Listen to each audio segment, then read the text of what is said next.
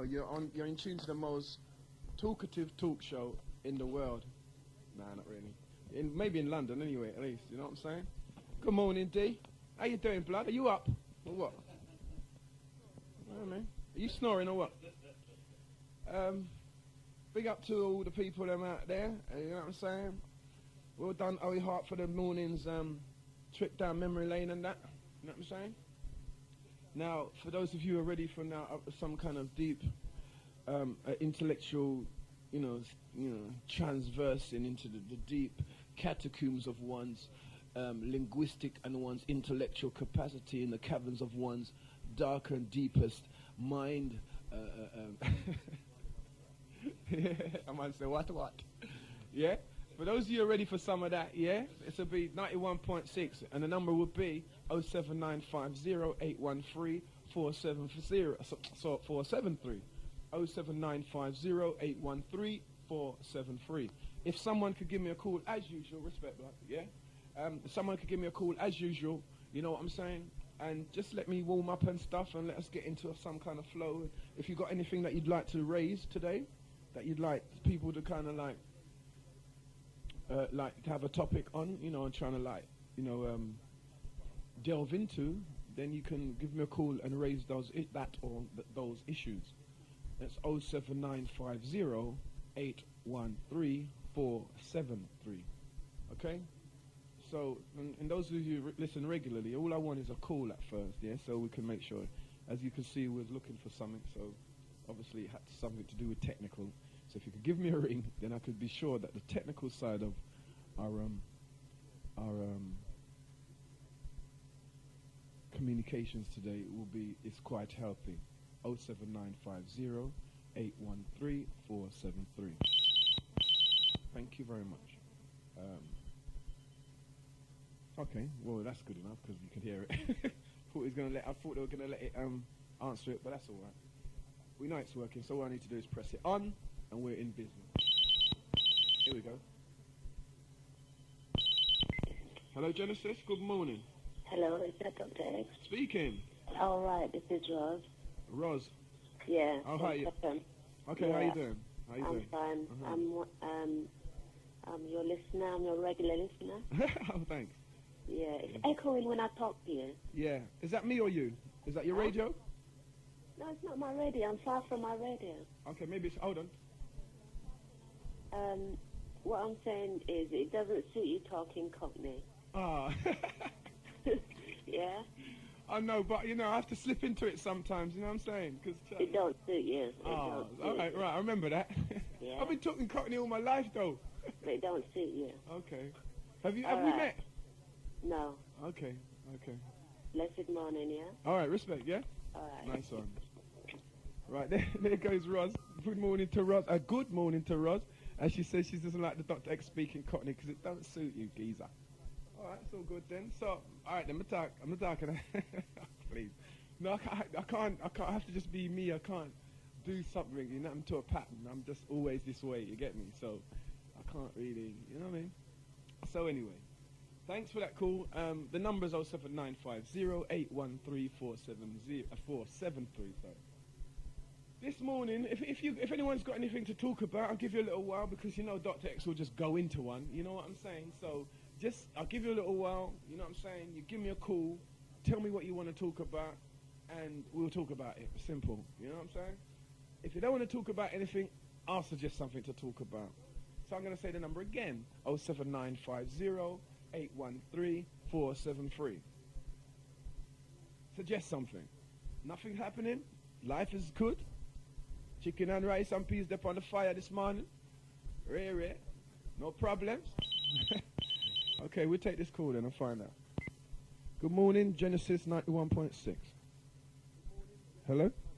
What have I done? I haven't done anything. I haven't got no joy at all. Hello? Hello? Well, your number's still up there. But have you left us? Hello? No, you've left us. Hello? This is a security message. In order to make a call... Oh, shut up. We don't know security.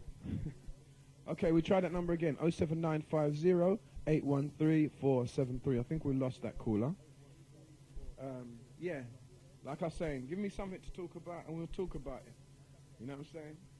You know I'm not one to play music, but if you want me to go into my Cockney flex, then let me, you know what I'm saying? Because I'm in a bit of that mood today, so hey. Hello, Genesis. Yeah, somebody's echoing. Hello, okay, yeah. It's Rob from West London. Rob? Rod, how you doing, blood?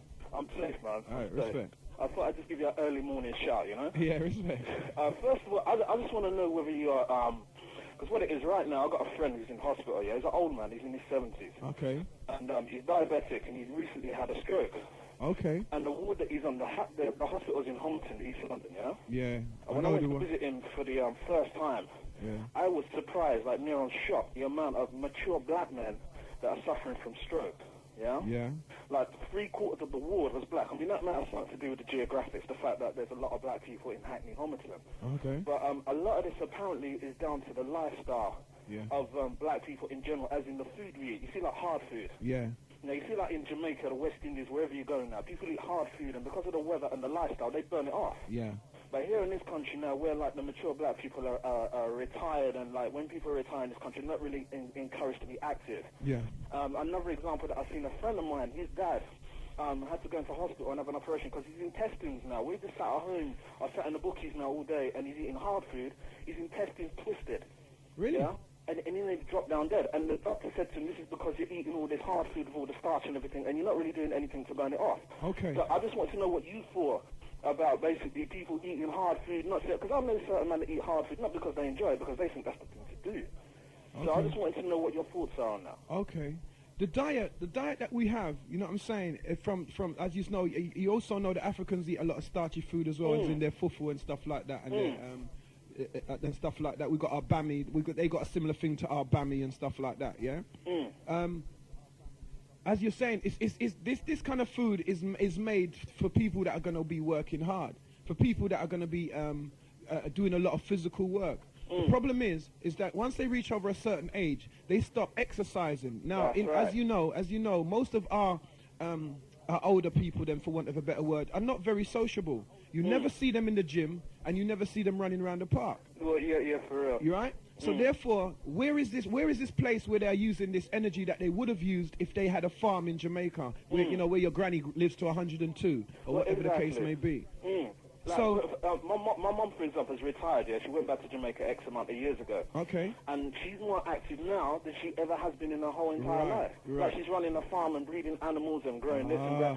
Totally self-sufficient. But I know if she was here, everywhere she's going, she's taking a bus or a car, and she ain't really doing that to sort of burn off the energy that she should be. I've seen grey-haired women, every single strand of their hair grey, carrying some stuff in Coronation Market that I would find a problem picking up. On their head, carrying it, balancing it on their head, and every strand and it's all plat, and every single strand is grey, more than one. You understand what I'm saying?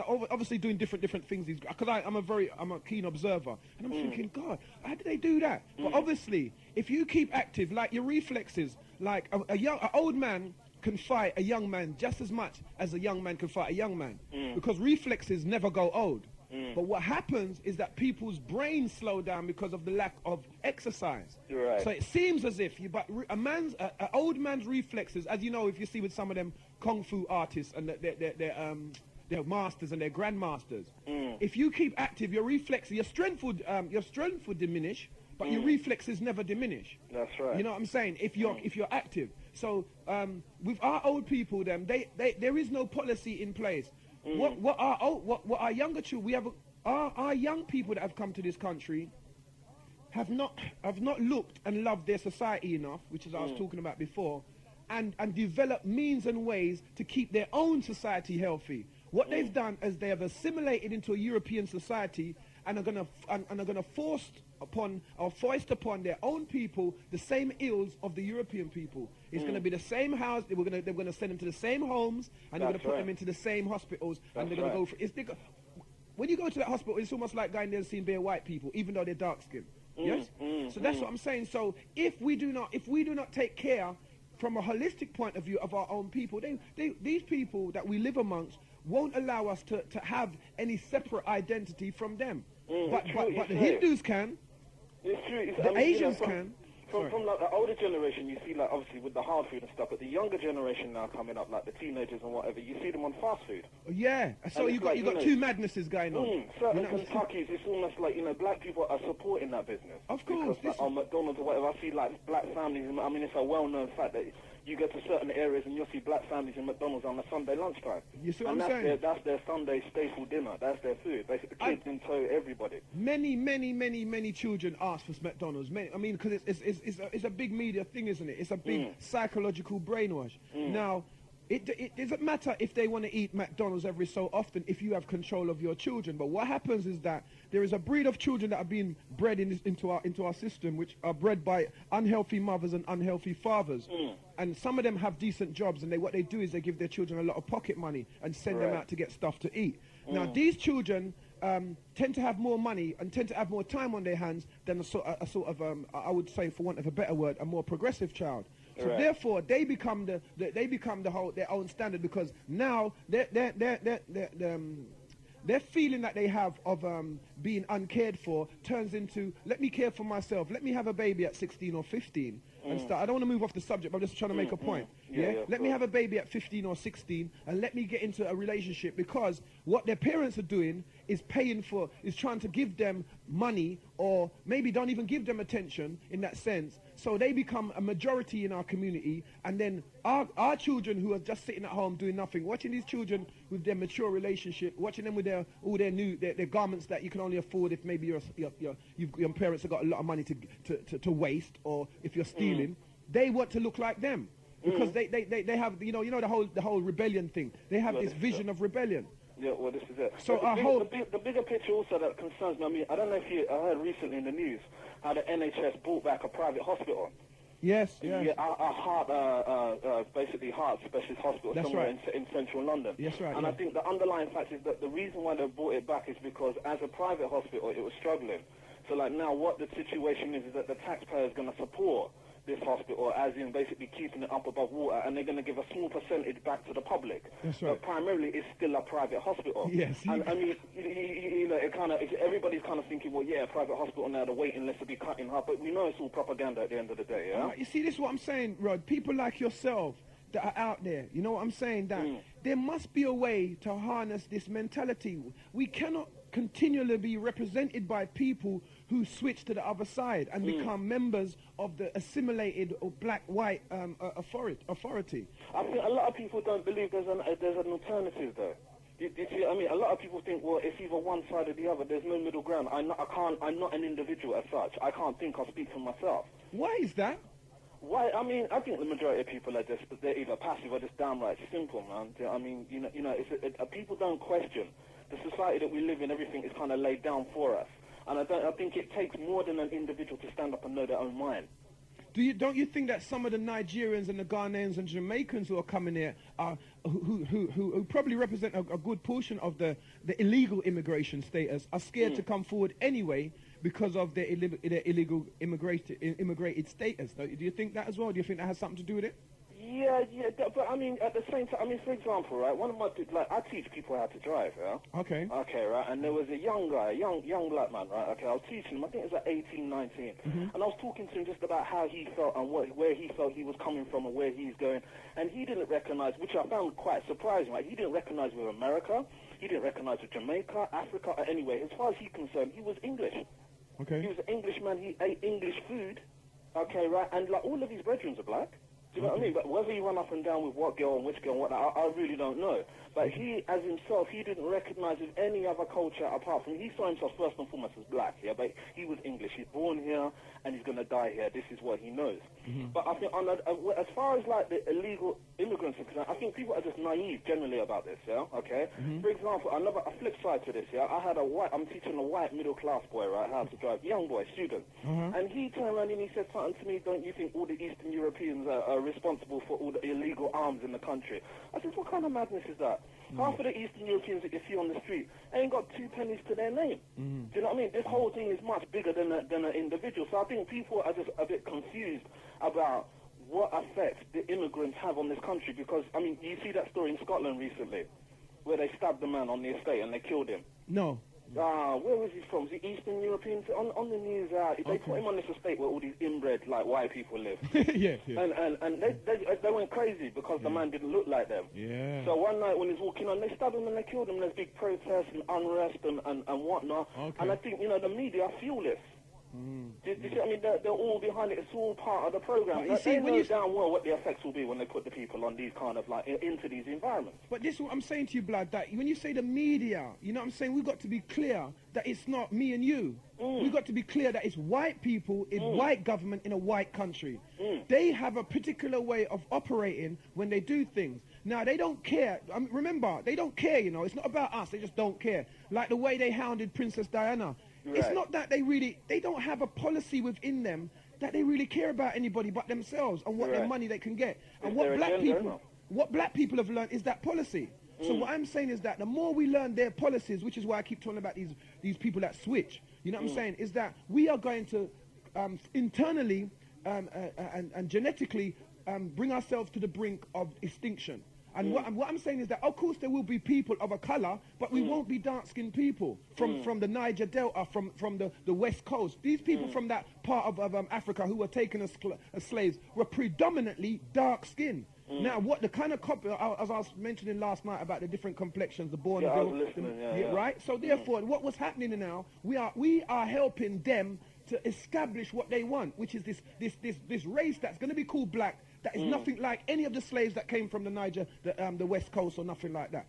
So I'm saying that, and when we look across the world, we see it's happening time and time again. So until people like yourself and people who think like you come together and come up with some kind of ideology where you can start to now lobby people like Paul Boateng. The reason why they don't teach you anything about lobbyists and stuff like that is because they do not want you to come together. How many black lobbyists do you know of? How many black people approach these people? It's always people in the media or on the television that says odd things. But if you came together as a group called, say, Watching for Black, say if you called yourself Watching for Black, and all of us we had intelligence amongst us, and we had a mode of operation, and we had a strategy. They'll be in serious trouble. They've never done, none of the MPs, all this black MP thing, in their entire history, have never done anything for our old people, black, and the fact that we live different from them, nothing. You know what I'm saying? The Hindus care for their own black people. You don't see a ward full of black Hindus. No. You get what I'm saying? Unless you're talking about you're seeing it in a Hindu hospital or a Hindu, you know, with a Hindu doctor somewhere. You know what I'm saying? So this is what I'm saying. So as you're saying, because we are slaves, we are predominantly, they are able, as like the man whose intestines were twisted, we are able to be twisted like no other race on the planet because our lifestyle has come from slavery. Well, every race comes to this country, I mean, starting out as refugees, whatever, and they walk off the backs of black people. They have to. This whole thing about all these refugees from Eastern Europe, now, this is cheap labor. Yes. You see, this is why they're just shipping them in. It's only a matter of time before they give them work permits. Yeah. And then all the black people now, like, say, for example, the Nigerians that do a lot of cleaning. For example, I'm not saying all Nigerians. Yes, I don't want to get too emotional with me or anything like that. But the majority of Nigerians that do the cleaning job, soon, in a few years' time, they won't get a look in. Right. Because the Eastern Europeans are going to work for half the price because they ain't been able to work for the past 2 years. That's right. So you can pay a man for next to nothing and get twice the work out of him. That's and right. this is, and you know, I've heard like, for example, I think it's one of the BNP's arguments as well, where, like, certain black people are standing up in this country and say, well, you know, my parents have been here for X amount of years. Now these Eastern Europeans are coming in and they're bringing the whole area down and whatever. But the thing is, what they have to check out is that how did people react when their parents first came here? You got it, lad. Just forget that, man. Move on from it. It's not important to you. There's a bigger picture. That's right. I mean, at the end of the day, it's just a distraction. That's right. That's right. But we're not doing anything though, Rod. We're not doing nothing. What are we doing? All we're doing is talking about foolishness. You know what I'm saying? We've got a bunch of uneducated people talking rubbish. We've got a bunch of singers chatting rubbish about sex and drugs. The music, boy. You know what I'm saying? What is our society made of? Imagine me. All right then, let me and you be two outsiders. Yeah, we're called. We're not even called English people. We're called. I don't know, the brothers from Venus. Right. You know what I mean? We've come down to this planet, and we're just making an observation of how what's known as the pecking order goes. Yes. we look pecking order. You know what the pecking order is? You know, like who's at the top and who's at the bottom. Yeah, like a pyramid, really. Isn't it? Yeah, basically. Well, it's English. It's in English psychology, meaning who rules and who is ruled. Yeah. So we look at this pecking order and we try to find out who we need to communicate to. Yeah. In order to have some intergalactic transportation from to England. Yeah. We want to sell them green lipa. You know what I'm saying? It's our drink. It's our home drink. Yeah? Who are we going to go to? Because we definitely ain't going to know black people. We definitely ain't going to know Indian people. You know what I'm saying? And with the people with the least amount of people on the planet, we have to go to them. The Chinese have a quarter of a quarter of the world's population, or I think it's have a quarter of a third. How can you have a third of the world's population in your country? You know what I'm saying? And you're not going to go to them. But they're creeping up with the Nikkei index and all that. Like it's competing with the other stock exchanges in London and in America. What have we got? Where's the African index? Where's the African index? Have you heard about it? You see, like now somewhere like China now, it's only because it's opened up to Western business and influence and investment that they're starting to climb now. They're starting to be recognized on a global scale. But I think the Americans are still a bit paranoid about how. Again, I don't know how much to read into that about the relationship between China and America. Rod, remember they landed the plane in China and China said we ain't letting it go. That's how tough Chinese people are. Land a plane in African sea, how quick you let it go. You know. That's the difference. Which I was saying to I think it was we had a conversation, myself and DJ B, and I was saying to him that he was talking about he's got the power to turn off the radio, and I'm saying yes, internally you have, but really all you're exercising there is choice. Power means you no longer what the Jews do when they get Michael Jackson to change his lyrics. That's power. Choice is when you turn off Michael Jackson's lyrics and don't listen to it. So we have a lot of choices, but we advocate and we don't seem to propagate any real power. You know what I'm saying? All our powerful people like who's supposed to be powerful, like the Boatengs and all these kind of people and all these politicians and the Jaspers who get up the ladder, they then switch. Well, that's the example they set there. This is how the only way black people can progress. That's right. If you change to the other side. It seems to be, which is what I'm saying about people like yourself and other people. It's like we're scared to come together as a group of people and formulate some structure. It's trust, you know, and I think it's something that goes back way, way, way beyond our time. You see what I mean? As from obviously you could be talking taking it back beyond slavery. But I think a lot of this is trust. I mean, psychologically we've been broken down. And it's like, I walk the street now, and it's almost like, the youth them give me more attitude than a white man. Do you see what I'm saying? They become internal enemies. If you're going to say what you say, then say it, but if not, just breathe kind of thing. But it's like the youth them are coming up now, and they're so confused, and they're so hungry, it's almost like, my enemy is my own image. Yes. Did you see? I mean, and there's no trust, and I don't think trust is something. I don't take trust lightly. Look what happens within an hour. It's something that's going to take maybe way beyond my time, my lifetime, to actually for people, if it ever happens. I don't believe it will happen as one group anyway. But people are scared to start the process. You know what I'm saying? When I came on the radio and I was rearing up and kicking up, everybody was going mad and saying that I was mad. You get what I'm saying? So they're scared to start the process. And now the process has started. Everybody's slipping a little swear word in here and swear. And they were scared to do it before. Oops, that's not decent. You know what I'm saying? So you get what I'm saying? I'm not saying that this is the right way to go. I'm saying that we have to challenge established authority. That's why we've got a pirate radio station. What on earth is the point of having a pirate radio station when you've got sellout men who have got interracial relationships, who are trying to maintain the same kind of mentality that choice, who have sold themselves to white people that are doing. We are still slaves. It doesn't matter whether the man drives a Mercedes. People drove big. Back in the day in North America, the overseers drove better wagons and rode better horses than other people who weren't overseers. And it's the same overseer mentality we have in England today. And it's the same overseer. The overseers drive Mercedes, and it seems as if they're nothing. They have no power. If they had power, we would have power. They have nothing but things. They have nothing but material. You understand what I'm saying? We've got to. I remember yesterday there was a guy that called up yesterday morning, and basically I remember because he got cut off because of a problem with the phones and whatever, and he was saying something about how you guys are just being negative, where how you're focusing everything you were saying was negative and you need to be positive. But I think a case of like being negative and positive, I don't think you can just tie it up in those two realms. it goes beyond that, because you're talking about things that he doesn't want to hear. That's right. Or because he can't relate to. That's right. Or because he doesn't experience, because he's changed his whole life now. It's negative. Then you're just avoiding the issue, man. Respect. You get me, though, blood. There is no way negative never. All these little powerful, all these little, be positive. These people who only concentrate on the positive, they're not real people. Check them out. Talk to them. They're not real, because there's no way, like, if there's down, there's up. If there's left, there's right. How on earth can you have one without the other? The whole point of having one is to have the other. One doesn't exist without the other. So the people who only concentrate, that's what's known in computer term, that's known as a corruption. Right. If you only put ones in instead of noughts, you don't even have a program.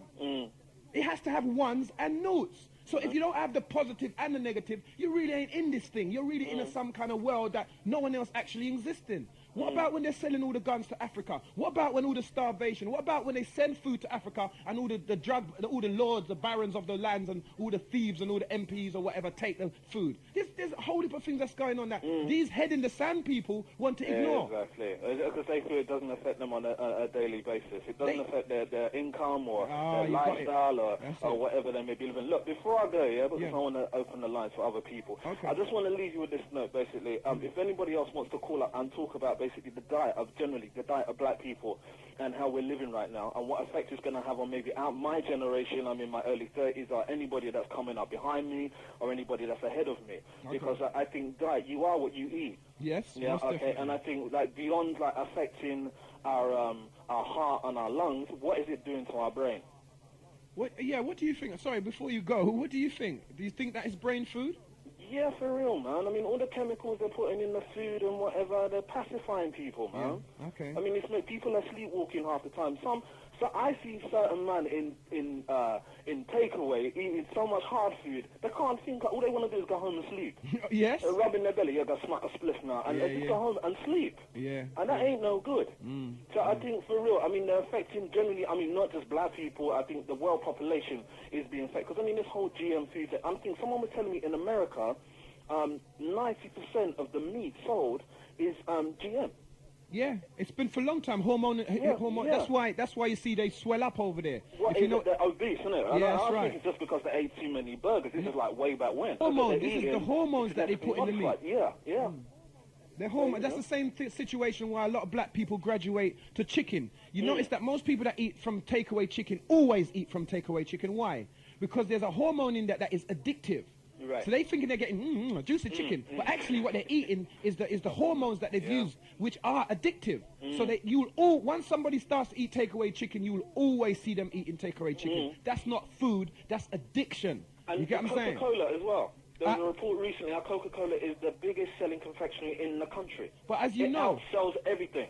You see what I'm saying? But as you know, Coca-Cola was originally in my drugs, but I wrote it up. It was originally Coke. It was actually cocaine.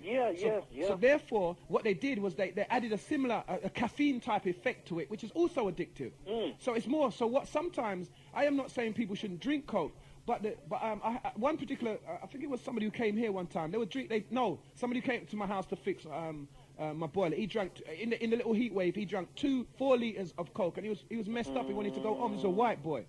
You get what I'm saying? These things are not meant to be there to sustain you like water. These things are there to quench your thirst. That means personally myself, I don't drink them. Nor do I. But I'm just saying, they're not to drink as something. They're not to drink as something that's good for you. If you drink a little half a cup, that's it. But you can't be drinking 4 liters of Coke. Well, you see the people that in their trolleys when you're going through Tesco's. You know, they got all like 60 liters. 60 liters of fizzy drink. What on earth are they doing to their mind and their body? That's the weak shopping, man. Just pure Coca-Cola. Oh my word! And what you're saying about internally, if your intestines, look what happened to that, bro. Again, that was a good point you made. Because when you're internally you turn against yourself, you're gonna kill yourself. This is it. So if from inside we are purporting Beyonce, she's turning into white girl. You know what I'm saying? All these people, if we're purporting from the inside all these negative things, then we are our own problem. Nothing to do with white people. We have to come together. We have to sit down, and we have to generate people who have commitment. to their not only their ecological change, but their mental, physical, psychological, and even their dietary change. Considering that we are now in what's known as a colony, we are now colonized completely, and we're now living in our colonial master's house. Okay. Well, yeah, Black. Yeah, I'm gonna run. Yeah. Thanks a lot for the call. Yeah, big respect. All right, peace. I mean, like people like you, you know what I mean? I know you got the lyrics and that, but you must try to link. You must try to get to a point where, because really, like you said, we're not going to be able to change things massively, but you must try to, hopefully, for yourself, I'm just saying, yeah, this is just my opinion, hopefully try to get to a point where you can sit around the table with not ignoramuses and people who's full of emotion, but people who can strategize to move us. You know what I'm saying? Because nobody's going to thank you for it, though, blood. This is a very thankless task, but they're going to benefit from it. Well, for real, this is it. And when the change comes, you see all of them jump on the bandwagon. They have to. That's like they were the first. Yeah, like I'll tell you what. There's many things like the lunch breaks. That there's a lot of people that didn't even bother strike. The unions, a lot of people that didn't even take part. You know, and the people who sat on the Rosa Parks who sat on the bus. A lot of people was cussing her because they had to walk to work. That's how it is. X, one more thing before you go. Yesterday, again, there was a young girl that called in and said that someone she knew was juggling and clearing like $1,000 a week or whatever he was doing, right? Now, I just want to say, right, if anybody out there is listening, if, right, anybody, right, who knows they can juggle, put all the effort and time into setting up their own business, they'll be a successful person, okay? Running a business, apart from what you sell or what you provide, ain't no different practically from juggling. Apart from that, what you do, you have to be able to put it down on paper. I beg to differ, though, you know, blood. I beg to differ. It's supply and demand. I mean, there is a lot more involved, as in, like, homework where you have to go out and do your research. This is what I'm saying. But what I'm actually saying is that is something you can learn. Okay? No. Because it isn't really hard to learn the basis of how to run a business. Okay? What's hard is to make a business successful. Okay, right? And that takes hard work and time and determination, right? Okay? And I'm talking from experience here. No doubt. Okay, right? Yeah? And practically, the point I'm trying to make is that juggling is 24/7. Yeah. If a man is juggling and his phone or his pager rings, he's up out of his bed or whatever he's doing and he's gone. Yeah, yeah. Do you see what I'm saying? Because, if he don't supply, then the next man will. Yes, yes. Okay, right? And if somebody can put that amount of time into earning X amount of money, that's the same amount of time that they could put into setting up their own business. Now, there is a lot more involved. The point I'm trying to make is time and effort here. But blood, you can, but the thing is about this money is that within 1 week you can earn $1,000. The thing about setting up a business, it might take, before you start clearing $1,000, it might take you 6 months, it might take you a year. But that grand that grand that he's earned 2 weeks later is gone. Yeah, but you see, that's the point. Yeah, I understand that. But what I'm trying to do is saying that it's not such an easy conversion because, I mean, as you know, I've worked with these people for a long time, and it's not easy to convert them from earning $1,000. I mean, you're talking about youths, right? That can buy brand new XR3 XJSs. You know what I'm saying? You know, XJKs. I mean, you're talking about these kind of money. You're talking about a youth being found with £130,000 under his bed. So you're talking about money that's, only footballers earn that kind of money. So unless they're going to be footballers, the type of money and the amount of, like when they go to some of these guys, when they go to dances, they buy a crate of champagne and they put it on the floor and, all their little massive takes of champagne and two, you know what I'm saying? This is money that you cannot get, and this is a lifestyle that you cannot afford when you're setting up a business. So the attraction to earning $1,000 a week, I mean, the grand is a minor figure anyway, because they're clearing a lot more than that. But what you can afford by earning this amount of capital and the lifestyle it then introduces, the girls that it attracts to you, you get what I'm saying, the cars and the whole superstar thing is addictive. So that is why. I see that. So that's the point I'm making with it. That it's not an easy transition, even though I hear your comparisons. But I mean, if they could be, I mean, again, it's a case of timing here. Do you know what I mean? I mean, they've fallen into this situation for X amount of reasons. I'm sure not everybody's situation is the same. No doubt. X amount of men might be doing the same thing, but for whatever reason may be. It could be like from family, from background, from just like whatever they've experienced has led them to this path. Okay, right? So, I mean, basically what we're looking at here is maybe, if not the parents, the people who are in charge of these, whoever they are, from an early age, showing them basically what the options are in life. And I mean, again, if a man goes to prison, if he goes to jail and he comes out, there aren't many options open to him within society. Because it's frowned upon. But then again, if a network, of people... Society doesn't pay for brains, though. The society only pays for brains. How can they say this phone? Hello? Yeah, go on. Oh, yeah. This phone sounds like he wants to go. It looks like it's losing battery already. This society does only congratulate people of a high level of standard of brain. So that means if you go to private school, blah, blah, blah, blah, blah. It doesn't congratulate people on the lower level for brains. No. So what it does congratulate them for and pay them for and big them up for is brawn. That is why Michael Jordan, as a basketball player, and I don't know if he's a trillion millionaire, you get what I'm saying, wants to come back to play basketball because he hasn't got no other alternative. Yeah, you see what I'm saying? So we live in a society that congratulates you for your brawn. So you and me on this little level with our little brains, I know I've left work. I drive BMW at X amount of grands I'm earning a year. You know what I'm saying? I've given that all up to move on to another thing, and I'm struggling. It's not something that I'd say to somebody, yeah, go and do it. Like, yeah, fed that and start your own business. It's not an easy thing. I'm struggling just from day to day. So, I'll use another example as an individual now, right? Speaking of an individual, not as an individual, yeah? Okay? I knew a man one time that used to, like, juggle and whatever, yeah? Okay? He done it for X amount of years, and then he came out and he used the money wisely. That's another thing. But listen. The wisely thing is not really working. Farrakhan once told a lot of these gang members to put their money into something constructive. A lot of them put their money into music, and look at the state of it now. Well, again, music. Corrupt money is corrupt money, blood. If you're corrupted in your mind, you're going to corrupt anything that money touches. You know what I'm saying? You have to clean the money up. So that means that it has to go through a process of cleaning. But once it comes directly out of a corrupt, a money-making person's pocket into a business, the business itself becomes corrupt. It has to launder itself through something to clean itself up. So if it goes somewhere where somebody else can get it and say, oh, they don't understand that it's connected to nastiness, and the nastiness doesn't necessarily have any control of them, it's just a money place, then they can use that money according to, their wants and whims. You get what I'm saying? Yeah. So what I'm saying is that look how many gangsters have put their money into rap music, and look what they're talking about now. Whores and killing and everything that's to do with gangsters. And it was gangsters who put their money into the business. And crack sellers and cocaine dealers. For real. So, look, I'm going to come off now, yeah? Respect, blood. Okay, you too, man. All right, peace, yeah? Peace, yeah. All right, later. And like I said before, make sure you find a direction, hopefully. I'm not saying make sure. Hopefully you'll find a direction to use that talent and that level of analysis that you have there, blood. Well, what about a lobby group? You have? No, what about a lobby group? Yeah. I'll come to Ghetto-ology. My wife and myself come to regularly to Ghetto-ology. Okay. So there is like, maybe not every person that's there, but I'm sure there's a number of people there, which I will be interested in. Okay. Working from the basis, like starting from Ghetto-ology and moving it forwards from there. Okay. I'll be open to options, most definitely, man. I'm glad you said that. Like I'm saying, I have a program of this year. So by the time this year, to start the year 2002, we'll see who is really there by the time we hit there. And in 2002, we'll definitely have that in Ghetto-ology, where we will sit down and we'll discuss what because obviously I'm going through a plan of action and trying to expose a lot of things to people in terms of knowledge base, and hopefully then from that people can see what we're up against. Yeah, big respect, Rod. All right then. Yeah, and see all you right, soon. respect, man, please. Yeah. The number's 07950 813 473. You know what I'm saying? This is what we're talking about. We're talking about people who want to help their children and their future become a little bit brighter. You know what I'm saying?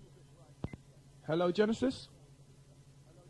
Hello, Genesis. Is that the number? It keeps cutting out. I think it's that same number. Here we go. Nope.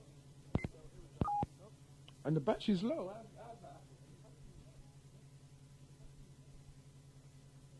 Excuse me while I exchange this battery because it seems a bit low. Yeah, so I'm saying that we need to make sure that what we're doing in terms of a community,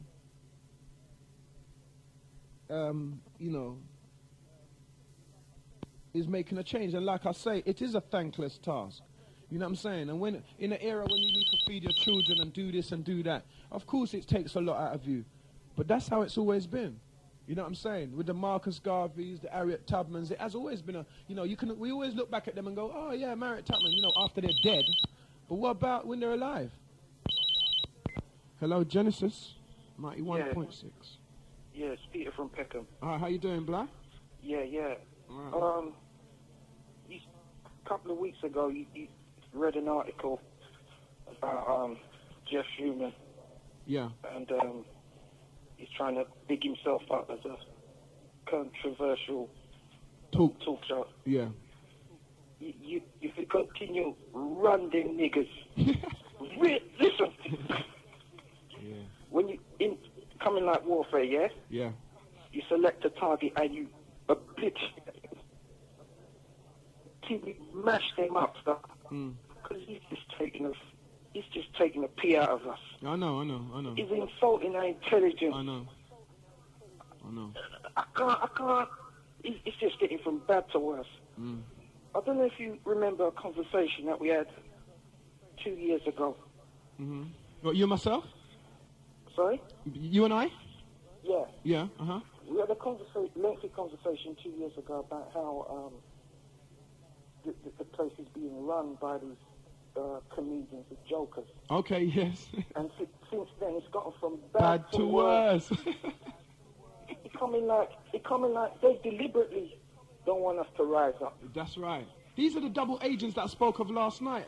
They don't even know. Some of them don't even know that they're double agents. You can't be talking for your society while everything you do is against them. Where'd you get that form of knowledge? Where did you get that from? White man taught you that. Yeah, I know what you're saying. It's just they're like kind of like picking up on what grassroots people are saying and trying to use it for their thing. Yeah. Yeah. Well, yeah. You're exactly right on that. People like Dennis D. Rowe and them, man, who take out their time, their money, and their effort to fund things like this. You know, people always hear me like I'm bigging them up. Yes, I'm bigging them up. What? You know what I'm saying? Because I'm saying that without these kind of people, you won't get no change. These are the people who have the thankless task and have to do what they have to do to keep something like this running, and not a next dance. Yeah. You get what I'm saying? So these are what I'm saying. Without these people, without these fighters in our community, without these rebels in our community, you stand no chance of liberating your mindset. Yeah, you're exactly right. But it's like I was listening to his Human Shuffle yesterday, in between your show and Puma, trying to make the comparisons, and it was just pure crap that I was just coming out with it. And it didn't.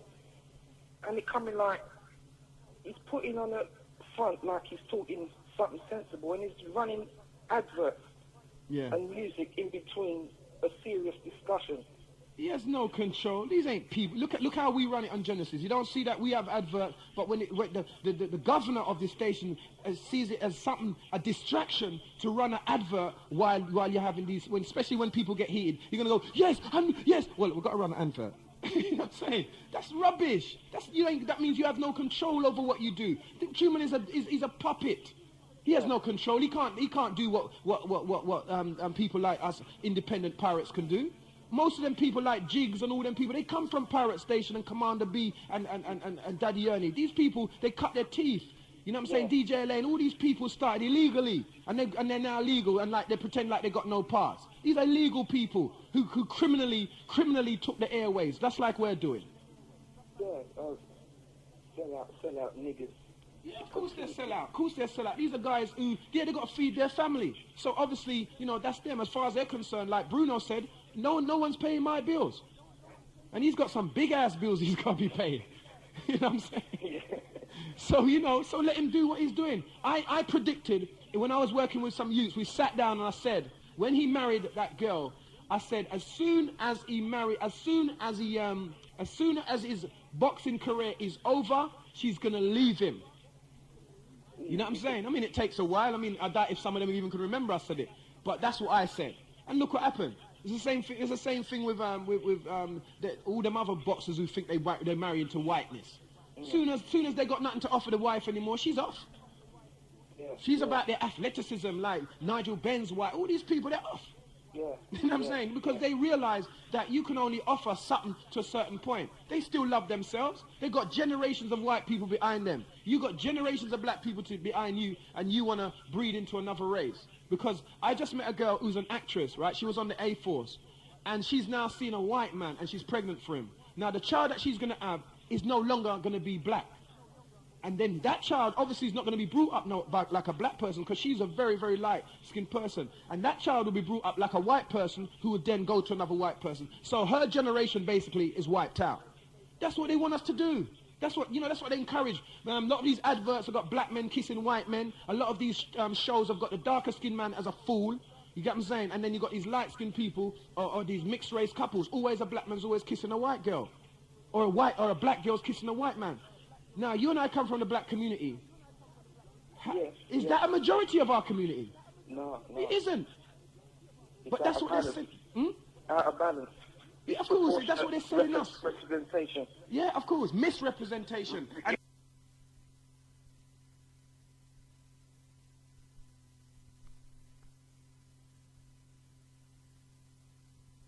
they have to just listen and, they're cool now.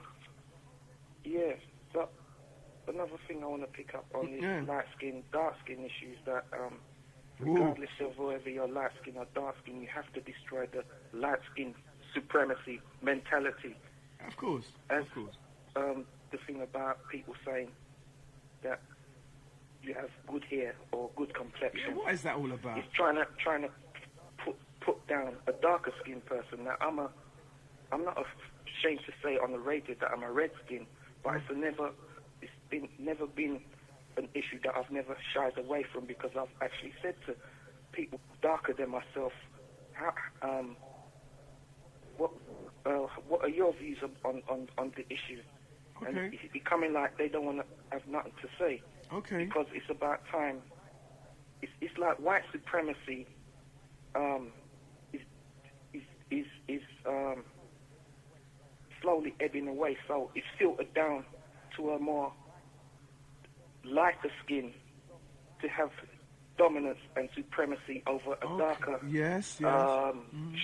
person. Becoming like, if you look in, say, like black churches, if you notice subtly, light-skinned people would sit at the front. No, this is true. And the darker-skinned people would sit at the back. And it's pervasive throughout the society that the darker skin is more pushed back mentally on the social level, and that the lighter-skinned person is put on a pedestal, like throughout the media. Shaggy. They would rather put Paul Boating on TV rather than David Lammy. They're both sellouts, we know that. Let's not get don't get me wrong on this. They both sell out Uncle Tom. But they hardly put the David darker Lammy. one. Yes, but they will put Una King and Paul Boating. Yes. And you know that Una King had a big conference about how she doesn't want to be recognized as a black anymore. You know that? As an MP. That's what she used her time and public money to have a conference on. Did you know that? A conference on about mixed race people not wanting to be called black. That's what she used her power to do. And guess who sat on the board with her? The dark-skinned man called Trevor Phillips. I don't understand it. This is they're just off their rockers. Yeah, it's got to be. It's like, are you crazy? I think it's time to choose whose side are you on. Biologically, I'm not fully black, but my consciousness is black. Okay. I live and eat and breathe and think black. Now let's talk even about though that. I'm not.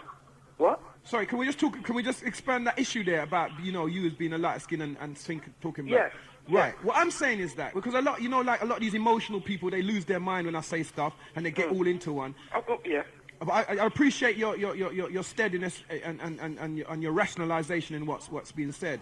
Yes. It doesn't matter. I am not saying about the color, that the color is what makes you black. I am saying is that there's a man who was white and his name was John Brown in North America, and he was hanged for trying to free black people. You understand what I'm saying? He was more black than some of them Uncle Toms. You understand what I'm saying? Yes. So it's not your color. But even in your color, you have to still seem to free the reality of your existence, which is that Africa is a race of dark-skinned people. It's not a race of light-skinned people. It's got so bad that even the dark-skinned people who haven't left Africa want to be white. How bad can it get? You know what I'm saying, blood? So therefore, it is a problem with mentality. It's not a problem with skin color. So what we have to do is look at what white people are doing with skin color in order to put the back at the back. Remember, I went through Australia. Look at Australia. Anywhere you go, I defy anyone to find any black people prominent in China, yet they have black Chinese. I defy anyone to find black people in Japan. They have black Japanese, black like me and you, Malaysians. I defy you to find any black Eskimos. They have them. I defy you to find any black Indians. They have them. They have wiped out the blackness in our whole entire planetary existence. This is not just in America or in Africa. The Blackfoot, the Sioux, all these people are dark skinned, darker than the red. Very dark. There ain't even no red Indians left. Because most of the Indians that you see look like they're transparent. They're not, so why would they be called red if they look so transparent? Red was a different hue. It was a browner hue. Yeah. You understand? They wiped them out. The Indians of Jamaica, the Arawaks, the red Indians, they wiped them out. Yeah. Don't you understand? These people are sleeping. They don't understand that this is a policy worldwide to destroy the darkest hue. Skin. Yeah. So I don't mind, you know what I'm saying? I've got red people friends, you know what I'm saying? I've been out with red, that's not the problem, it's their mentality. That's the problem. The mentality. Because if I'm telling you that, I said to a white man on the air before, I said to him, what you want to do is don't talk that you're on my side. You need to go on your side and fight the war from there, because you really can't help me. Like, you see, like I tell you, I showed you some of them activists, some of them capitalist activists are more black than we are. Yeah. They're doing more for the freedom of Africa and the liberation from debt than you and I are even, hoping to do. Exactly. So what is this? What is this thing about the color? I am just showing you that what they are doing. It's not a case of that I'm prejudiced against the color. It's a case of. So I'm glad you raised that point. Yeah. I was going to raise another issue, but it kind of slipped my mind. I'd have to ring back. Sorry. It's probably because I went on. Yeah. You know what I'm saying? But I had to. I'm just glad you raised that, because as somebody who's light skinned, you know what I'm saying? We just let them know that you're not worried about that. You're who you are because just the way you think. Because we have some sellouts like Lammy or Kofi Annan. They're darker than me and you. Yeah. And what do they represent? Bruno is darker than me and you put together. Oh, yeah. What does he represent? Sellout nigga. Right, so don't be telling us that what we're talking about. It's not about how dark you are that makes you black. We're talking about what they're doing, white people are doing to control and keep their white supremacy going. So if they have to get a lighter hue to do the same thing, then they don't mind. Yeah, but they're not going to make the dark-skinned man come forward. Yeah, that's what I'm trying to. That's the point I was trying to make. That we have this red skin supremacy. Along with the white supremacy, that it has to be eliminated and exposed. Right, respect. All right, yeah. Peace, blood. Nice one, yeah, Pete? Yeah. Yeah, so this is what I'm saying. This is the kind of conversations I like having. People who are rational about their own mental state. You know what I'm saying? Don't riding up and say, oh, I'm black.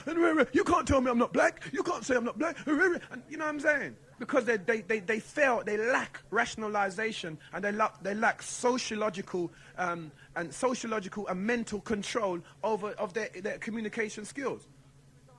You get what I'm saying? All you need to do is ask me why I'm saying that. All you need to do is figure out for yourself so you can think about what's being said, not what's being railed up about and what's rare and kicking up and like we're some DJs trying to win some battle on stage. This ain't no battle for no stage and who murder who. This is about what is it gonna take to free us from this mental state. You know what I'm saying? Mental and psychological enslavement and chains. You know what I'm saying? Because as you know, there is no longer no change. There is no longer no change. So therefore, I can't blame white people anymore. We've had long enough. We've had enough judges. We can't blame them no more. We've got enough lawyers. We can't blame them no more. We've got enough doctors. But the policy that is at foot is so deep, it's so meticulous and complex that it has us hating ourselves from inside. Me's not the African.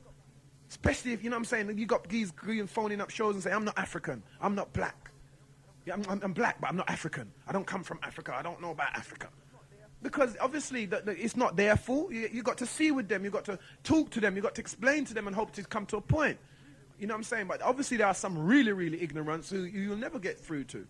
But yeah, you got to hope to get to a point with them and say to them, well, listen, blood, you know what I'm saying? This and that and that and that and this and that and that, whatever you know. But there are some people, like I said, in our community, who are intellectually white people, but they're dark-skinned.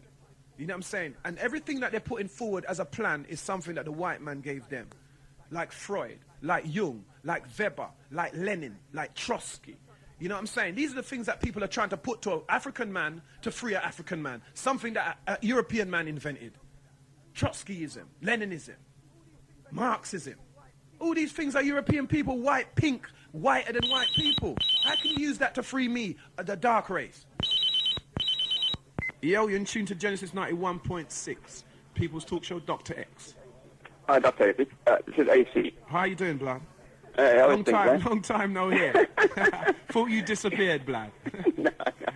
You're still there battling. You're one of our oldest battlers, because I know you, man. Obviously, you're not going to stop until you die. Listen, what really happened is that, after that prophet, the support of Prophet Asali, Yeah. I had a mind operation on my legs. I'm okay now. I'm just coming from the gym, actually. Okay, wicked. And I'm trying to get hold of you last night, but you were really in tune, you see. Yeah, I was on a flow last night. I was. You know how I get. I tried to get you last week, and again you were in tune, you see. And I tell you something, you're on the right track because you're dealing the question of miscegenation, you see. Yeah. And you have to really hit it because that you don't understand what. Explain to the sorry, AC. Explain to the public what miscegenation means because they'll be going, what? Yeah. Well, miscegenation means is a question of interbreeding. Okay. And that's what, in essence, what it is. It's interbreeding. It's to trying to invent what it, in essence, is breeding out your race. That's right. Precisely. Mm-hmm. And whenever you see people like the John Barnes on television, that's your life or this is your life. Mm-hmm. And all them actors and actresses, this is precisely what they stand for. Right. You see, they don't stand for anything that is black. That's really, right. they're just white men in black skin. That's right. You see, and people don't understand what you're talking about. Sometimes you use the term and people phone you up. I heard people phone you up and saying to you and trying to be sort of slight abusive towards you, right? And I'm really dying to phone in, you see, because I'm really dying to phone in, but sometimes I'm at the wrong place at the wrong time, and I can't get on the phone. See, but the question last night you were talking a lot. I mean, you mentioned the question of even people in position like Venus Williams and people like those. Yeah. Imagine that she's jacking up with some Italian boy. Yeah. And you're the girl that was in America, and the white society boo her, right? Mm. She went to France, and they're trying to undermine her, booing her, shouting her down. Yeah. And with that thing against her, she still wants to jack up with some Italian. Yeah. So, it's amazing, isn't it? It's amazing. They ostracize her in the tennis world. They don't like her, and she still wants to be with them. It's amazing. Right. That amount of you cannot hate yourself that much, can you? Well, I don't know. I something wrong. I think some of us are really sick, mentally sick, And whenever you talk like that, people I listen to people and their feedback, and they think maybe looking at you, I'm thinking about you as if to say you're saying something that is incorrect. Mm. You're speaking in practical terminology, what you see happening around us. A lot of us are going around with our eyes closed. Yeah. Buried in the sand. It's not going to happen. It's not happening. Mm. This is what I'm saying to people like Rod, and at some point that, what I'm saying, these leaders that they are suggesting upon us, these bow tie wearing, shirt and tie wearing leaders, these people are system people. These people who have found that there's a way to work the system. So I'm saying that, I might not look like the greatest thing on the planet, and I might not look as speakedy and rare. But it's not, like we talked about, it's not the color, but it's the attitude, it's the fortitude, it's the resilience, it's the intelligence, not the way you look and if you can wear Armani suits. What's that got to do with anything? Yeah, because you see what they don't understand. I mean, you take the society. The society is using terminology such as racial integration. I mean, racial integration in the society is miscegenation. That's what it's all about. That's what it's all about. That's what it's about. It's deculturation of the black people. That whenever you walk on the street, you don't want to be yourself. You want to be always with somebody else. You're ashamed of looking in the mirror. You're ashamed of being with your own kind. That's right. You walk on the street, just all our sportsmen, literally all our sportsmen that makes money. Who are their so-called partners? White people. Look, every one of them. Yeah. From the boxers, the footballers, you name it. Listen, they had a demonstration recently, there was actors and actresses about not getting jobs, they racism. And at the same time, I know one particular guy who is an actor. He demonstrates against racism in society. But guess who we jack up with now? A white girl. and then he's complaining about racism. What's wrong with these people? That's what I'm trying to say, AC. I can't I mean, sorry, but it's like, what? It's like, are our own people sleeping or what? Is it there's something that they're missing, or is it some kind of brainwash through Christianity and all that makes them can't see or something? I don't know. Or this whole God complex thing. Because I understand it, like I talked about last night, collateral damage. there are going to be people emotionally devastated by realizing their true state, the state of being in, and there are going to be people who are going to be hurt. But that's how all wars go. We can't fight a physical war with no guns and no MK. Look, when they give us guns, guess what we do with them? Yeah, to each other. Kill each other. Because we hate each other that much. So the only time they made sure that we had guns is once they had fed Jamaica, the dumb people in Jamaica, the uneducated people, no disrespect to them, it's just that that's the way the CIA and all the corrupt agency helped Jamaicans to stay. They fed them Louis Lepke, and James Cagney, Edward G. Robinson. Yeah, so you had all the DJs, them name, what them name was? Louis Lepke, you know what I'm saying? Cagney, Dennis Al Capone. You know what I'm saying? This is what they created. So they created that gun culture. Then they fed them after what? John Wayne, Liquor John. You know what I'm saying? All kind of manners of Tonto. You don't understand. Then after them feed them that, no, them go back, go feed them more gangster. Them feed them John Gotti. And you know what I'm saying? So they're continually feeding this little island madness. And they're not educating them. So the island is a intellectual plot. The Jamaican island is an intellectual, super intelligent plot run by the super intelligence of North America and England to keep a people confused. That's why all Patterson, Seaga, any one of them you want to mention are corrupt. What do they say when they come on the news? They say the corrupt government of Jamaica. How can you have a whole government where people in another country can say the corrupt politicians? That means that they know they're all puppets of other regimes. Of course. See? We're in trouble, blood. We're in serious trouble.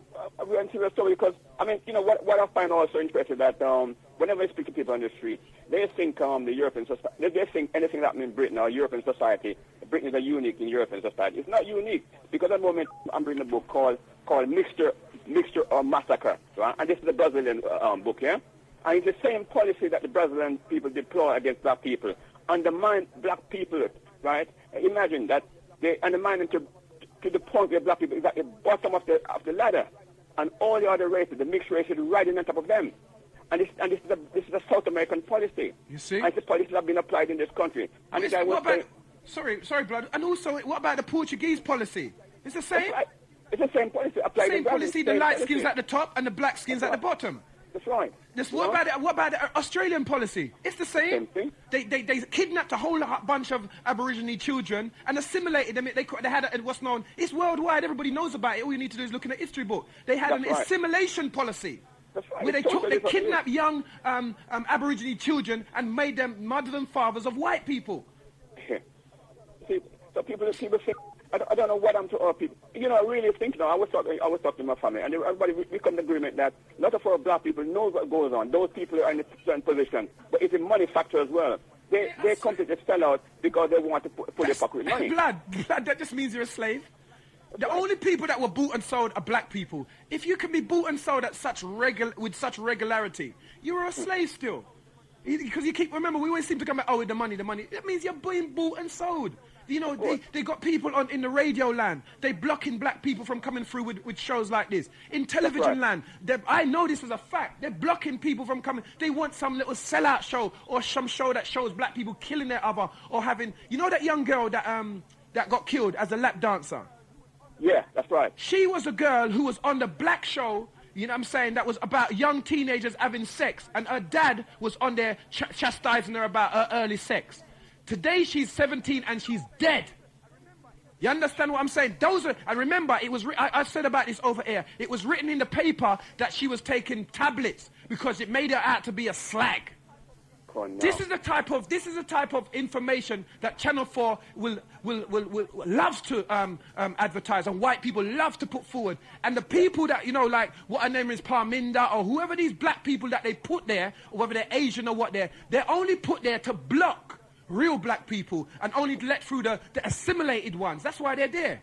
And then when you go and say, well, oh, blah, blah, where's your black people? They show you one of these people who are actually double agents, who actually are working for the other side. They're not negotiating between our culture and theirs. They're saying, this is the dominant culture. This is what Channel 5 wants at 9 o'clock. This is what Channel 4 wants at this time. They're not negotiating. They're not saying, well, you know, these black people, they want a better word because the Mobos is a bit this. They're not negotiating. They're telling you when you come with your film or whatever what they want. These people are not even double agents. They blatantly work for the other side. That's right. See, they're telling us because black people are not making a stand. That's the reason why they're telling us. Of course. Because all black people are busy doing it, watching show like EastEnder. And you watch EastEnder now, and you watch all these Brookside. All the little young girls in there, they're all half-caste girls. Yes. Right? You don't see, I keep on saying it. You do not see a television program. I don't even want to tell me when the last time you saw a television program or any program where a black man kissing a black woman. Bloody hell. Do you see it? No, I don't see it. I've seen maybe an American one, a couple American ones. Yeah, American program. Yeah. Yes, American black program. But you don't see a British-made one. Never. I've never seen one. I've never seen one because it's a constant undermining of black people. So we hate ourselves, right? So we don't want to be with our black stuff. We don't want to be with black girls. We don't want to be, and the black girls don't want to be with a black boy. No. See, this is precisely what they see. They've been indoctrinating our children from the age of 4 years old. That's right. All the way through. And they want to try and tell you that. Television doesn't matter. It doesn't change anything. So why are they spending millions of pounds for 30 seconds worth of advert? Yeah. If it doesn't matter, what's the point? There's rubbish. You see what I'm saying? Their propaganda system and their intelligence system feeds black people and poor people, on the old, white or black, rubbish. And because they don't know nothing better and they don't have nothing better, they just take it all in. I'm saying that this is not the century. This is the 21st century. It has to be the dawn of change. It has to be. Of course. No, we have to force a change. And I keep on saying to those guys, whenever I'm listening to your program, I start to listen. I have to support brothers like you. And in fact, I support the brothers and Genesis. I also give support to the rest of the brothers who trying another station like Gallic and Quake and those guys. Because they're doing that, they're putting an input, right? Much more than a lot of these guys walking around the street doing nothing at all. That's right. Doing nothing at all. And they bury their head in the sand. They don't see anything and they don't hear anything. But they pretend they don't see anything and they pretend they don't hear anything. That's right. And how can you live like that? And you've got young children growing up in the society. I know these brothers and sisters, they have got children. That's right. So what do they want for? What future do they want for them? They don't even think because they're not taught. You see, the African mindset is different from the European mindset. And the African mindset has to be taught differently. You know what I'm saying? It has to be taught differently because it's talking from slavery, but none of them want us free. You're mad. You think these people are frightened for us to be free because everything they own comes from where we come from. The anthrax. Look at the land clearance that they're doing in Africa right now. The same smallpox disease that they gave the Indians in India, in America, to clear the land space so all white people can live on it, is the same policy they're using in Africa by giving them the smallpox vaccine, which carried the AIDS virus, which is wiping out more land space. Right. What are you trying? So what do you think they're doing this for? 38,000 people per day are dying. What other war is? What war? That's war. What other place on the planet where so much people can die daily in such rapid rate? So we maybe once were the leading people on the planet, and you might now, for stark consolation, you might start saying where it's more coloured people on the planet than white. But the fact is, there's not more African people on the planet than anybody else because they're making sure that you're not that many. You have to watch out. They have to. You see, one other thing actually, but on the march with Professor Sali, that's another thing again. You know what it is? I mean, I was expecting to see at least 500 black people turn up on that march. See, it's another thing. Black people, quite a few people bring on the show and say, "Oh yeah, you're doing a grand job." But I'm sure thousands of people listening to this program. Blood. And I was really surprised that there's only 150 turn up supporters. I would say about 100 and odd people was there. Yeah, right. And it's amazing. You have the opportunity to support our scientists. This is a research scientist. We always complain we haven't got anything. We've got a research scientist producing Marandina, and you expect at least 500 people on this march. But anyway, I would like to big up all the sisters and brothers who turn up on that march, and especially the brother with them young children, because that was great. The strength was there, and we need, that's what we need. But I'm really disappointed still. But anyway, that's the way it is. But Blood, the reason why that is because there is a policy at foot. People like Choice can't afford to deal with that. There's a policy at foot, you know what I'm saying, to keep back. Again, Professor Sali, a very dark-skinned man. Again, Professor Sali is a man who wants to be independent from the system. So obviously, that is the policy. We do not want people to recognize independence and entrepreneurialism. Not from black people. We don't mind having our 70-year-old, because I've seen them all on the television, 17-year-old, 13-year-old entrepreneur who are earning thousands of pounds. You get what I'm saying? They don't mind it being white, but you cannot have a black entrepreneur who seems to be raising up, especially if he's a bit dark. Of course you can't have that, because that will then throw a spanner in the works of our domination of Africa. How can, like we talked about the cocoa now is cheaper for English people to buy, but yet Mars bars are still costing us more than it did ever. Yeah. You know what I'm saying? So that means that their policy is to destroy Africa. And remember, they bought Manhattan from the Manhattan Indians for about $5. The only way white people can survive in this world is by total abuse of other cultures. Remember, it's their own culture that sent out Sir Walter Raleigh and all them man, and Sir Francis Drake and Sir Francis Chichester and all them Chichester and them people there. It sent them out because the white people of this country was in massive unrest. And the Queen had to father, and the monarchy had to sponsor all this kind of pillage of other countries. So if they had to trade, on a one-to-one effectively and loyally and honestly, they would just be another country. It's the abuse of other country that makes Great Britain so great.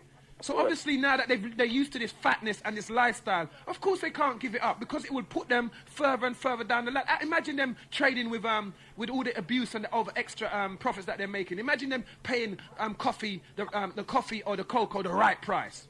They can't live so extravagantly with that, paying you the right price. Yeah. They wouldn't want that. They wouldn't need it, you see. But it's like the situation right now. I mean, in the Congo right now, you've got, so the West is cooking up a war in the Congo because they want to take away the cobalt for nothing. They want to take away the cobalt. The cobalt. Okay, yeah. And also, isn't in the Congo where they got the diamonds as well, the diamond mine? That's right. And the diamond, the cobalt, and the West want the cobalt because they wanted to use for batteries for space. Right, and they want it for what? They want it for nothing. That's right. They want to pay you nothing so the West can live and get all these obese people. They want to pay you. They want to pay Africans nothing. Nothing at all. If they can pay you nothing, that is the greatest profit margin you can make. Have nothing and make millions. You know what I'm saying? They don't want to pay you anything. This is the big problem that's out there. With the diamonds, with the cobalt, with all kinds of minerals, and the all kind. There's so many things in Africa. It's ridiculous. Yes, I know. It's unbelievable. But one other thing, actually, I was saying, for all those people listen to you, and if they want to, if they don't think you're serious, if they don't think you know what you're talking about, I'm telling you, this book I'm talking about, a mixture of massacre, right? Yeah. It says in genocide of a black people, and it's by a Brazilian guy, and he talks about the same thing that you're talking about, genocide, right? He talks about miscegenation. He talks about so-called racial democracy, and he gives you a ball-by-ball account of what is taking place worldwide against black people. You see? So you're the only one who's talking about it. Other people in the world is talking about it right now. Of course. You see? And people must understand this is a very serious issue you're dealing with. That's what I'm saying. That's why they have me off as a show. I'm trying to say, people, no, maybe that shows were going before. I'm not a show. I'm a revolutionist. I'm a black activist. That's what I'm using the airways for. I'm not using it for no show. This ain't for so that I can go around and drive a car with my name on it. This is about this is about the upliftment and the mental change of our people. You know what I'm saying? And who ain't our people? They are whoever people they are. But I'm talking about our people who think like me and you. Of course. We have to uplift our people because, as I said before, we are being threatened with genocide in all worldwide, and we sit like me and we can turn around, pretend that we don't see it, pretend that I don't know why we are behaving the way we are. I think we are sick. Not of us. Some of us are really sick. We are properly ill. We are properly schizo. We have multiple personality disorder. We have every psychological ailment that Freud and his brethren them ever dig up from even childhood. You know what I'm saying? We are suffering from it. And this is when I came and I said I was a Doctah X and I come to heal you from your mental and psychological illnesses. Okay, I'm going to have to I'm going to leave it all. Thanks a lot. Right? Thanks a lot, AC. It's nice to hear from you again, blood. Yeah, I'll keep in touch, yeah? Yeah, respect, yeah? Easy, all right, easy. Peace, man. I'm feeling much better now, anyway. Respect. Easy. All right, blood. All right. I love that.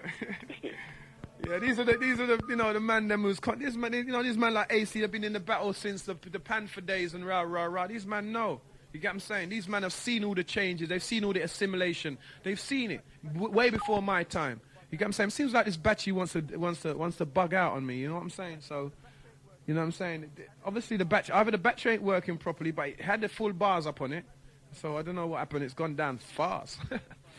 Yeah, so the number's 0795081343. The level of conversation when you talk about revolution surpasses some show thing. You understand what I'm saying? It surpasses some ego thing and how much knowledge you might have or can attain from the internet or from any book you read. It surpasses that.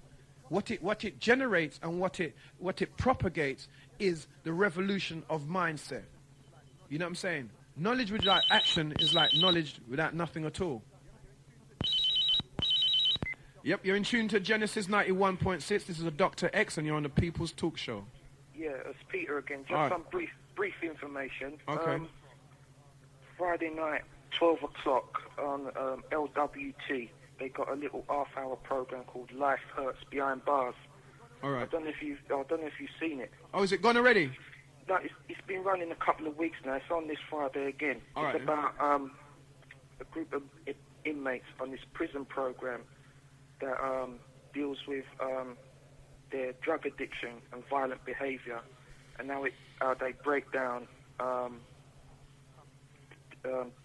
this tough macho image and get deep into the real issues as why they become violent towards their wives or girlfriends, or their insights for murder and drug addiction. It's quite an interesting thing. Okay, what time is it on? 12 o'clock Friday on LWT, Carlton Television. Carlton, okay. Yeah, true. Me's not a street person. I mean, never there prison, but it's opened my eyes to a lot of things to people like myself, because my frankly speaking, my background ain't street. I grew up in a church and that, but when I see these sort of things, it makes my eyes open to what's happening a bit more. You know what I'm saying? Okay. There is no, let me tell you something, there's no glory. I'll tell you that from now. There's no glory in being no street person. There ain't no glory in it. It's a lifestyle. There's no glory. Everybody's got to be who they is, but it's because right now the street person seems to dominate, you know, all the pop and you know what I'm saying? That's right. It seems, but there is no great glory in it, because I've lived on the street, and I'll tell you the truth. If I could do with not living on the street or of not having that, I could have taken a whole nother. I would have liked to have taken a whole nother avenue through life. So, you know, so don't watch that. Yeah, and I'm glad that your eyes are open about some of them things, because some of them are wankers anyway, and you know what I'm saying? All this toughness about being, you know, going to jail and who's bad man. Sometimes when you get into the depth of the character, you realize that you ain't that tough, lad. You know what I'm saying? Yeah, that's what this show, that's exactly why this show exposes how silly and pathetic some of these individuals really are. Ah, you see? Black and white, they're all sitting around a little circle, sort of like an Alcoholics Anonymous prospect program sort of thing. Yeah, I know what you're saying. Yeah, I know that kind of flex, yeah. Yeah, they'll break down emotion, talk about how they never been hugged when there was a child. I've never been hugged, so I murder people. I've never been hugged, so I thief and beat up my girlfriend. Yeah, serious. No, but it's serious though, because it is that deep, deep underneath there. Yeah, it cuts away through all the bullshit. Yeah, man. Hello? Hello? I didn't lose you because you're still online. What happened? Okay, well, I lost him, but it wasn't me. Still got a little life left in the thing. Here we go. Genesis 91.6, Doctah X. No, yeah. Lost ya. I don't know what. Why don't these... No, I won't cuss and go on, right? I'm going to have to charge the phone.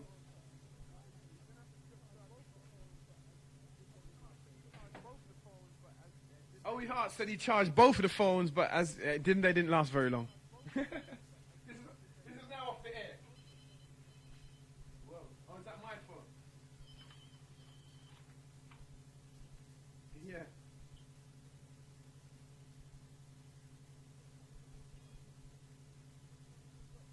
All right then. Okay. I just got a call from the technician. You know what I'm saying? You know these technical things in this world of pirate radio.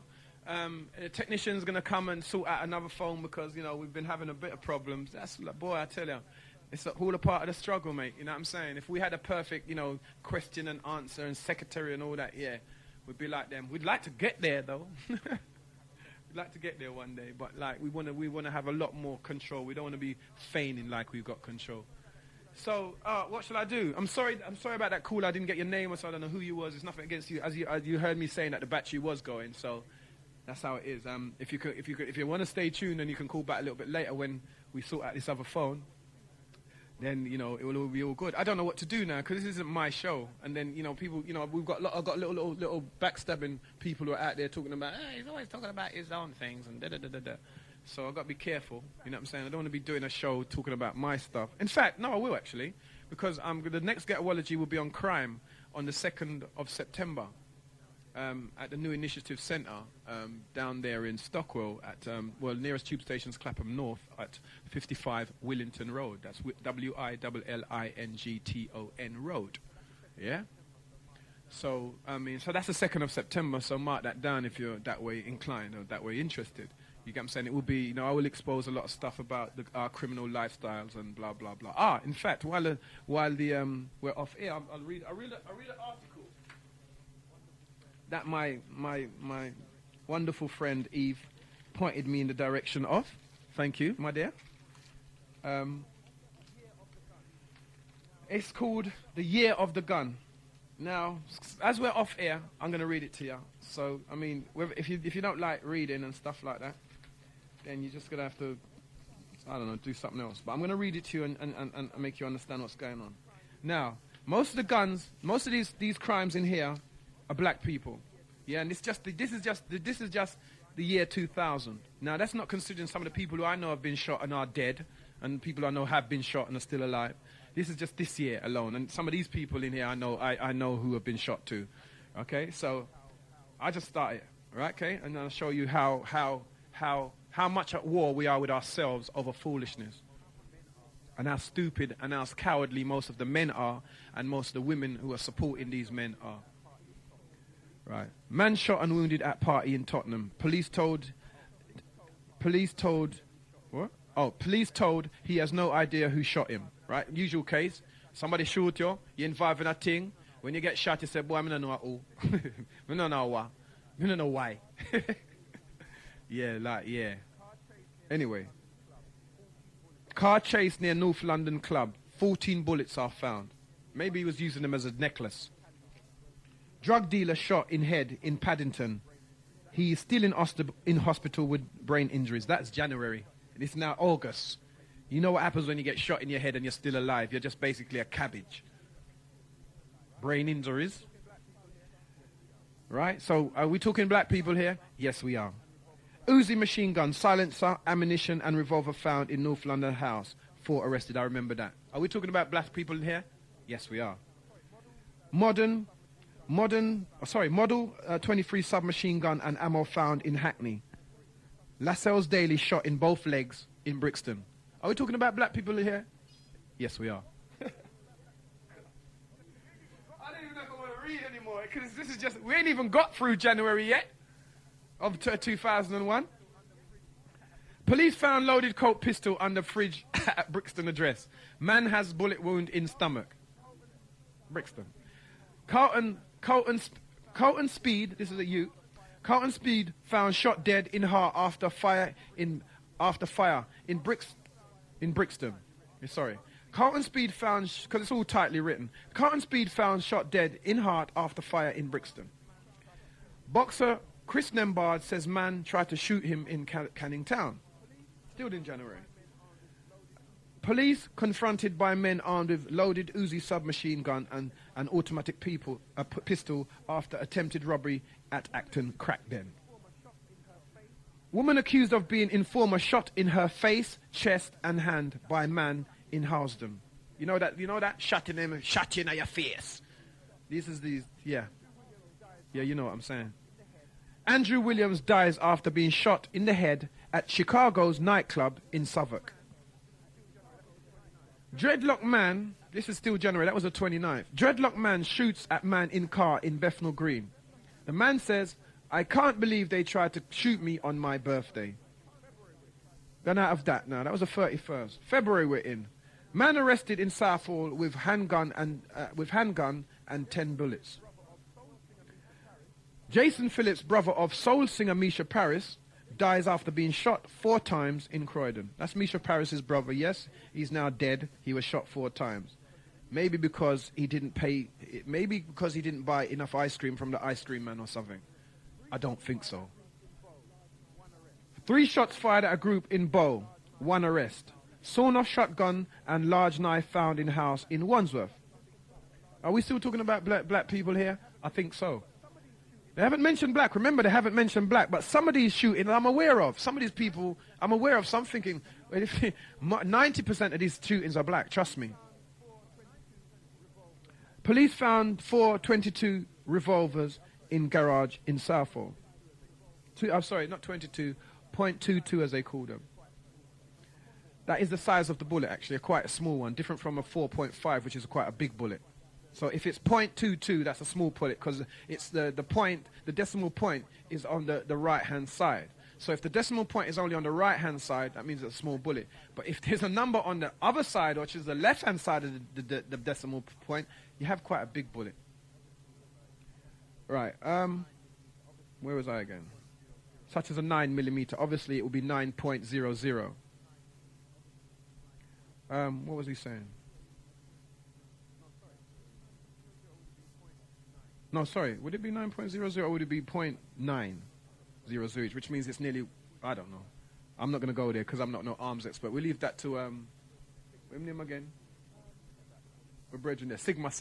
Let him phone and tell you about the bullet size.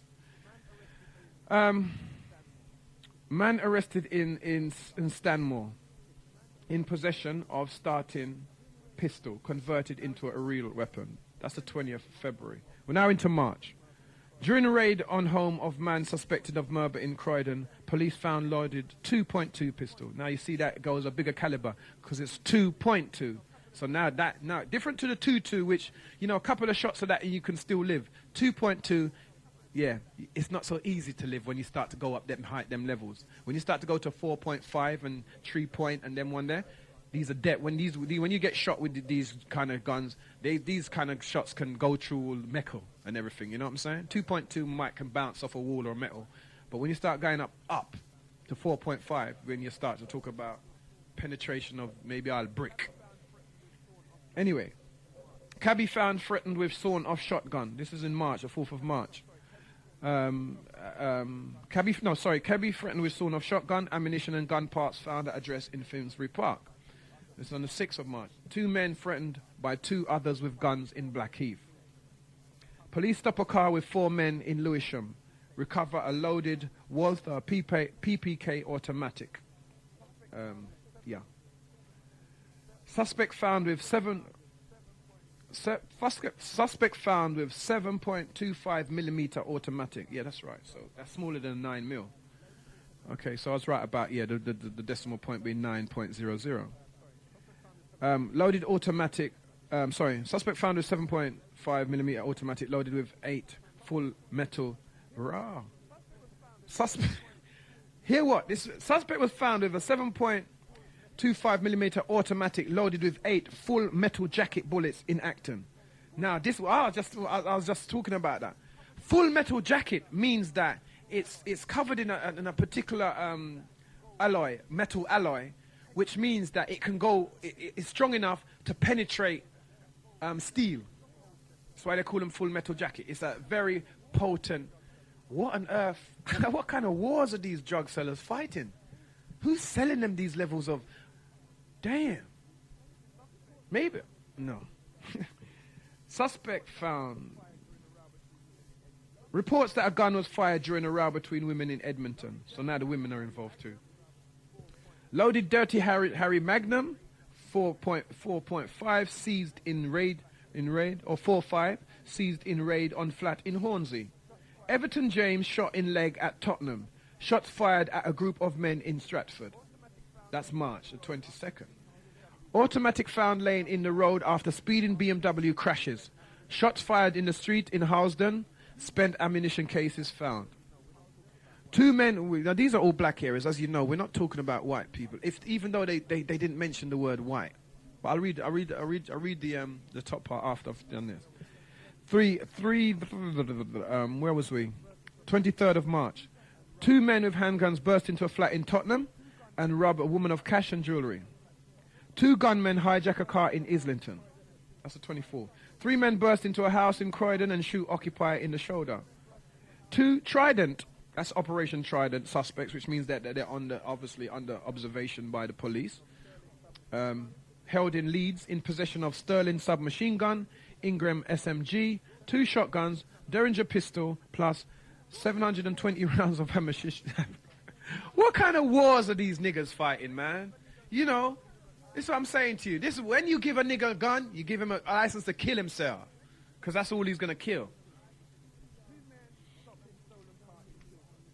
2 men stopped in stolen car in Kilburn. 50 rounds of 9mm ammunition found. Gun recovered.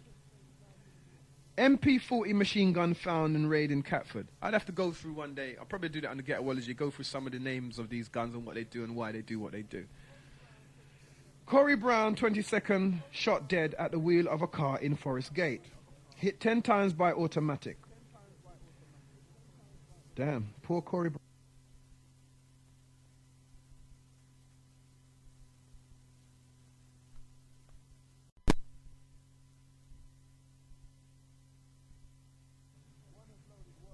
One has loaded worth of PPK. One has loaded worth of PPK. Loaded .45 pistol seized in raid on suspected drug dealer. Interesting. That's .45. We'll have to investigate that. What was he saying again? Drug user beaten with baseball bats, breaking. Drug user beaten with baseball bats, breaking both legs and threatened with a gun in Brixton. Interesting. That probably means he didn't pay his dealer. Man threatens another with gun in West End. Pistol with 5 bullets is found. This is still April. That's the 6th of April. The 8th, 6 shots fired into a car of a man chased by 2 others in Balham. 1 shot hits him in the lung. Gunfight at a wedding reception in Brixton.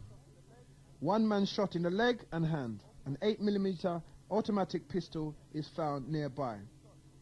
2 men shot from a speeding car in Tottenham. This is the 13th. No one is hurt. Later that day, one of the victims is shot again. Again, unhurt. Shot at again. So somebody's out to kill somebody. Corey Wright and Wayne Henry shot dead by masked gunmen in their car outside Hackney nightclub.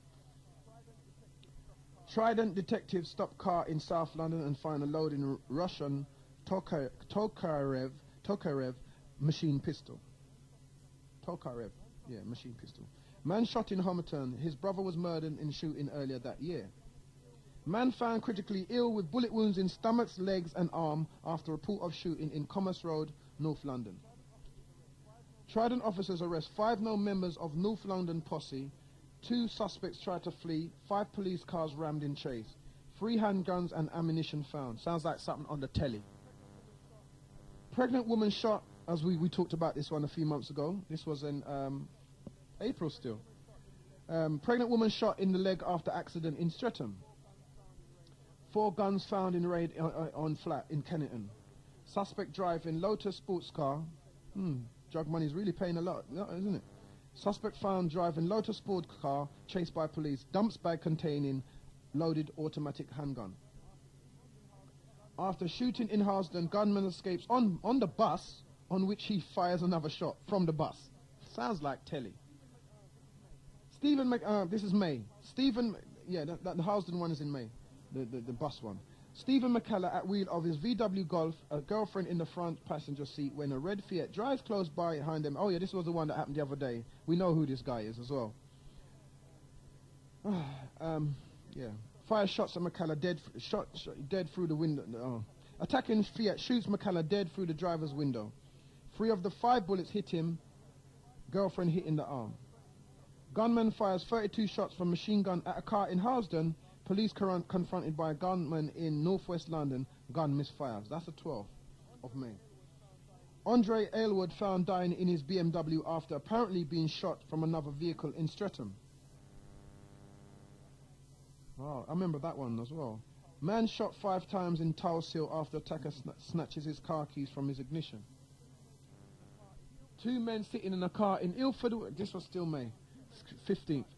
2 men sitting in a car in Ilford were shot by several gunmen. CCTV film shows gunmen getting out of the 4x4 vehicle with gun in hand. That was on telly. Timothy Parminter found dead near Battersea home with a bullet through the back of the head, believed to have been in pub row with a well-known gangster. 22nd, man shot in back and stomach in Peckham. 23rd, gunman next day. Gunman shoots 3 men in the flat in Tottenham. One victim is known as Tupac. Shot 6 times. Car shot up in Camberwell. 14 spent ammunition gun bullets found. This is the 28th of May. A man is dragged from his car by 3 men outside Purley nightclub and shot in the leg by a gunman who fires 10 shots. Gunmen escaping in Audi shoot at police pursuers. 1 patrol car crippled when the Magnum round wrecks the engine. Yeah. Indeed. Suspects switch to BMW and the chase continues. Telly. BMW crashes. 2 suspects flee, leaving 3rd injured in car. 2 automatics found. Examination of cartridge cases found outside the club and along the route of the chase were shown that 6 different guns were fired. Man, them a walk with an armory for fight black man and for kill black man over drugs. The man them have 1,000,001 weapon for kill them one another over drugs and girl and money. We're in the sad. We're always. I think we should be in mourning because we're all dying. We should have this pre-mourning kind of state where we just mourn for our own demise and death. We're black continuously. In fact, I might even start doing that. After June now, in June the 6th, after Purley gun battle, police seize Uzi submachine gun loaded with armor-piercing ammo from house in South. What on earth are these men? What kind of war? Armor-piercing. What are you doing with armor-piercing bullets? Man, what is going on? Me I say them have all, what them call it? Hat. Them have bulletproof cap. Well, you'd think they were fighting for a cause, not just so that they could have money. It's sad, man. Oh no, let me finish. Let me have fortitude and finish this stuff. Right. Robbery suspect Donovan Williams shot in head in Streatham. Another man knifed to death, stabbed to death, in other words. Yeah, it sounds like a black man. Both dead and doing the killing. Robbery suspect, man threatened with gun at Cactus Club in Harlesden. I wonder if that's like the Cactus in Jamaica, because I don't hear about a lot of people getting shot there. In Harlesden, police chase a Honda Civic and arrest suspect with loaded automatic. Some man with him gun and drive a Honda Civic. Bad man with gun and drive Honda Civic. Where did he really think he was going when he's driving in his Honda Civic from the police? Anyway, I have to laugh because it's ridiculous.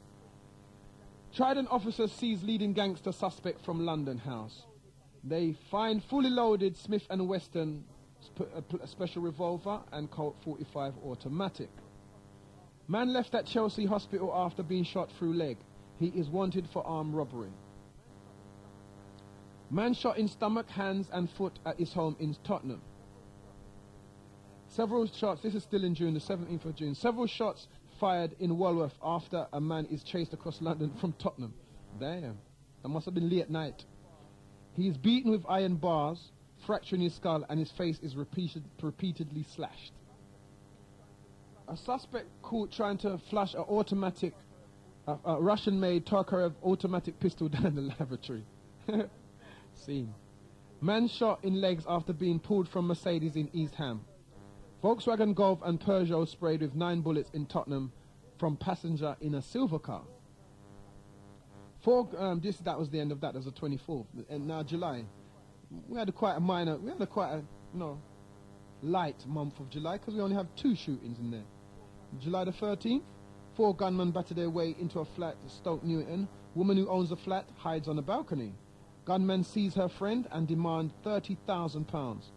When she says she has not got it, they kidnap her. They then change their mind and shoot her in both legs and leave. That was on the 14th, the very next day. Woman shot in legs during an exchange of bullets outside pub in Wood Green. That's July. August now, the month we're in now. August the 5th, Michael KB, young youth, 28, killed after being shot 3 times. He was sitting on the wall in Clapton when Ford Fiesta drives up and the front seat passenger opens fire. Police describe incident as a classic drive-by shooting. This is the youth that I was telling you about yesterday. Richard Aduku, we know him as Richmond. 22, jailed for 15 years at Old Bailey for his part in a gunfight in Lewisham last year, during which he was hit in the groin. Court heard that the machine gun and automatic pistols were fired in a pitched battle. Aduku's brother was murdered by gunmen in 1997. Trident detective, that was the 6th, 8th. Trident detective raid gangster gun factory in Birmingham. All you know about this is mostly on the news. Trident detective raid gangster gun factory in Bermondsey. They find 8 pistols being converted from blank firing replicas to full working guns. They can be sold for £1,000 each. 2 men wounded as gunmen goes on rampage in the West End. First shooting is at the Hanover Grand, which we heard about, where the attacker shoots at the doorman. He later hijacks a delivery van after shooting the driver in the arm. Man and woman are later arrested. Detectives seize loaded pistol. What an exciting 8 months in our ghettos, eh? And tell me I shouldn't call them ghettos. Man are Tottenham, Alsden, Brixton, Hackney. I kill people for fun. You know what I'm saying? Them have tune where man I talk about them, I kill people for fun. This is the mentality that I'm telling you, some little backward.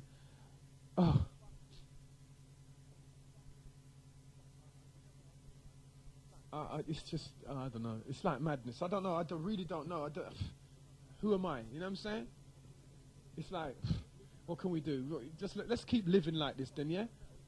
The man them have got full metal jacket bullets. The man them have armors piercing rounds. And all it is over is drugs.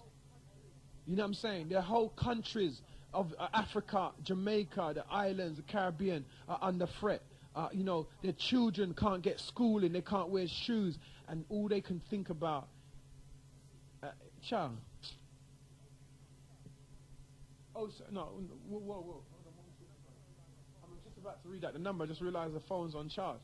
You know, so, I just thought I'd read that as we're not on air, and the phone is not open at the moment. I'm thinking, like, look at that. Black on black crime, they call it. Let me read the top half of what it says.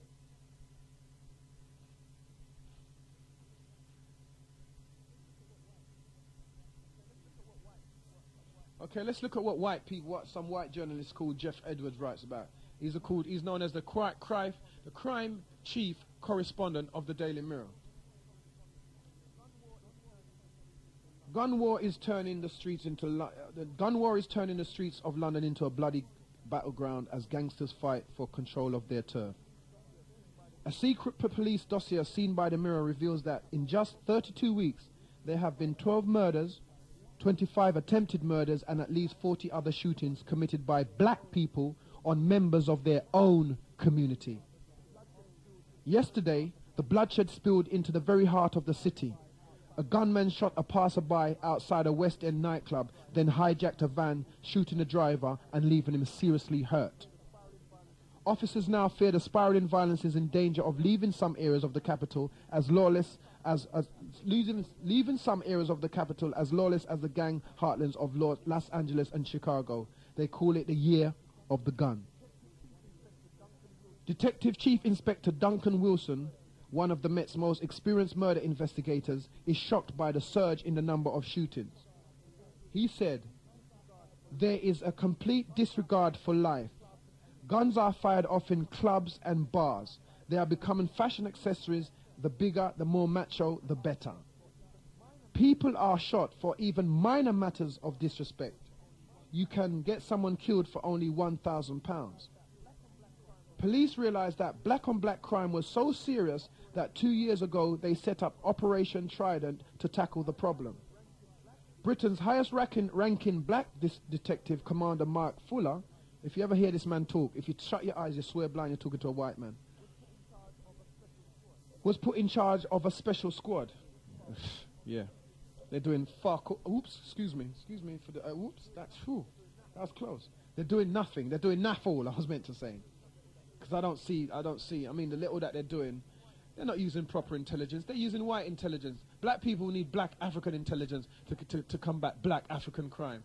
You know what I'm saying? This white way of doing things, how long do they know us? How much do they know of our internal wranglings? The best thing they can seem to do is import people from Jamaica and pay them as informers, while the same informers are breeding girls on the streets, you know, to have their devil demonic picnics on the road and killing people and shooting after people and selling drugs. That's their way of infiltrating and cool, and that's their intelligence in our community, talking about black on black crime. They're supporting it. I'll read that bit again, sorry. Went off a bit. Britain's highest-ranking black detective, Commander Mike Fuller, was put in charge of a special squad. Since then, about 150 guns and thousands of rounds of ammunition have been seized. Dozens of suspects have been arrested. But still, the bullets fly, fueled by inexhaustible supplies of weaponry. At least 12 women have been shot, 3 fatally. That means 3 women have been dead, shot dead. Women. Yeah? The gangs, that's this year. We're not talking about all the other girls we know of, who I know personally, who are dead, and who other people know of. But the most fearsome weapon regularly found is the 19 shot per second submachine gun. Some know, known as the Big Mac. Ha ha, very funny. But the most fearsome weapon, some battles are sparked over the booming trade of crack cocaine or the control of prostitutes. Other victims have been shot for showing disrespect or dissing. One man had his ear shot off for stepping on another's new shoes. Meanwhile, the gunmen glory in their reputation for casual violence. They belong to posses or crews with names like Black Rose, Sprangler, and Shower. Those are all Jamaican posses, though. They didn't mention any English ones, because the one that Richmond Ajuku was connected to was called the African Crew. So, you know what I'm saying? We know it's not just the Jamaicans. Many move constantly between Britain, Jamaica, and the U.S. Police have been fired at twice this year in London. Once with a machine gun. There have been no casualties, but it is only a matter of time. Here is the horror on the streets officers face every day, the grim tally of the year of the gun. Well, I've read all the rest of it, you know what I'm saying? But you see, they're saying these people travel regularly, right? So their intelligence is so sparse, and so, you know, and the energy spent on trying to find these people are so lackluster that they know exactly how these people travel. You know what I'm saying? They know exactly where to find these people, but they can't do them nothing. And most of these men are dumb. Most of these men, but they have rights, I guess. Most of these men are thick. You know, people that are going to go and shoot a man because he steps on his shoes. You know, it hasn't changed, because I remember back in the day, man used to stab man for stepping on their shoes. So the violence in our community is only escalated by the fact that the weaponry has changed. It's not escalated by the fact that, and the information is more readily available. And the technology is more available to pass the information on. But I remember one night I went from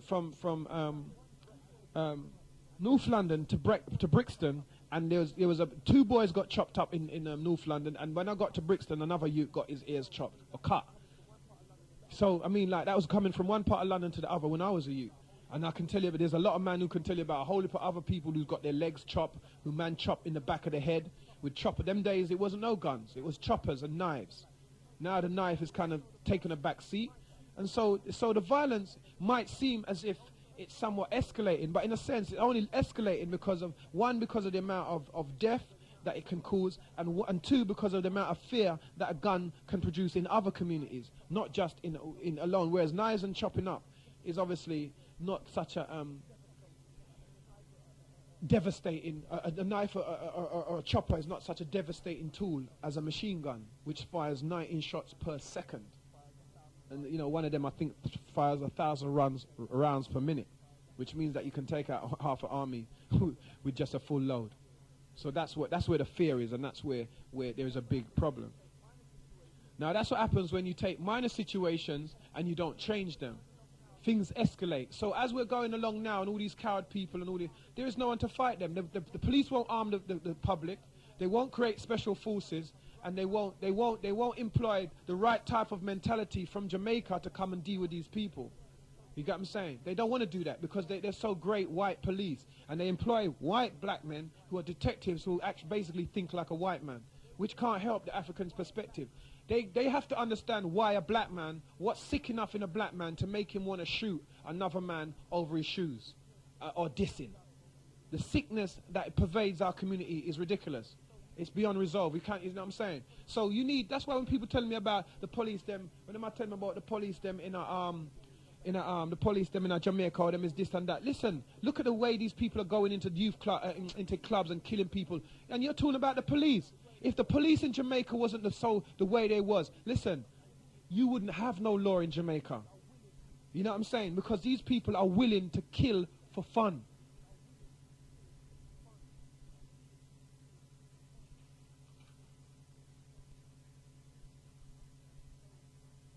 This is what I'm saying. So, you know, sorry, one second. So whilst that is going on,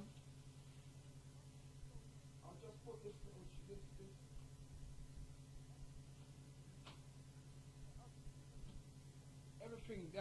everything typifies it.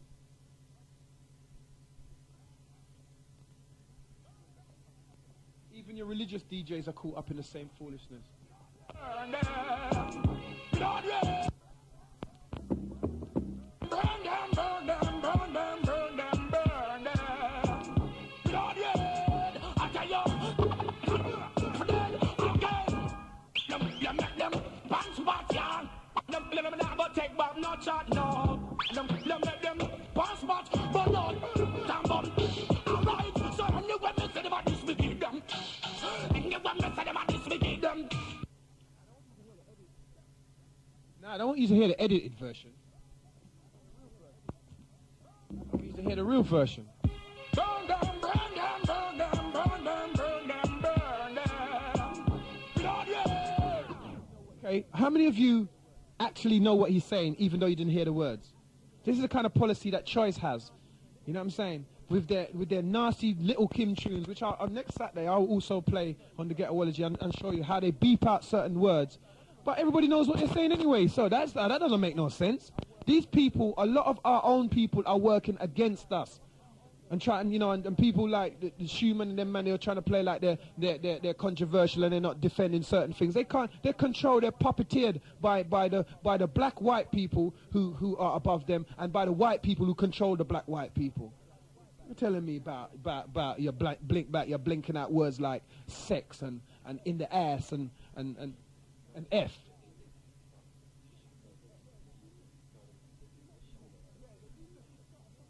Yeah, they leave the imagine that. They leave the shot, some of the tunes that they leave words like shotters and murder and kill in the tune and bleep out Batty Man. Could you imagine? This is how they've got us black people. They bleep out terrible, disgusting words about death and killing and murder and bleep out a word that just describes a particular homosexual.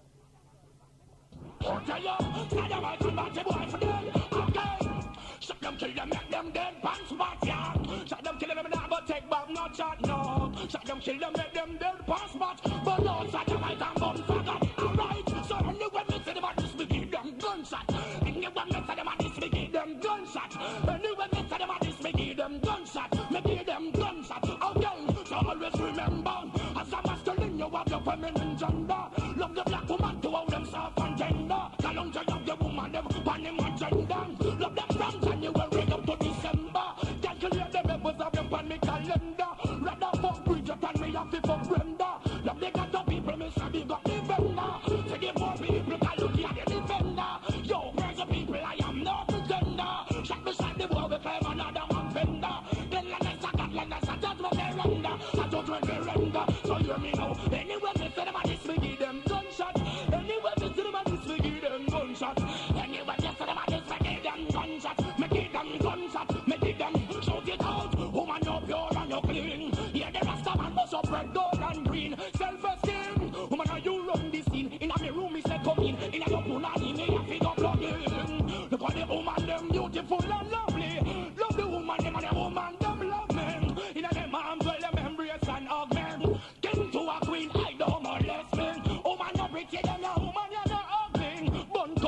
and them can't come graduate.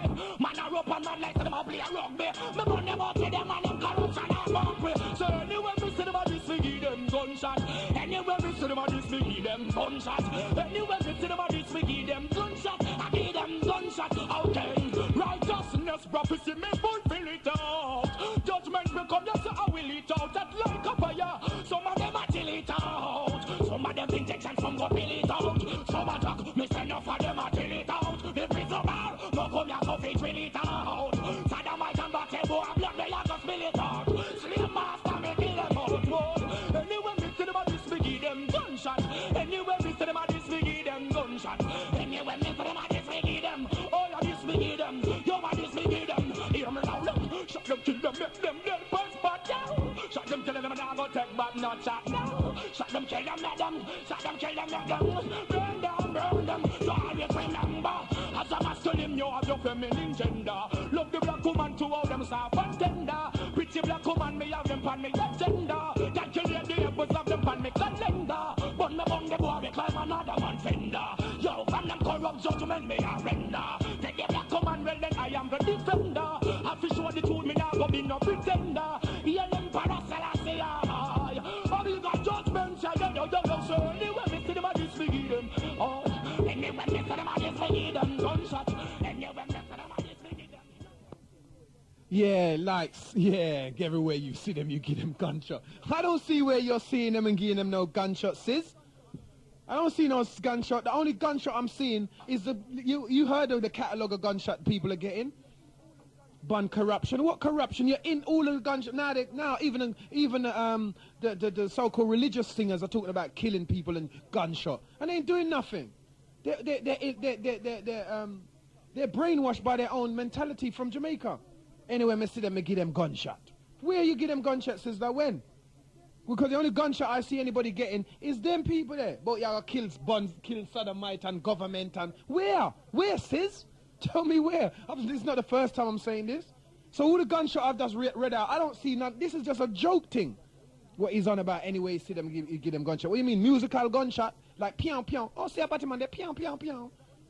See righteousness there, pion pion pion. Is that what you mean by gunshots, sis? Because what you're saying don't really make no sense. It's not reflected in society that I know.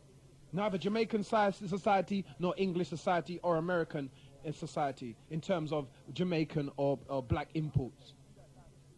So you know what I'm saying? So I'm just saying to you that this is a joke business, what's going on right now. Nobody's not doing anything.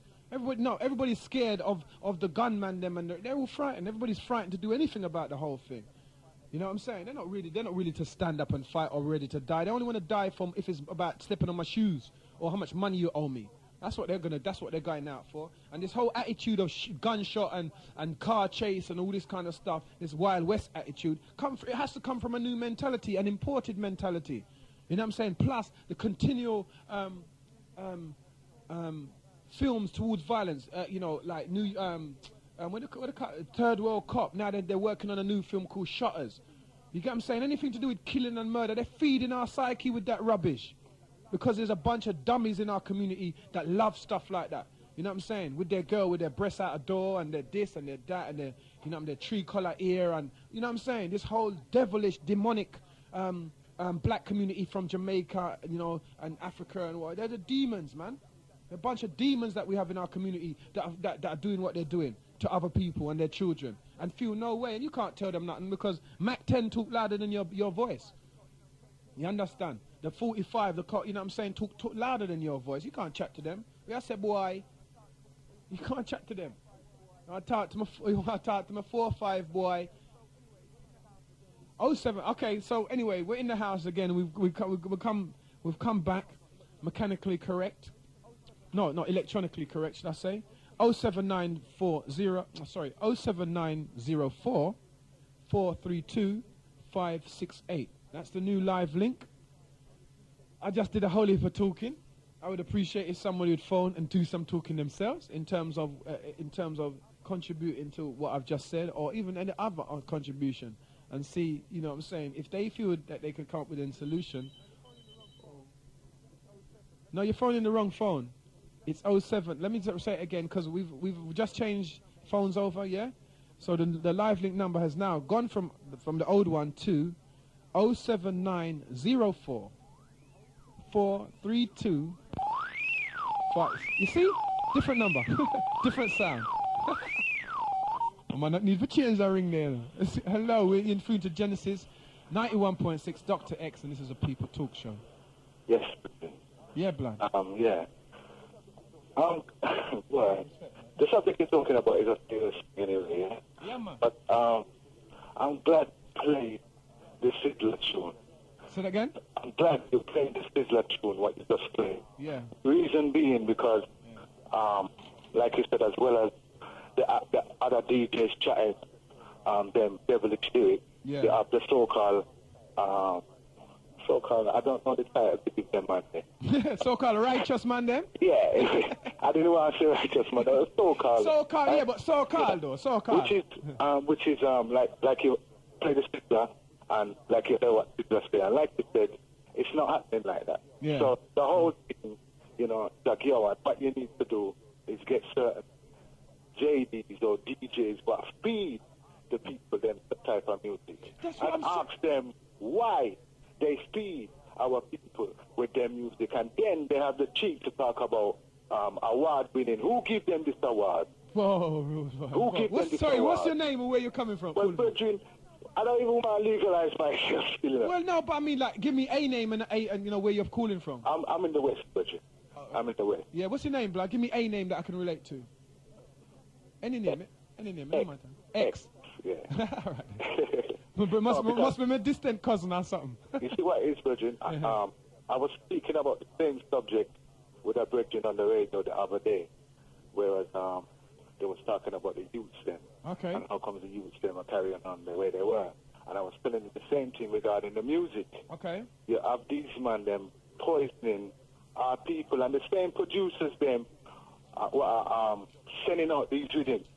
When these readings are played in the shop, we don't need to buy these tunes.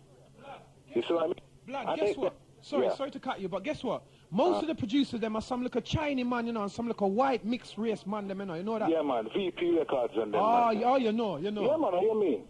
So it's like, at the end of the day now, when them and them hear the tune, if they are proper DJs, right, they must know wrong from right. Because it's like reading a book. You understand? It's like, if I read a book to my children, it's going to be something to uplift them. Right. You understand? So like you're in a position, you're playing in a venue, you've got 1,000 people playing for. Yeah? How can you feed them poison? Hype, man, hype. You know what the word hype means? That's what it is. It means but lie. remember they said don't believe the hype. Yeah, innit? But it seems like... I believe it. Well, a lot of people are believing it, and like you just demonstrated, Sizzler. And what happened to black woman and child? This is how I know Sizzler. That's what, you see? Now, that's why people saying that I'm running him down and all that. I'm saying, hold up a minute. He switched. These people don't understand musically. They don't understand musically. Because the whole point of music is to preach a good message directly. You would have gimmick tunes, don't get me wrong. Yeah. You would have your little, remember Tiger with When and all them tunes? Yeah. That was no problem. Yeah, that was problem. niceness. You understand? But then it changed. Deaf on record. That's basically what it is. Yeah. Deaf on record. Deaf, promoting deaf on tunes. On tunes. And then when you sit down and put in a video, it's deaf again. Yeah. True blood, true blood. You know, and then they go out on the road and they see their brethren, and instead of them hail up their brethren, they shut him down, like you say, portraying over a man stepping on their shoe, or so-called this.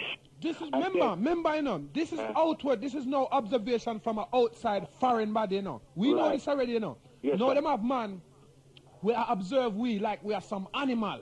But, brethren, when you look at it, though, when we carry on with them behavior, yeah, even us, ourselves, some of us who are true to ourselves would say, boy, right now, you know, this thing can't work. Let me say. It can't work. So the so-called DJs are feeding the people these music, yeah? And these are big men, you know. Some of them are big men. Are supposed to know better. They can't really, you know, the little youth coming up, they follow us as big men. So can't really blame the youth. That's right. You can't blame the youth. You have to blame the bigger man then. That's right, the parents. You know, and like you say, certain man on the other end of the other so-called black stations, they might carry it out. They're not talking nothing to do with us. But they're talking a bunch of rubbish and promoting Yankee business.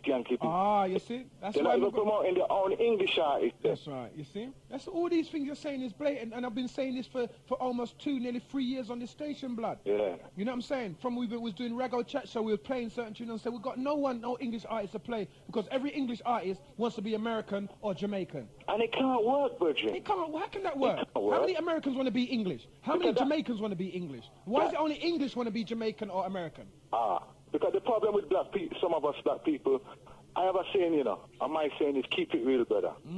Keep it real. These things are not real to us. These are not our things. They're alien to us. Of course. You see what I mean? But blood, you know this also this other thing, like the two Batman them were love man, Dolce and Gabbana. They remember he said anywhere me see them, I give them gunshot. He needs to kill some of the men there in the dance, don't you think? They're wearing the clothes, Virgin. No, Dolce and Gabbana too open Batman, you know. Versace is a Batman who gets shot by a Batman lover. And it was you understand? Moschino used to work for Versace. Moschino was a Batman. Right. And no matter about anywhere me see them, me give them gunshot. You know, see some weak lyrics them man they fire out. Because anywhere them go, them see them man there, and them can't chat to them. Yeah, but Virgin, you know the worst thing about it? They're wearing the same clothes. Them too? No. No, not for the artists, not for the artists, or not for the average people or some of the youth. They're wearing these same clothes. That me I say? But no, I thought you meant the Sizzler them too, because that would take it too far. I don't know about if they're wearing it, but you know, some of the black youth, they're wearing clothes.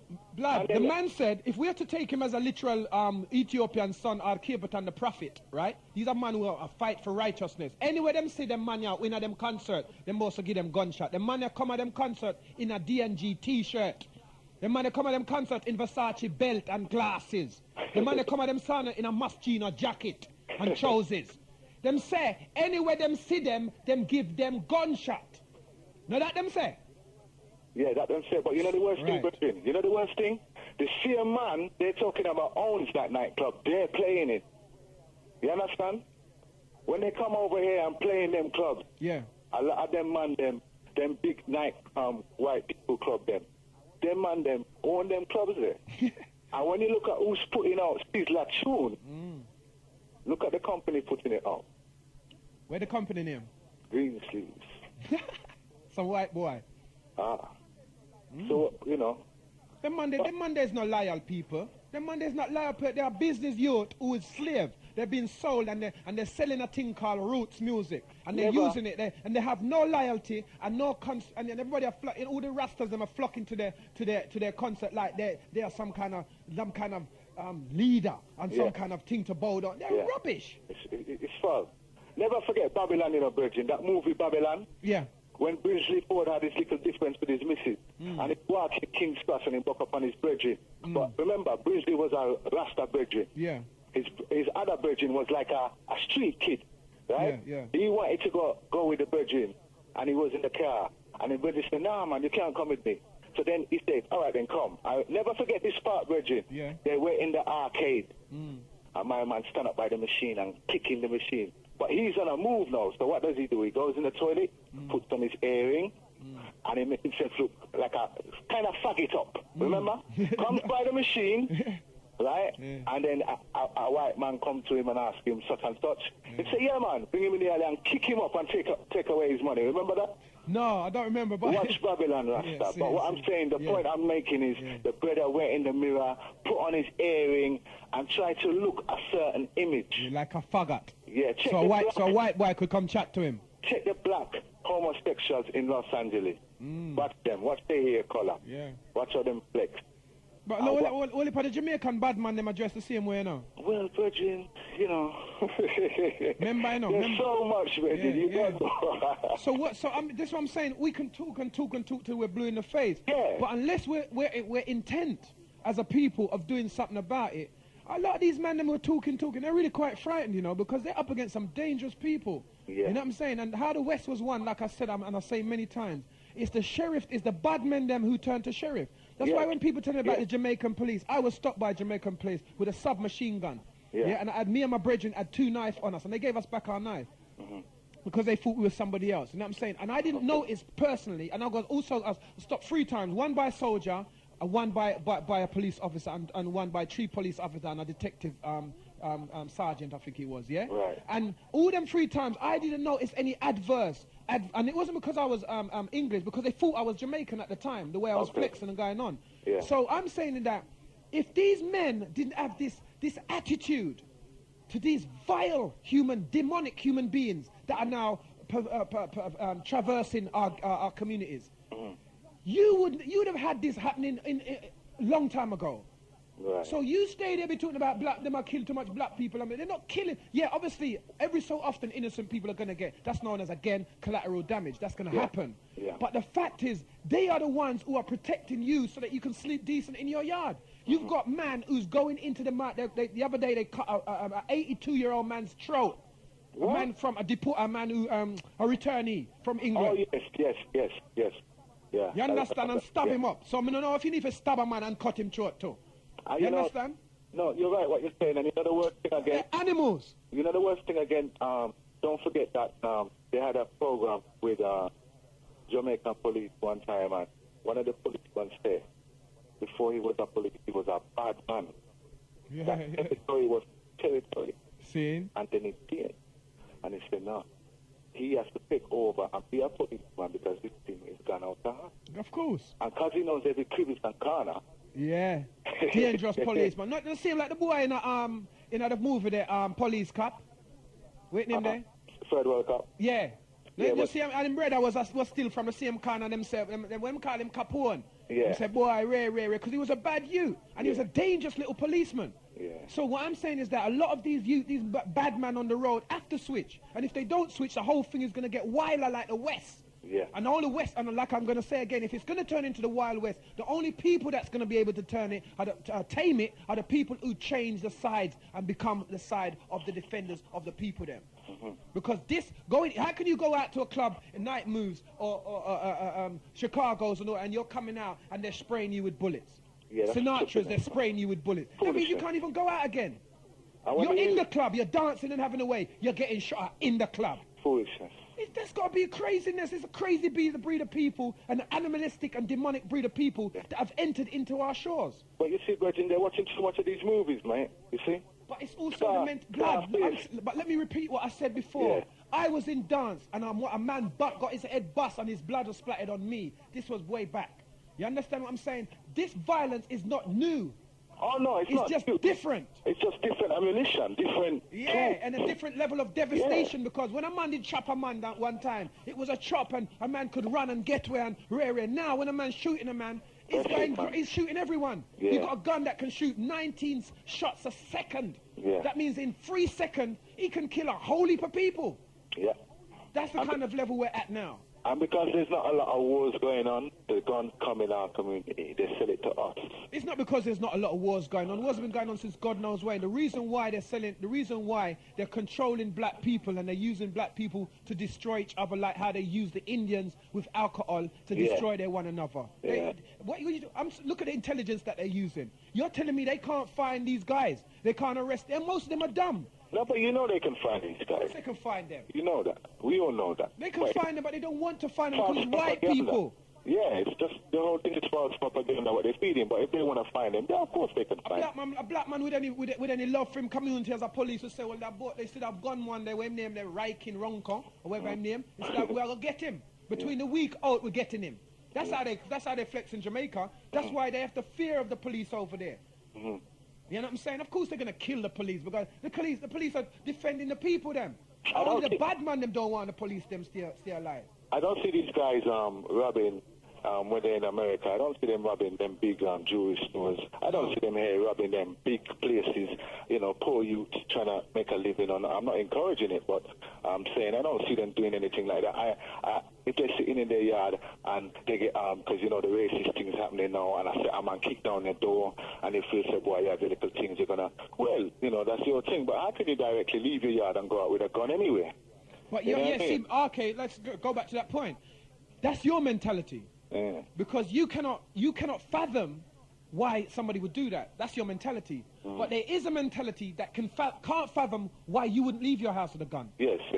You get what I'm saying? Yeah. So this is what we're saying, is that we need the right type of mentalities to defend our honor as black people. We have not them. We are still slaves. Anybody that does a job is bought and sold. Most of them, if you ever listen to any of them police officers, you hear their tones of their voice, you would think you're talking to a white person. Yeah. These ain't nobody with any remnant of black in them, just their color.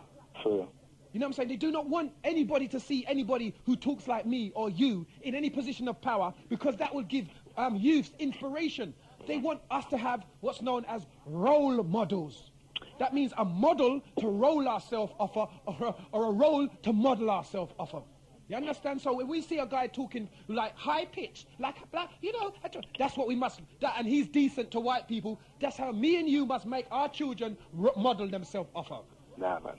That's not right, that's not correct. We must go back in time, we must go back to our history and study our history. That's what we must do. Mr. O'Magarbin no talk like no Englishman. But you know, we are gifted people, we are skilled people, we can talk just like him, but he can't talk like us.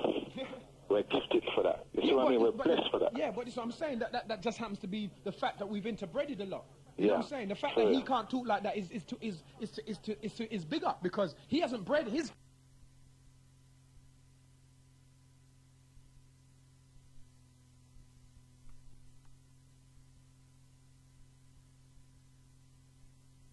We are colonized. Nigeria, and maybe even though they were colonized as such, a lot of them stayed black. That's why they're so dark. You know what I'm saying? That's why mixed race, dark-skinned Africans are sometimes a lot darker than the ones who are mixed from West Indies. Yeah. Because they have a different bloodline in running through them. So we're talking about, it's to their benefit that they can't speak the way we do, because it proves that they've got a clearer bloodline than we have. Oh, yeah. You know what I'm saying? But when you're talking about some of the little sellout Americans that can't speak Jamaican, it shows how much generations of sellout is in them. Who wants to be like an American? Who wants an American to come here and tell us how to live when the murder rate is a death a second in America? You know, a whole hour, you know what I'm saying? A whole day, every day, in a death of a foolishness. So you wanted that person to come and tell me something? Oh, yeah. All right, Bridget. Respect, blood. Respect for your call, yeah? Minsta X. Big up. Yeah. Yeah, you know what I'm saying? We have our own problems right now. This is not the 60s or the 50s. I like that sound. Strange, though. Okay, we missed that call. They didn't want to, they decided they don't want to come true. You know what I'm saying? This ain't the 60s. You know what I'm saying? This ain't the 20s or the 30s. This is the 21st century. Man, like I said, you know, before, man can to find out their DNA just by a little pinprick now. You know what I'm saying? Enough man I find out so them picnics not for them on.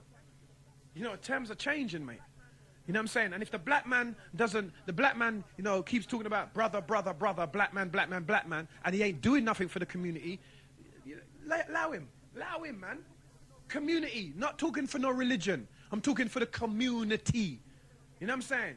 The people them are getting shot. The people them are getting robbed. The people them don't have, you know what I'm saying? The people them don't have no money. These, I'm saying, these kind of people, what are they doing for them? That's what I want to know. 07904 432 568. 07904 432 568. That's the number that you get through to if you want to make a comment or a call about anything. You see, I think somebody else also likes the sound of the phone, because they're ringing and coming on. Hello, you're through to Genesis? They've gone. Somebody obviously likes the call, or they're trying to pluck up courage. One out of the two. Or a bit of both. Hello, Genesis? Yeah, I was just listening to your program, yeah? Okay. And it's quite interesting. Uh-huh. And this thing about the shootings and so on. Uh-huh. It's just people they just want reputations, like who's the baddest man sort of thing. Yeah. Mm-hmm. You know, and that's what it's basically about, because they're being fed by like films, music, you know, to say, you know, they've got to live up to this reputation. No doubt. Listen, but yes, but like I'm saying, that it's a conspiracy to destroy the black mentality. This is what it's a conspiracy. It's done in the media, it's done in the paper, it's done in the music.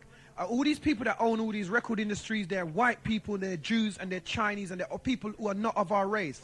So they can feed, like right now they've got a new mixtape out called The Black Chinaman. You know what I'm saying? They can feed us our own degradation because it makes them money. But we, you know what I'm saying, we haven't woken up to realize what we're doing to ourselves. Yeah, which is true, yeah. And, you know, like, it's funny enough, a lot of women like that, you know. Sorry?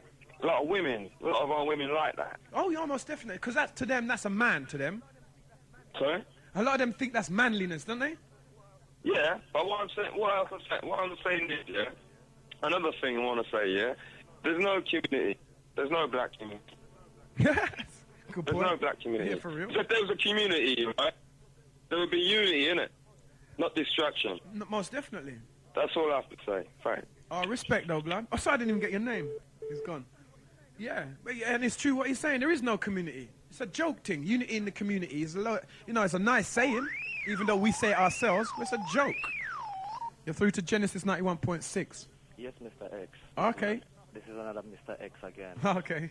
All right. Lots of X phoning today. Really, yeah? Yeah, man. See, in life, right, we all got things and lines to change and roads to maneuver to, yeah? Yeah. Right? But I believe as a black man, for me to go any further, I've got to know my history, my past. That gives me strength, achievements and goals, yeah? Okay. I'm reading a book that tells me something that goes back from 14th century relating to commerce, business. Okay. Right?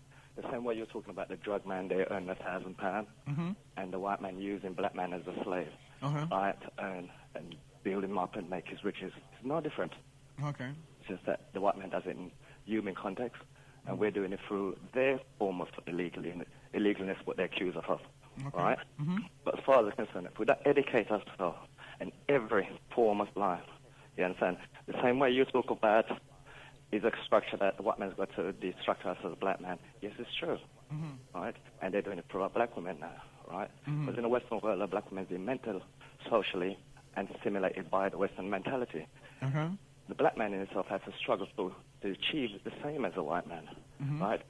We've got to remember looking at a position from a black man's point of view and a woman. A black woman achieved more than a black man. Yeah. We've got to keep that, right? Just as achievement goes, but we'll keep our black women for we as well. Say that one more time. Right. The same way, if you look at an average black man, all right? Yeah. And you look at an average woman, all right? Yeah. An average black woman achieved more than an average black man. Yeah. You understand? Yeah. Just that same achievement that we've got there with our black women, right? We're trying to keep that within our own culture as well, rather than letting that being eroded. Right? But blood, there is no culture. There is no culture mechanism, and there is no culture framework. Right. The Nigerians, so I'll just make a point. The Nigerians have got a particular culture. The Ghanaians have got a particular culture. The West Africans, you know, are different. And the Somalians have got. So there is no fabric that we're working with. Maybe there is no fabric, but one are we? Think the way you think, or me I think. You understand? Yeah. Right? It's a starting point. Which is what I was saying earlier. Yeah. Right. Yeah. And it's all about education. As you said, some people can't take in information, they can make them go in certain ways and certain mannerisms. But if it's teach their kids from a very early ways, yeah, it doesn't become distort, right? It becomes understandable. Okay. Right? I agree with you to a point, because but it's not just about education, it's about order and role and playing of roles. You know what I'm saying? So if it's not about education, why is the white man educated, playing role, everything? With their education and stability. Yeah, but the white man has got some man that clean the streets. He's got some soldiers that go out and empty and you know, do certain kind of work. He's got police. He's got people that look after old people. You know what I'm saying? This isn't war. War doesn't mean that we've all got, you know. But we've always said that, you know. We've always said that. It's just like what it's been done. What I'm saying, sir, Mr. X. What I'm saying is that I'm not saying what you're saying is. I'm saying that's correct to a point. What I'm saying is that everyone, when you have disorder amongst a community, when everybody wants to be like everyone else, and people are not proud of their dustbin men and their blah blah blah and all that is when you get this inability to accept yourself as yourself. That's totally true. Absolutely true. You get what I'm saying? And I think that we are a very emotional and egotistical group of immigrant slaves. I think we are. Yes, we are. And as I said, I mean, I won't get left out too long, but I just then round it up. Everybody who finds up has got a positive point, right, and a positive idea. You understand? Yeah. At the end of the day, you know, them people can teach their kids the right principles and the right ideas, right? But at the end of the day, we can't speak for other people's parents who's not willing to show the same things we are doing towards our kids. That's true. But also, don't we need a we need a momentum and a movement. Like I keep referring back to what white people did for each other.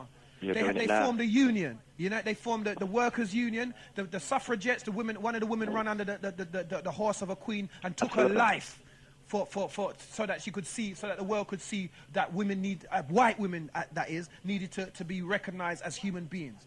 So I'm saying we don't have those level of sacrifices. We don't have that level of coming togetherness. Every man wants to be the boss. Every man claims that whatever he's doing is the right thing. And again, this is will come back to saying, if everybody knows how much black people have sacrificed in the since 14th century or even longer, right?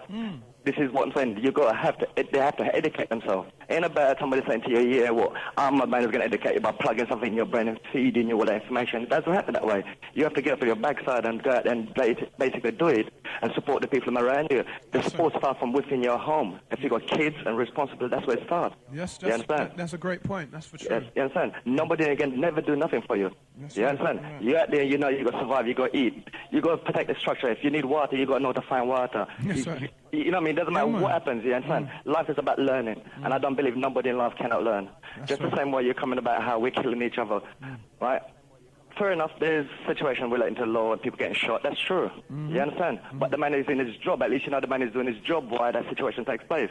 But what I can't understand is that people can defend the fact that, and not defend the fact that every day somebody's getting killed in our black community by another black person, right? If black people could basically stand on the ground and curse the law, say the law shouldn't do this for next somebody get killed related to that situation, right? What about the black people killing each other? Spend that energy and effort to stop that first, and when you stop that, then you could deal with that issue with the law. No, this is what they're frightened, Mr. X. They're scared. But scared for what? I mean, you've got children, yeah? Are you going to go out there and say to the man, them come off the corner? Listen, I travel under transport, and I travel on the street for a reason. Right? Just as much as I did have my transport. But that's not the point. Is that you're observing things, right? You're confronting things.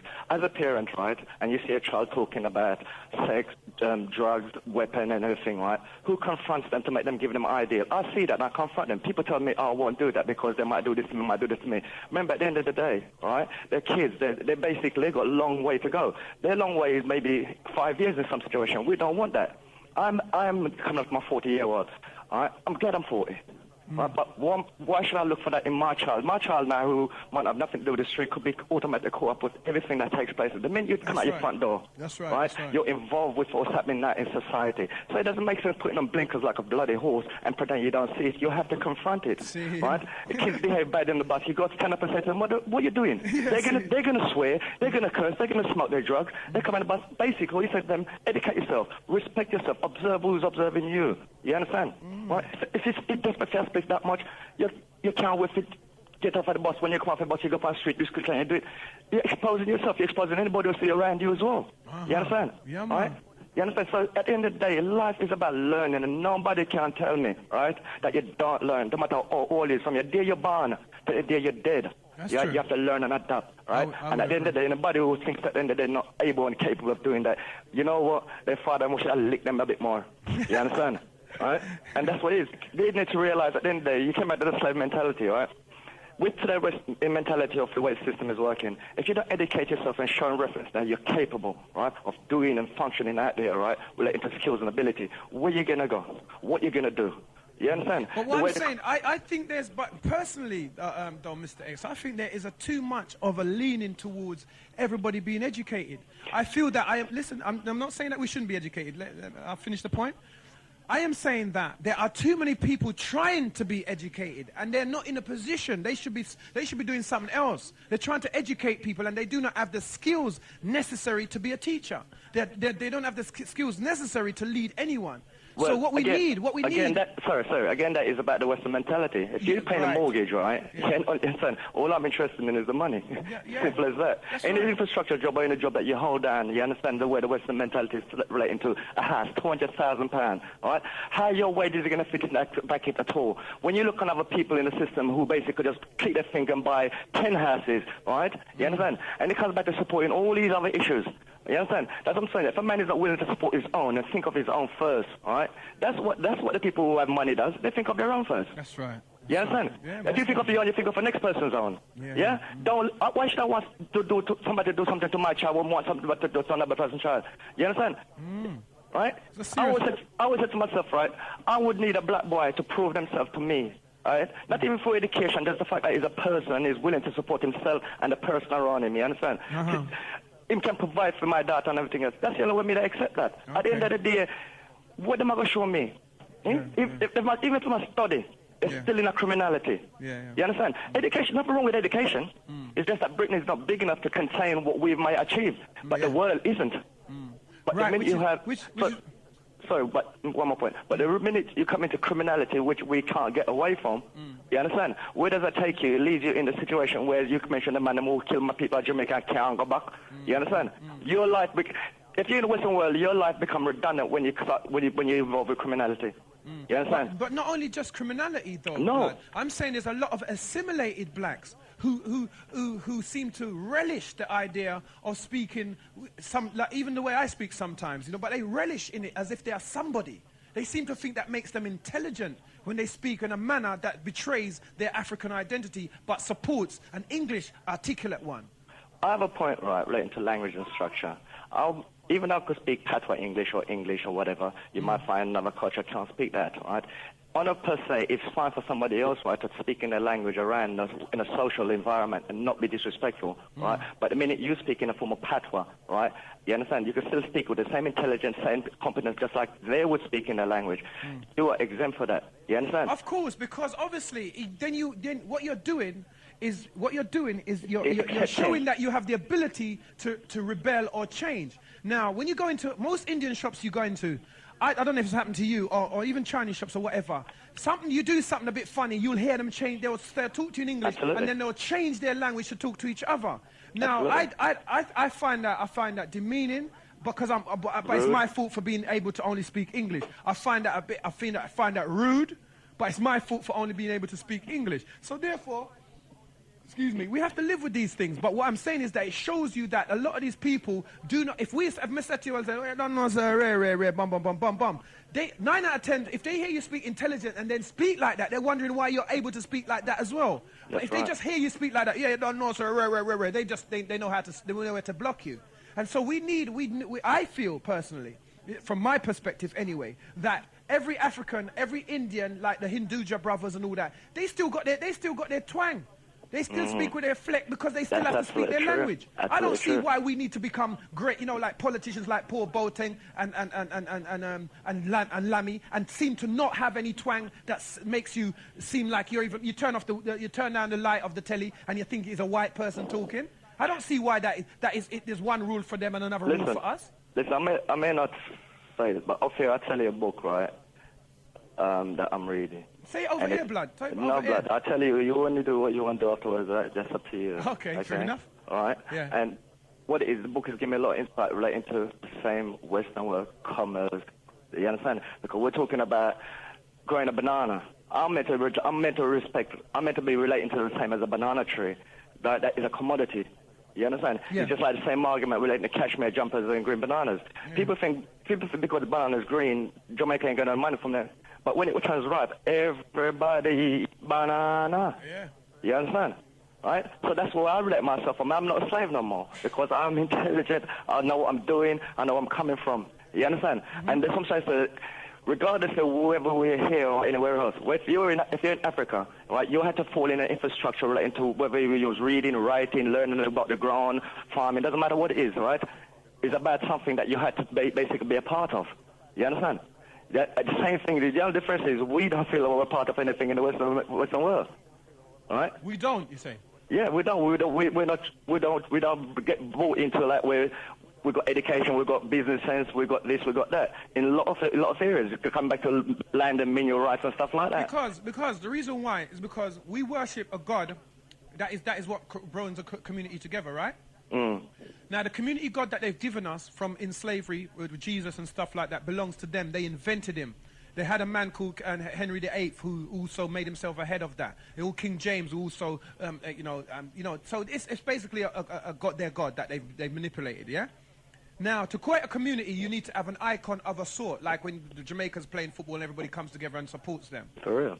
So the icon that we support is called Jehovah or God or maybe even Allah. It belongs to a whole nother community with a whole nother business acumen, with a whole nother race and way to behave. The only way we can be like them is to copy them. Now, every aspect and every time we try to copy the Islamic race or the Chinese race or the European wash, we fail. We've had 100 years of them, and we haven't got anything that resembles anything except individuals with their individual power. You understand? So it's obvious by now that we need to let go of what they're giving us as their icon that we must all rally around. Right. You see, this is what I come to a point in my life now. I feel like I'm intelligent to go out there and achieve what I feel I'm capable of. Right? I feel I find the highest point, and wherever I fall, that's where I belong. You understand? Right? And I try to instill that in my kids then, just as much as... I'm telling you this, no matter how much you achieve, without a unity of your community, or without the backing of them, that's what I'm saying. It's blowing in the wind. That's what I'm saying. It ain't just about just a self-achievement. It's about finding knowledge and experience and basically sharing it. But you still have to go out there and basically try to find out yourself. When you find a road, right, then you can show people that line. You understand? But somebody has to take a starting point. Oh, no doubt. No doubt. I respect that. Listen on that, Father, right? Yeah, respect. Respect, all right, then. Peace, all right. Yeah, Mr. X, I respect that. You know what I'm saying? Yeah, I started in point. And let's hope that somewhere in the struggle you keep your head on straight and you buck up on somebody who's willing to take it to that next level. Hello, Genesis. Hello, this is Doctah X. It's Mr. T here. Trevor from Camberwell. Yeah. Everyone's using T and X. I'm ringing from a difficult situation, namely work, so I have to be quick. Okay, go to. About 4 points. First thing, right, with regards to yardies coming up from Jamaica, yeah. One of the problems is widely known or widely publicized. The British police actually import the so-called yardies. No doubt. Let's not call them yardies, criminals from Jamaica. What they do is they go down to Jamaica, bring these people up, pay their fare, give them money to come to London and infiltrate gangs in London, expecting these so-called yardies or criminals to become clean. They've been used to be killing in Jamaica, so when they come to London, how the hell can you expect them to just stop killing? Yeah. You know, when police give them all this money, they get... You remember the case of Delroy Green, who, I think he killed a half-caste lady who was his girlfriend? Right. Yeah. That was on, it was on television, World in Action? That's right. Okay, yeah. But what I'm saying is, they give them all this money to infiltrate gangs and suddenly expect them to become holier than thou and stop their criminal lifestyle. They can't be... They continue their killings as a sideline. And the thing is, Trevor, they also breed. While they're out here, over here, they're making baby mothers. Yeah. With the same demonic bloodline that they've just came on from their ghetto with. Yeah, the same mentality. Quick, I'll just finish up quickly. My second point is, you mentioned it already, but I think it needs to be shouted again. Okay. Every time the police arrest the so-called yardies, I see Africans being arrested, Turkish. Many of them are what I would call black English. They're not Jamaicans. Yeah. Look at the Damilola case. Everyone said it was West Indians that done it, Jamaicans done it. Yeah. The people that's been charged, I think 2 are Africans, I think Nigerians, and 1 is Turkish. Yeah. No Jamaicans. Yes, so I'm right. putting forward the so-called yardies is a fictitious thing. They're not Jamaicans. That's right. No, but because they're using it, aren't they? They're using the name. Yard is just meant somebody who come from a yard, from back home. Yeah. This name been just, it's like democracy, and all these words been totally misused. That's right. My other point is, I think, was it you or someone else said there are not lots of wars going on? No, I think it was a caller, yeah? Yeah, caller, yeah. That's rubbish. Look at that's what I said. That's what I said. Yeah, I'll be specific. In the former Soviet Union, there's about 15 ethnic wars and religious wars going on. Every tribe, the Uzbeks are killing the Tajiks, the Chechens are killing the Russians. Look at a small area of West Africa. You've had war in Sierra Leone, Liberia, Guinea, Guinea-Bissau. Yeah. That's just a also, that's notwithstanding the Palestinian and Israeli one. Right, there are many wars going on. Many. And lastly, I think it's you, Doctah X, but don't shout me down. I might have got you wrong, but I have visited West Africa, and there are lots of Nigerians who are also light-skinned. Did you say that most Nigerians are dark-skinned? Yeah, I said 90% of Nigerians are dark-skinned, yeah. I would disagree with that because I think it's 50-50. Let me explain. For example, there's a whole Nigerian tribe in the north of Nigeria called the Fulanis. Okay, yeah, I've heard, yeah. They're mostly light-skinned. I know you're going to say why. Because they originally came from Arabia. They migrated from Arabia hundreds of years ago and came across. Okay. And you remember that former president of Nigeria, Shagari? He was very light. You remember the dictator, General Abacha? Yeah. He and his wife, they look more Arabic than African. Okay. So I think it's 50-50. In the south, people are mostly dark. But in the north of Nigeria, where there's a lot of interaction with North Africa, and you know the old Islamic thing in north of Nigeria. Yeah. So there's a lot of Arab input into the north of Nigeria. Yeah, because a good part of Nigeria is Islamic, isn't it? Yeah, north. They have even introduced Islamic law, Sharia law. So as you even said, the Sharia law, as you even said, that these migrants, Fulanis, are migrants. They are migrants. They're not indigenous. This is what I am saying. They're not indigenous, but now they've been there for hundreds of years. Yeah, so that makes sense. Which is what I'm saying to you. So which is what I'm saying to you. So that means that if a white man is if the South Africans living in South Africa, the white Boers living there for long enough, they become South African then. Well, they said they are the white tribe of Africa, but I would say they're not Africans, we know they're that. Europeans. But we know that, but this is what I'm saying to you. So this is what I'm saying to you. This is how things get developed. People take on concept. And I'm saying the word Niger doesn't mean Arabic. It doesn't mean light-skinned. The word Niger comes from the word black. So obviously, originally, when they named that particular country, it was to represent also the word Kush, as you know. Kush, so as you know, so these originally we're talking about. We're not talking about what is developed. And what we're saying is that what is developed is the eradication of the dark-skinned human being. So That's would you say like Nelson Mandela, is he originally African because he looks more Mongol-like? Most definitely, but people say to me it's a phenotype, and it's because of the area that he comes from. So he's originally African? I don't know. No, I wouldn't say that as a fact. But I'm saying, this is what I'm saying. I don't know the facts, but this is what I'm saying. I am saying that he looks like a Mongol. He does, yeah. And I am saying that, you know, there's somewhere in the mix. Because remember, like, you know, as you know, like the Mongols also conquered the biggest area on the planet was being conquered by who? The Mongols, up to this day. So we don't know about the interactions. You know what I'm saying? There's things that might be in the genetic lineage coming down, which people have regarded and referred to as a phenotype. And quickly, my last part, I just mentioned a book I'm reading called you might have read it, How Europe Underdeveloped Africa. By Professor Walter Rodney, a very good Pan-African historian. Yes. And just 2 points from that, where he talks about the problem of Africa's underdevelopment. It's not just the colonialists, but you have a large group of African elites and African sellouts. Yeah. You know, people like Abacha and Mobutu, they stole all the country's money and put it into British banks and French banks. Trevor, that's what I'm saying. That's what I'm telling them about the double agents, that we have to stop looking outside. They've educated these people to work from the inside. Remember the Cold War? Remember what Russia was doing to America? Remember what they was doing to China?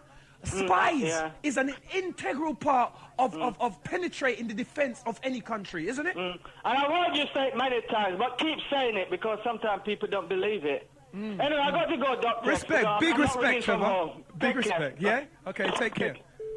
Yeah, you know, another learned person in the community. These men, every so often these men phone up, you know that these men are continually putting their efforts in to keep the records flowing as to the truth.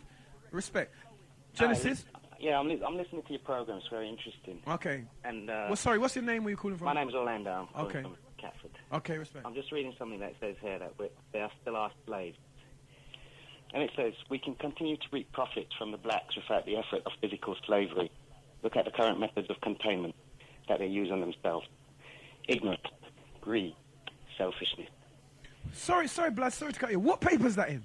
This has been written by a white. Yes, I'm speaking in the third person. Okay, what book is that in? I'm not sure where the book it's come from, but just let me finish what it says. Okay. It says there that ignorance is the primary weapon of containment. A great man once said, the best way to hide something from the black people is to put it in a book. We now live in the information age. They have gained the opportunity to read any book on any subject, through the efforts of their fight for freedom. Yet they refuse to read. There are numerous books readily available at Borders, Barnes & Noble, and Amazon.com, not to mention their own black bookstores that provide solid blueprints to reach economic equality, which has been their fight all along, but few read consistently, if at all. Greed is another powerful weapon of containment. Blacks, since the abolition of slavery, have had large amounts of money at their disposal. Last year, they spent $10 billion during Christmas out of their total $450 billion total. Any of us can use them as our target market for any business venture we care to keep up. Sorry for that? No, I'm just saying you see. Right. It says that no matter how outlandish they will buy into it, being primarily a consumer people, they function totally by greed. They continually want more with little thought for saving or investing. They would rather buy some new sneaker than invest in starting a new business. Some even neglect their children to have the latest Tommy or Fubu, and they still think they can, by having a Mercedes and a big house gives them status. Or they have achieved the American dream. They are fools. The vast majority of people are still in poverty because their greed holds them back from collectively making better communities. Wow.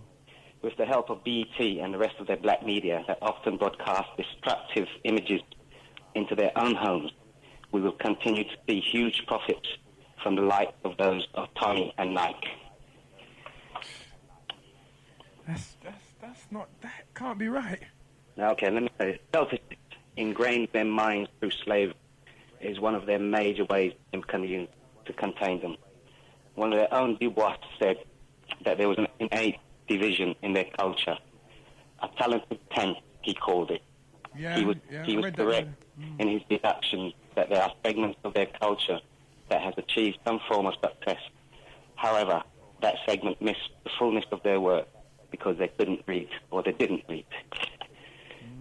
That talented tenth was then responsible to aid the non-talented 90% in achieving a better life. Instead, that segment has created another class, a buppy, a class that looks down on their own people or aids them in any condescending manner. They will never achieve what we have. Their selfishness does not allow them to be able to work together on any project or endeavor of substance. When they do get together, their selfishness lets their egos get in the way of the goal. Their so-called health organizations seem only to want to promote their name without making any real change in their community. They are content to sit in conferences and conventions in our hotels and talk about what they will do and award plaques to the best speakers, not the best doers. Whoa. Is there no end to their selfishness? They steadfastly refuse to see that together each achieves more. They do not understand that they are no better than each other because of what they own.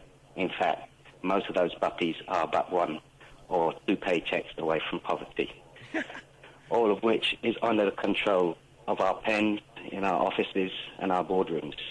Yes, we will continue to contain them as long as they refuse to read, continue to buy anything they want, and keep thinking they're helping their communities by paying their dues to organizations which do little other than to hold lavish conventions in our hotels. By the way, don't worry about any of them reading this letter. Remember, they don't read. Blood, can you send me that by email? I'll give you my P.O. Box number, please. You got a pen? Yeah. Please send me it. Okay. This Ghetto-ology. Ghetto-ology, yeah. Yeah. P.O. Box. 274. Yeah. 82. Yeah. SW9. Yeah. 6WU. 6WU. Yeah. Please send me that. Okay. Respect. I'm gonna have to produce that again and give it to these people. Okay. You see what I'm saying though? Everything we talked about this morning, yeah? Yeah. They're observing us. This is what I'm saying. They're clear about what we're doing. We're a bunch of dummies as far as some of these people are concerned. Look what he says. You can turn the black people and make them into any target market you want. Anything that you got to sell, look at black people as your target market. Because they'll buy into it. Because they'll buy into it. Yeah. That's why he said there's a consumer. We're just a consumer group, really, with no power whatsoever, just to buy into everything. No, we're not a consumer group. We're a bunch of fools who can't help ourselves because we're always wanting to put each other down. But so what do we do about that psychologically? What is the change that we need to initiate in order to subvert that particular mindset? You have to educate the masses. Yeah, everybody wants to be the big don. They want to be driving around in Mercedes. They want to be big houses. You know, and they think that these things come easy. You know, you've got young guys driving big cars. They don't work. They have no intentions of working, and that's the mentality that they have. That's been passed on to our youth. Yeah, I know what you're saying, but how do you? No, we can't. How do we go on this massive educative? Well, you can't educate fools. Yeah. I mean, if the fool is indoors and they have children of their own, they will also become fools. That's what I'm saying. Slaves breed slaves, don't they? Absolutely. Monkeys breed monkeys. Absolutely. Dogs breed dogs. So slaves should most definitely breed slaves. So you have to start with the root. Yeah? Change the root. And how? Would you suggest? I don't know. I mean, I've got kids of my own. It's quite complex. But what I'm saying is that, do you think then that if we used a form of, I don't know, do you think, okay, no, maybe not. Do you think then we should, from the inside, start to clear, you know, like when this guy was talking about his father who's intestine twisted and he became sick. Mm-hmm. Do you think then, from the inside, we have to start to see who's working against us and start to rally against the people who look like us but are actually working to assimilate? Do you think that is also a way I don't think it goes as far as, I think it's a very simple thing. If you have kids, you teach them right from. I was born in the West Indies by my grandparents. I came here when I was 8. You know, I knew if I did something wrong, I was going to get beaten. Okay. Yeah? Now, I'm not advocating that you should be beating kids, but they've got to know right. But then you're talking about a factor of fear. No, I didn't fear my grandparents, but I knew if I did wrong, I was going to. Well, that is fear. But that's fear. That's the factor of fear. You know what I'm saying? You're going to get chastised, which means that if you did that, this is what you get from that particular action. This is the reaction you get if you did that action. Yeah. Some people are not afraid of that reaction, which is why guys go around killing people. So what do you do to those people who are not afraid of that reaction? Unless you get somebody else who's also not afraid of their reaction, they're going to continue regardless, aren't they? That's true. So that's what I'm just trying to prize from you certain different types of mindsets to see where you're at within that. Because I'm saying that I feel that a lot of our own people are working at, like I said, with the radio presenters on Choice and all these other radio stations, the DJs that promote these dances with all these light-skinned people. I think, and all this machoistic posturing. I think that we are working against ourselves. I think that the suicide is internal. Or the genocidal suicide, should we say, is internal. So if we don't clear up our intestines, they will twist and they will kill us. Well, that's a difficult topic to get around, and I haven't got a clue how you're going to do it. This is why I suppose this whole thing is about. We're trying to hopefully change your mindset, because if you change your mind, then you can change the way the mind moves and the way the people move as human beings. You know what I'm saying? So it's not just about discussing. It's about hoping to, because a lot of people talk, then they go back and smoke a spliff or drink a drink. But do they any at all in their life actuate any of this new knowledge? I'm not sure. This is what we got. So when you're talking about massive education, then would it really matter if they knew? The education's got to start indoors, surely. Most definitely, yeah, I agree. Yeah, I agree. It's got to start indoors. But then, what do you as a chain, you become one link. What do you attach yourself to? Because if you then live in, say, Brixton, where I live, and you've got all these, very nice-looking children, or as girl children who grew up in a ghetto, which full of immigrants who eat most of their dinners out of boxes outside of takeaway food shops. Yeah. How do you get them to deal with this persistent onslaught of these guys? Yo, baby love. But if you've thought the right way, you can only hope that, by showing them the right road. Yeah, but there's also fear involved. These men are very, very intimidating. These men will block their passage. They can't call the police. These men will call them across the road, and if they don't, they'll shout them down, or they might draw out their knife. And these are not things that they'll run and tell the police. Let me show you something. I've got a friend who's lost 2 of his nephews recently. Say that again. So repeat that. Sorry, a friend of mine has lost 2 nephews recently. Yeah. Okay. Yeah. One 2 years ago, and his other nephew 6 weeks ago. Okay. Right? Okay. Stabbed in Catford. Right? Is that the one that? Is that the one that 16 years old. Is that the one that? No, that was someone else. Right? Gyro. What? 16 years old. Sorry, you're cracking up. Could you repeat it, please? His name is Shiro. Okay. 16 years. 16 years old. This is mentality you're dealing. Yeah.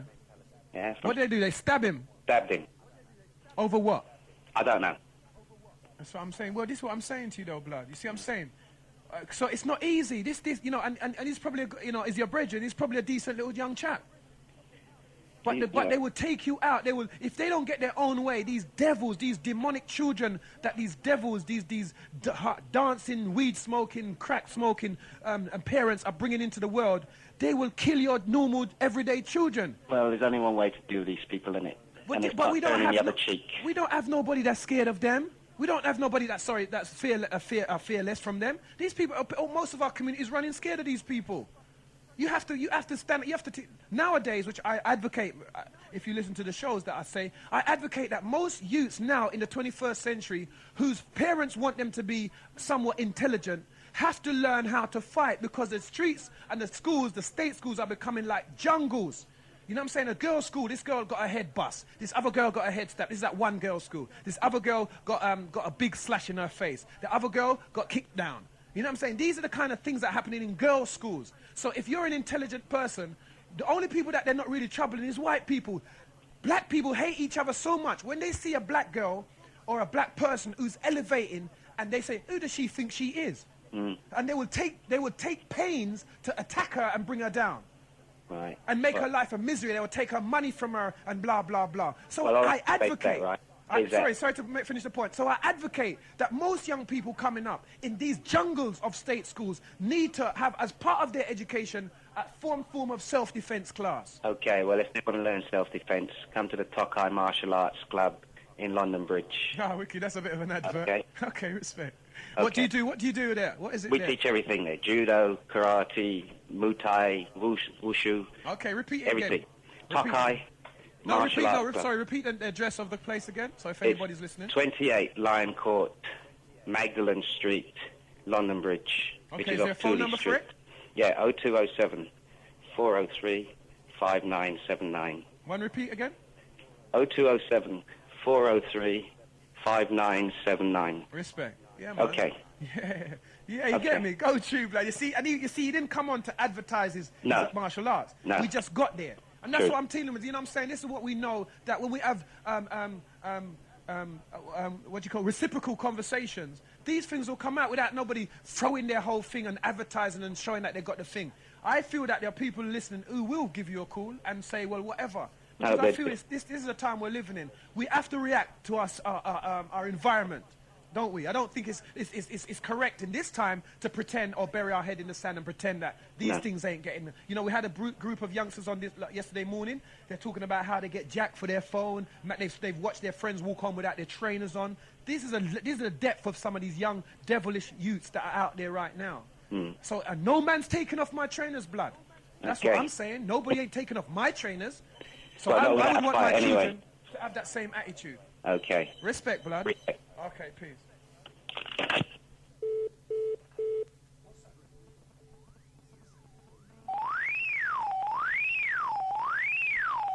Yes, Genesis 91.6, you're in tune to the Talk radio station, probably the best in the world. This is Doctah X speaking.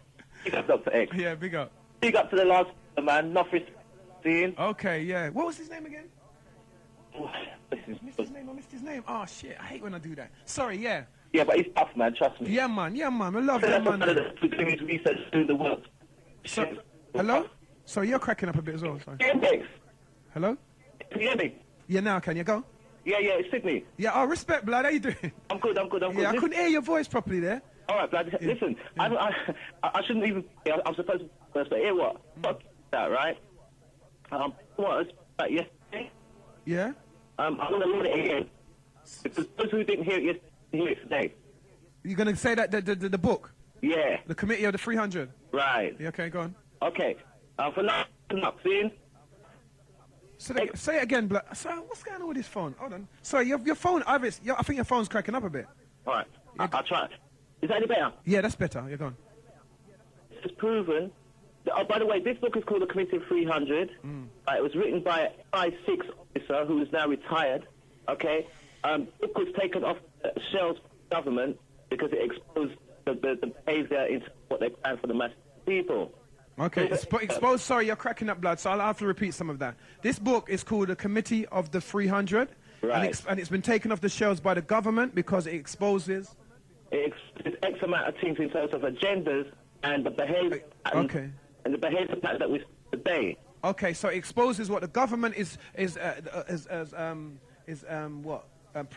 the agenda of the government, that they're trying to, how they're creating the behaviours in our community and making us behave in this way that we're behaving. Is that what you're saying? Absolutely correct. Yeah, okay. Okay, I'm going to go through it. All right, then go. Experience has proven that the simplest method of securing a silent weapon and gaining control of the public is to keep them undisciplined and ignorant of the basic system principles.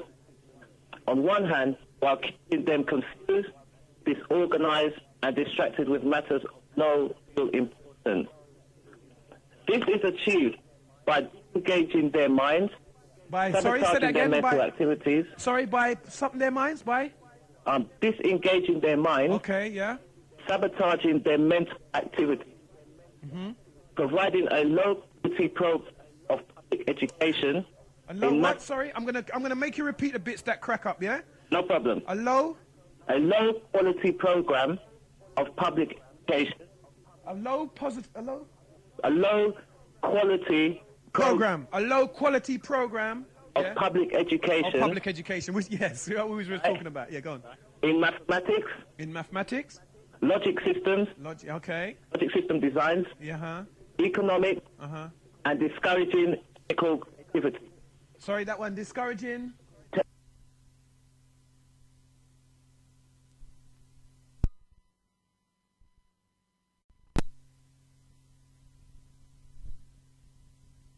Keep the people entertained below a 6th grade level. Jesus Christ. See? So hence all this degenerative music, the smut they're showing on the telly, you don't know. See? All right. And work. Basic picnic level things where big people are getting up. See? Right. Work. Keep the public busy with no time to think. Back on the farm with all the other animals. Bottom line. All right. Before I go, X, repeat the name of the book again. Yes. Committee of the 300. You can't get it in the shops because they took it off the shelf. Because it's armed. This is the ammunition that we need to turn our minds around. See, all the gunslingers and all the shotters them out there and all them people, they're caught up in the web of conspiracy that's been hatched, right? So that the behavior we're seeing, this is the answer in order to break that cycle. But that is the war. Isn't that the war, Sydney? Isn't that the war, and the leaders of their intelligence are putting towards our people? Because they're definitely not killing us with guns. No, but they're using another form of intelligence. That's right, psychological warfare. That's right. See? But remember, I'm reading this out because I want people to know. Say, look, the war's been hatched by Europeans, and yet it's a white man now that's exposing it. That's right. Seems that our brothers and sisters won't listen to us at X when you're kicking out what you're saying, and they think that you're talking whatever. See, they will more take it from a white man. So hear it from a white man. I'm just regurgitating what he's saying. Respect. Okay? Respect, right. Just let me finish this final piece because I'm really going to have to go. See? All right, then go. All right, listen. Drug bars will be set up and run by one world government employees, where the slave class shall be able to spend their free time. In this manner, the non-elite masses will be reduced to the level and behavior of what? Controlled animals. See? And with no will of their own, and easily regimented and controlled. So that's the bottom line, Doctah X. That's what's going on out in community. And if those in London hear this and recognise what's going on, then they'll know, say, you know what I mean, the conspiracy is there, they've got to break the cycle, and you know what I mean. And fight the war, because it is war. Absolutely. You know what I'm saying? It is war. We are at war with a colonial mindset that is seeking to destroy us as a race and make us extinct like the Indians, the Arawaks, and the Aborigines. That's right. To relegate us to nothing. Absolutely. But listen, like I say, right, I mean, if it means that I have to read chapters of this book every Sunday, right, it's going to have to happen because, I said, people can't get this information, so therefore I'll kick it out as long as I can kick it out. Can I though? Yeah, well, you know how we do. I'll be talking to you differently and respect something, see? Yeah, respect. All right, you keep up the good work. One love. Respect to you, Sydney. All right, big up. You know what I'm saying? Yeah, man. DJ B's in the studio, and it would like a little ding from Mystery Man. Yeah? So, I mean... Okay, you're through to... We've got DJ B in the house. We need to engage him too, because he seems to like this sort of stuff. So, he loves it, not like it. Okay, so we're talking about stuff today, and you're in through to Genesis Talk radio station, Doctah X, and the People's Talk Show. Yeah? Sorry to keep it so long. Hello, sorry. Okay. Hello? Peter from Peckham. Okay, hi. I phoned in earlier. All right, then. I'm trying... How many... Are you the same person who phoned in twice? Yeah. Okay, yeah, we'll make this one very short then, yeah? Because this is third time unlucky, really. Yeah. I'm trying not to get more people more than twice anyway. Okay, so make it quite short. Yeah, I'm trying to figure out how is it that in certain areas of England, my side, Toxteth, Brixton, like 20 years ago, there was social unrest in all these areas, and now there's an onslaught of gun crime and what I would call domestic terrorism. Yeah. What the brother just spoke up earlier about a conspiracy. Yeah, that's Sydney, yeah.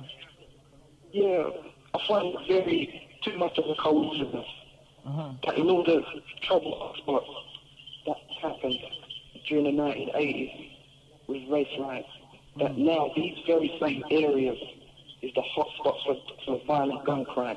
Okay. So, yeah. It's a coincidence. It's not a coincidence.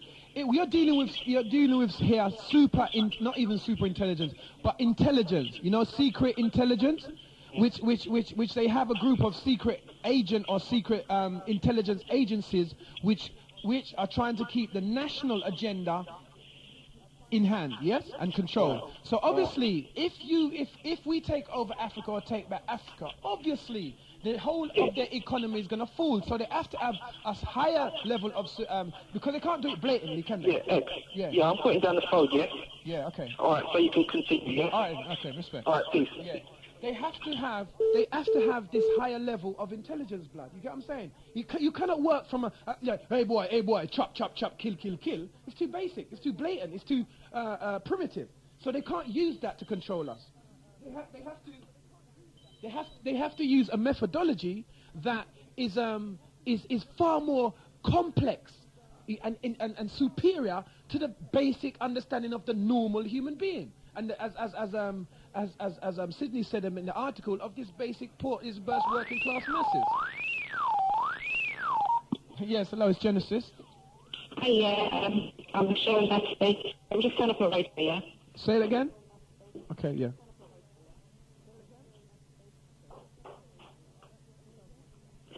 Sorry, I have to turn off my radio. Oh, that sounds much better. Yeah, what I wanted to say, coming from my mother's point of view, I think that there's a lot of mums out there, you need to stop jigging up to that music, right? And you need to sit down and teach your children, right? It's like for me, for instance, you may not agree with my methodology, but I will like play my son a Biggie Small tune, and then I will tell him, right, this is what happened to Biggie Small, yeah? Yeah. So every time I put that on now, I'll say to him, so son, what happened to this guy? They tell me, oh, mum, he got shot, he's dead. Yeah. You know, there's ways of teaching your kids this thing's not right. Okay. You know, I understand what you said, and I do agree with you. And this not to cut you, but to say about the right and right. What you're saying is that, listen, son, you're my son. You're the blood of my blood, and I, as your mother, when they're a child, you have a level of control, and you're saying, well, listen, this is not what I want for you. You get what I'm saying? So, and while you're at this age, at this tender age, you know what I'm saying? This is where you take time to mold your child. The child is no free for all. For everybody to put in everything, you know, your teachers and your mother and your granny and everything. It's you're the yours. Foundation, you know what I mean? You're their foundation. That's right. So yeah, I think that is a good thing that you're doing, because you've recognized your environment and what your child is going to be up against. Another point, sorry to cut you, another point that I want to make. Parents need to start looking into what their kids are watching on TV and the books, what they're getting. We are big up. We say that. It's like, for instance, right, my son bought some Digimon book the other day, yeah? Yeah. If you look into it, there's one part in it where the bad characters, they say they have black stuff in them, which needs to be taken out. You're That's lying. what I'm telling you. You're lying. I'm not lying to you. I will show you the book. And this is what's going on, and it's like Thomas the Tank Engine, right? Yeah. They got one bad character, what they call Diesel. Now that's a black train. Oh, you liar! Do you know what I'm You're saying? lying. You've got to watch these things, man, what your kids are reading, what they're watching, the influences, and you have to tell them straight, look, this is the wrong way, what they're promoting to you is wrong. You have to teach them. Have you got the name of that book? There's so many of them. Do you know what? I can see a pile. A big pile of them. No, you see, no, I never knew that, you know. I never knew that about the Thomas the Tank Engine or the Digimon, the black stuff, and because so what all they've done, this as we're talking about the intelligence, is shifted the borders a bit. There's no more black bar black sheep, but the black characters are still there, being evil and wrong.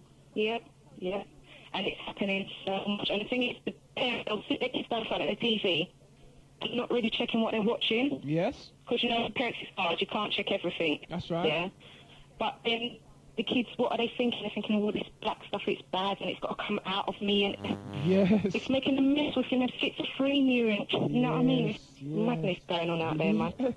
You see, these are the subtle things that we need the coolest to explain to London. You get what I'm saying? That these, you know, because I'm not aware of that. And I'm saying, right, that's what's got, is it that bad? And see, you see what you're doing? This is what I'm saying about the African eye or the black eye or whatever. You know, you're seeing from the point of view is that I am somebody. So let me read this book. You're not reading it from the point of view that they are somebody, so let me read this book. You're saying, I'm somebody, and this is the book that's available, let me read it. But you're reading it from the point of that you're strong in your character. What happened with a lot of these other parents is that they think what the white people have got to offer is the thing. So they read it from the point of view as, you know, without no strength of character, without no notion of self. But you can use it to your advantage. You can still sit down and read it with the child and tell them what's wrong with it. You know, you can teach them from young, and then they'll spot it for themselves eventually. When they're reading other things, they'll know, oh, my mum told me that when they do that, it's wrong. Know themselves, you know, so you use it for, if you turn it around, you can do that, you know. Right, that's what, you can't underestimate kids. I mean, they're intelligent, you know. Well, so what do you think of that advert, Are You Made of the White Stuff? That means that's the next thing, because you know that 90% of black people can't even break down the milk. You know what I mean? So it makes you wonder, why are they trying to promote it to us so much? What we call it, lactic intolerance. Lactose intolerance. My son had that, man. He could have died from that. Who? My son had that. It blocks up all your respiratory system. When you can't breathe properly, your brain's affected. Do you know what I'm saying? It's a serious thing. What are you saying? It's a serious thing, man. Yeah, you see? Why you made of the white stuff. And you know what? Notice how the word white is connected with the rhyming phonetic word right. Yeah. This is what this is the constant be war. aware of these things, man. This is what I'm saying. It's a war. They don't understand this level of war because half of us are dumb and we're not intelligent. And then we're not listening to intelligent people. We're listening to educated people who are feeding the educating that white people are teaching them instead of trying them how to break down. What you're showing there is a level, as far as I'm concerned anyway, of intelligence. You know, if you was educated, you wouldn't have seen that. A lot of it, because you surprised me. You get what I'm saying? So therefore, a lot of educated so-called people are buying them books for their children. But yeah, so that's what I'm trying to say to you, is people that are coming on with, like, these books. Enough respect to people what's bringing out the literature what's out there, but look at the kids' books as well, man. Not just the adult books. You've got to look at those as well. You're right. It's because even at school, which were the people talk, I heard some guy talk about on the radio about, oh, is that the way you speak to your teacher at school? Who the hell is a teacher at school? I know them. I rave with them. They're some dummies. All they're doing is, you know, this is not the 1960s when most of the teachers had come out of the army and stuff like that, and most of the teachers were disciplinarians. This is the year 2000 when some of them, they smoke drugs. You see them at the Gothic raves. You see them all over the place. Well, it's not even that. It's easier to get into those industries now because they're so desperate for teachers. Teachers are, you know what I mean? That they just take on anyone. No, I won't have my children bowing to that kind of that sort of inferiority that they're teaching in the school. My children ain't going to be, excuse me, miss, and let's talk to her like some of them even call them by their names. It's not even that. It's like I've gone to stay at school, like see how operating some school. Yeah, they're doing things. They're making notes on them. They'll take an individual child and make notes on that child, you know, the way it behaves and everything. Yes, and the mother that's how and the they're getting into father. the mind frame and thinking, finding out how you think. Do you know what I'm saying? Yeah. The teachers are doing keeping on record. Okay. They know the ways to manipulate the black child because they're studying them in school. I've seen them do it. Seen? What's your name again, sorry? My name's Michelle. Michelle, yeah. I'm in Battersea. Battersea, okay. Yeah. So, you see what I'm saying? Now, you see, these are the people, them. You're out there. We're all out here. And we're all, unless we come together on a level where we link in terms of talk shows or wherever, where we understand this and it's no good just keep talking about it. This is why I'm saying that everything else can only last a time. And this level of talking and raising the awareness. Yeah, man, you've got to do something. Of course. Well, that's what I'm saying about, like, a level, you know, you have to have a policy. Like when I said I started just doing this thing, I can't be at one place for too long. I can't be doing this same thing in 5 years' time. That's rubbish. I ain't going to be doing that. Leave that to some other brothers. You know what I'm saying? That's not my particular objective. So we've got to expose all these things. You've heard all the callers that come out that are doing their own personal study. They have to collate this stuff. You've got to come together, man. Of course they have to. You've got to come together. If they're in this war, they have to. If they're in their own personal little environment that they think they're big in, then of course they're going to stay where they are. But if they're talking about their family and their community, of course they're going to have to raise up. For real, man. Anyway, look, I'm going to go. Thanks, Michelle. Thanks. You know, that was nice. Yeah? All right, then. Respect. You take care. All right, bye. All right, London Town, just a quick message, right? What was that book called, 300, the book of the what? The Committee of 300, right? A caller phoned in, Kevin from Peckham, right? Said if you got a computer, the website is www.hiddenmysteries.com, right? And the book's selling for $16.95, and it takes 2 to 3 weeks delivery. And if you're interested, go to that site. And we had the next caller from a brother named William over in the east side of London, right? He was saying, you know something, London Town? Genesis should, instead of playing ad and jingles, right, over the air, what you should do is play a ad for a book, a new book, a play, something that's constructive to the community. And that's coming from the man William from East London. Respect William, honor every time, right? And you know something, X, you know what he said? He said, you must come over to East London and start something and rally the people, them, right? London Town is just on the other line right now, right? So that's my little input for now, right? Hello, caller, where you calling from? Hello? Yeah. Yeah, would you like to say something? You sound kind of low. The talk show done? No, man, no, what? That not done for no us. All right, hear this now.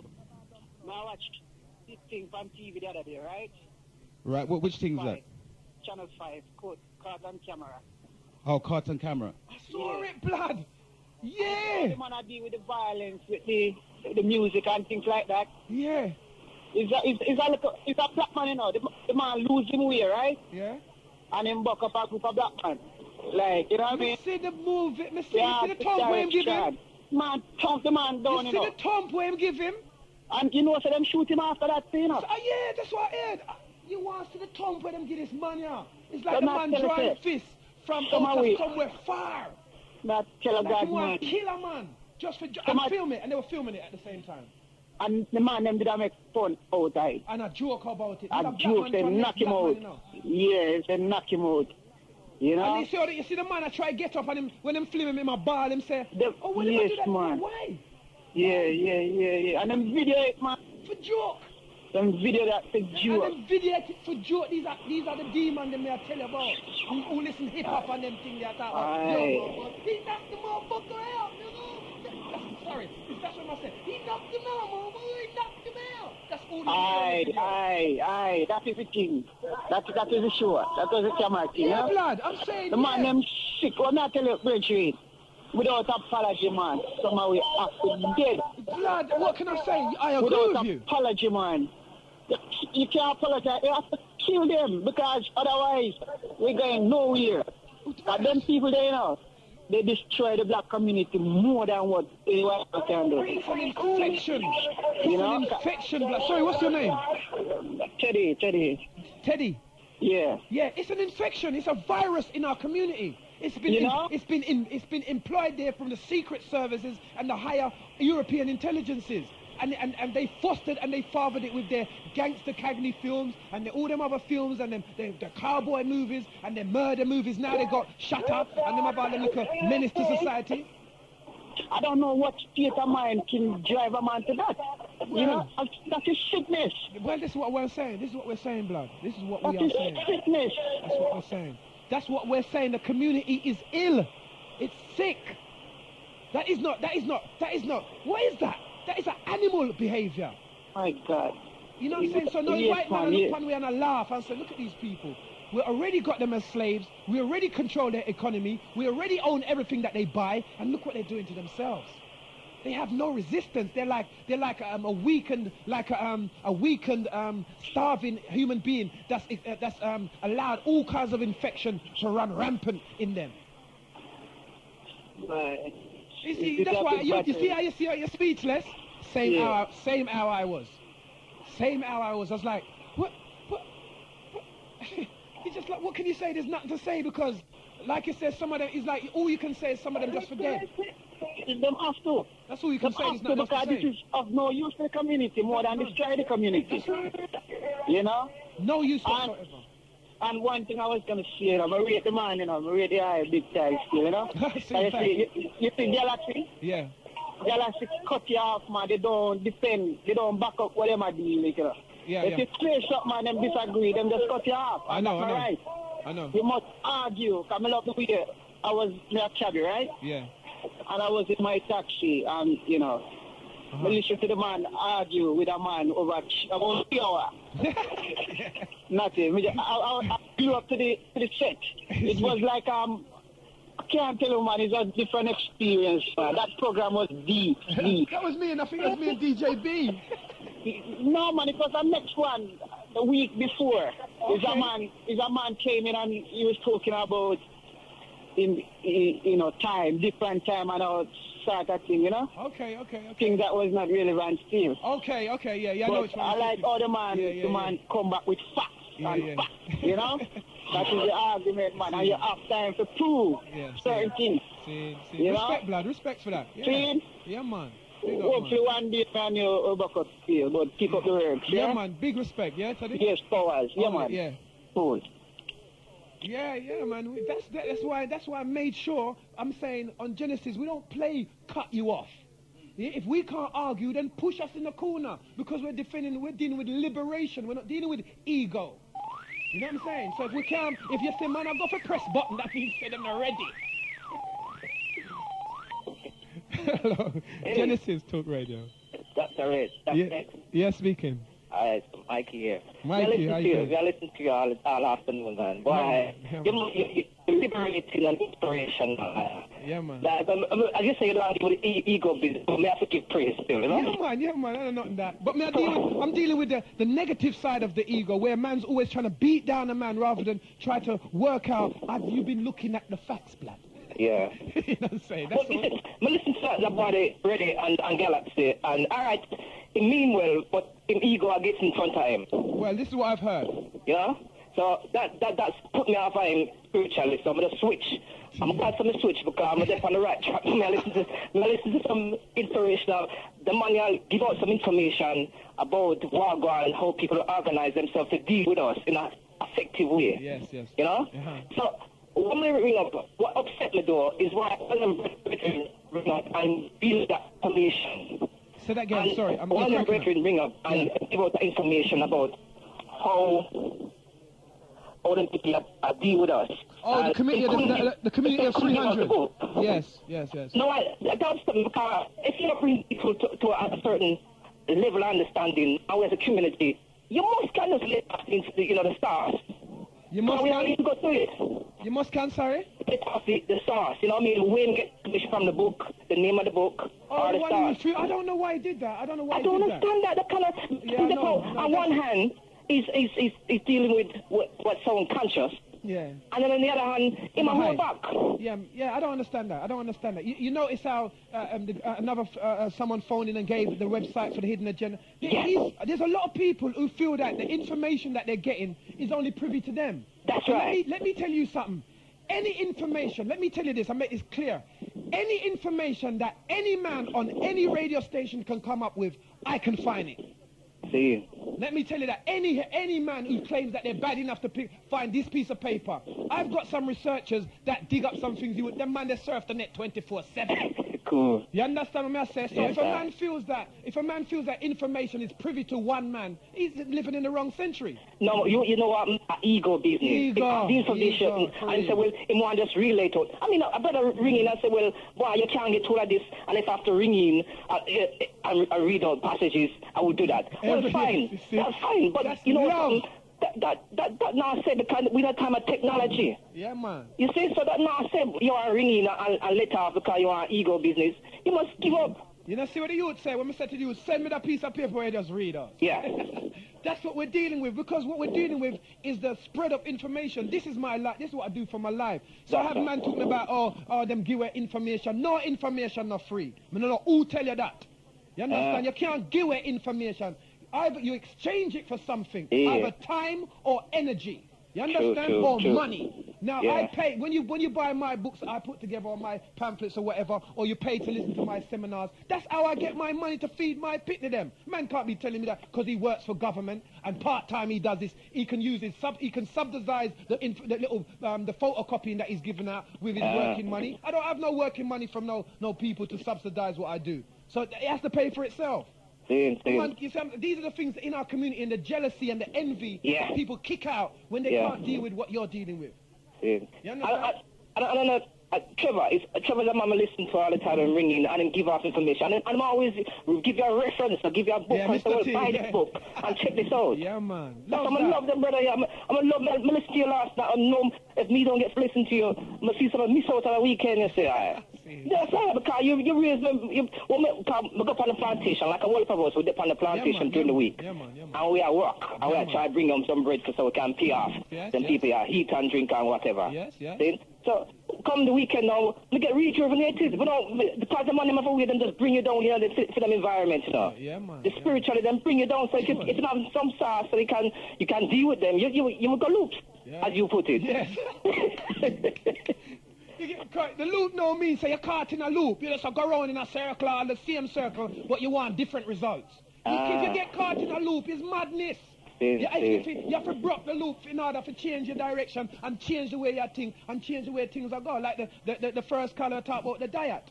No, if you eat yam and banana, plantain, dashing, sweet potato, you know what I mean? You drink fish soup, whether you still drink cold food soup, anything like that, you have to be physically active.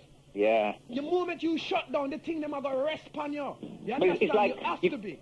It make me feel like them food is like a mule food. Say that again? It's a mule food. Yes, a working man, plantation food, workhouse food. As much as we love it, it's thing will help you for work. Now, as you know, in the herbs, the man I talk about weed is the herb. But there are many different herbs like ginkgo balboa. You have a whole heap of other herbs, lemongrass,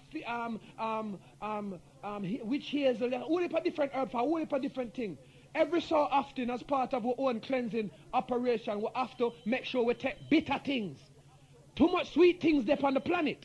So that means that is like, if sweet is positive, bitter is negative. So if you stay with sweet things all the while, you're going to kill yourself. You have to have the negative bitter or the positive bitter, whichever way you want to look at it, to balance it out. See me I say? Oh, we just lost him. I didn't even hear that click out. Now this phone is gone. The live link number is 07. We got the both phones going. 07904 432 568. I'm sorry, to that caller. I just lost you. I didn't even know it. I'm talking to myself, you know. But we're gonna try and do a link, and I'm gonna link it back. Yeah.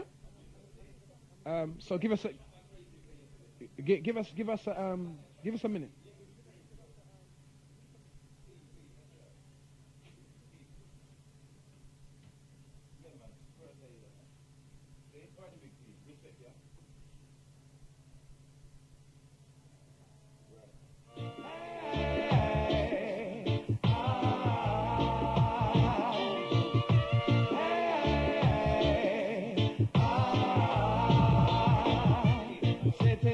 Church on Sunday, thinking who you're gonna screw Monday, who you're gonna thief, who you're gonna rob, take it at me till you say you can't fool God too. Every day you ball out Jaja, call yourself a dreadlocks Rasta, terrorize the people from your lane, cause that's how you get wicked when you lick the coke. My head deep, shall a man bend down, and I ask ask you for a piece of bread, you give them stone. By his deeds shall a man be known. All right, London, I just had a call from the man, Mr. Michael, from down at the Peckham region. And Michael's saying, you know something? It's about time Genesis got a debate forum going, right? So all the representatives of the community and the factions that's out there could come together and kind of put down their kind of religious attitudes still. And he said he'd love Genesis to have a debate forum because that's what it's all about. And that's come from the man Michael from down there in the Peckham region, right? And I'm sending a last shout to Michael. Respect for that call, right? Anna, every time, yes? Impress a little easy girl with your pretty car. When you're done, she said she have to get paid. What a fret you are go fret when you hear she have. By his deeds shall a man be known. Man, I ask you for a piece of bread, you give him stone. By his deeds shall a man be known. Natty up your head and worship Babylon throne. By his deeds shall a man be known. Straighten up your liberty and don't bow down. By his deeds shall a man be known.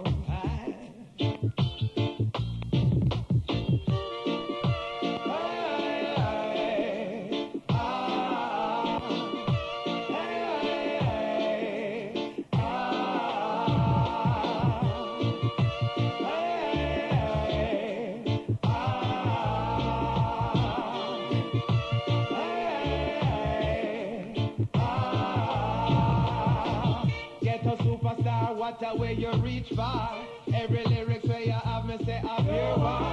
Oh, you a tell a man feel lick shot when you never get a lick yet you feel how it hard. If you a warrior, tell me where you fight for. And if a justice make you put up on your lighter. But if a vanity jewelry and such, remember, say me tell you. All right, London Tom, the live link is back on, right? And the number is 07904 432 568, right? I'm going to repeat that. 07904 432 568, right?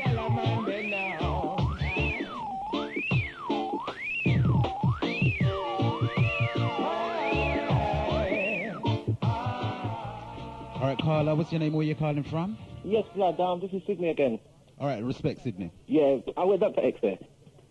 He's kind of catch up on the other line. He soon comes. All right. Let me just redress what the last caller was saying. See, in relation to the information I was speaking about the Committee of 300. Right. To the best of my knowledge at the time, I learned that the book was taken off of the shelf. Okay, I didn't know in actual fact that it was available on the web, which is all good still. But at the time when I got hold of the book, to my understanding, the book was taken off the shelf. Yeah, so. It's not as if to say a man's holding the information to his chest because it ain't all about that. I gave out the title of the book and the author of the book, and if a man wants to speak that, then a man must speak that. See? No, so I just want to clarify that point because I ain't holding nothing to my chest right now. The information is for everybody, and you know, it's just let it go. All right, but I mean, it's you that did mention the book, so you ain't holding nothing back. You read the excerpt. No, but you see, a man phone up and the man's saying differently that, you know, where a man's reading that X amount of this and he ain't declaring where you get the info from. Sydney, no, I know you know, next you, you know. I know you in my talk. No, I know you. You mad? I am a brethren, I'm not defending. Oh, you mean? All right, I know you in my talk. And next you phone up earlier and I'm say about him now go. Him say some only for things. I'm say where to get the book from? Him say, well, him now go tell me, but when it done, if me want you, whatever me do after him tell me is my business. Back to that same mentality from about 3 years back. When I hear that. I know you, man. I thought he was reflecting to me. No, man, I know you. No, I know you in my talk. Him couldn't talk about you, mad? All right. Well, anyway, listen. Just have a line down, blood. All right, listen. On the next tip. Listen, on the next tip, yeah, the data that they called about talking about the book about the youths then. The subliminal message about the Thomas the Tank Engine and how the black stuff's in the youths and stuff. Yeah. All right, there's a tape right by Dr. Delbert Blake. If people can try and get it right to see. Dr. Delbert Blake goes as far as to say this, that when your youths go to hospital, the mothers, you have to mind the youths, right? When your youths go to hospital, right, the reason why they don't want you to beat your children is because when your child is beaten, it sends an adrenaline response in the body, yeah, which messes up the spinal fluid. The spinal fluid is where the melanin content is, yeah? And when a child is in hospital, apparently, yeah, according to Dr. Blair, I'm just saying what he's saying, see? They actually tap the spinal fluid and extract the melanin out of the child, yeah? And then the melanin is sold. Its commercial name is called interferon. interpheron. Yeah? This fluid is taken then and sold to elders, initially white people, to increase their youth. Yeah? So that's the deal. So people need to know that. So be mindful when you send your children them to hospital. Be always forever monitoring them. Be around them. You know, if they're on operation, watch what's going on. Right. Yeah, right. because that's what's happening at the moment. Right, Sydney. And this Dr. Blair is a very eminent black scholar, researcher, and he knows what he's talking about. And I feel what he's saying, so I'm just kicking that out. All right, Sid. All right, blood. Respect, blood. Every time. I know, right? You know, so I'm going to read out that book, the Committee of the 300, right? That's right. Once again, the website number is www.hiddenmysteries.com, right? $16.95, and it takes about 2 to 3 weeks delivery, right? Respect. Right? So, respect. London Town, you've heard it, right? So get those fingers on your computer, right? Keep up the good work, Ian. All right then, Sydney. Peace. Respect, yeah? All right.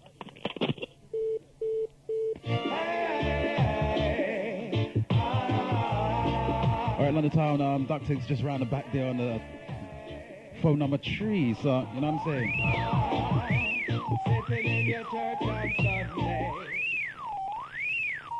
All right, Carla, what's your name? Where you calling from? Yeah, my name's Derek. I'm calling from Nunhead. Nunhead? Yeah. All right, then, Derek, what you got to say to London? First of all, pick up the whole of the man them and all the caller them, yes? Right, respect for that. See a great response I go on. You see what now? Rastaman used to reason about them debate that same way years ago.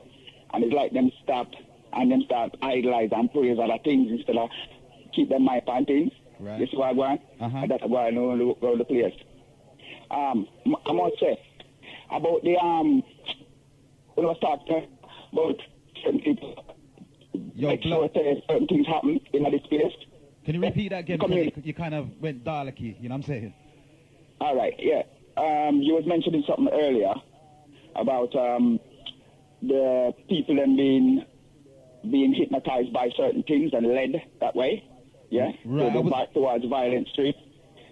I just want to know, say, most community radio stations who's been given a license have to sign a loyalty contract and are given orders to pay at peak hours evil education. Yeah, right. Then they sign this contract of conspiracy against their own people. Yeah, that's the money. From day one, all of us, we've been taught evil. We've been taught to praise evil. The image and the mentality of the abused and murdered is supposed to save you, i.e. the whole of the religious thing where people going on with. And I must say, big up the man them to talk about Kush. Because all this slave mentality and this Africa thing, if we look in our past, we don't find the word Africa or Africans. All right. If we look in the Romans and what they account on us, then you're going to see Africa and Africans. Yeah? We all descend from ancient time, which is Hebrew. Yeah? And yes, I hear that. Yeah, as far as we say, if we are going to increase anywhere, we have to drop what they are putting in their way about our past. If we look at what our ancestors truly left for us, I'm sure it will take us a lot further than where we are now and than where we think we can get. Yeah, I see something the man them saying still, yeah? I'm just have to talk and big up the man there because respect due to this. Respect, and what's your name again, sir? Sorry, I didn't catch it. Derek? Yeah. All right then, Derek. Thank you, sir. Point taken. Respect, yeah, respect for the call, yes? Thank you, sir. Anna. Yeah? I see.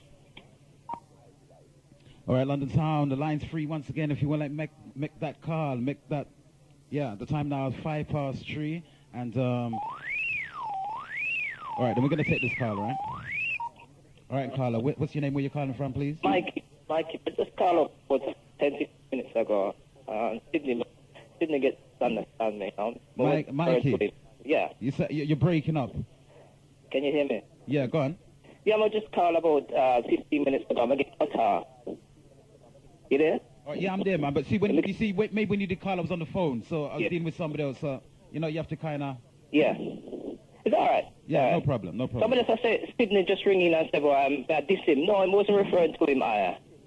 Right, but hey, you know, so we're just a family down there, man. It's just some cross lines, you know what I'm saying? That's all. Yeah, because Sydney bring the information and tell me the book, so that is a source and we can go and go seek, you know? Hey, respect that you come back on and make him know speak. Yes, bro. So, I know him, man. Because, boy, the virgin, I feel so no younger than me still, because I see some, I'm in my 40s, I'm early 40s, and I see some in my 30s or so. But, when I really vibes out the airwaves, and I'm one for black people out there who are hungry, like myself, for information, are tuning, and there's no for them to make a move. Because what we need really is to mobilize too. No doubt. Along with the talk. But what I'm saying, when I first came on air, you know what I'm saying, I think it was 99, myself, KB, and Ray Dunn, it's the same thing. We said we were coming out to change it all. Yeah. And I've watched, even, you know, between us, I've watched certain little changes. Even man might not want to press my button and say, yeah. I've watched them. So I know that we're doing something. Genesis, you can't stop bigging up Genesis. Because without them man there, and without man like who DJ B and them man there, this man who's got some kind of feeling for the community that goes beyond what most of you might be thinking out there. So you got to understand, every other station is playing music. And then this man has got his bag of tunes here, and we're talking. Yes. You know what I'm saying? So there's obviously something that's in this brother, the blackness that they want to get out of him, you know, that's in him, that he ain't getting rid of so easy. So, you know what I'm saying? So we've got to understand that there are people who will lay down the gauntlet for the freedom of their people. That means they will put their life on the line. But it's true. It's absolutely true. It's about life on the line. Because when you start talking the truth, you're up against evil. And evil going to want to quiet you. Definitely. Because me go to barber shop and talk certain things, what is truth, as I see it. And a man turn to me and say, listen, you don't want to talk them things in a public, you know, make people hear you. Yeah. Because you want people them going to want to deal with you. That's right. You know, so that same thing happened to me in a barber shop, because I got a friend that owns a barber shop. I was in there and he might talk about, uno man, I hate man and rare. I say certain boy for dead. I that me say. You understand? And some little shatter looking youth in there with some, I get them shaved chest. I said, certain boy for dead. I that me say. Because the money only bring filth and disgustingness to the community. So that what me I say. I mean, repeat it again loud and say, no man, Ray, I hate black people. And I don't understand what black people have got you. I said, what kind of black people? You talking Jamaicans? Because I understand what black people are going through with the AIDS in Africa and Somalia, and the black people are going through in Australia. So what are you talking about I don't understand black people? You're talking about I don't understand Jamaicans and the little foolishness that they want to go on with, that they claim is culture. You're mad. You got a little gay man called Patterson that you got as homosexual while you're talking about shot Batman. You got the world of your community that you're murdering off while you're wearing Batman paid for and made clothes. What are you talking about? You're mad. You're not fucking culture. If culture is madness, then you are definitely culturized. We don't have a culture, we lost that. You know what I'm saying? If culture is madness, then we definitely got a whole heap of culture. No, but culture is when you cultivate. You bring things together to the harmony of the community. Oh, yes, respect. We don't cultivate nothing. All we do is cultivate crime and corruption and all kind of look stupidness. And nastiness. Yeah. We have some girl that straighten them nose and I put in a new brand titty them I put in, a new brand nose them I put in, new brand eye them I put in, new brand ear with blonde with them I put in. What kind of cultivation that? That is no cultivation. That's why we don't have no culture. To me, I love my blackness, but why when we look on it, we lost the culture. Yeah. Because cultivate is like you plant things and you nourish it to make it grow, and so you can harvest it. We were always going to have bad people in our community. We're always going to have all these different things. But what we're saying is that it's imbalanced. There's too much of it. Yeah. So where's the other side? That means that this plan that these I could say these intelligence, that these European intelligence are working again. It's working. Absolutely. Because there's no way it's supposed, because even they've got problems. But there's not such an imbalance, is there?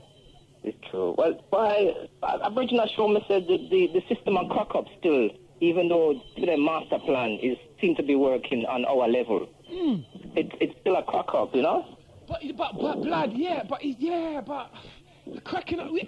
No, there's always going to be cracks because none of us are perfect. So but in comparison, blood, to the level of broken downness that we suffer from, crack up under nothing. Wouldn't you prefer to have a crack in your fender than the whole of your fender lick off?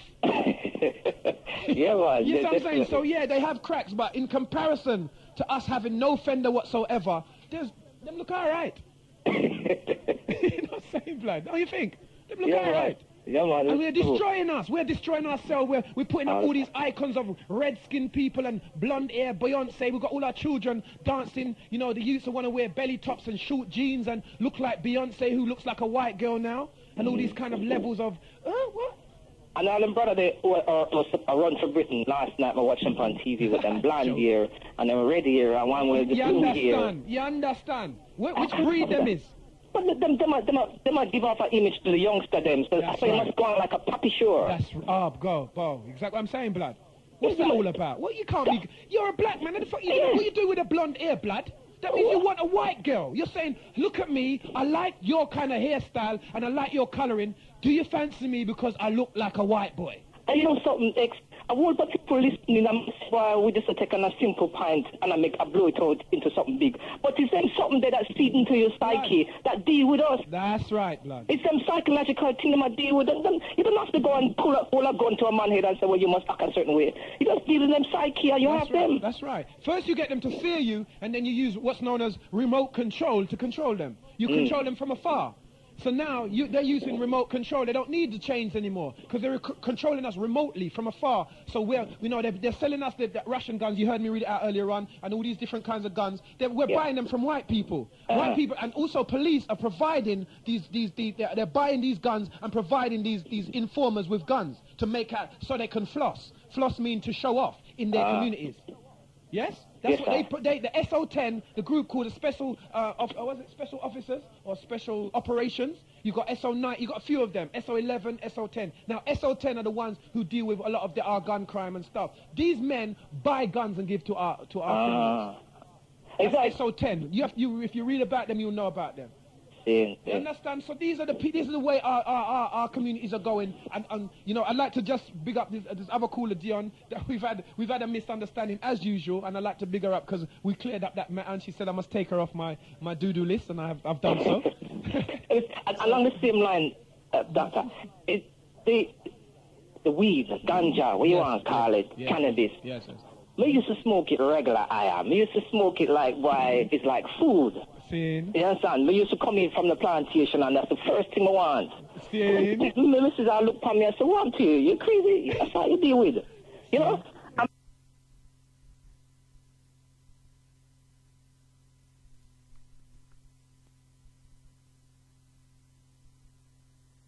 Give her a big respect. I know you argue. I know you're going to argue. I'm not saying that. I'm saying that them type of woman there, you're bound to argue. You argue with your brother, your sister, your mother, everybody. So I'm not that. That's a part of living. The fact is, when it comes to pressure, she's there. Yes, sir. And the same weed subject there. Yeah. But along with the what I do to me, it now make me get nowhere. I can't focus on what I'm supposed to read and study. Tell that to DJ B. We had an argument for about an hour on my phone. Me hear or no? Oh, see. Me hear or no? But I relate to it. I relate to what you were saying. Because I couldn't focus. Because me make my life concentrate on certain things. I want to do it certain way. Me done in the computer industry. Okay. And I learn all the time because the language you have to learn on this computer game. That's right. Copol and Fortran and all that, Yeah, and we have to learn for program. You have to learn a different language. Like you learn Japanese. That's right. That's for real. You know? So you have to learn it. So anyhow, when we check it on a political level, the ganja business, it's like say we're gone. Wherever in this world where ganja can grow freely, the people them is down pressure. Yeah.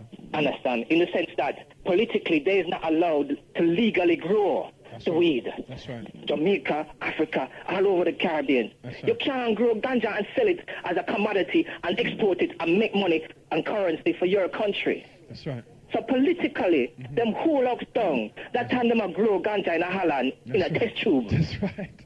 Yes, blood. Yeah, you're right. And now them a sell it, and so you have hemp this, hemp that. You can have hemp hot, you can hemp oil, and them a sell you hemp oil, tell you say, oh, the oil is good for you and can purify you and nourish you. And when we black people around the world want to grow it and make manufacture things out of it, as well as to grow it and smoke it or whatever they want to drink it. Yeah, but we got a little dissenter in the place called DJ B talking about how you defending it now. Now, my point is, it is a legal substance because the creator put it here. That's right. It's a legal substance. To me, it's not like something manufactured. But you see, hemlock is also a legal substance, but it's a poison. You take that and you're dead. Hemlock, that's also a plant that grows. Yeah. But what I'm saying is that, once we understand what its purpose is, then we use it in accordance to it. Of course. That's what I agree with. I don't believe burning isn't a part of its purpose. That may I say? I agree. I don't believe that is right. Conducive, I think he was right. Conducive is the word. Thank you. That is right, because when you start getting out of the can, what if I can go on anyway? Yeah. For real. Yeah. But it's not right for you to be taking in smoke because of the way the body is designed. That's and right. the spinal follicles are the lungs. Go to, blood. It's not designed for them things to block up your lungs with the smoke and the chemicals in the smoke. Okay. Especially when we mix it up with cigarettes and all the different 2,000 different chemicals in a cigarette. All right. So we're talking to a man who's smoking weed all the time, yes? Is that who we're talking to? Yeah. Right. And this is what the man who has smoked weed regular say. Yeah. So this is what happens when people start to look for information and start to search for the truth. Because remember I said, in this particular war, the first thing that's got to go in the African war is lies. Lies. Absolutely. Because in the European war, the first thing to go is the truth. Truly. You understand? So that's what. And so long as you're able to face the truth, you're able to make changes. Now, I'm saying, I got nothing against weed. And as the Rasta would have said, Jano, if me go to Jamaica, me I drink my herb. Yeah. Understand? Because my granny used to drink herb. But I'm saying, I'm trying to show them that logistically, it is not pertinent to the upliftment and the forward movement of our race to be burning weed every night and every day. That's right. That's what I'm saying. That's right. I'm going to let it go now a couple of years now. I can't remember. I'm going to miss it. Because I used to call me ganja baby because that's how I used to deal with it. You know what I'm saying? I think I've got DJ B shaking his head. Have a word with him. Yeah, blood, I hear everything you're saying. But listen, the point I'm coming from now, right, is me personally, right? I'd rather ban a head anytime than ban any crack, coke, or any of them other A-class business or skunk and them things. You understand? Yes. And what we have to take into consideration, I know you might drink coffee, you might drink tea. Yeah. Them things is drug too. Absolutely. Right? And I do. So I have to admit to that. Right. And not only that, right? Not only that, cigarette, right? When you buy it, it says on the side, this will seriously damage your health. And many people are still buying that and still smoking it same way. You're overs. Yes. So what's the goodness in that too? No, what happened there, so it's addiction. It's addiction. Yeah, but that addiction's going to kill you. That addiction's going to kill you. It's going to kill you, isn't it? But one addiction and comparing it to another addiction, don't really say, because the two of them is negative. No, well, me personally, the point I'm coming from, I'm dealing with the grade. I rather, you know what I'm saying? Me personally, I'm just saying, well, this start point here ain't going to kill me as quick as that point there, sir. You understand? Right? So it's more for slow cook vibes. And that's the perspective I'm coming from. You're overs. But you see, the thing is... And I'm not a person that burn herb every day. I can't afford that, man. I can't be doing that. I can't be doing that. I'm a music man, and sometimes it's like for the music enhancement. Bam! You know what I'm saying? That open up your mind, That open up your mind. I'm not deny you that. The lungs might be suffering, but the mind is open.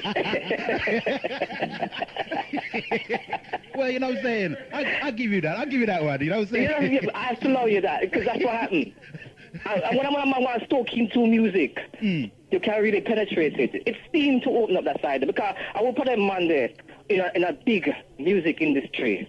Them open it up and them get certain vibes through the smoking of herbs. Right. And so that's how I see it anyway. I may be wrong, maybe something else. But it's some kind of like what them call it. What the doctor give you sugar tablets. You take something and your feel say it open up. Your feel say it make you better. They call it sugar tablets. Right. So maybe it's a kind of like a psychological thing when you smoke the herbs. You feel say you can penetrate the music. Listen, I'll tell you what. You see the proofs in the eating, right? Yeah. What if I was to play something, right? And you hear it. Right? And I said, that's the vibes. Would you ring back and say yay or nay? Huh? Yeah, I would have ring back, yeah. You would have ring back? Yeah. All right, then I'm going to put you back to X. I'm going to line up something, make you hear it, and then you tell me if it's worth it. See? Yes, sir. All right, then, blood. I'm going to owe you to that, see? Because he's doing that right now. He's going to do that now. He ain't playing. Yeah? He's going to play the tune, and he's going to say, what are you going to say to him? This is the inspiration of it. Oh, right, okay. So, are you going to run it now?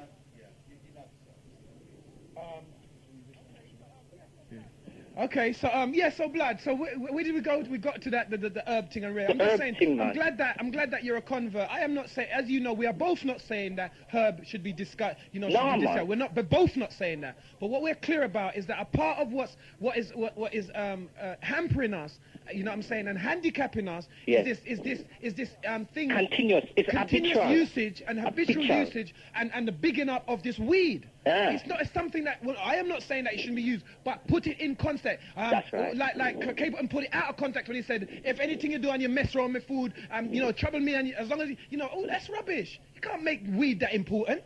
It's not that important. No, it's not. It's more important. What if you mess around with children? Yeah. You know what I'm saying? What about if you mess around my wife and my family? What about? How do you end up talking about? I never heard him talk about his wife and his family, how dangerous he would go on. I heard him talking about how dangerous he's going to go on if you mess around drugs that he's using. So as you said, them are agent, you know, double agent. Yeah.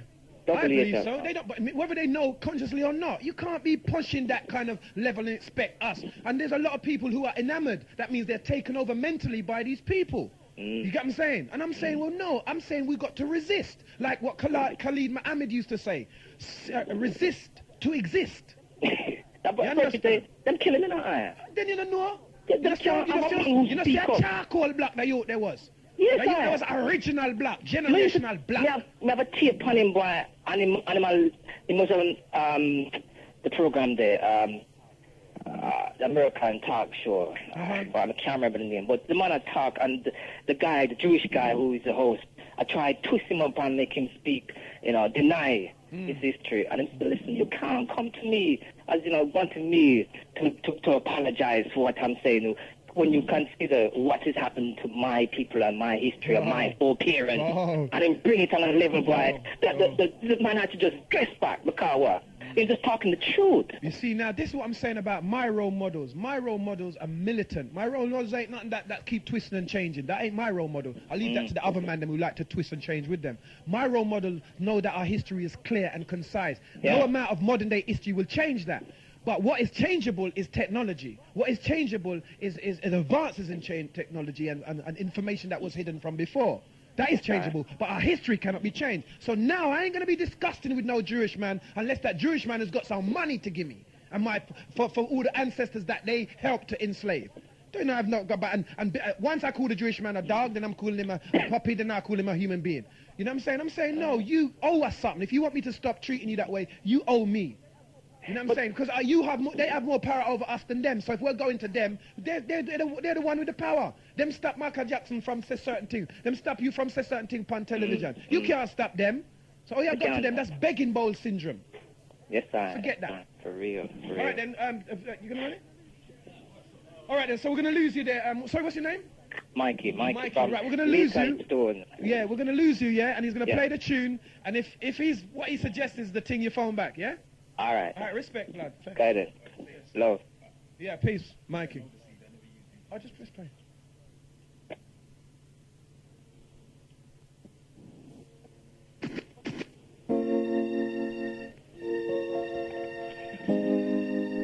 Yeah, going out to all the doggy dog dads in the doggy dog world that don't come home. It's been a rolling stone, been a rolling stone. Papa left home in the early morn. Mama didn't know he was gone. Threw all his clothes on the lawn. Some in the road form, put in the pipe work. Going out to all the doggy dog fathers, right? Rolling, just rolling on. Rolling, just rolling on. Papa was a rolling stone, you know why?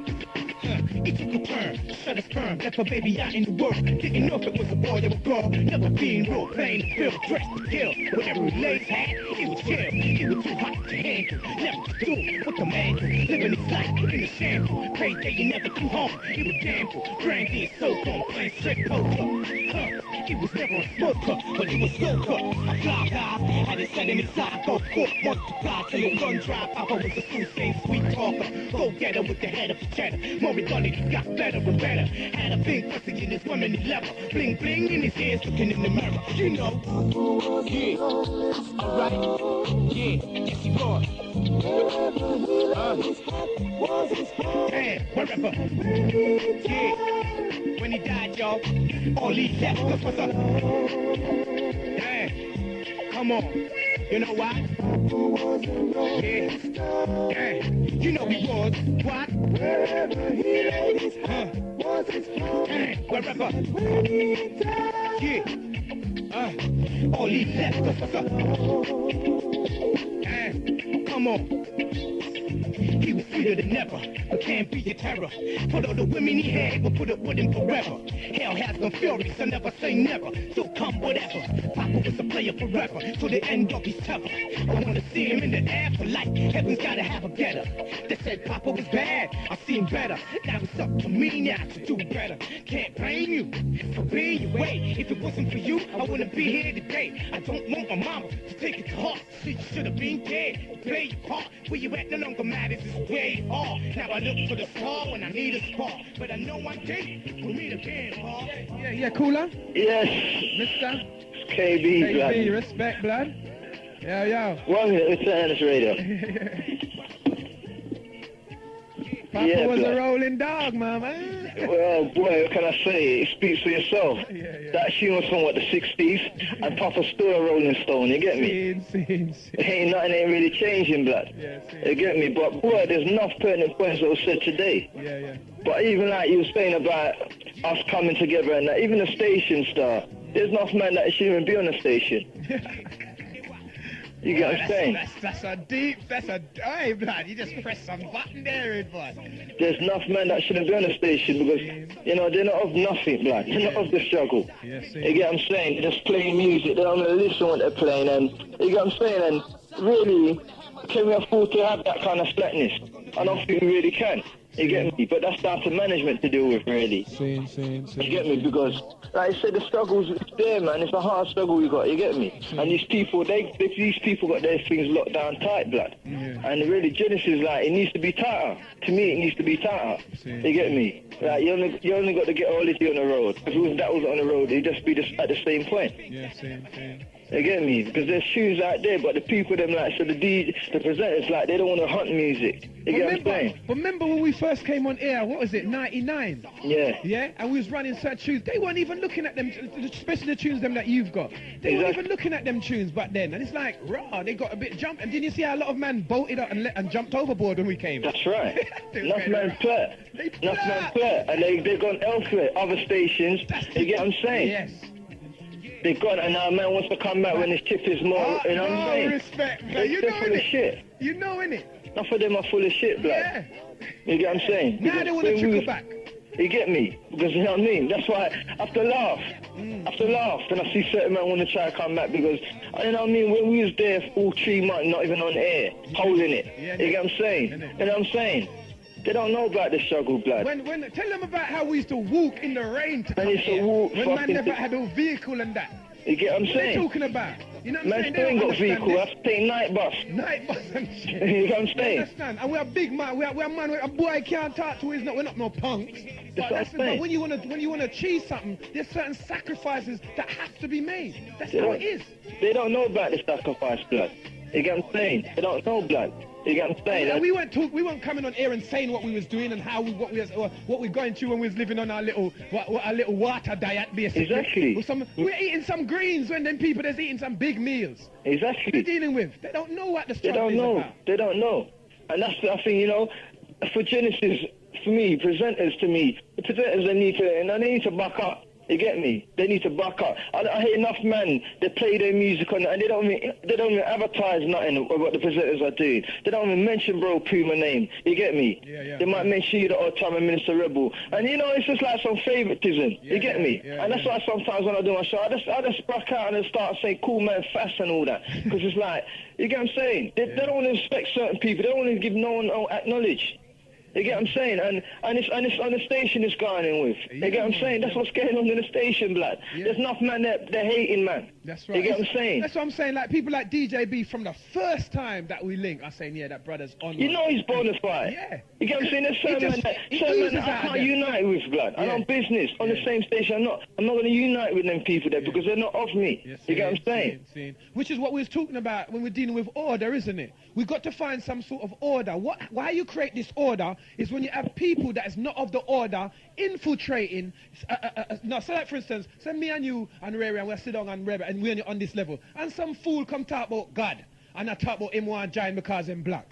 Then straight away we've got an infiltrator whose only objective is to mess up our whole flex because he ain't part of it, is he? That's what I'm saying. That's like the Nation of Islam to me. You get what I'm saying? They're on here, yeah. I understand people want to hear variety and that, but really, you know, as we know from back in 1990, when we allowed them to come down markers. You get what I mean? They're some black exploitationists.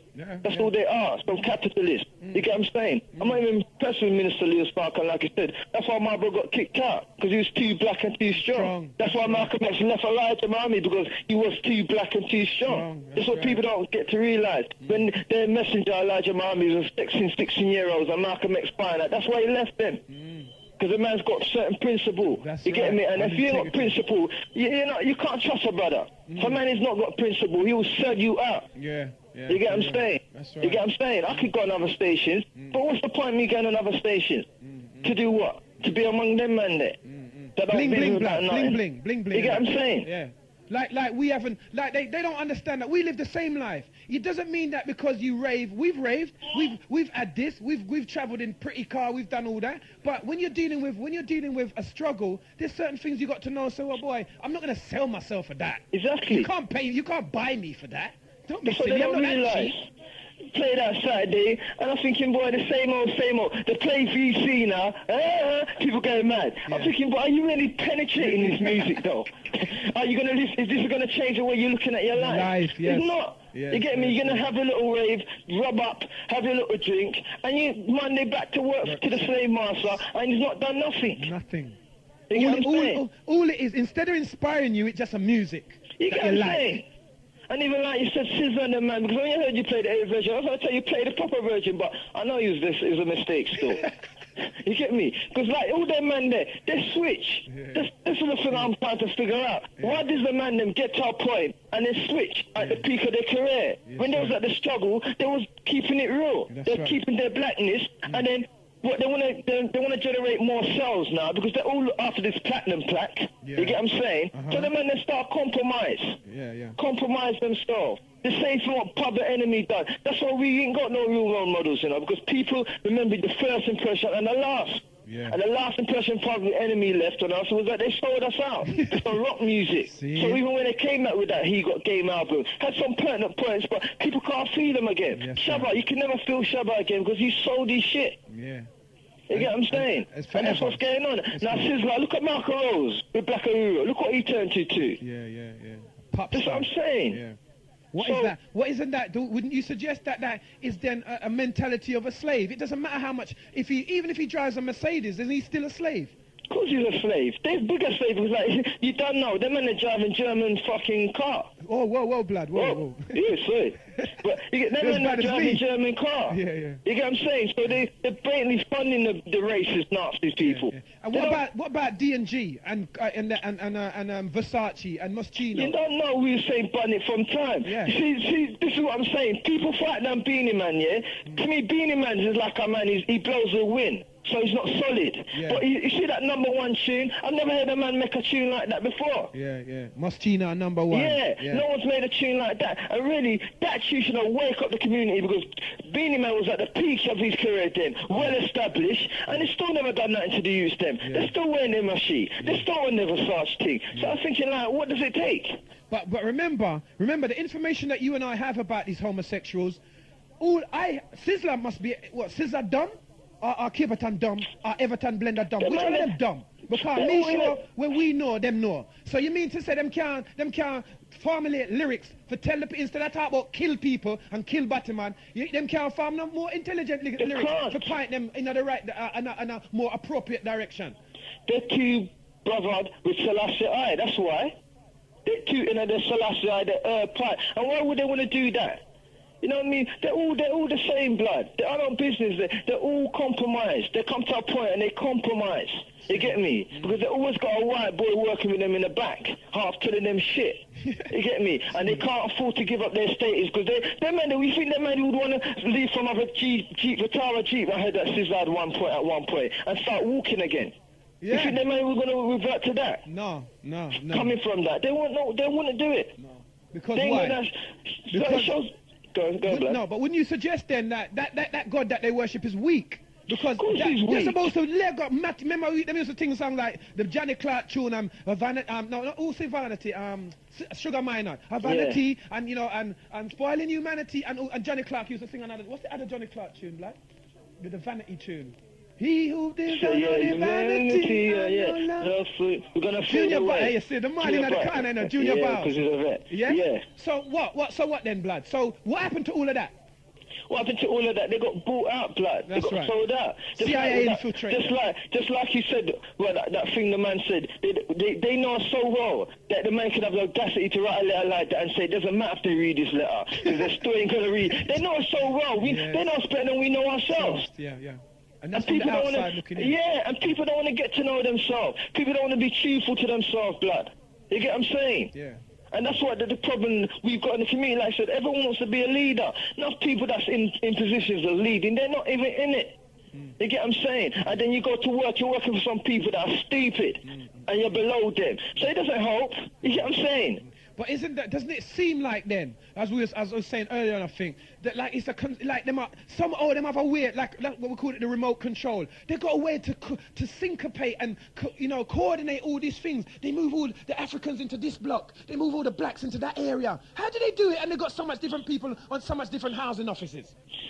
I don't know how they do it, blood. That's it. It's so complex, like you're saying, blood.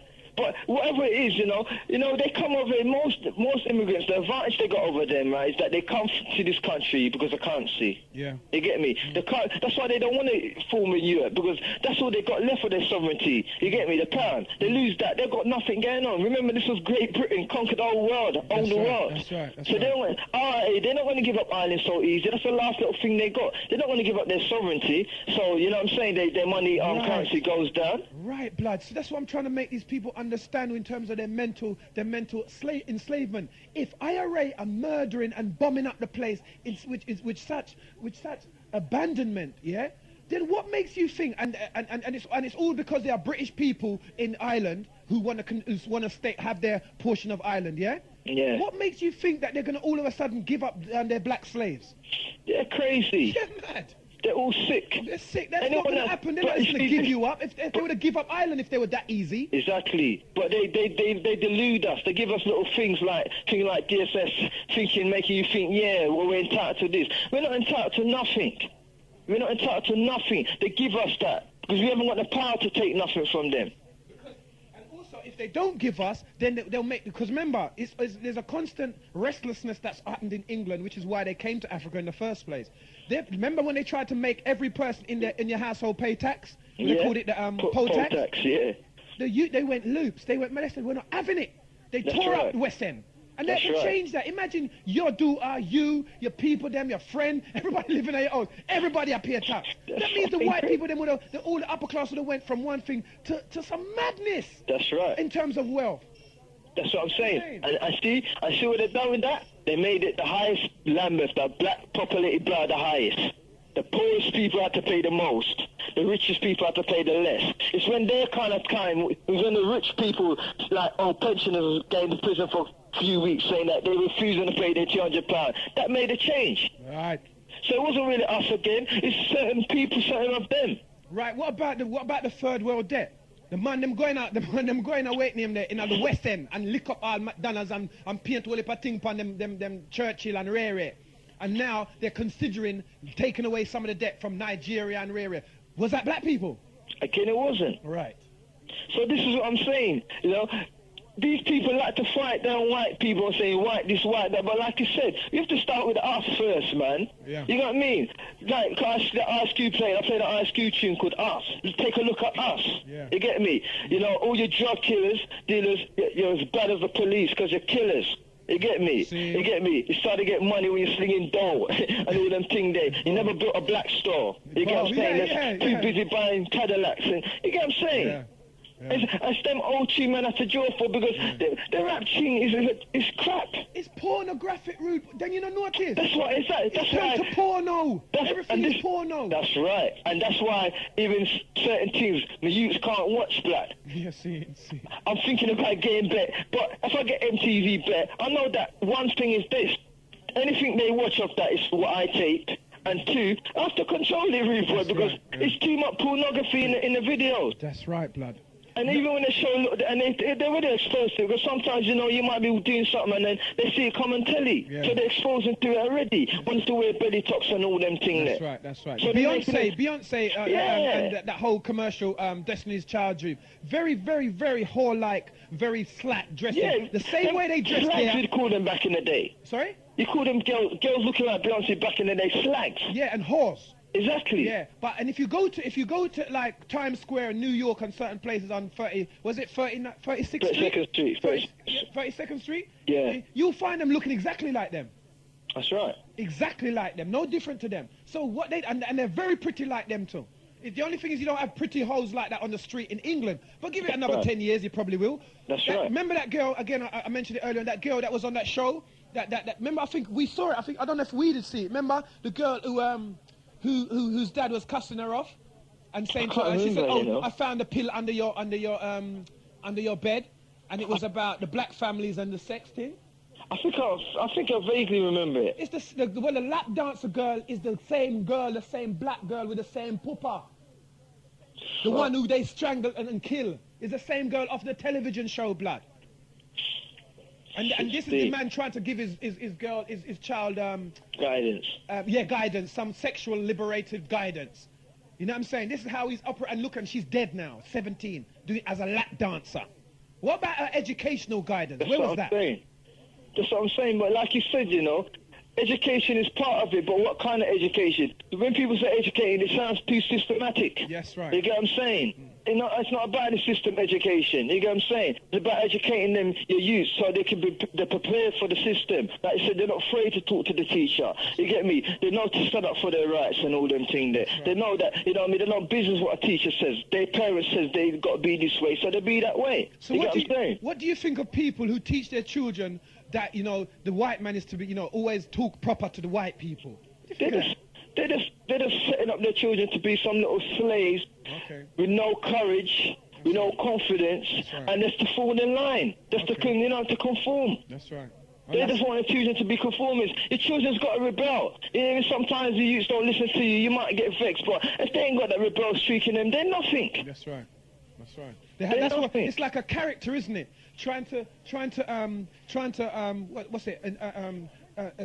What is it? Strengthen your character. Yeah. Trying to know that you have a character. Because some youths just don't have it. We know that. So exactly. what they do, what black people do to their if you push out a child and the child has a character, it's something to do with you and the mother. Yeah. You can't quash that. Because you want it to be some kind of lineage, production line child that does everything that it says and does everything the teacher and the whole system says. What you see in the child is a part of the mother and father. If you don't like yourself, of course you're not going to like your child. Exactly. If you don't understand yourself, of course you won't understand your child. Exactly. And there's even things your child might do that you might not even like doing, but you got to deal with that. They know that's part of you. There's no things they do at a particular point. You don't even want them doing that. But when you check it, that's how you was. You see what I'm saying? So what can you do about that? You can't do nothing about that, but not to deal with it, because you should know yourself enough to deal with your child. So when you were saying earlier about what's the way forward, and the man was saying the roots, definitely it's about making your child know who you are. But more, the parents have got to know who they are, because enough of them don't know themselves. That's right, for real. Enough of them don't know themselves. That means from knowing how you stay, from knowing your temperament, that's even from knowing what kind of job you do. You get me? I would never work in a retail shop, because that's not me. You get what I'm saying? I have to work with people or do music. That's all I could do. That's the order, blood. This is what I'm saying. Once you know yourself, people say, I have some, I was in a conversation with somebody, they're telling me about, well, you limit yourself. I'm saying, listen, I didn't limit my height. I didn't limit my eye color on my toes. That's me. So you can't tell saying? me about limitations. I'm being myself, and I'm being the best that I can be according to who I am, not according to some dream that some fool told you that you can be anything you want. You know you cannot be anything you want to be. That's right. You can want to be something, doesn't mean you can be it, though. That's right. And you must know when you have to give in to that, or if you want to try for that, and if you can make it. You know what I mean? Because some people do, they do have individuals who have great drive. But that's the individual's drive. It doesn't mean every individual's got the same drive and energy like that individual. And this is what do it. And this is what the community's got. I think this is a big thing that we got to deal with. Yeah. You know what I mean? People being like it's a complete fine and knowing who they are. If they're a dustman man, they're fine with doing that because that's what they want. That's the way they're at. And accept that. And if they want to move on, know that they can move on to something like maybe being a dustman manager. It doesn't mean you're lesser because you still are important. If the police streets are not cleaned up, then all kind of madness, all kind of disease, and all kind of things. Of course. But that's what society does, though. They make people look at certain things in a different viewpoint. You get me? You know, see them have the doctor, with a consultant doctor who busts a man in his face, busts up his face, and the judge is thinking of letting him off for actual bodily harm. They would do that, though. One law, because he says the NHS needs him because his job is very specialist, and there's not a lot of them. Yeah, so it was in the newspaper. Well, if they're saying they need a man like that, they're sick. If a man's going to be busting up a man, and it's because he's a specialist, you know what I'm saying? They have to make the decision, but I wouldn't want none of my youths or anyone that I know going to him. I don't care how special he is. But this is what it's in Friday's Mirror, yeah, because it's in the same way where the gun thing is. Them say them are gonna let him off. They would, though, blood. But he's up there, isn't he? He's up there. He's not one of us. You think they'd let me and you off? Of course they wouldn't. That would be nothing. You would never be able to be a specialist again. They'd strip you from all your titles, make sure you're blacklisted everywhere. Yes, you'd have no chance. So you'd have to change your whole occupation. Yes, you see what I'm saying? And you see, it seems we just seem to just know that off the real. Yet because it's their country. He's a consultant, that means he's high up. It means his dad is probably went to the same school as his dad, the judge's dad or cousin or something. Exactly, got connections. Of course. Certain man they know as brethren, sit down and talk. That's like Archer. Certain man in positions. Like Mr. Archer. You know, see them moving from where I'm there. You know, I know black people that have got at least 200 miles to find their relative to go look for them in prison. He's moved from 140 miles to 40 miles around the corner from where he lives. Yeah, they would do that. They would do that. You can't be talking about we want to be like that. Getting in prison, you know. You don't know if that was about 6 years ago. That wouldn't happen. So you get me? You know, if about 6 years ago, Jeffrey Archer would have gone to prison for all those lies, you know? Yeah, because conservatives would have been in power. Exactly. It's through choose labels in and certain people now, even certain... It's again, like I said, it's the whites. It's the little whites that's maybe got a conscience or something in them, that's trying to defend certain things that deal with truth, while we're getting little blights here and there. Yeah. It's nothing to do with us. Nothing to do with us. So when these black people are cussing these white people, there's cussing white people, I'm not saying that you're to suck up to them, but you know, be truthful, man. It's all about the truth. If a human being's done a good deed, he's done a good deed. Whether or not he's green or orange. Exactly. Just like when they said in the Bible when Jesus said a woman was sick in the Bible laying to die. The same person of the same bloodline walked past the person, but the enemy dealt with her and brought her to the hospital. So he's worse. Yeah, that's a good Samaritan. Yeah. Also, the priest who was representing the church walked past the Good Samaritan. I think this is another one. The people who the Good Samaritan, all the priests, the so-called representatives of God, walked past him, and his enemy picked him up. You get me? So-called enemy. Exactly. Yeah. So this is what I'm saying, but I feel that the enemy, like sleeping with the enemy, it doesn't mean sleeping with a white girl. It means sleeping with somebody that's not of you. That's right. That's what sleeping with the enemy is. They could have been dark like the Ace of Spades. If they want to sell you out, they're gonna get sold. And that's what I'm saying, blood. There's enough weak people out there that are dark skin or brown skin. That's right. That's what I'm saying. Yes, you get what I'm saying? And it's, look at Puff Daddy now. Oh, please. With Jennifer Lopez, yeah? The boy, he's meant to have so much clout and going like he's a bad boy and that, and he got played. He got played by her. And the next thing on that, these people don't realise, Jennifer Lopez used him to get a status in music. Because she never had no status in music. She's only known as an actor, and she wasn't even too up there as an actress. You get me? It's when she met him, and he started dropping, everywhere he goes, just him and Jennifer Lopez, him and Jennifer Lopez. None of these boys again. You get me? None of these boys again. Just him and Jennifer Lopez. Then she drops him. Already now she's getting married to what? A Puerto Rican youth. You see? Well, no intention of marrying that dark. No intention, star. That's Jews on, because he's just a black nigger. Yeah. He's just a nigger. Yeah. You get me? And you know the thing about her right now, to calling black people nigger on her tunes, and a lot of the American Hot 97 and them man there is boycotting her tunes. You know that, innit? Yeah, that's good. Yeah, of course so. That's great. And that's she claims that. But show what it took. It took for her. Because enough of them man that still get her issue, boy, and they keep it real. Yeah. They knew that she played Puffy. That's what it took. Yeah. And she never played Puffy. They wouldn't be even looking out against her. Yeah, seen. You get what I'm saying? And now she's got this tune, blood. It's nothing compared.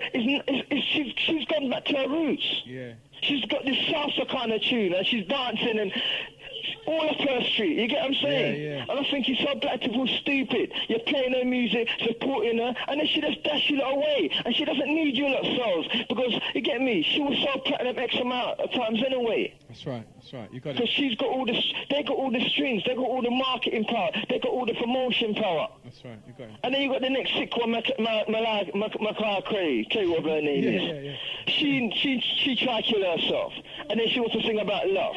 Yeah. But you know what I'm saying? But I'm asking people as well. Why are we trying to buy into some other races just because they said their great grandmother who died 7 million years ago was black? Why do we need to die? Why is it that our community wants to buy into these people so readily, like the Voice newspaper, the Choice? Why is it that? And yet we cannot buy into their cult. We cannot get into country music. You know what I'm saying? Couple man like Charlie Wilson or some couple man, 1 or 2 man. We can't get into all that freedom industry, but they can walk all over ours. And Eminem is now known as the crown prince of hip hop. He's a white boy. All right, now check this out. Now, since he's got so much stardom, right, and so much light, right? Now you know the drug for hip hop now, isn't it? It's ecstasy, you know. Is it? It's ecstasy, blood. That's what they take in hip hop now.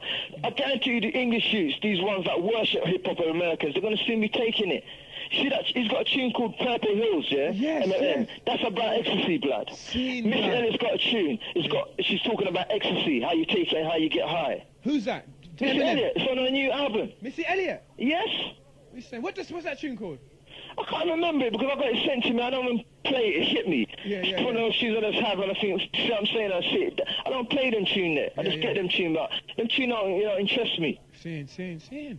But yeah, it's on the album, black. So now look, so let's go over this thing again. So now it's pornography, murder, drugs, not only weed but crack, and now these other, what they call recreational drugs. So this whole industry, which is what I was trying to explain to a caller earlier on, is a haven for all these despotic and demonic type of low life activities. That's right. You remember on the Sticking Finger, because I heard you play the Sticky Fingers. Yeah. Remember on the first track where she says, "Don't put it up my air." Yeah. Remember? Yeah. They're continuing this air thing where they talk a lot more about air on a lot of their tunes now. You notice? Yep. A lot about going up in the air is on a lot of hip hop tunes. And I'm going, hold on a minute. What's that all about now? That's what I'm saying. So it's a haven. This hip-hop industry is now a haven of pornography and despotic behavior. But not despotic, but, disgusting behavior. That's what I'm saying. But it goes though, blood. You get me? From them men that are getting man like Danny DeVito on their video and that, you don't know hip-hop got sold out. It got bought out. I remember what we were saying in what was he saying? 96, isn't it? That hip-hop is dead. It was dead. Even Chaos-One on his album called Sneak Attack, he's saying he's got a tune about hip-hop. He says that in 95 it was dead, and that was going on. That's why he stopped rapping. He started to study philosophy and went to LA. Right. Remember what I said back when they were saying that, and everybody's going, no, hip-hop is still alive. Not hip-hop. Rap is alive and kicking. And pornographic rap is alive. That's what I'm saying. Hip-hop died way back. Only man that's doing hip-hop right now is man like Guru. Dead Prez. Yeah. Common. Careless One come back with a little thing. With a little, he's gonna try a thing, but he's gone to God, isn't it? Because God is the greatest man and all this he's on. Yeah, that's what I'm saying. And some of the stuff he says, you know, it's just like, oh, blood, please. But, you know, it's like, you turn mad, blood, because, you know, you need music in your liberty. We need music. We need it. We can't live without music. This is and why sometimes, you know what I mean? Like I said, play that Saturday, and I thought, oh, bloody hell. It's just like long. And they don't understand that KB's been playing from he was a teenager. From he was like, what, 12? Young. You get what I'm saying? All the way up through with speaker boxes and little decks and the whole way up to sound system, his own sound system, everything. So you're talking about somebody who's like the other caller who's been a weed smoker himself, somebody who's lived through all of his teenage development to his adult life as a music or a DJ person. It's long. But what about the people who have been in it for 5 minutes and compared to him? They're rinsing out all these slack, disgusting tunes, talking about Alizade, and wait till I come back with my crime booklet. Listen, Star. When I mean the man that was playing some tunes at the dance, that I thought, this is so crap. You know, I don't know what the purpose of them tune there, because you can't listen to them tune there, and you can't dance to the tune them, the way the music is messed up and the rhythm of the music. Yeah. I don't know what they do with that kind of music. And the man, them are playing it. And these are some big established men, you know, in the business. Yeah. And I'm thinking, if that's all we got to offer, we're in trouble. You get me? Back to the buyout situation again, KB. Back to the buyout. We are easily bought. So what you have now, you see like how they send you records. They got record companies sending them records. And then they're giving them a little boost behind and saying, if you play, we'll get you to appear here and be on this show and this big show that's coming up. So they play these things by being bought out. And you know the reaction, you know you got a reaction sheet, right? The good tune they sent me, you know I was putting it as an album, so you should release this on 12 with an acapella. Yeah. I put my views, you know what I'm saying? Because I'm doing what I want to start, you get me? Yeah. None of the tunes I was putting on there, this tune is shit. I put, you know what I mean, big, this is shit. This shouldn't get released. All certain artists have sent me 3-4 tunes. I said, everything you release on this artist is shit. You should drop them from your label. No. It's them kind of reaction I send them. Because KB is an upfront brother. You know what I'm saying? And this is what they're not used to, upfront people. Most of the people them in the industry are very two-faced and scared to say be themselves. Yeah, and scared to be themselves. And you're saying, well, I've been doing this for a number of years, and I grew up in it in a certain way, so I don't have to be now. Today is the last day you're going to expect me to change now. But a lot of them guys, as you know, some bus conductor brothers, some post office worker brothers who do this as part-time to big up their chest and their ego and subsidize their sexual activities outside of their relationships. That's right. And I tell you, I'll mess up the yard, blood. Because even at the dance now, I hold the mic and I said, from now I don't hear no one big at the promoter. Because no one's bigging up the promoter. I'm thinking, what's wrong with these people? Is it gone that bad now? People aren't bigging up the promoter. So I'll big up the promoter now. One you with his ego self. Hey, you must have deaf, man. You never hear me. You must have deaf. I thought, you know, I ain't even got time for you because you're just an idiot. You get what I'm saying? You're just an idiot. Because you never picked up the promoter. You're just picking up yourself and your sound. You get what I'm saying? Yeah. And that's what we find. That's what I'm saying. It's like man like D-Roll, man like the whole, you know, the mystery and all the men that put the effort into. Them man, they must continually be bigged up. That's right. You know what I'm saying? But them man, like you said, certain man, they play a whole show like somebody gave them the gift. You know, like somebody's there for them. You know, not realizing that these men have to go out middle night, this, that, do you all kinds.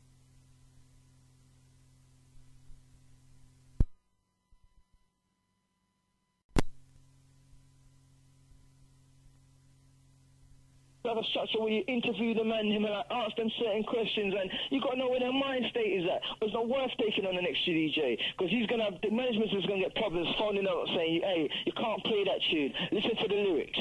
Yeah. You get me? It's never ending. How much time I've been D-Roll's chef and he's saying, I'm saying to D-Roll, listen to that. And D-Roll's phoning up, hey, for one, the station's too loud. Same things, you get me? And you listen to the tune you're playing. You can't play them tune there. How much times? No, KB, you know something, you just hit the nail right on the head and you sink that nail right down into that wood there, trust. Because, I mean, like, all right then, going on to the next point, this morning I heard X playing the Sizzler, the gunshot tune and them thing there, right? I went yard last year and I picked up the old bag of them, right? And trust me, you know something, since I come up being on the station, I ain't played it. I got the tune, you don't play them. I know you don't play, but I know you're defending something. That's what I'm saying about you. You got principle. You know what I'm saying? That's what the people like. Principle. They will sell their principle for anything. You get what I'm saying? It's just like me. If I really want to be out on the circuit, all I have to do is play with certain people and play a particular way. Then I'll be up there as well. Yeah, I don't need some idiots boosting me up for playing some tunes that I know that are going to help destruction. That's going to help more killings. You know? Enough man I know dead. Dead Bennett I know. He's dead now. He's dead by the police. You get me? Stephen McCullough, me and Doctah X, no, he's dead. How much man I know dead around the way? Yeah, and KB, you're a man. If you was to take away your music, you still got that in your art. You're still a man. You still can stand strong. But there's enough man. Take away the music. Who are they? Who are they? They're nothing. They're nothing. Not for them, man, they're nothing. I have to laugh when I see them bigging up themselves. You get me? Because they see me. I'm the skool. I'm not a rowdy you. I'm humble more time. But that don't mean I won't do you something. I have to. You get what I'm saying? But not for them, man, they confuse. They're not for them, man, they confuse manners and humbleness with that. You get what I'm saying? Serious. And like you say, you know something? The drivel always reach to the top. People is trying to go on with some good music. They never even get a look in. They don't get a look in. It's always this it's always this, you know what I'm saying? Rubbish music that comes to the top, man. And people are just promoting that hard. And the real players can't get nowhere, exactly. Man. You know what I'm saying? Doctah X, look at MCD. Look at MCD. Yeah. Look at MCD. Yeah, for real, blood. And you know what? I keep playing things that is coming out of the house, and nothing. But you know what? Everywhere I go, everybody speaks highly of this man. You know, for somebody that's never made it, he's about the most lauded underground artist that I've ever heard of. Everybody knows him, and everybody knows his work. But he's never made nothing.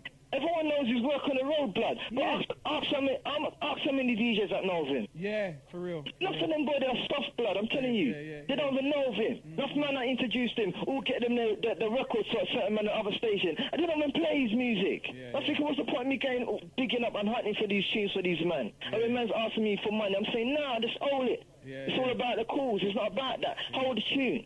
And the man them just got it sitting down like to say, I've got this in my collection. That's probably why you should charge them, blood, next time. That's what I should have. I won't deal with none of them men there again. They're not on nothing. Because they're not, exactly, they're not on nothing. And that's what I'm saying about the enemy, blood. We as a people, or we as a group, or whatever we are, in our integrity, we're about something. So all the people them who ain't about it shouldn't be a part, because you know like their little groups. If you don't have your big chain on, or you're not driving, the SLK or whatever, then they don't, they won't even come and offer you a glass of shot. That's what I'm saying. You know what I'm saying? So it's the same way you handle them. You know what I'm saying? If they're not of what you're on, if they don't have the same mindset that you have, handle them the same way. That's why I agree, bro. That's why I'm like a loner when it comes to music. It's only a couple man. I'm not really interested in playing that too tough because it's the same bollocks. But like I said, you're in this battle, you're in this madness. You need to get out sometime to get away. What? So I'll tell you my guy, and you're like, back to here. Right, this is what I'm saying, blood. That there's no doubt that this music has got to be around. But we lack any balance. We lack anything else that I don't want to hear about. I don't want to hear about. I don't want to hear about weed. I don't want to hear about. I want to be educated so I can play some tunes that when my youth them done listen to it or whatever, they just learn something as well as dance. Or even if they hear it over and over, they pick it up. Dead Prez album is a classic to me. Yes, that's right. Anyone in the industry don't big up these idiots don't realize that they're the people that they tune into. That's right. Anyone that's got a little, like, MC Ren's album, that one I got, Rufus for Life. Some pertinent tracks on there. On which one? Rufus for Life, MC Ren, he's talking about niggas all the same. Yeah, I remember the album that you got. The vinyl one. The vinyl one. Yeah, that one there. You get what I'm saying? Killer Priest has got a track on his album called What Part of the Game Is That? And he's talking about the rappers. Now you're gangsters now. What part of the game is that? Now you're drug dealers now. Saying that, you just follow the trend. You're not on nothing. And nothing, you ain't got no flow, no personality. You just have to copy the next man. That's what he's saying. That's right. And I play these tunes over and over because, you know what I mean? I couldn't play 2 hours worth of hip-hop. You get me brand new stuff because there's too much crap coming out. Yeah, for real. And then what do we do? Listen. This I've been around in certain in little tunes, as you know, and little things. The man them is locking down the new talent. What is that? What Choice is doing is bringing out a whole heap of talent to pay money to go and watch, and they never do anything with it. And guess who always wins? A clone of an American. That's right. Never any original talent ever wins none of their talent questions. Always a clone, and you never hear of them again. But how much grands that they made for the £10 a ticket of how much 5,000 people in the hall or 2,000 whatever, or the £20, £18 a ticket. gone. That's right. Nobody will see that money there again. That's right. But like I'm saying, we're heading church, but it's not even, it's about the pirate station, they're even worse to me. Yeah, it's because true, you it's understand true. the complication in church. Because they get paid to do certain things. They got no choice, or they don't get their license. But they're all a part of it. We can't just leave them out. I'm not leaving them out, blood. I'm not leaving them out. I'm not saying they don't know to get beat down. But to me, some of these pirate stations need to get more beatings. Because really, you know, they all slag off Genesis, but yet they're listening Genesis. Because you know they're listening Genesis. Because the man then start talk about, listen to the words of this tune. No station was on that. Yes. You get what I'm saying? So they man want to, like, that's like white people want to exploit Genesis and don't give no gratitude or give nothing back and don't put nothing into the community. How many stations you try to get on? Yes. And you couldn't get on none. Yeah, seriously. The man they talk, and when the man they how you talk, they can't handle it. Nah, it's a bit this, a bit that. Yeah. You get what I'm saying? For real, blood. To me, they owe the community star. Church needs to get beaten. Yeah, they need to get a serious beating. But these pirate stations need it even more, I think, because they're more in and around us. Yeah, but they're more off the community. Sorry, did you hear what D. Rose said as well? Many times he said that the pirate stations are to blame. He said that when he was telling them that you can't be running so much gun tune way back when he helped start Power Jam, they were still rinsing them. And look at the state we are in now. So yes, if he should be a prophet too. Innit? They should call him a prophet. They should call him a prophet, because look at the state we're in. It's true. It's true, because half of them men ain't got no foresight, blood. I don't know how they... It's hard to describe. You can't figure out how a man is. You just can only deal with how you are. It's like... Some of them, they can't have a conscious, blood. They just think about self, because some of the things that is going on is so evidently in your face that, you know what I'm saying, you can't ignore it. But why do they though? Why do they ignore it if you can't ignore it? How comes it's being ignored? Because they ain't got that capability, blood. Maybe they ain't got that compassion or consideration. They just think about themselves, blood. Is that love then for is that selfless love then as well, in a sense that you're thinking, well, this means more than to me. Like if I got a brethren who's say light skin or whatever, and I'm still saying, well, boy, you know, black people, dark skinned people. And then he's offended. That means that he doesn't have the holistic love. He only has a personal love for himself, isn't it? That's right. And that's what we've got to move away from. Because the reason why Great Britain became great or America became big is because a lot of the people were willing, the cavalry and all these people were willing to die so that their people after them could get greatness. The only things that black people are willing to die for, it seems, in our community is drugs. That's right. Or if you step on a man's toe and you diss him, even white people are doing it now, saying, yeah, they seem. Look at I read this morning.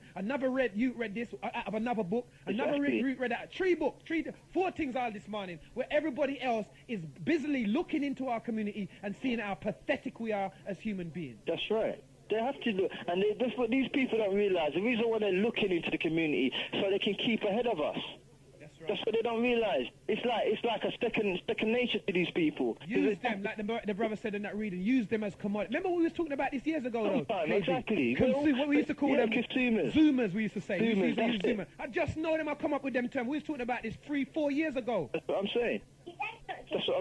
So this is what I'm saying. So when we're talking about a struggle, they have to realize that we haven't just started to struggle by virtue of some fool on the radio and somebody airs some. We was doing this from when? Long time. God knows when. I was a youth.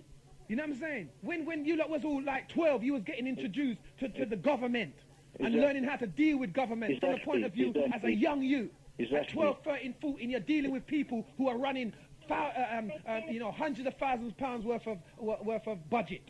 Them youth there. You understand? So when everybody else can come and say that that's what they're doing for youths, that's what they're doing to help uplift them and make them know themselves, then they can talk. Then we can sit down and talk. But right now, all you got is a bunch of man with a whole heap of things to say how they beat down next man and how they're over next man and how his knowledge ain't as good as mine and all that kind. That's all they're good for. Stupidest. No like action. childish. They have proved nothing. That's right. They ain't proved nothing and they ain't say nothing. That's why I'm glad for man like KB as a part of like him, Ray Don and a few when we was coming up. We had to go through a whole heap of things. That's so right. It's not just now we start. A man can't tell you, say, oh, that Doctah X, like man just come yesterday. That's what I'm saying. And that's they can't even say that about me. But I don't, like you said, you know what I'm saying? But I'm even watching those. That's what they say about you, KB, because they're going to say, oh, it sounds like Doctah X. KB is KB. You know what I'm saying? But because he's got the same street that none of you punks have got, then they believe that he's not like me. He's my brethren from a longer time. So obviously we're off the like. It's simple. That's nothing to do with him, me. It's him. You hear what a lot of time I hear him kick off and I'm saying, but he's always been like that. Always cuts to the chase. Everybody that he deals with is the same. He cuts to the... So we need more men like him. That's saying, well, I want to be me. I don't care what you think of me. I'm me.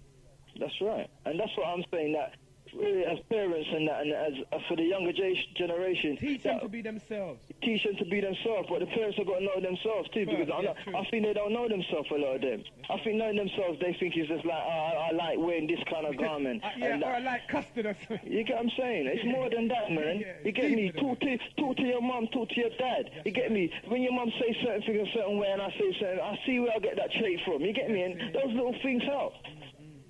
You get what I'm saying? But they're not, who was saying, I think it was it you saying it? Somebody was talking about analysis. Who was talking about analysis? Oh, it was Kwaku actually I was chatting to. Talking about, and we have to develop that, what is it, the right side of the brain or whatever, that analyzes and use, that is the African side. We're developing the same side as the European. That's so obviously we're going to mess ourselves up. They use something contrary to us to control us, because they had guns, you know what I'm saying, things that we've never seen in our life before, and murders us off. They use trickery by setting one tribe against the other, things that we'd never do. We never used that as part of our war. We're upfront people. You get what I'm saying? We say, hey, you have my food, I'm coming for my food. Exactly. You understand? But the white people say, you got my food. I'm going to get my brethren to say to his other cousin, to say to his brethren, to go around the corner, to come and then trick you into thinking that I got it. That's how they do it. That's right. So that's why what we're saying again, and we of you talked about this a long time ago, it's about truth. It is. It is. White man, the DJ BRC, white man speak with fork tongue. You get me?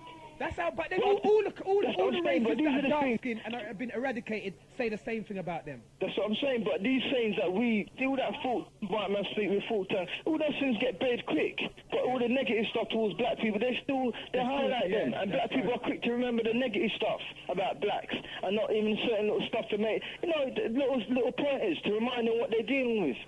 You know what I mean? Because every day, if you get into the working world every day, unless you tell yourself something, you get me, you can get lost in their program.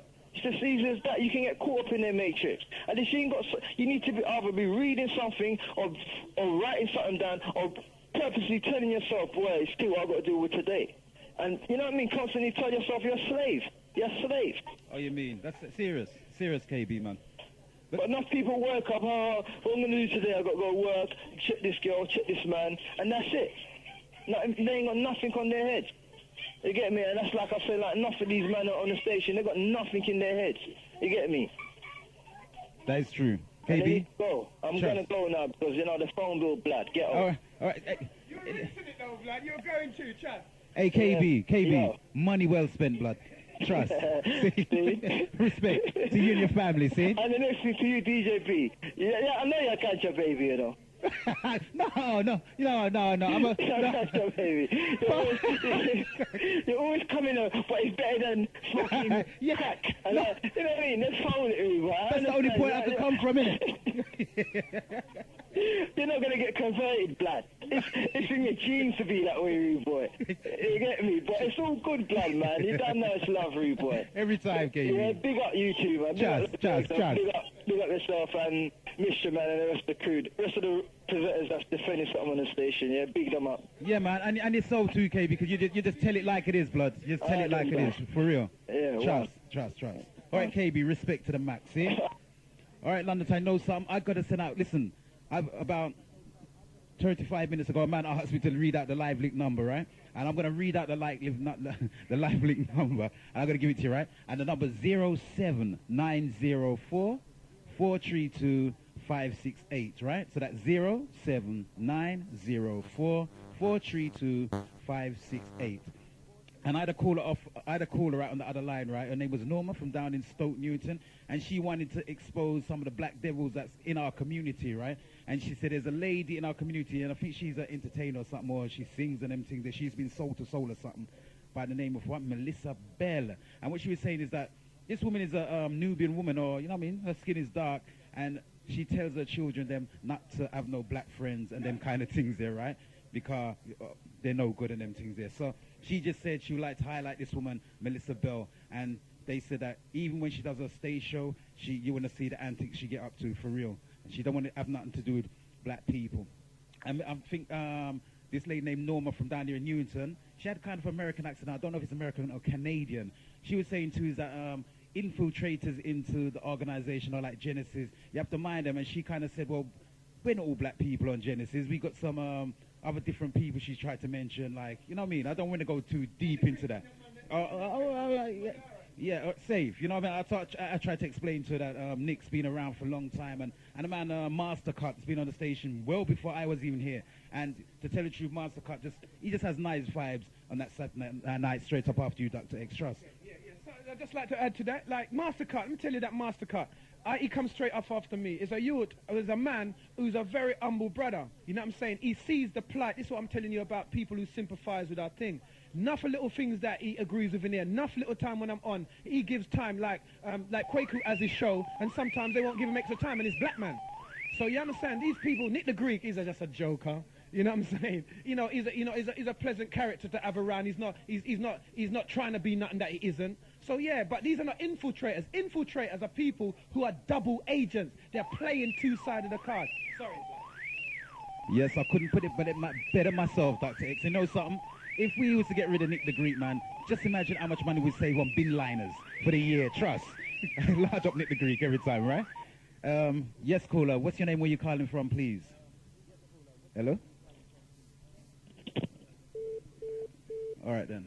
Shy caller, right? All right, then.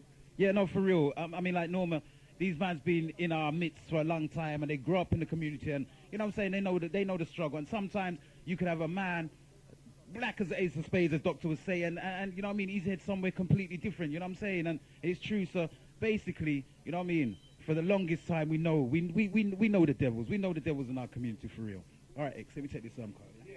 We're not just dealing with colour. We're not just dealing with colour, as we said about the different complexions. We're dealing with the mentality behind the colour.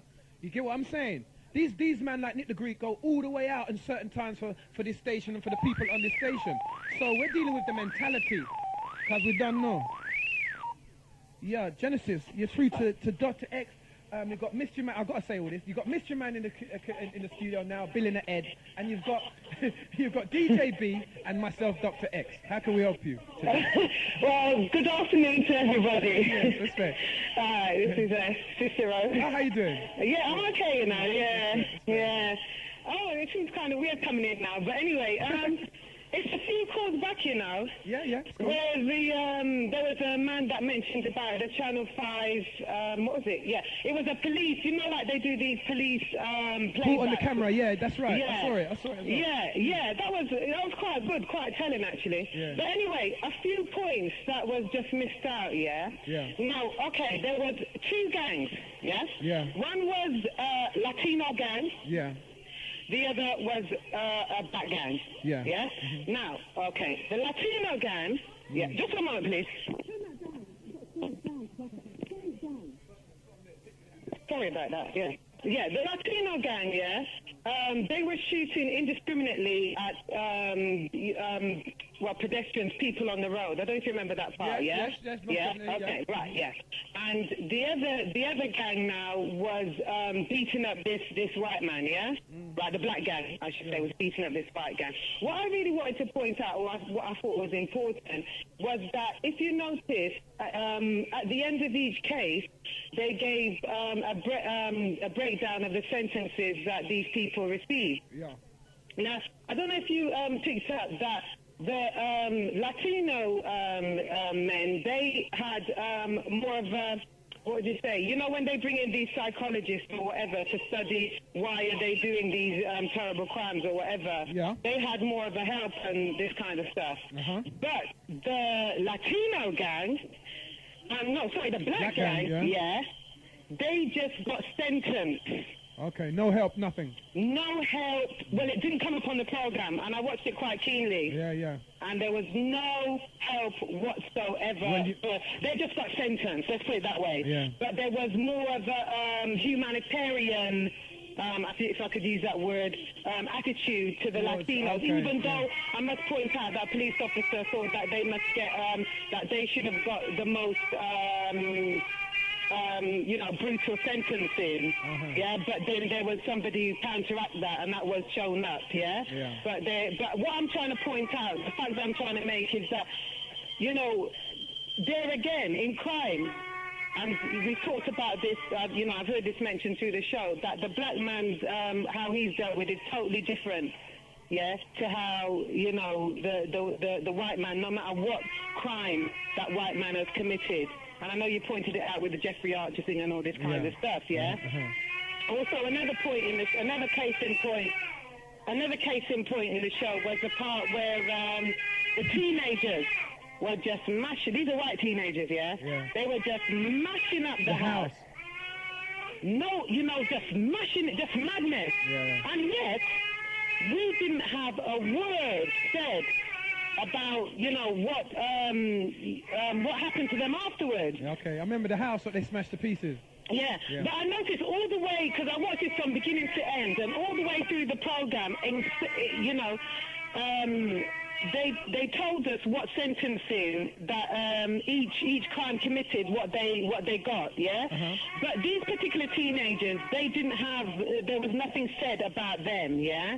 And you know what happened to them after. And I'm thinking, well, if it was black teenagers, you know, I mean, I know that there's a lot. I don't really want to get on like sort of like saying, oh, you know, we know that there's problems. Definitely, the problem lies within us as black people, you know, with a lot of things and why a lot of things happen to us or whatever. But it's just still pointing out and sort of, you know, reminding people as well that if it was black teenagers, they would have had the book thrown at them for destroying the house. And this is all in America, for destroying the house in that manner.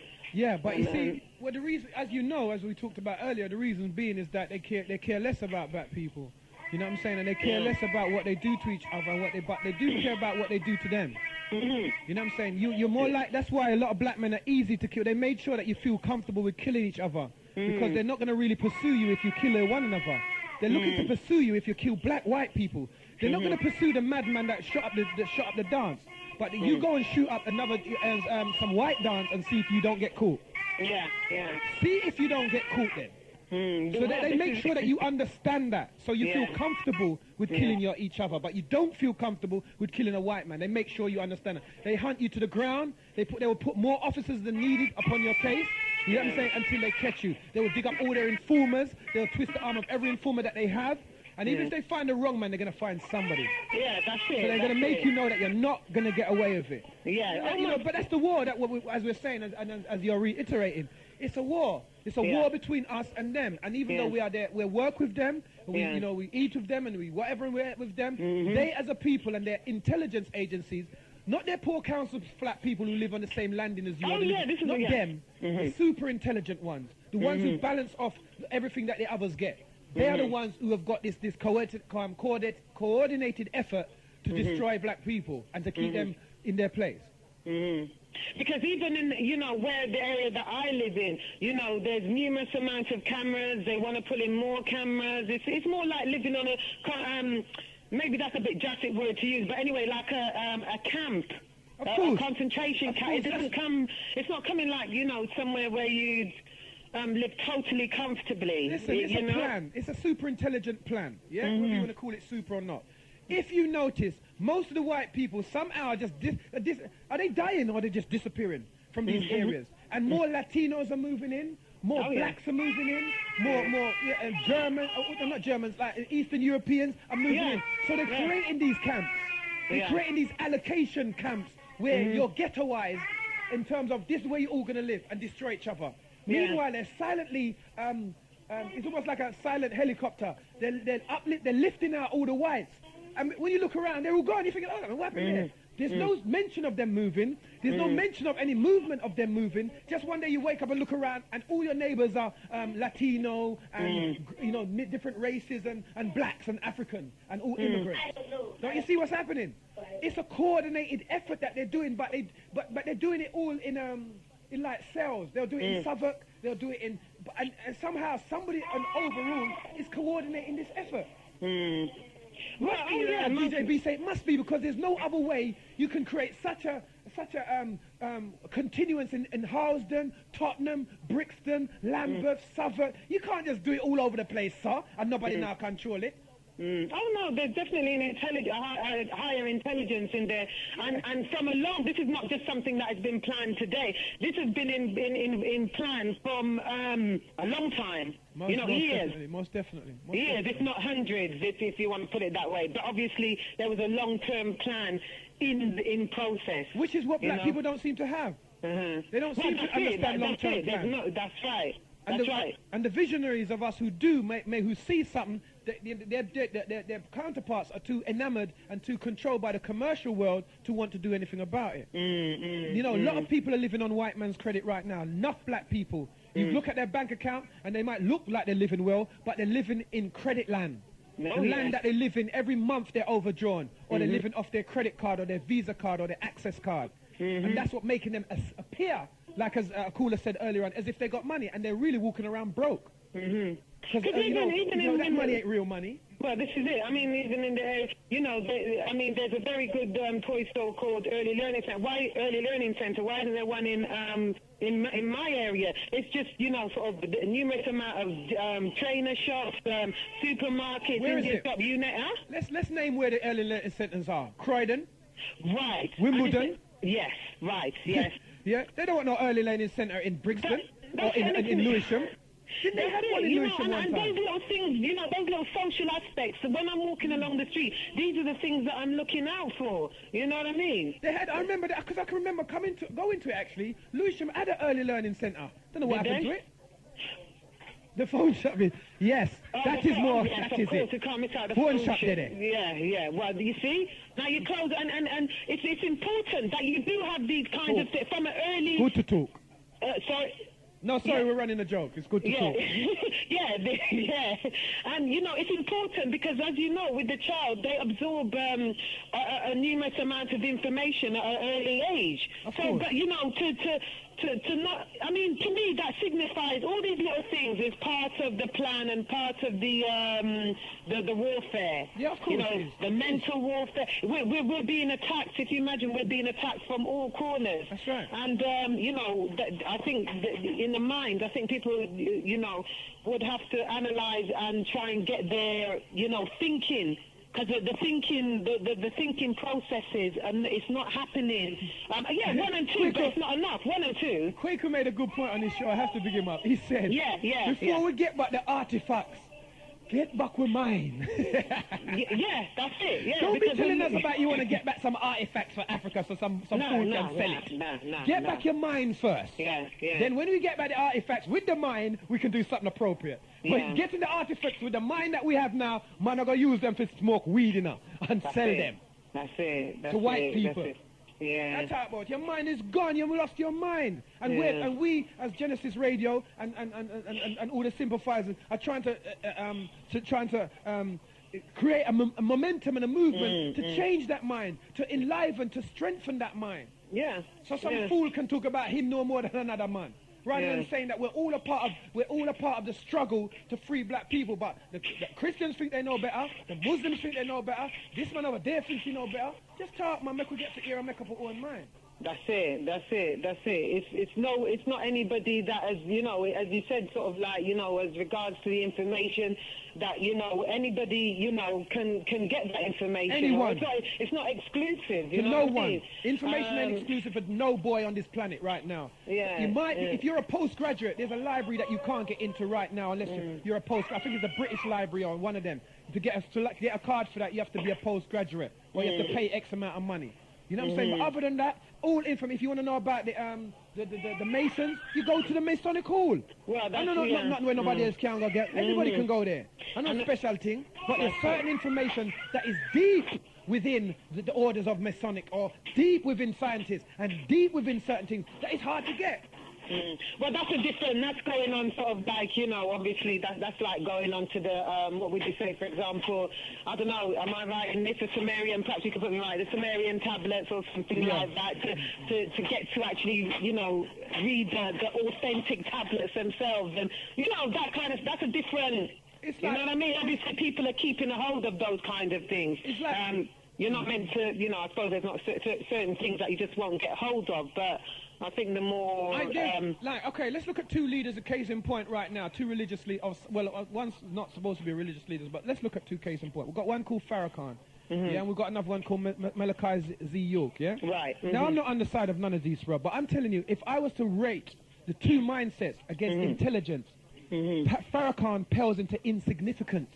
Oh, yeah, definitely. You understand what I'm saying? No When we're doubt. talking about intelligence and the difference in levels and ability to communicate intelligently and in many different languages and across many different boundaries and fields, we're talking about Farrakhan pales into insignificance in comparison to Malachi Z. York. I don't care what no one thinks of that. I'll give a shit. I don't, whoops. I don't care. Yeah. I mean, well, in this time, right, Farrakhan, as I said, you know, people evolve, move on, and what people have heard me say this before, but what I'm saying sort of like, Farrakhan was like, okay, in his time for awakening certain consciousness, but now is that we're living in the Aquarian age, we're living in the information age, yeah? That's right. Now, people's awareness has increased, we don't think the world is flat anymore, and blah, blah, blah, the story goes on. So the point, Malachi said is a man of his time, you cannot compare,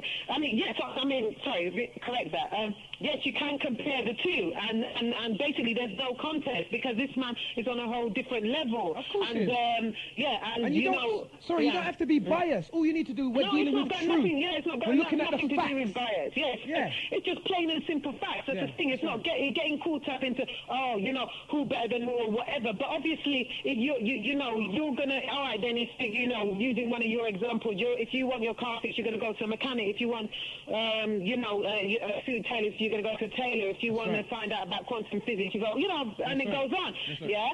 So basically,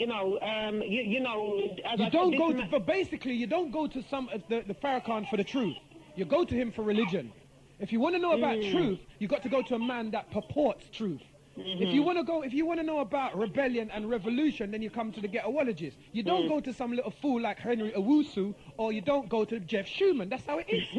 That's how it is. That's how we compare. We're not talking about Rebel, you know what I'm saying, who's on that, or we're not talking about Imhotep on them Mandate who's on that. We're talking about the stark differences between one mindset and another. Clear miles and miles and miles and miles of differences. Not just maybe difference. Me and Reba might disagree about that and area and have like an argument. Me and Quaker might different, but you know what I mean? Me and him might have like an argument about that and this.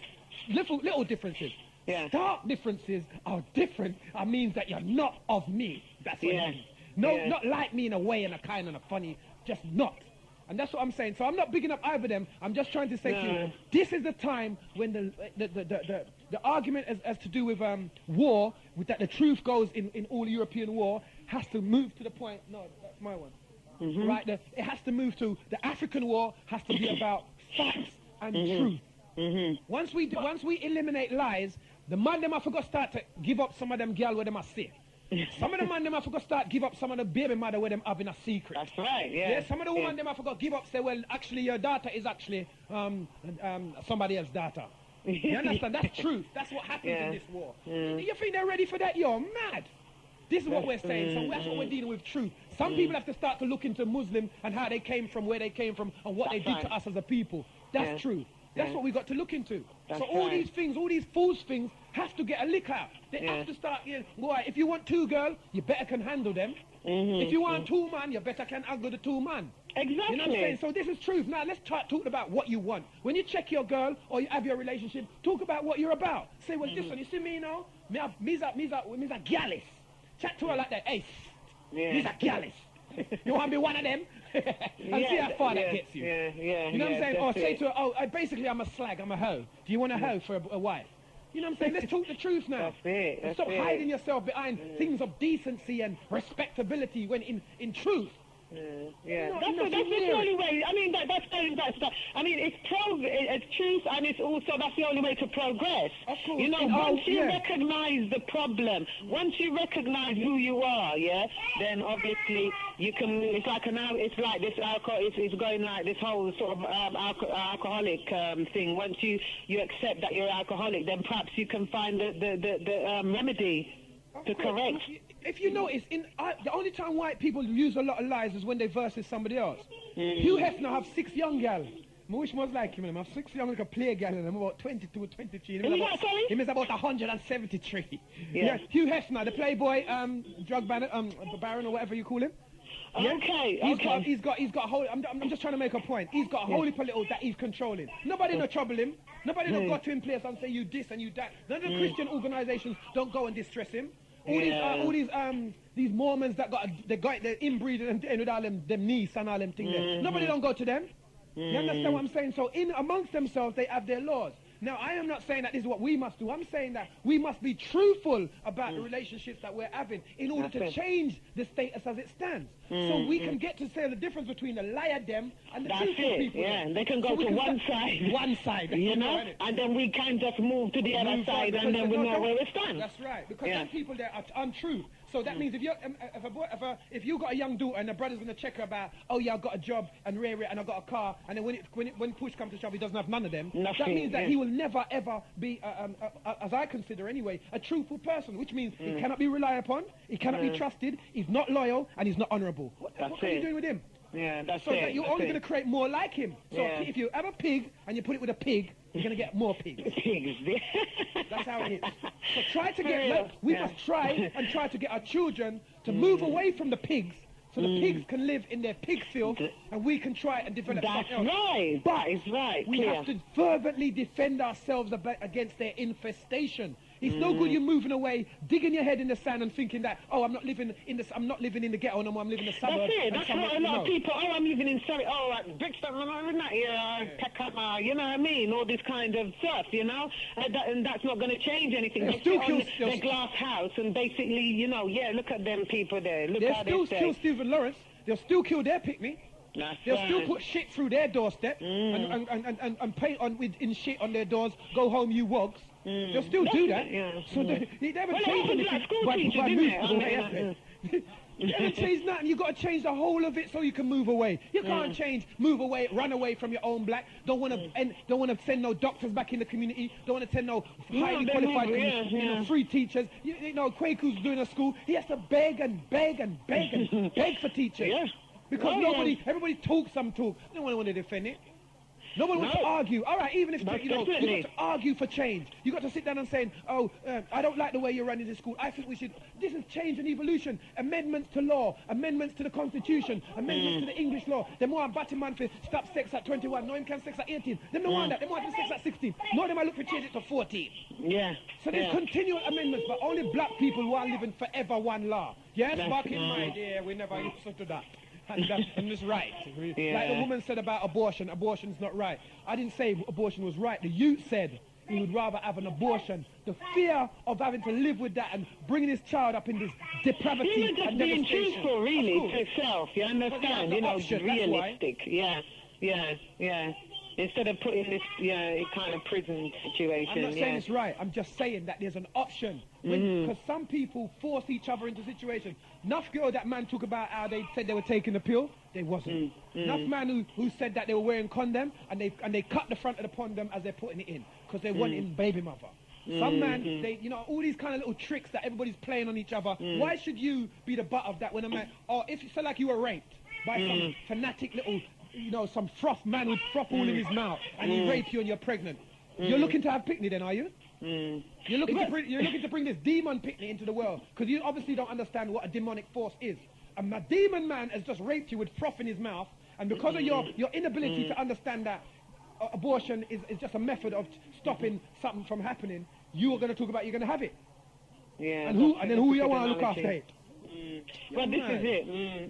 Yeah, it's all this deceit, the trickery, the game playing. I think we need, we're far from matured as a people. It's childlike, childlike behavior. That's not the behavior of a mature, intelligent people. No doubt. All this, and obviously we're seeing the results.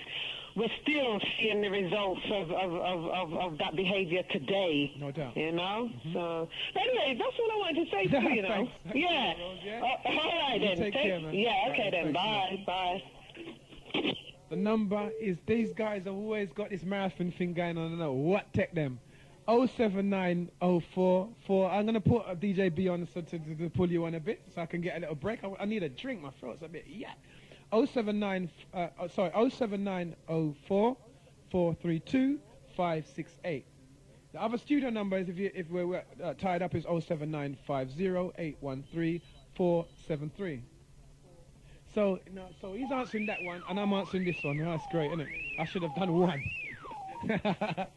Hello, you're through to Genesis. You've got Mystery Man in the house who ain't saying nothing, and DJ B and myself, Doctah X. How you doing? Yeah, big up. My name's Simon, yeah. I'm from South London. I'm listening to the show, man. Let me just turn down my radio. Okay. I just want to hit on the DJ thing, yeah? Okay. What that brother was saying earlier. Yes, blood. Other pirate stations, you know what I'm saying? People want to hear flavors and that, man. Yeah. I know there's a lot of cursing and gunting in the rhythms of that. Yeah. But, and I'm saying, you can't really help that, like, unless you want to go conscious all the way through, and how many people are going to want to listen to that all the time? No, that's true. You made a good point. But what he's saying is that those flavors are peppered with derogatory statements about black women, peppered with derogatory sexual acts, peppered, you know what I'm saying? And it's seeping into your unconscious. So we're saying that there's too much of that. That's what we're saying.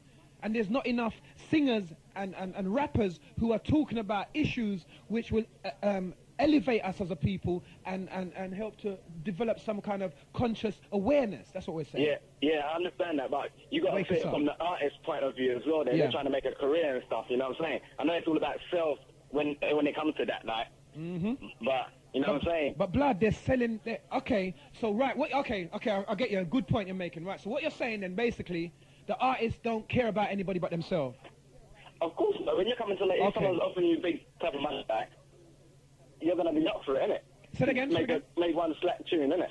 Say it again. No, well, it really depends on, because are you talking to me? Because I've released a few tunes. Are you talking to me? No, I've heard one of the tunes you made. This is the first time I'm listening, you get me? No, I'm not saying, no, I don't do that now, but I'm just saying I've done that. I thought you was asking me the question, so that's why I put that in. Are you saying to me I would do that? No, I'm not saying you would do that. But was you asking me if I would?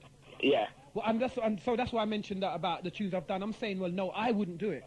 That's what I'm saying. So it make you thought automatically because it's money, I'd say yes. But I wouldn't do it because I've been in those positions already. So, but I understand what you're saying, that there are people that would do it. So you're now talking about a very self-centered individual who cares not about anybody else but himself. That's cool, though. So I understand what kind of music that the DJs are trying to play. They're playing self-centered music by self-centered people so that they can get money. That's cool. Yeah. Well, that's what you're saying.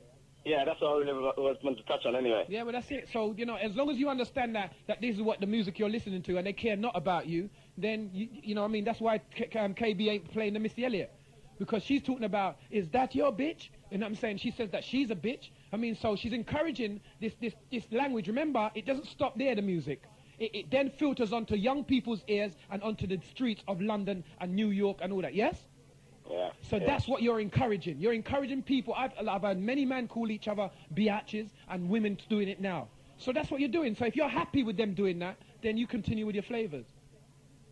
Yeah. That's what it's doing to our community right now. And like when a man says, shot him in them face and rare, what you call a flavor, I read an article today where they shot a woman in her face. So what I'm saying to you is that what you're realizing that the music is also filtering back into reality. So the more you propagate this one where Little Kim, I'm going to play on my Ghetto-ology on Saturday, I've got some slack tunes to play by the hoe called Little Kim and the hoe called, the bitch called Missy Elliott. I'm going to play them, I'm going to make you hear the type of pornography that these people are singing, that you're claiming that is flavors. And what young girls at the age of 18, 16, a girl who got killed was 17. She listens to that type of music. She's a lap dancer. She hadn't even left school properly and she's now dead. You understand? That is what drove her, because of people like Mr. Elliott and them people that are saying, yeah, it's all right. You understand what I'm saying? It's the industry, though, isn't it, though? Sorry? As well. Sorry? It's the industry. Bro.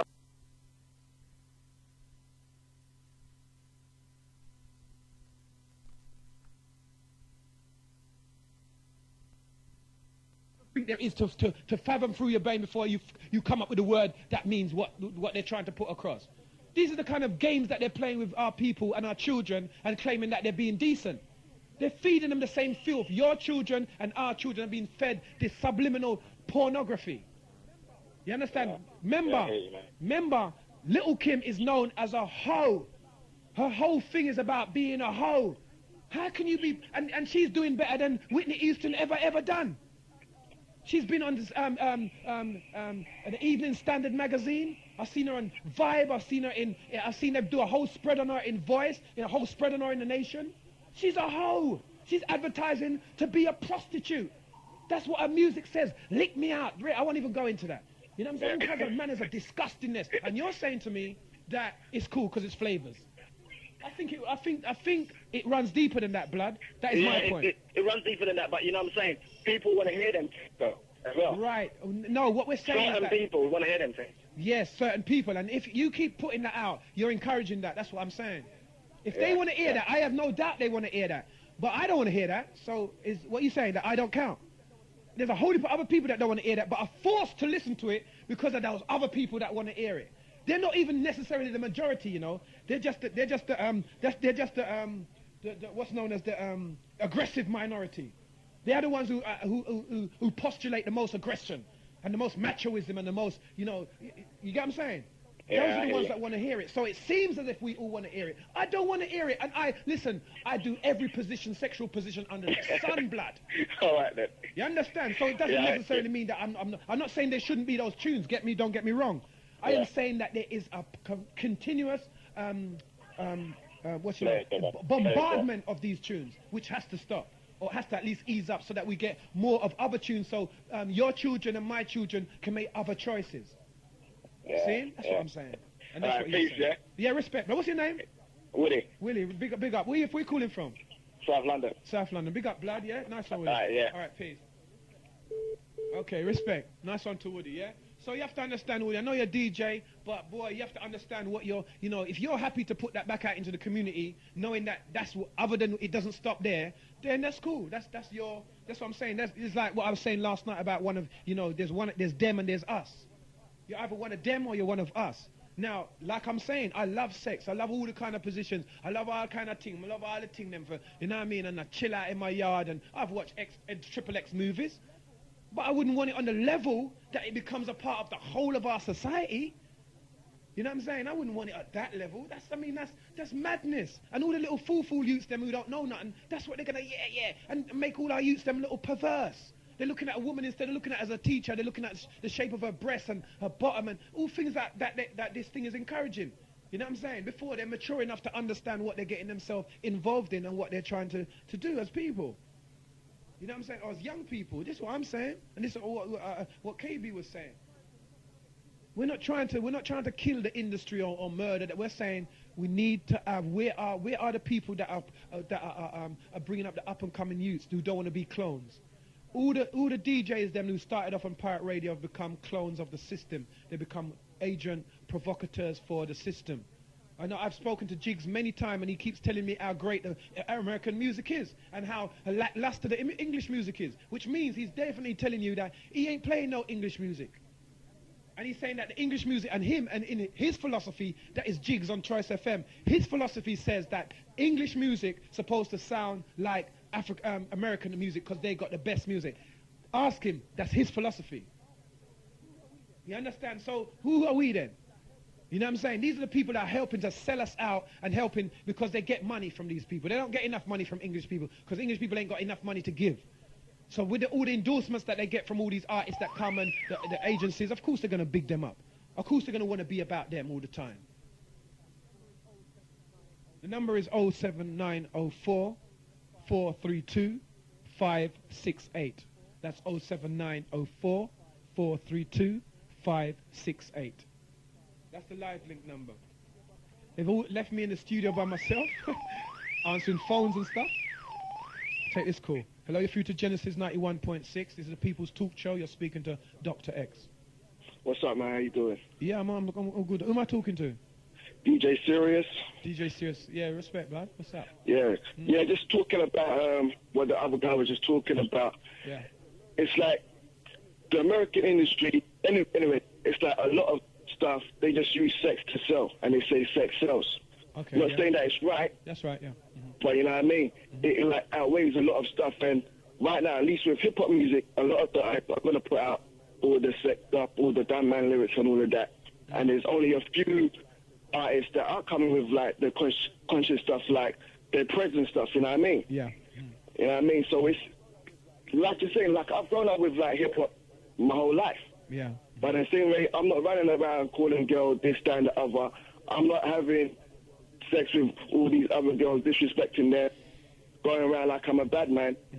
You know what I mean? But I hear what you're saying. Like, but you said, remember, you said you grew up with hip hop. That means you're like me then. That means you're like KB then. Which means that hip hop, when we first tuned into it, wasn't about what it is about now. Yeah, exactly. Different it was to more about the party and vibes. It was more about having fun. And also about who you're from and where you're from and what you're about. You know what I'm saying? It's like a jungle sometimes. It makes me wonder how I keep from going under. You know what I'm saying? Them tunes there. You know what I'm saying? You're talking about Public Enemy. You're talking about KRS-One early days. You're talking about even some of the Kool Mo D stuff. Even though it wasn't about necessary violence, they were more abstract about the storylines when they were rapping. Yes? Yeah. True? Right. So that's what I'm saying. So that's why you are more, and you and I don't call women biatches and that. You and I were grounded in hip hop. That's why. But the youth them that are coming up in the 90s, they're not grounded in hip hop. They're grounded in pornography rap. And murder and murder was all that they told me, and Snoopy and Puff Daddy. It's all about. That's what they're grounded in. So if me and you are grounded in that, and we've turned out like this, imagine what they're going to be turning out like when they're grounded in all that. You and I have watched evolution. They have grown up in a stage of evolution. And it's just been there, straight there in their face. You know what I mean? They grow from the first tune that they can remember is some tune like Gin and Juice, Smoking. So you know what I'm saying? Or a tune like Chronic. Yeah. You know what I'm saying? Those are the first tunes. What about what's our first tunes then? You know what I'm saying? My first tunes were like the Public Enemy. I'm like 20. You know what I mean? So like my first tunes were tunes like the Public Enemy, Rebel Without a Pause, them kind of tunes, the Sugar Hill stuff. You know what I mean? All the party and vibes, or the artists that were coming with like Young MC positive stuff, like, you know what I mean? Young MC, the positive stuff, or like the Young MC, Young MC, the other girl. What's that girl's name again? The girls them are actresses now. What, Salt and Pepper, them people. Salt and Pepper, but the other girl that was a bit more conscious. You've got the Afro Pop. Lady Latifah. Queen Latifah, yes. You know, that's why I like DJ V. He loves music. But Clean Latifah. Them people there. And the other little short girl that came. What about all them people, blood? They weren't talking about murdering each one on the corner and pose and open your legs and take it up the air and all that kind of stuff. They weren't talking about that. But this is what young people are. It was all about unity and stuff, you know what I mean? Huh? It was all about unity. Yeah. Remember Stop the Violence by KRS-One? Of course. Yeah, well, you see, blood, so that's why you're grounded, blood. But you check some youths now, though. Yeah, for enough of them, man, want to be smoking this, disrespecting this, that, and the other, wearing certain clothes and thinking that they're bad. But you know what? You know what I mean? And it's like, listening to this show, I hear what you're saying, because before it was like, people always used to say, boy, it's all about the music and they ain't trying to listen to stuff, and you know what I mean? It's like, and then, like, people say that, and it'll be like, boy, I've grown up with this stuff, and I ain't done like that. That's you know what I mean? But I'm now, trying to show you why. I see it now, yes, you know what I mean? That's why like, you ain't gonna go like that. But I know some of them youths that's all they play. They play Sticky Fingers. Have you heard the Sticky Fingers album? Yeah. That is one of the most murderous, cold-blooded, killing instinct, murder-inducing albums I've ever heard in my entire life, blood, in hip-hop and rap. Tell the truth, yes or no? Am I even close? Damn! That's the state we're in now. This is what they're putting out, and the people are bigging up nowadays, blood. You know what I'm saying? So that's not like me. Imagine me coming out now as a youth. Remember I came out of jail. Imagine me coming out of jail and man saying, yeah, buy the Sticky Fingers. And I've banged my head. And I've listened to all these things like murdering and raping and sticking up people and killing people. It's gonna put you back on it. Right.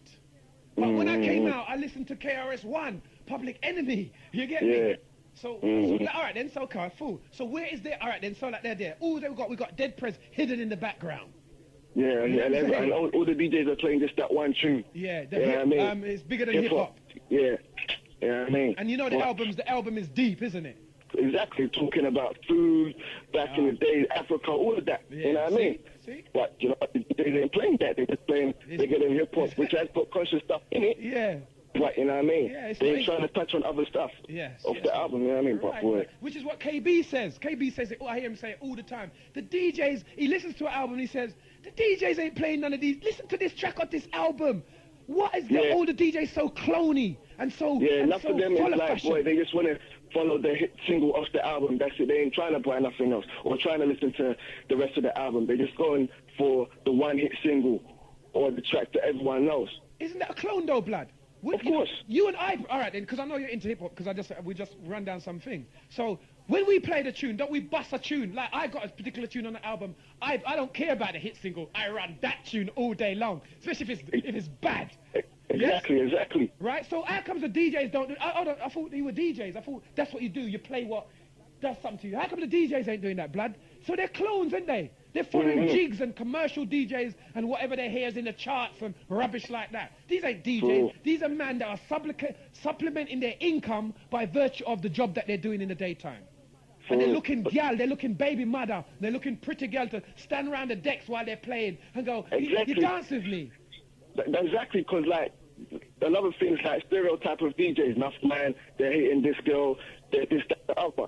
Again, that ain't me. You know what I mean? DJ Serious. I'm just there, boys. But I'm gonna have to change the DJ name because there's another one out in Canada. You know what I mean? But same way, it's like, boy, I'm there to DJ. Yeah. And hype up the crowd. Period.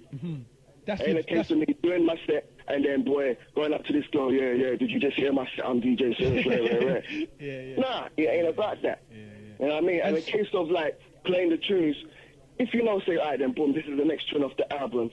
Simple things. All the DJ has to do is just introduce it in a certain way to say, boy, yeah, this is the next tune off the album. It's hot. You know what I mean? Don't remain focused on that main hit single that everyone knows. You know, there's this award-winning DJ who started off. I think he started off on something to do with Genesis, or something to do with a pirate radio station. His name is Mystery. He's won awards on that. Yeah. The reason why he became so great because he broke a lot of tunes that nobody else was. The stupid DJ them couldn't play. He'd hear a tune and a beat, and he'd go. He tried to be a producer. He never quite made it as a producer, but he did have the ear to hear a song when it sounded. That's why a lot of the rare grooves came about. People had the ear to hear this song sounds bad. Yeah? What happened to them DJs, DJ Serious? Where are they? Boy, enough for them is just following the money route. They're following the money route. They're being the clones. There's only a few real DJs left. That's what I'm saying. You know what I mean? You see what I'm saying, blood? So now you know the infection of the industry is being infected. Because I'm assuming then that you're one of the loyal DJs who love DJing by the fact that you love music, not by the fact that it gives you extra money after you've done your day job. Yeah, that's what I'm assuming. It's a case of this. I ain't even working. You know what I mean? So certain things, it's like me DJing, and because like I'm not a big name yet, I'm known within the industry. People are saying, boy, this is going to be the next big thing for the next generation. But same way, certain man's going to pay me a little £20. I can't live on that. Insane. Did you get me? But you got to go through though, because that's what you love doing. Exactly. I love doing that because I love the DJing. I make music. You know what I mean? So like, boom, that's how I'm trying to further my career. I'm trying to do certain stuff, and hopefully in the next few months, I know that I can get my album going. You know what I mean? And because I know certain of the UK artists, they're gonna say, boy, straight up, yeah, serious, I'm on that album, no problem. Would you support that? I know, blood. I know that we're not that great, and we don't have that great amount of big bravado like the Americans or Jamaicans. But don't you think the pop artists don't have the same as in England as the American pop artists? But they still get a little look in. How can you deny your own for some input? I don't care how black they are. It's not about black.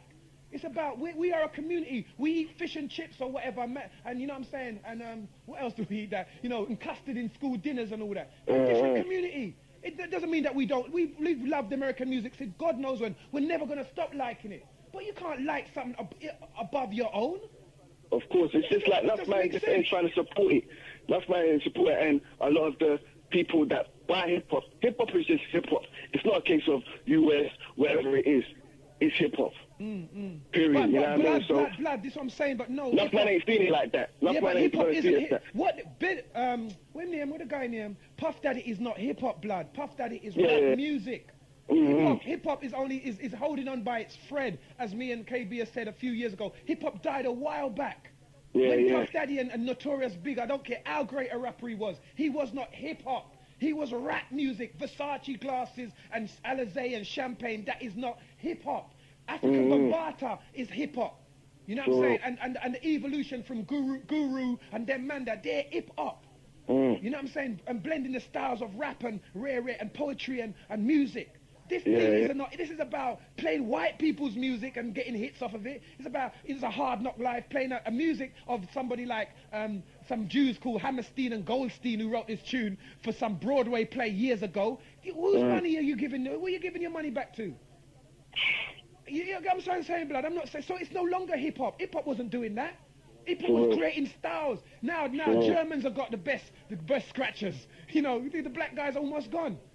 I was at DMC because Drew said I was kind of like connected with Tommy Boy and that. You know what I mean? It's like I'm at DMC.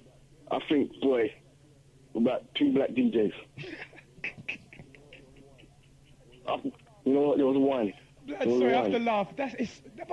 What can I? 2 things I can do, blood: cry or laugh, and I can't cry right now. I have to laugh. It's so sad. Of course. It's ridiculous. Of course, man. Boy, no, man. Everything just needs to change. It's as simple as that. I'm saying. You know what I mean? People need to open up their eyes, open up their mind, and see the bigger picture. You know what I mean? Serious. We're talking about money. You want to make wong. We want wong. We don't want to be under the shadow of American people, all the rest of us. We want wong, but we don't wong by selling crack or weed, but we want to get paid for what we do. We talk about, but we also want some integrity. We want some respect. We don't want to just be like slaves being bought and sold, like they bought all them other artists. Every artist they buy, they let go. Name me an artist that's still there, apart from the girl who sings white songs with a funny eye. She's the only one left, and she sings white people's songs. Every black artist that's taken into the white industry and fold is dropped. Because they don't want you. They want what you represent. And once they milk that out, they dump you like exactly. That's why enough people was trying to go the independent route, and because enough man ain't got the money to do it, or enough money to get the big promotion or whatever. That's why I say. That's why they run for the quick money. Blood. I tell you one thing, right? If you add more support from the pirate stations, if the community and the young people then were coming up with innovation and very good music, they couldn't stop them. But the reason why they can is because a lot of the English artists want to sound like American, and people are fed up. If you're gonna, at least if you got gold, which would you prefer? The false looking like gold or the real thing? Of course you want the real thing. Of course. And if you want a diamond, you don't want a zircon or some cubit. You want the real thing. So obviously they are the diamonds of the gospel and the R&B world. If you copy them, you are a zircon. You are a clone. I'm not saying that you can't have their style, but develop your own sensibility, your own, because you have a different culture. You don't eat big hamburgers that, they have tins that have 50 sausages in one tin. We don't have those kind of stools over here. You know what I'm saying? So they have a different lifestyle. So culture, music comes from culture. It doesn't come from fashion. For real. I remember back in the day, a couple years ago, one of my girls now, she was like, there was a couple UK rappers about, and she was like, you know what, it don't sound right. They need to rap American. You get me? I was like, you know what, it ain't about that. They're from London. That's right. Period. You know what I mean? So they need to rap the way they rap. Blood. I used to rap back in the day. I'll probably say for the first week, end of my lines was sounding American. The rest of that, boom, straight English. Yeah, because you're crossing over now. You're trying to drop the American. That's a good way of doing it. But let's look at what history's shown us, blood. Because I'm dumb and you're dumb. We're thick people. History has shown us that no artist for the past, how many years of hip-hop? 15 years of hip-hop. No American-sounding English artist has ever made it to the top 10 in America. Ever. Of course. Doesn't that show you something then? Of course. Never even in the top 20. Of course. And you know what? Enough of the UK man think that they have to break America. Ain't about that, you know. All they have to do right is now, France, Germany, and Japan are the ones buying the music, supporting us better. And also, the garage, where did it break? Where did all the jungle artists break? Was it America or continent? Exactly. You know what I'm saying? Because that's closest to their mindset, that Europe master that world. And of course, America, like how if you look at the way they market the Spice Girls, they market them through Europe to America. They don't market them straight to America. Exactly. That's how you do it. So obviously, like you're saying, it's spot on. So you know what I'm saying? A lot of the DJs, the Iron Apple DJs and all them kind of, they go through the route where they're most easily accepted. Yeah. You know what I'm saying? You have to develop your own before you can, somebody's going to want something from you. You have to show them strength in your own character before they're going to buy into you. That's they're buying into you like a slave and sex you and toss you out like a prostitute. Exactly. You understand? That's what we're being used right now. Most of us black people in the music industry are being used like hoes and prostitutes. They sex us and toss us out into the cold. Man's buying. Man's just got a. He's only 20. He's buying flat up in the wharf. How long do you think he can manage that? And he's not selling millions and millions of songs every day. Boy, he's going to have to move out sooner or later. He just wasted a lot of money trying to floss. He's just trying to floss. So some fool taught him that's what it was all about. Enough of these people, man. They don't even think about how to do their stuff, man. You know what I mean? They think, let's go for the big picture. You know what I mean? They spend a lot of money and it just flops. Flop because guess what? They haven't even mastered the small picture. Exactly. You get me, blood? So when the big picture comes on them, they're confused. Because every child begins with the smallest steps. No child ever gets up running. These people come from nothing to running. Speedily. What do you think is going to happen? Boy, I don't know.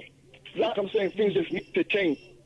And me personally, me working with Village Street Team, knowing a lot of the people on radio and everything, I see my stuff working if I do it properly. You know what I mean? Yeah. I'm known, but I'm not properly known to the wider audience. So it doesn't make sense me making 1,000 copies. Who's going to buy 1,000 copies of my stuff? Good economics, blood. Good economics. I mean, it's like, do a few copies, make that sell, get my money back. Good. And then as it keeps going, boom, then I can start making the bigger amounts. Oh, we're gonna see you. We're gonna see you then, DJ Serious. Because when you have a basis like that as a root, you're definitely gonna come up. You're only 20. You're definitely gonna come up. Roger, my brother just done an album, yeah. And 1,000 copies, the vocals are too low. You see? He has to get the whole stuff back and do it again. I see. He's known. He's done open mics. He's done stuff on certain big man's radio stations and everything. But you know what? He's just done that. And he's like, boy, it's serious, or to other people's, but you know the lyrics. I might know the lyrics, but people that are going to buy the album ain't heard the other lyrics on the album. Okay. So you have to take all that back, redo the thing, and then push it out again. Okay, yeah. You done messed up. Yeah, and that's a lot of money, isn't it, as well? He's wasted as well. Exactly. Because he's not going to see back. That money is a holy, but he's not going to be able to see back even if he sells all the other albums. Exactly. So it's deep, isn't it? Exactly. Yeah, so that's what I'm saying, that your basis is firm and economic, and I love to hear, and I'll give you a big respect for that, blood, because that shows that you've looked at who you are, you've not tried to boost yourself to somebody that you're not, you've recognized your limitations, and you're working with them to stretch them. Exactly. Yes, respect. It's like, lot people, like I said, people are saying, yeah, I'm going to be the next big thing. I've done stuff on major radio stations as well. I've got my own show on another pirate station, but it's like, boy, I just have to look at the picture. Because I'm trying to set up certain things, it's like, boy, it doesn't make sense to me. Okay, I want to set up a record label. The music, some of the music there, but I have to get the artists to put their vocals on. I need to get some more money to get the equipment. Does it make sense to me making an internet site for the record label and there's no music to go on there? That don't make sense. Me being a DJ, having a certain following, doing certain clubs, let me do his website for me. Okay. Get the mailing list going. Yeah. You know what I mean? So once the record label's ready, the mailing list is there. Yeah. You know what I mean? That's good planning, blood. Trust me. I mean, that's like, how old are you? 20, for real? 20. Yeah, man. The good planning that. That's the type of, when we had some youths on Saturday, they're talking about making money. This is it's just continual advertising of these types of attitudes towards money that they need to hear. That's how they learn. But because they're not hearing it, because the right radio stations and the black people that work on them, they don't want to hear things like this. If it's not something they can laugh after or take a joke into, they don't want to hear it. They don't have, all their community, they don't allocate no time to... Yeah, a man's just phoned and saying the first mistake your brethren made was he should have got a test press. Yeah. You know what I'm saying? But obviously there's not sound economics happening there. But what we're saying is that, again, you see, if we have these talk shows that talk about what's affecting us as a community, look what just come out here. I'm sure, isn't that phone that brother just phoned in to show you something? That's where we're supposed to be living. That's how we're supposed to be living. Sharing, not sharing egos, but sharing what we know and how we're living and how each thing that we're saying can help another individual or some other people move to another level. You're just educating some youths as you're talking. For real. Yeah, Vlad, that's what we're talking about. That's what Genesis is about. You get what I'm saying? And all of this, and see, you come from another conversation to another conversation to this. You know what I'm saying? And we've been talking about this music industry and nobody can say from Rago Chat Show came on air, that's all we've been rinsing, because ourselves, we were trying to break into the music industry. But would they let us in? DJ Elaine wanted us to dress up like faggots and go on in some little foolishness to break the market. That's what she thought was good. We had to blank her. You know what I'm saying? These are the things they bow and they big up white people. Everything is about, and every artist that DJ Elaine has ever put her hand on in the time that she was running EMI, was it EMI? She was the A&R for one of them bigger, right? Every one of them flopped because they were pandering to white people all the time, trying to feed the white ego. Yeah. We need independence, blood, and we need people like you. I know you're gonna blow up. I know you're gonna gravitate. You know what I'm saying? It's not gonna be tomorrow morning, obviously. But of course not. You've got root there. You're using a plan. Safe, man. Yeah, man. Respect, blood. Yeah. All right, man. Respect. All right, thanks for the call. Yeah, big up. No problem. DJ Serious. Peace. Yeah, man. Yeah, man. Peace. Yeah, go on, man. All right, London, you know something, been having some off-air calls, right? I've sent a large shout going out to the man Blue down in the Old Kent Road region, right? He was saying that poll tax has turned into council tax. I don't know, there hasn't. All right, well, he mentioned that, and he said something about, you know, when the Indians had their little bus stop the other day, the British people like to put on programs to say that they conquered that place, like, you know, the Pakistanis, and they like to put on programs that say they conquered there and they conquered there and stuff like that. But large up Blue from Old Kent Road, large up. And I've sent a large shout to the brother, I just spoke to a brother named Tyle, right? He's you know, we just had a long discussion. He mentioned a whole heap of different things. I know something, the brother, hey, just keep on going, right? And he's going to send in Genesis one of his promos. He said he's a struggling artist and stuff like that. And he said he doesn't want to pander to all the gun and the sex talk and all that stuff. Like, he's trying to do some conscious stuff. And he's going to send something down. And your P.O. Box, Minsta X, but it might have my initials on there, though. You know what I'm saying? But save, or he said he might send a cassette and a few things. And he goes, and you know something, his stage name goes as the name Pale Black, right? He calls himself Pale Black, and large up. And he was talking about the early centre, he went to an early learning centre down there in Kensington, and boy, they just didn't make him feel right that he's supposed to be even in there. You know what I'm saying? They mentioned a whole heap of things about hip-hop to say, like, the people that's into hip-hop right now, right? It's them that's really keeping us oppressed, because the oppressor, you know what I mean, helps them out and gives them the large up every time. And he said we should listen to people like Sister Soldier, Last Poets, and 100X. You heard that, brother? He said he can't find. Anybody out there who knows, I got into music by the 100X, he said he's looking for it. He can't find it. He says that he is a record collector, right? He talks about the schools are crap, basically, and they're teaching our children nothing. And we as parents supposed to maybe, you know what I mean, get more into the psyche of our children, right? And that's about it. We had some other callers, but I wouldn't even go into that right now, right? I just want to address the issue quickly before that caller calls back on the poll tax. The poll tax didn't turn into the community tax, because what happened was the poll tax made every person over the age of 16 in your household pay tax. You know what I'm saying? That is not the case now. Only the head of the house pays tax. That's a different case. If your child is in your house, they don't have to pay tax. The poll tax was saying your children had to pay tax. So it's not the same tax. It's a different tax, but it's not the one to make, you know what I'm saying? It's not like they styled it out. It's just a different tax. Yeah. So, yeah. You know what I'm saying? So I just thought I'd make that point. Yeah, bro. You know what I'm saying? Hold on 1 second. I think he's on folder. You want to take this one? I'll take that one. All right, Genesis Radio. What's your name and where you're calling from, please? Hello? Yeah, I can hear you now. Yes, DJ B. We saying, Big T? What's up, you all right? How you doing, blood? Yeah. Hey, tell me something. You remember when Genesis was down the park? Can you say that again, please? You remember when Genesis was down Burgess Park? When was that? About 3 weeks ago, yeah? I didn't even know that, to tell the truth. Yeah. Yeah, all right then. It was about 3 weeks ago, yeah? And on the Saturday, it was a black day, basically. 3 black people down there. And I went down there on a Sunday. Yeah. Let me take it down. Right, I went down on the Sunday, yeah? See? All right, listen, Big T, what it is, I have to go close to the monitor, right, to hear you, because it seems to be fake. Yeah, all right then. Nice mystery. All right, go on again, sorry. Right. Hang on there, Yes, Steve? Yeah. You know what it is? I can hear Doctah X in the background there, you know what I mean? See, no, yeah. All right, no problem, blood. All right. Yes, I went down there on the Sunday, and there was a bit. I never know there's so much South Americans in this country. South Americans? South Americans, yeah. Right. I never know there's a lot of South Americans. And you know what, Dean? A lot of people came and saying that they basically don't think it's fighting down the music thing and everything. Yeah. But you see, we're at British Park. There's a lot. When I say there's tons of South Americans, there's tons of them. I don't know what they were celebrating. You know. Yeah, but you know what? Hey, you know, yeah, I guess I can hear, but you come like you come like art on the seashore. You're coming in and you're going back out, coming in and going back out again. Right. But you see something? The point that you make there, right? Because you know we have to come past them to hit our headquarters, right?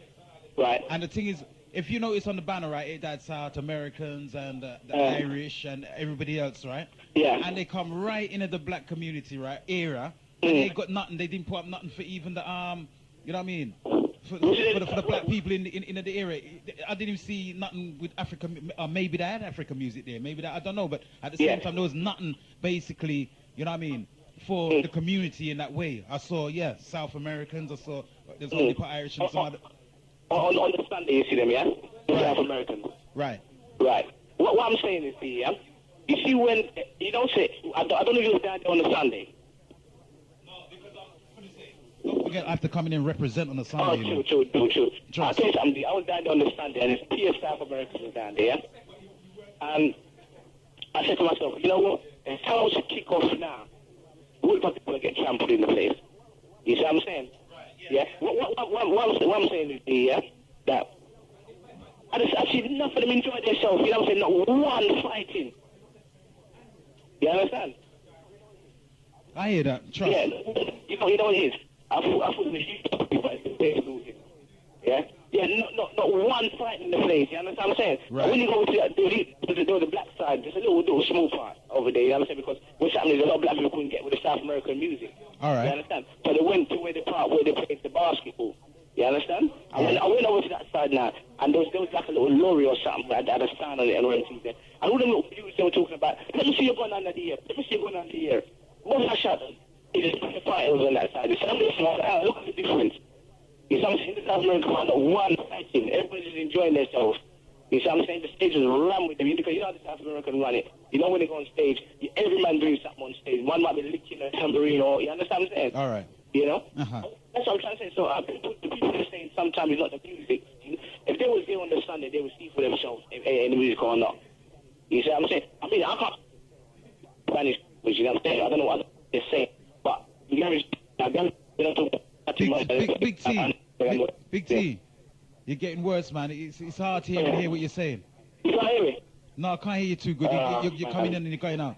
Yeah? Yeah. Go chat. But put it like I hear your point. Basically what you're saying, right? All heap of South Americans is there. They were jamming, having fun, right? Yeah? No problems, right? And on the black side now, right? Where there was black activity and kind of black orientated music, right? There's more arms house. Right. So you can hear me good now, yeah? Huh? You can hear me good now. Right. What I was saying, I mean, as I say, I can't speak Spanish, so I don't know what they were saying on the stage, but I guarantee you this now, I guarantee they were talking about Shashi Man and them fierce and Undergirl and these sounds. You understand what I'm dealing with? Right. You understand? But I say, we're doing it with the black section now, see? You see there's some brothers on the back of a lorry, and there's a sign on the back of a lorry. They were talking about, if she's going out there, I'll beat you, put your leg up, and you understand what I'm saying? What's going on? Every minute, fight a broke up. So was it a name brand? Who was it? What? I don't even know who they were. I know the way. And what music was they playing, Big T? Ragga, man. It was alright, and Ragga. Mm. Right. See what I'm saying? Uh-huh. Ragga, see what you hear in the club. Repeat that piece again. See things you hear in clubs, boom, shit, boom, shit, bang, bang, you know what I'm saying? Yeah. What about another thing as well? Yes, yeah. People know that I put hip hop on the station and things there. Yeah? Now, there's a lot of negative albums out there. But I say a lot of DJs don't take the time out to listen through the album. I can tell you something that I've seen. There's some albums, if you listen through to them, there's a positive track on it. Yeah, I mean, like, more time, that's true. And maybe sometimes they listen, but they still refuse to kind of play their music because, you know, they have to, you know what I mean, they have to keep up to certain kind of standards as far as they're concerned. You know, because we all, but at the same time, all right, then put it this way, there's many DJs in and around the capital, right? And fair enough, to me personally, right, it's, I don't want to lay the blame down at anybody's feet, but I mean, like, I'm a big man and I come through certain eras of music, you know what I'm saying? And me personally, when I go to a shop, I prefer the conscious stuff from day one. I'm not into the, you know what I'm saying, the little Mickey Mouse business, trust. Well, I tell you honestly, if you see it before, with the conscious stuff, it used to sound boring. You know what? I wasn't listening to the lyrics, listen to their... You understand what I'm saying? Yeah. We go through them stages with the conscious stuff. You know, sometimes they go, boy, the lyrics kind of did, but it really understand really did. You understand what I'm saying? Yeah, kind of, half of what you're saying, because, boy... No, we all go through these stages before we start concentrating on the lyrical context. You see what I'm saying? The only band I can say definitely I love their rhythm and I love their lyrics, Public Enemy. You understand? And maybe KRS-One back in the early days, isn't it? Yeah, well, we were surrounded by that conscious stuff in them days. Any man come about talking about girl on a knee and I've put a gun in his... They would look at it, what's that with you? And you see, back in them days there, people used to put their lyrics on the sleeves, on the record sleeves. Right. The lyrics was there. They just crap, so you can't write it down. Do you remember Poor Righteous Teachers? Yeah, man. All them eras, it's them. Listen, I used to be a hip hop man myself, and I still got enough of them in my yeah, for real. and it's all them things. You know what I'm saying? Brand Nubians. Aye, and you see all them people there. I guarantee if you look on their record sheet, all their lyrics are there. What they're saying. You understand what I'm saying? But nowadays, make some of them DJs, they like Prodigy and Joe the Kiss and them, and they make them write down their lyrics on the sleeve. They couldn't do it. They couldn't do it. No, everything is mama this and mama that. You know what I'm saying? Yeah. You know. And that was one of the main reasons why I stopped buying the music, because you can't play it around the youth them and with all the profanities. You know what I'm saying? Yeah, understand. I tell you something. I can't remember what it was. I went to KRS-One down Brixton. I can't remember what it was. I know it was in the late 80s. See, and what's happened is they had like a freestyle thing. Yeah, and he what's his name again? There was one talking about he was trying to bring in this flower power into hip hop. You weren't chatting about what's them boys there? I know who you're chatting about. There's about 3 of them, 4 of them. One fat one, and they're trying to bring like a hippie kind of style of hip hop. You see what I'm saying? I'm curious to their lyrics. You know why? I don't want no bus lyrics. Left, right, center. They always come up with a little foolish. Hey, T, shall I tell you who they are? Della Soul. No, it wasn't Della Soul. It wasn't Della Soul. PM Doon or PM Doon. PM Doon. Oh, yes. They come down, chatting their lyrics. The KRS one has come on and said, I don't want no music. Bus lyrics, left, right, and center. You know what I'm saying? All of a sudden, they come on now, chatting their crap. I said, that's what I'm saying. What's happening is now, see some of them brothers there who chatting certain lyrics. They want certain man to go on stage, and I say, well, in their concept, whoever the promoter gets, you know what I'm saying, have a freestyle and see who's real. You see what I'm saying? Right. You know what I mean? All right. Yeah, but you see, like even saying that. I mean, like even the other day I was listening to one music. I just heard it, and the brother start with, I don't do music for white people. I don't do music for black people. Right? I forget the brother's name. It's a music that play around the place. I was driving past somewhere and I hear the track. Rap tune? Yeah, it's like a rap tune. I don't. And I had to kind of wonder where this brother's coming off, because maybe now the industry's got so big, right? It's a money thing now, right? Whereas people, you know what I'm saying? They say, nah, it's not black, it's not white. It's just a money thing. You're overs.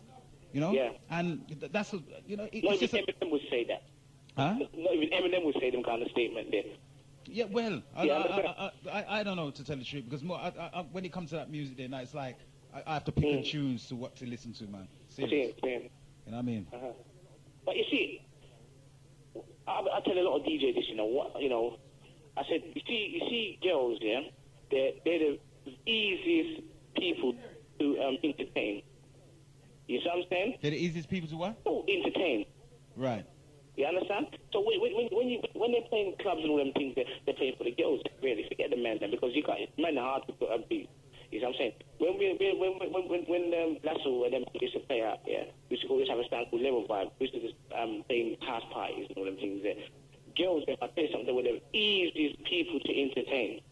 You see what I'm saying? Like sometimes take chance and play certain tunes. And they say, woo, and you understand I'm dealing with them. You're right. You see what I'm saying? So what I'm saying is that, as I say, in clubs nowadays, when one DJ come off, another DJ come on, he's playing the same rhythm, same tunes as what the other DJ just came on, but in a different jumble up style. Same as on radio, right, on certain legal radio stations. You see what I'm saying? Enough of them ain't taking no chance of playing certain tunes. You see what I'm saying? Right. And that's our mystery. That's our mystery, done it. He talked behind the tune. I said, look, London, I know you don't know this tune here, but get to know it. Right. All right then. You understand? A form of, edutainment in a way. That's right.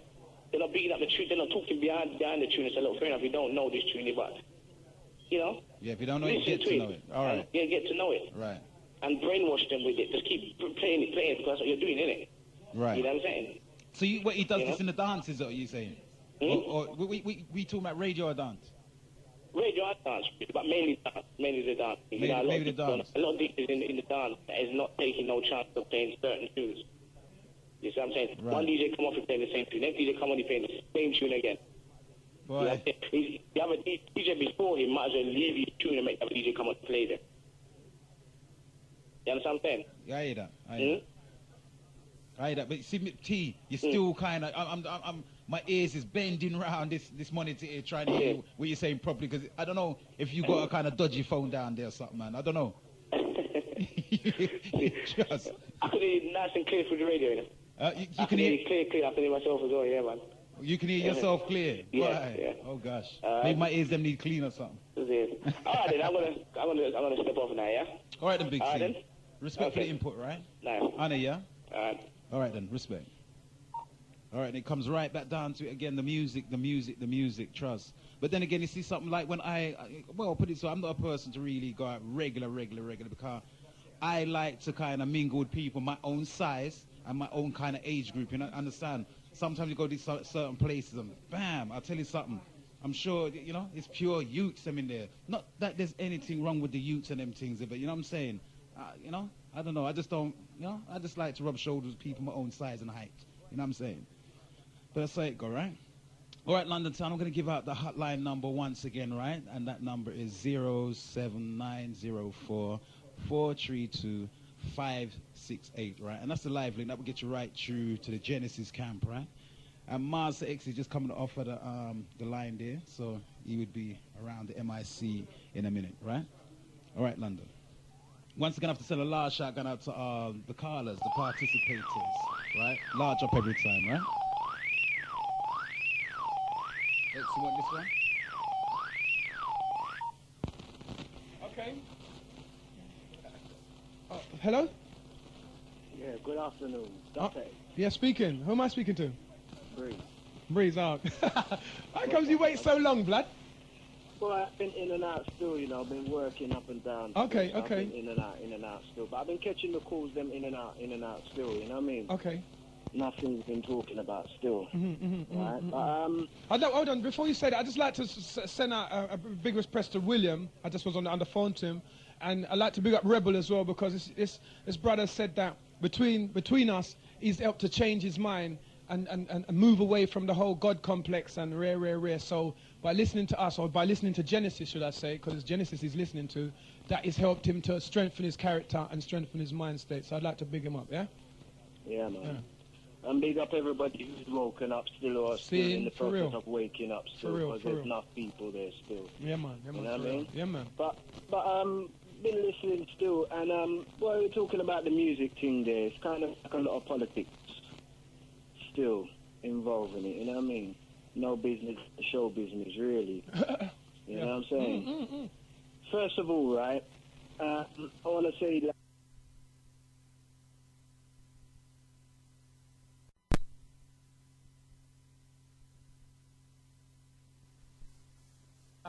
Hectic. Listen, we was about when Peter can even bust that style. Lucian Boys Club. You understand? Lucian Boys Club. You understand what I'm saying to you? Back in the early days. See? What happened, blood? What happened? Yeah. Personally? Yeah. Personally, this is my personal opinion. Yeah. You understand? Yeah. Saxon sign had a lot to do with what happened. Personally. Okay. You understand? Do you want to elaborate? I'm going to elaborate. In terms of your opinion, right? We're not saying it's gospel. We're saying in terms of what you think, yeah? Right. Right. And that's what I'm saying. Yeah. This is my opinion, and I'm owning this opinion. Yeah. Right, so, yeah? Yeah, okay. Basically, right, when Saxon was about and they had the bag of DJs them around there, the industry in the UK was big. It was massive. You could go anywhere.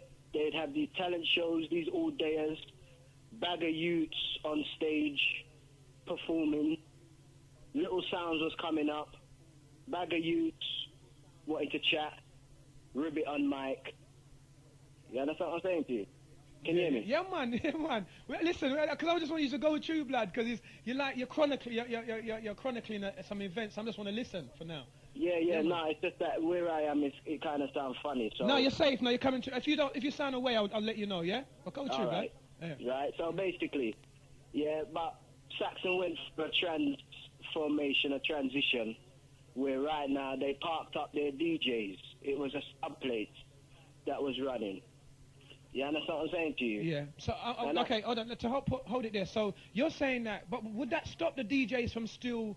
The DJs themselves as human beings, though, if Saxon as a sound decided just to run dub plates, why would it stop the human beings from, pursuing, their... Because right now, the dub plates that man was chasing, even Saxon themselves, was yard artists. You understand? Okay. So the yard artists, what happened was they ended up promoting yard artists. So who was small... I can't even think right now of certain people, but Saxon definitely helped to launch. Daddy Colonel? No, I'm talking Rusty? about... Yeah, but you see... Levi? Listen, all of them people there Saxon bigged up, yeah? Yeah. And Saxon launched up all of them people, yeah? Yeah? Then around about 1990, you understand? They stopped using their DJs. You understand me? Okay, so they was more going into dances and playing just specials to show that right now, we're big. We can play a Super Cat, we can play this, we can play that. And nobody can talk to it. And you'd see the DJs them, right? Because even the UK clashes them, which I went to all of them. You understand, with Kibber Nickers, Love Injection, Stereophonic, and the bag of DJs them is around the side of the town, waiting to chat, to properly finish off the next sound, but they can't get in because selector wants to play tune. You understand? He wants to play Luciana. Listen, them man they big up Luciana, blood. What, Saxon? Saxon big up Luciana, Them I play Luciana from our 90, blood. See. And I win clash with them tune there. You understand? Okay. So that's almost like it's another form of the suicide I was talking about then. So they basically kill themselves. Definitely. Because even in the world clash, hear what I'm saying to you, even in the two world clash what they had, the DJs them is around the side because even though you haven't heard of them, they're still practicing, they're still writing up their lyrics, Right. They still got enough to say. Right. But hear what I'm saying to you, if the selector is not making space for a man to can express himself, you see me? That's a deep thing what you're saying, blood. Because that's reality. Yeah, no, but because it just carries on from what I was saying earlier on about them using. We're killing ourselves from the inside. So all it takes is one man to be there blocking anybody coming through, and that's it. Boy, well, right now, the evidence is there for people to see who and what was going down. But you know what? To me, they are the cause of the whole UK thing mashing up. But at the same time, they were the cause of starting the whole UK thing in the first place. At the same time. At the same time. You see what I'm saying to you? UK, we've got DJ B saying about he thinks UK bubblers had something to do with it though as well. Oh, go on, sorry. Breeze, remember the time when Saxon, is it UK bubblers? That was in combination with Green Sleeves. And it's got a whole heap of music with with what's his name, Irie? Yes. Tipper Irie, and, Yes. and all the man them. Yes. When you really think, I mean, like, it's the truth what you're saying, because them man had a good foothold in the marketplace back then. Listen, man. Trust. Listen, a Tipper Irie, Tipper Irie is bigger in the European, in Europe, than he is in the UK. You understand? What, Them at the Saxon moment? man there. Oh, back then? Always. Okay. Always, blood. You understand what I'm saying to you? Them man there is one of the few man them that can still get a forward when they chat. You understand what I'm saying to you? And Maxi Priest as well, man, saying? Was About what? a part of the whole thing as well. Yeah, man, he was. But remember Maxi Priest a thing in a dance panel Reservoir Road, Broccoli, in 1978. And sing out. And then the man that was known as Kinky Dread them there. Leather pants and them things. Who you say? Because a man said to me also say rocking Roger Robin was a style when pirate. Listen to me. Roger Robin's style was the original style, but listen to me. Maxi Priest always could sing. You understand? And he always had style, and the girls them loved him from day dot. You understand? So we not take them things there from him. You understand? But Roger Robin, I don't know about him pirating Roger Robin style. I know that they had similar styles. Okay, because I'm sorry. I think Dennis Tom once said to me that he think Roger bust with it first. He heard Roger Robin with that style first. That's what he's saying. Boy, I'll tell you the truth. I can't really say, because I remember old days from Glengal days. You understand? Glengal Road, when Saxon used to play up there every Wednesday. You understand? And Maxi Priest was down there. You understand? Busting out his voice case. Okay. Him and a brother, and they would he used to do a style, not even a style, but there was a sound named Nasty Rockers at the time. Yeah. That's the Brixton sound. Yeah. The Brixton sound. What's his name? Ricardo McKenzie. What's his DJ name? I don't know that. I can't even remember his DJ name, but them man there was about from even them days. Okay. And you see him have to sing Lovers Rock on certain things to even get some tune out on, but you know what I'm talking, DJ B? Sorry, Biz, I never catch that because I'm on the next line, sorry. But you know something, but sorry, put it this way, the brother that's on my line now, just hold on 1 second. But you know something, this is fact because, no disrespect, truth is truth we're coming out with now, right? I used to be Maxi Priest's bass player back in the day, see? Way back in the day. Ricky Rankin, him name. Ricky Rankin, Ricky Rankin, easy Ricky Rankin. See? So when we talk about the stars, right, Breeze? Sorry to maybe I just kind of jumped off, but maybe chat about the stars. I can remember Maxi sounded like D Brown. That's he used to really kind of model himself. He did, but he was a singer. And I tell you the truth. There was a time when D Brown's tunes was the tunes, blood. Everybody did model themselves off him, really. Yeah, but when we talk about styles and singing, you know what I'm saying? I don't want to go too deep in it, but I know what I know. See? Yeah. Trust. I don't dispute that. From my memory, I can remember when Maxi Priest could always sing. So, in my recollection of my memory, him and Roger had similar styles. Maybe Maxi adapted his styles, I don't know. But I do know this. When it comes to lyrical content, Maxi could never talk to Roger Robin. Okay. Yeah, that's what I'm saying to you. So, in your opinion, then Roger Robin had a better lyrical content, but what you're saying is that Maxi had a better style, and the style won over. I'm not even saying he had a better style. You understand? Right now, what I'm saying to you, right, is that I remember Maxi Priest used to wear leather pants and certain things. Kinky dread, as you say. He was a kinky dread. You understand? Them man, they're sharp. Yeah. You understand what I'm saying to you? And I know that Roger Robin, no disrespect, but it's from a different school where them things wasn't that important. Okay, right, I get you. You understand? So you're dealing with two different personalities. Which is right, okay. It's not always about, this is why I want to bring it to my next point. It's not all about talent sometimes. Okay. You understand? It's about good point. personality, That's right. Personality Charisma, and character. And charisma. Yeah, for real. No doubt. You understand what I'm saying to you? No doubt. Because there's a whole lot of people who's got talent and should be up there, but because maybe they don't smile too much, like myself, or they don't wear certain things. You understand? People will look at the whole package. That's right. Yeah. And that's what they want. This business here, they want the whole package. Good point. Good point. Yeah, man. so Serious thing. You're right, man. Good point. That. Seriously. So. You know, and, you know, take you to another point as well. I hear some man talking, and I agree to a certain degree, about UK rappers and people sounding like American. But to me personally, I don't hear no, let's say for instance now, Yeah. certain people talk with certain twang, right? And certain lingo. But when you hear them on record, you don't hear none of that. Yeah. You understand what I'm saying to you? Yeah. You just hear the song. Yeah. You see what I'm saying to you? Yeah, I'm trying to see the point you're going to reach, yeah?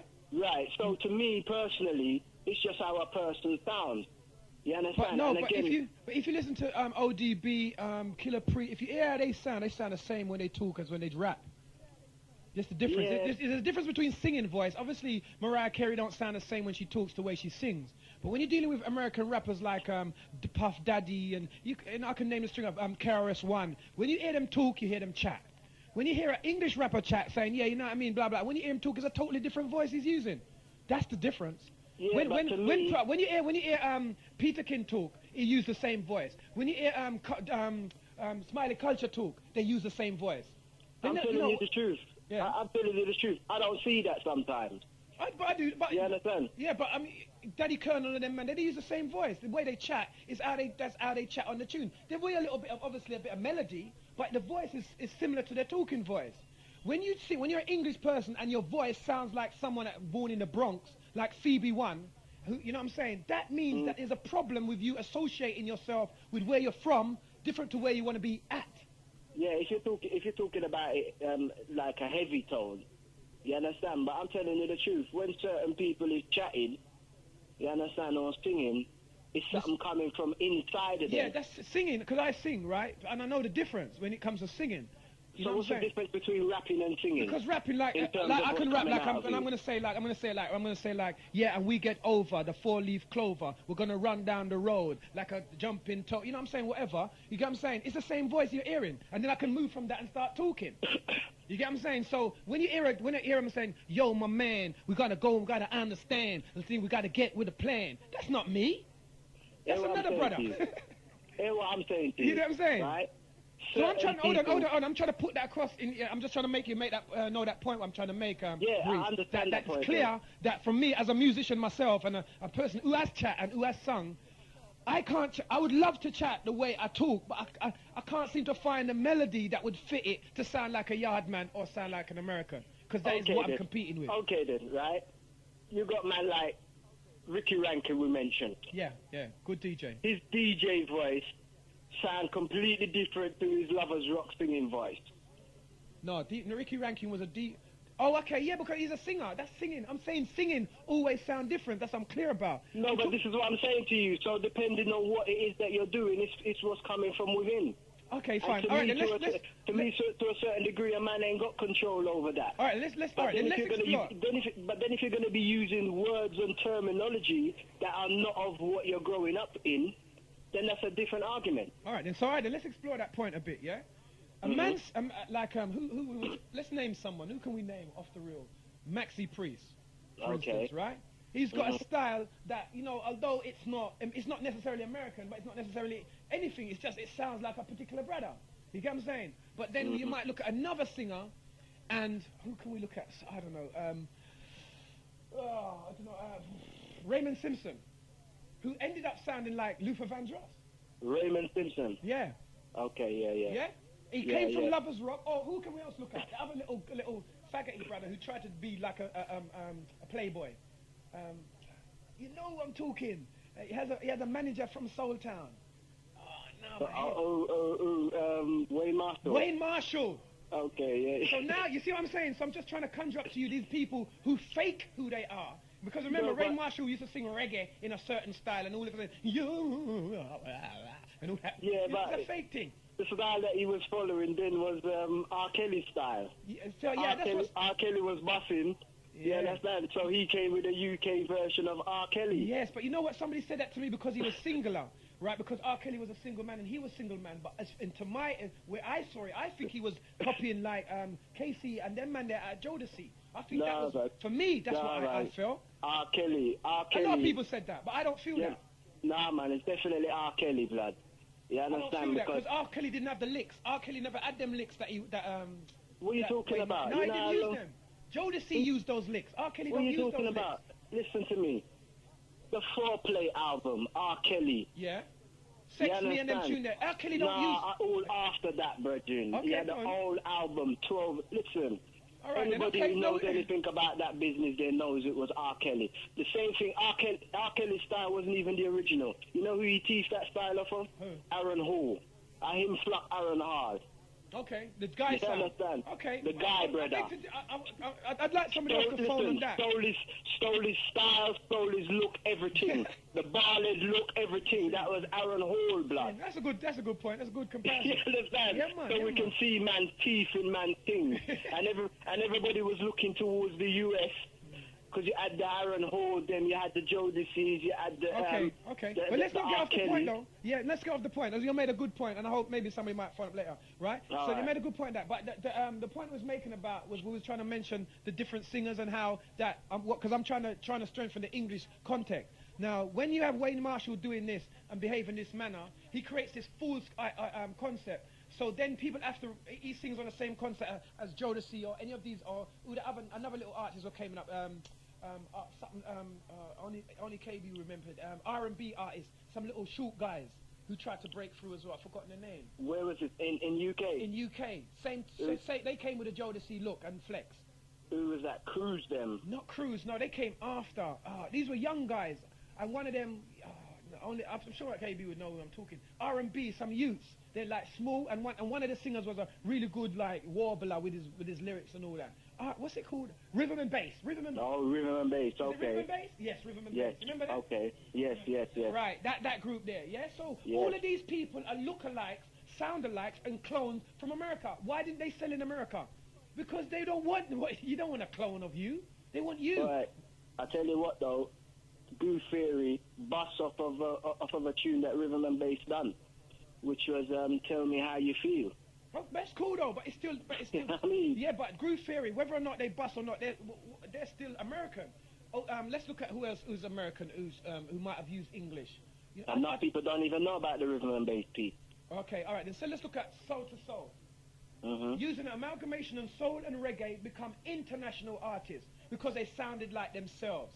Back to life, back to reality. She didn't sound like she was trying to be, Whitney Houston or anyone. She just had a great sounding voice. Yeah, as a girl who came from reggae. Yeah, but you see, that brings me to a little point, right? That's where I think that, I agree. UK did have their own talent and their style, you understand? Who else comes to mind immediately as I say that? But Karen Wheeler from Soul to Soul was a Lovers Rock singer from Brown Sugar Days. No doubt. Everybody who's coming from a Lovers Rock and influence them where they're from 70s, you understand? No doubt. Strong. Who else comes to mind? Who else comes to mind as English who made it internationally? And the only people that have really been sampled from England in English music? Internationally, Loose Ends. Yes. See what Carl I'm saying? McIntosh. Yes, see what I'm saying? So anytime that you put out something original, this is the chronology that people like DJ Sirius have to look at, and that is that if you ever look, what you do is look at your past, isn't it? You look at the history and what is happening. And when you look, this is what you find. Yeah, and this is what I'm saying to you. To me, the English industry, music-wise, has been dead from 1990. Yeah, okay, good, yeah. Yeah, that's what I'm saying to you. I'd agree. And I put it down to, boy, maybe it's too much to be putting the blame on Saxon, but they was the biggest thing, blood.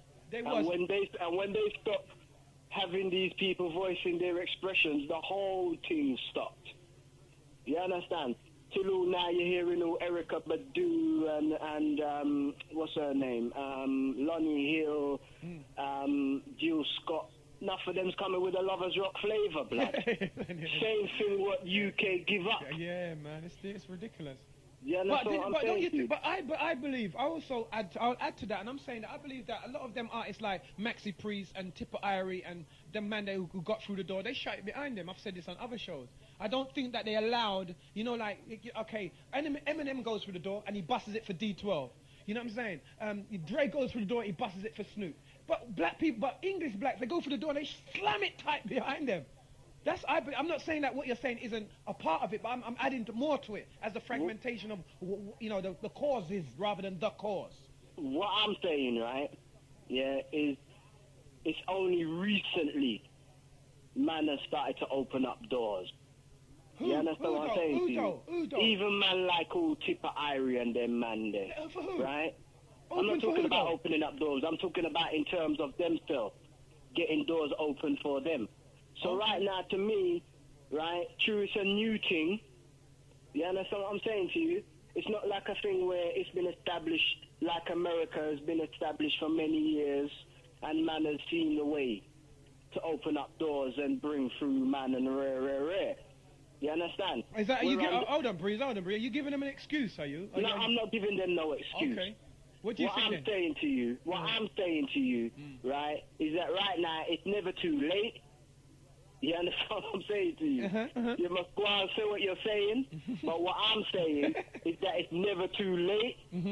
You understand? And other man coming up will look at those same examples and say, yeah, same thing what you're saying, and they'll be more determined that when they come through, they're gonna bring through. Okay.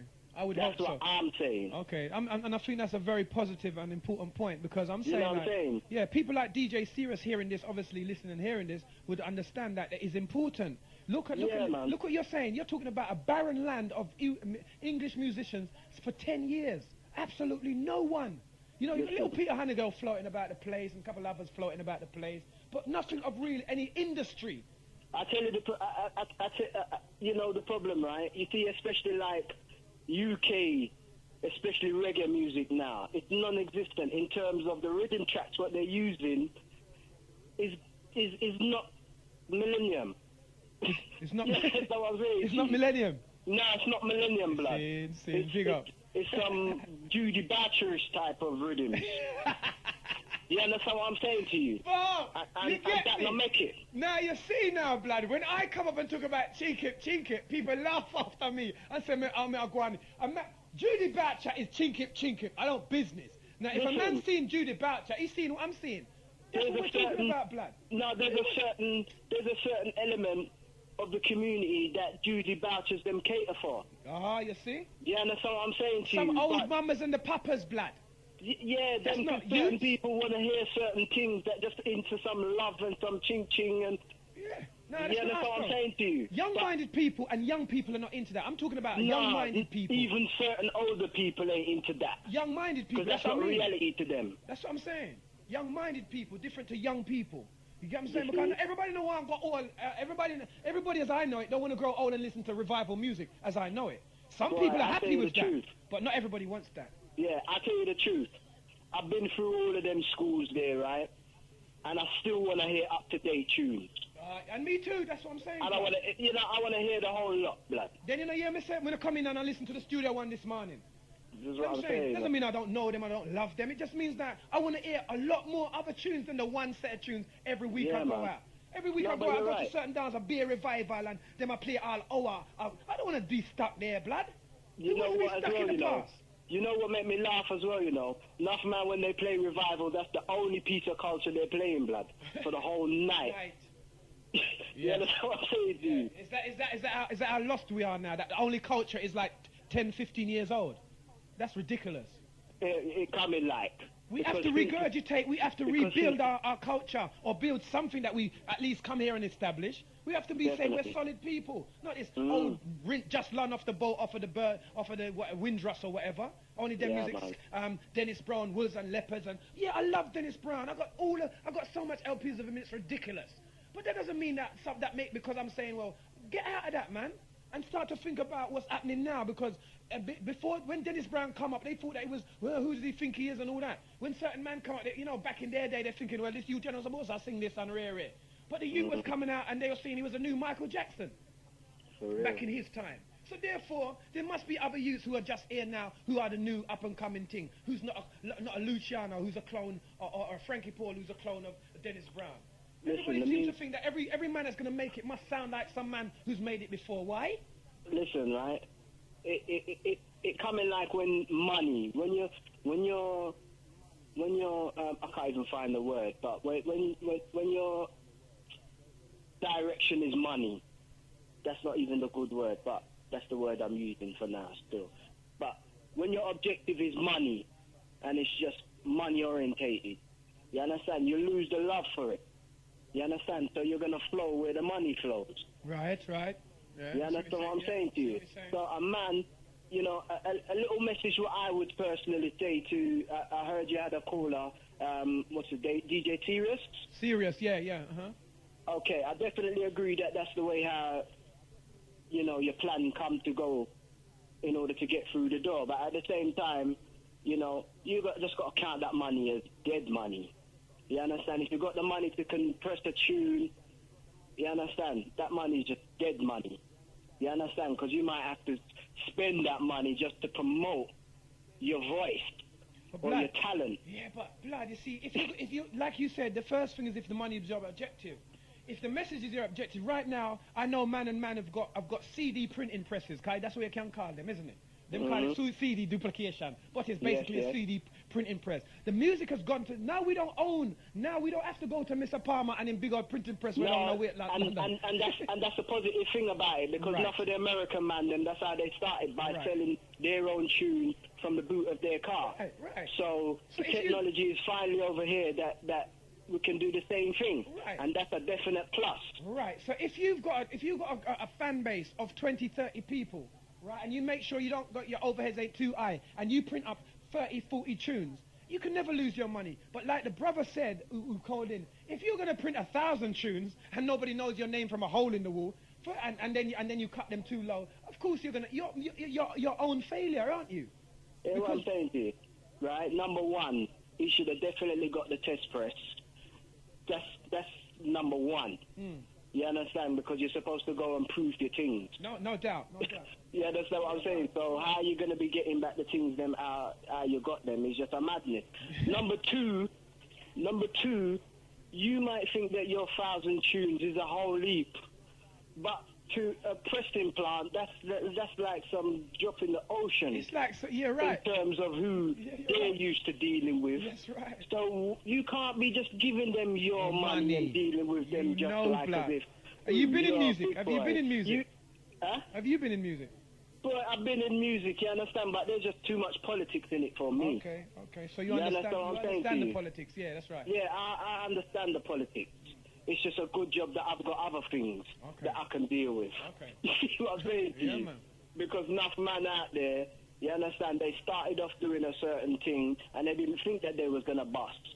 And when they bust now, they start attracting people that's been in it before them. You understand? They start to want to be like these people and see how they can stay in this space. You understand? Next minute the message change. Yeah. You understand? And next minute they buy a house because they've got enough money to can put a deposit on a house or whatever. And then it's all about keeping that shit. You understand what I'm saying to you? Definitely. And after I've tied up myself in a 25-year mortgage, blood, I'm going to be making any kind of tune to keep it. You understand what I'm saying to you? This is what I've said this so many times. You know. This is why your objective can't be money. Blood. And you can't take the money quick time, go indebt yourself. You see? Go make yourself indebted to the system so that, everything you do is just to support that. That's right. So excuse me, you can't turn that a contract that's going to sell you out because you need to pay your mortgage. Definitely. That's what they are. Definitely. So you will go anywhere, do anything. Yeah, I want to know.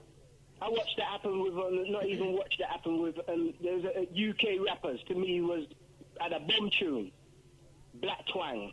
Yes. Right? From Southeast Brothers. Yeah. Had a tune called The Queen's Head. Yeah.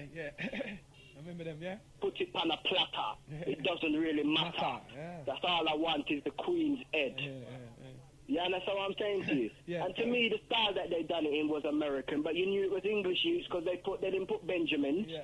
They put the Queen's Head, which is what we're familiar with. You got it. They went from a 4 group to a 1 group in the space of 1 hit. Yeah. Until a man flop. Yeah. You know why, blood? Because I know the managers. The managers are white, man. Well. And he was trying to sell them in that manner, but they tried to bait out their manager on one album, and he just said, "Alright, then, Lau, you go on and do what you're doing, and look what happened to them." Why are we so damn? What did the man say? Greedy. Why are we so egotistical about everything we touch? We want the most out of one time. The only thing that flopped back twang was themselves. They were going to be the best new up and coming thing ever in England, to match the other England. Remember the other London posse? London posse, yeah. Remember? So they was going to match that, and they flopped themselves with their own greed.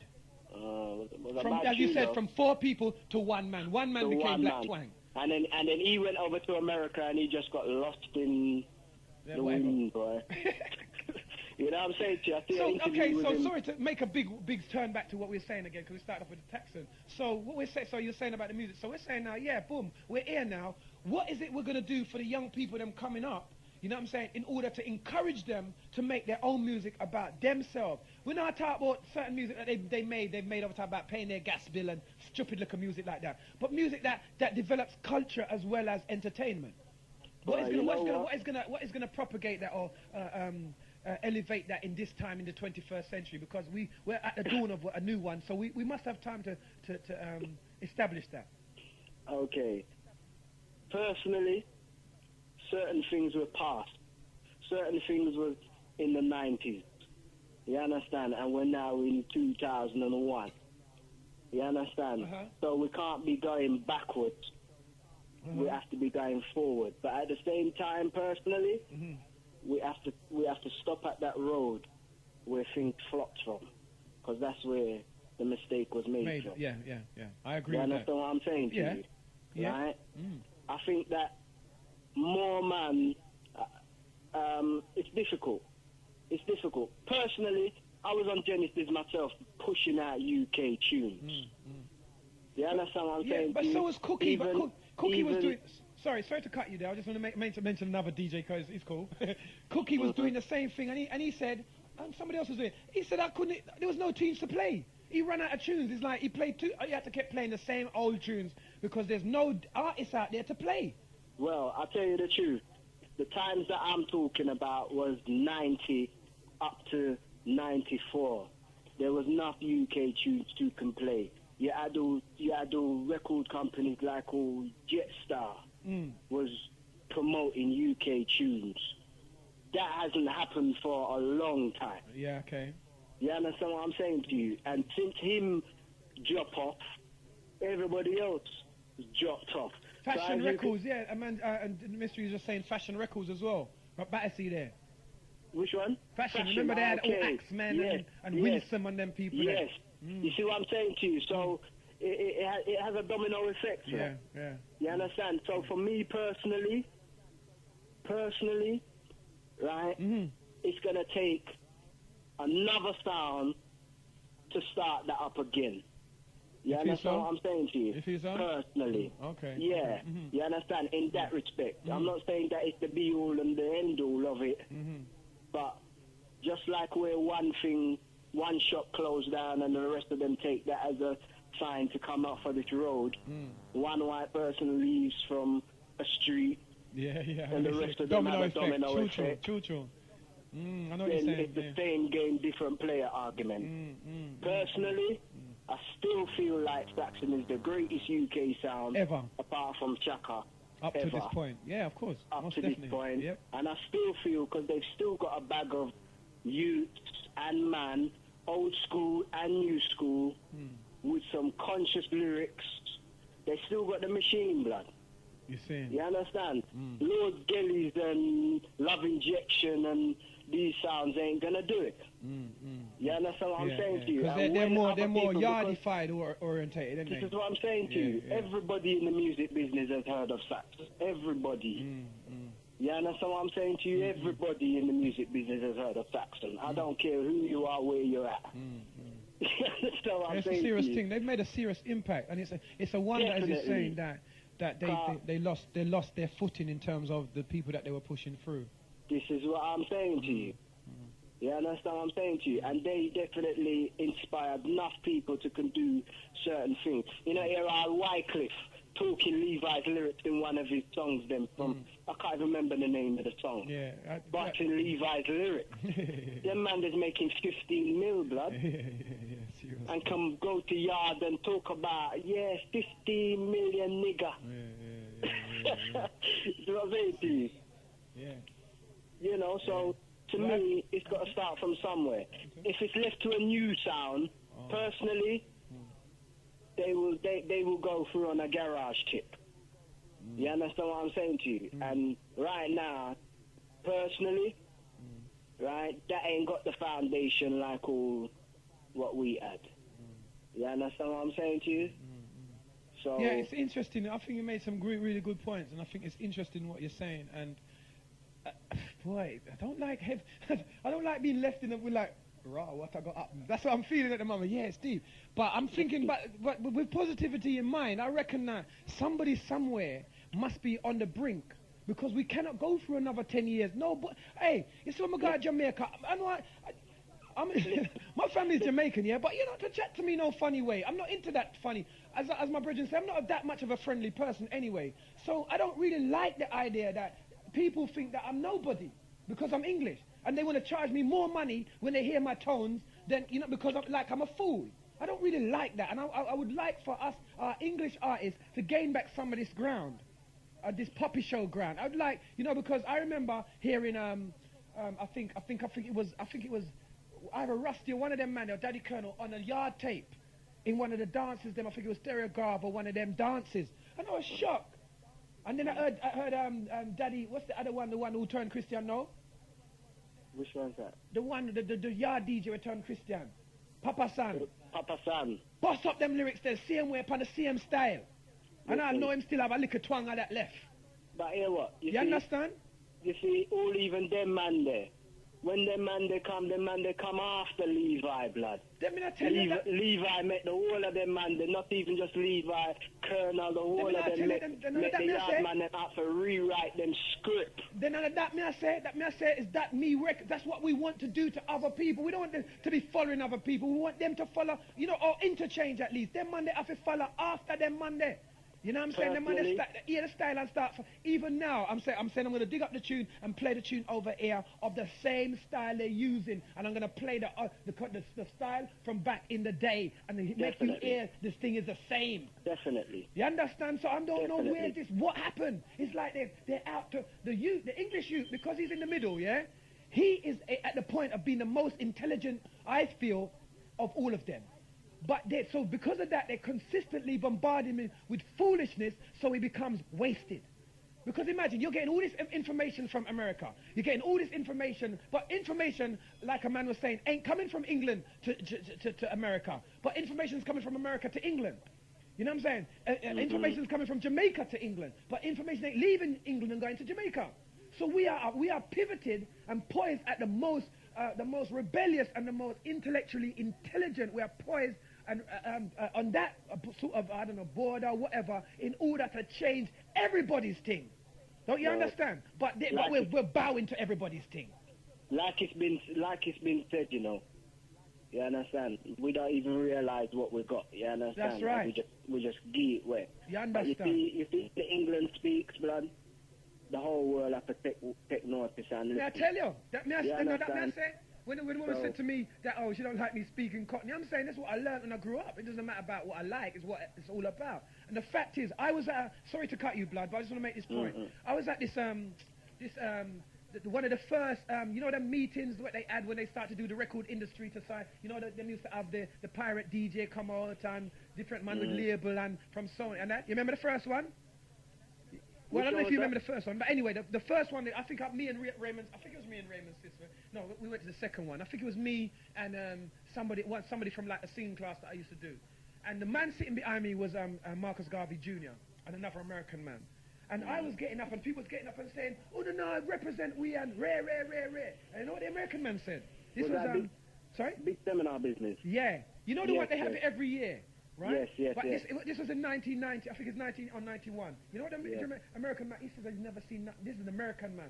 He says he's never seen nothing like this in his life before. He said they wouldn't do this in America. So we want to know where everybody get this big thing about America like them are some bad man. You understand? This is a man who goes to, I think he was a teacher or lecturer in one of the, you know, the what's name, the university. This is what the man said. He was sitting with Marcus Garvey Jr. You understand what I'm saying? So I'm saying that they're all playing like they're all bad, but really it's only the ghetto them we're bad. When they come up against the system, they're weak. We are some of the most dangerous, mentally efficient people versus the system that there is on the planet. Most of them people, and that's why they're always paying us off. That's why they're always trying to control us. Most of the people them in America assimilate. We are the most volatile people that, how many people do you know that who are still doing their little day job and still raving? Most of them people, once they've got their little degree, you don't rave no more. They go to where white people go in America. And then the ghetto is a whole nother different settler. They move into white suburbs. You see something? The difference is, right, is that right now, we ain't really had to struggle over here. You understand? Because the pressure is mental, blood. Yeah, I know that. And I agree, definitely. Definitely. We ain't had to struggle. We haven't had no segregation and them kind of things there. You understand? Over here. You understand what I'm saying? So as far as we're concerned, we have grown up equal. You understand? And then when you get your foot through the door and you get a little bit of change in your pocket, you start to think of yourself different. You understand? And then it's about keeping that. You understand? Yeah, it's a serious thing. So, you know. Yeah.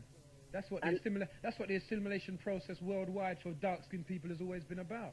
Making them feel different and better than their dark-skinned counterparts. It's always been the same. And I think, personally, that the resistance here is at a point where that's why they've imported a lot of these devils. I think that, you know what I'm saying? Because at one point, remember, they were locking down all the churches. Do you remember that point? And they were converting the churches into flats and stuff like that. And all of a sudden now there's a booming market for the same people, because we was here, remember? And all, the whole new immigrants are reopening all these churches. So it shows you that they realize that, hold up a minute, that's why they changed the schooling system. They realize that, hold up a minute, this generation, for whatever measurements they're using, are very clever. So we have to subvert and retard their growth as a people in order to keep our control over them. You see what I'm saying? Yeah, man, definitely. So therefore, you know, and they're working in every place. That's why I say personally, I'm not down with dissing certain people. You understand? Who's going through trying to do certain things. You understand what I'm saying? Certain people who are selling out, then they're definitely to get this. You understand? But we need people everywhere, blood. That's why. So I don't want London to think like, oh yeah, the next town is going to solve all our problems and rare. I'm just saying on every level. You understand? No doubt. We need people everywhere. Absolutely. Which is why, as I was speaking to William, another caller, I was saying to him that that we don't want no badges to wear and say who we are, because when the black hacker they think is a bit of a sap that's working and feeding back information to you and me to make our life better. We don't want nobody to know that he's wearing some green badge that makes him a part of some organization that their intelligence agency, MI5 or MSA, can come and close down. Learn from your mistakes of the Panther Party and all that. Learn. Don't keep repeating but I'll tell you the truth, blood. You understand? We just chat too much. No doubt. You understand? In terms of any little hustle what's going down. You understand what I'm saying to you? It will mash up quick because you talk the business. Yes, no doubt. You understand what I'm saying to you? Even DJs on the radio are talking certain things that they're not supposed to talk. They ain't supposed to talk. They're taking their hustling everyday life onto radio. You understand what I'm saying? I never forget when them basher business was running. You understand? And I was listening to a brother on the radio and them say, yeah man, big up all the man them who have the 07771 numbers, because that number's gonna be locked off soon. Oh, all type the bashy man them and you see what I'm saying to you?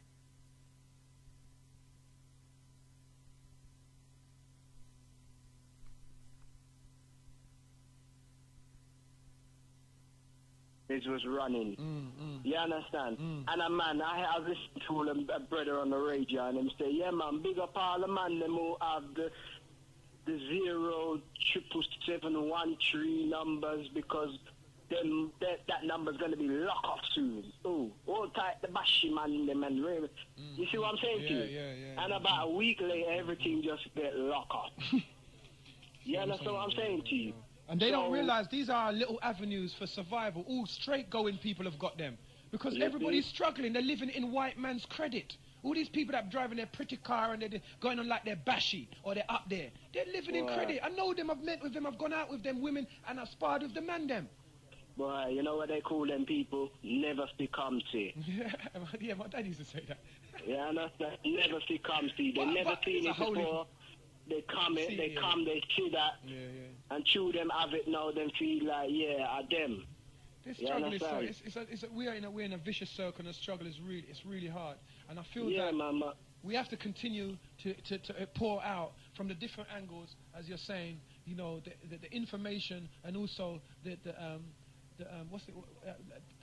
rewashing or the cleansing of the mind. Yeah, we have to, because if we don't do that, like you said, we talk too much in a sense, and we have to make sure, like William said, it has to evolve into action, even if it's the fact that you stop you turn off your telly. A simple thing like that, you know, man, as them wake up, click, all day long it in them yard. They don't even know to turn it off for at least, you know, like 5-6 hours a day and just turn it on. The news will come on 6 o'clock and then it'll come on. So the children don't get constantly bombarded subliminally with the voices and the adverts of white people. Yeah, well, I was playing at a Christian last week, Sunday, right? And hear what I'm saying to you, right? There was me thinking, naive me, thinking, them are Christian to you, and it's just going to be niceness, some lovey-dovey tune to help the youth on its way. No, that's not the music that was required in them Christmas. You understand? The youth, them and people, them that was there. You understand what I'm saying? You wanted to hear certain tunes, and the tunes that use hearing blood. Damn. You understand? And there was a tune that they kept on asking for. So solid. 21 seconds. Oh, is that the one where it says I pray to the devil and my favorite color is red? Yeah. But I didn't know. I'll tell you the truth. I didn't know that tune. You understand? I don't watch TV to that degree. You understand what I'm saying? So I didn't know what that tune was about. And I showed my brethren. They kept on asking for this tune. And I found the tune, you know. As I put it on and I heard it, I said, no, I'm not playing that. And that's without even hearing one line of the lyric. Just the music. I said, no, I'm not playing that. That will mash up my flow. You understand? So I parked it back up. And the next day, my brethren showed it to me on the video on MTV Base. And when I saw it, like, damn. And the brother's talking about he's a vampire come to wake the dead. Yes, blood. And he prays to the devil. He's a devil worshipper. Blood. You understand what's and happening? This tune is #1 now, you know. Blood, now you see what's happening. This I'm trying to tell the people how they do it. You know what I'm saying? I'm not playing them tunes. I'm sorry. I'm brucking up them tunes about playing. Talking about I'm brucking up them tunes. A man ain't bringing them tunes. No, nobody ain't bringing them tunes. This is what I'm saying to you. I could have played it and not, but something in my mind. This is integrity. This is integrity. As I heard it, no man, look at that.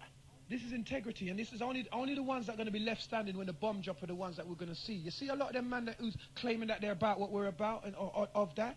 You will see them when the money starts to flow, how easily it is for them to convince themselves that they're doing the right thing. You'll see them. Because they're almost living in the white man's pocket now. You get what I'm saying?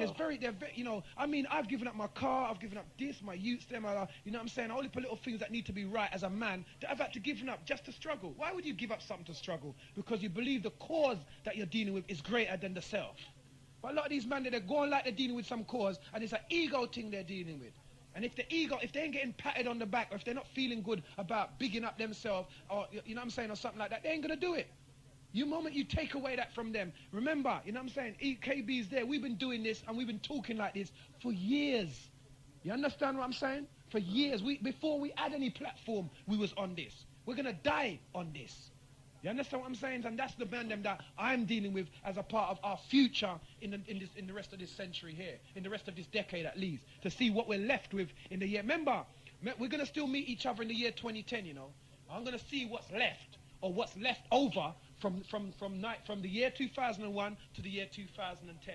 I want to see what's left over, and if there isn't no change, because you can talk about the 80s, the 90s, the 60s. What are you going to talk about in this new millennium? I want to see if we're going to let, like you said, the tunes ain't millennium. I want to see if we're going to have millennium black men, or we're going to have more slaves. Blood? Boy, the way I see it, right? When you're moving in a certain direction, you attract like-minded people. Hopefully. And you attract some devils too. No, but you do though. Yeah. No, but you do though. Yeah, it's true. You understand? Because it's you know, even you on the radio, the people them who phone you, you understand? You get the balance. Serious thing. Yeah, but this is what I'm saying. You know who I'm afraid of? When he talks about fear, them devils, them infiltrators, and them agents that are working for the other side, that are slipping in. What? That's My the argument is this, blood. Don't never lose the foundation of your being, blood. Yeah, for real. That's my argument. Don't pick up the news for the old, blood. You understand? And certain things, you know, if you just know yourself, you know people. I personally ain't worried about the devils. Should I tell you why? I know myself. And I see them before they come. You understand what I'm saying to you? I understand. And if we get into conversation, then the conversation that we're having is my way of seeking you out and exposing whether you're, you know, one this way or one of that us. way. Yeah, and that's what I'm saying to you. Because I'm not a person to be wasting time having people invading my space and I don't know who they are, blood. Wow. Yeah, I don't have time for those that. are good rules. Yeah, and that's what I'm saying to you. And there's certain things that we learn from youth just need fine-tuning. Yeah, and that's what I'm saying to you. Serious thing. Okay. But you was talking about artists. I just want to quickly, just because I want to ease up and make somebody else phone in. And, okay. You know what I'm saying? Yeah. Nas been chatting about ecstasy from 7 years ago. Okay. You understand? There's other artists I can't even remember, but there's a bag of them that's been moving away onto this ecstasy lick. Okay. You understand? And other drugs that we've never had a history, really. You understand? Of indulging in. Blood, the American black man is one of the most devilish black men on the planet of the earth right now. The American nigger type, rapper type, are some of the most rinsed out, washed out black men on the face of the earth right now in colonial times. Trust me. Definitely. They would do anything from from anal, should I say, sex, all the way through to all kinds of manners, and they talk about it openly. So you're not talking about someone who's hiding that. They talk about songs to the devil. They talk about 999. They talk about all manners, Red Man, all of these men that bring out all these kinds of disgusting and despicable lyrics. And you still haven't waked up to what you're dealing with yet? Not you, but, you know, us as a people? Yeah, man. But, you know, it's turned around. You know what? A person made a good point to me the other day, you know, in that they were saying that we was unique in terms of our generation get to see how things go. We got the border. We saw when things really was bad, and then and things really was good. Sorry, and then it turned around that bad turned into meaning good. But now that we see it, now we say something bad. You understand? And the youth, them, and certain people coming up, they haven't had the changeover. They've just come along and known that it's bad. See. Which is what we were saying earlier as well, that the youth them coming up with the rap now, the pornographic rap now, is not the same as the youth that listened to, you know, KRS-One back in the day. Yeah, that's right. Yeah, man. So they you got mentioned no foundation. KRS-One, right? The most outstanding tune that KRS done in my mind. Criminal Minded? Nah, man, you must learn. Okay, yes, good job. You understand? You must learn. Yeah, and it's him bring forward edutainment. Yeah, man, It's him. Yes. And Big T mentioned about PM Dawn. Oh, yeah. As well, he chucked him off the stage. Yeah, he punched him down and chucked him off the stage. The reason for that, because he was chatting some conscious lyrics, telling people black man to uplift their minds and, you know, basically be positive and go through, do whatever you need to.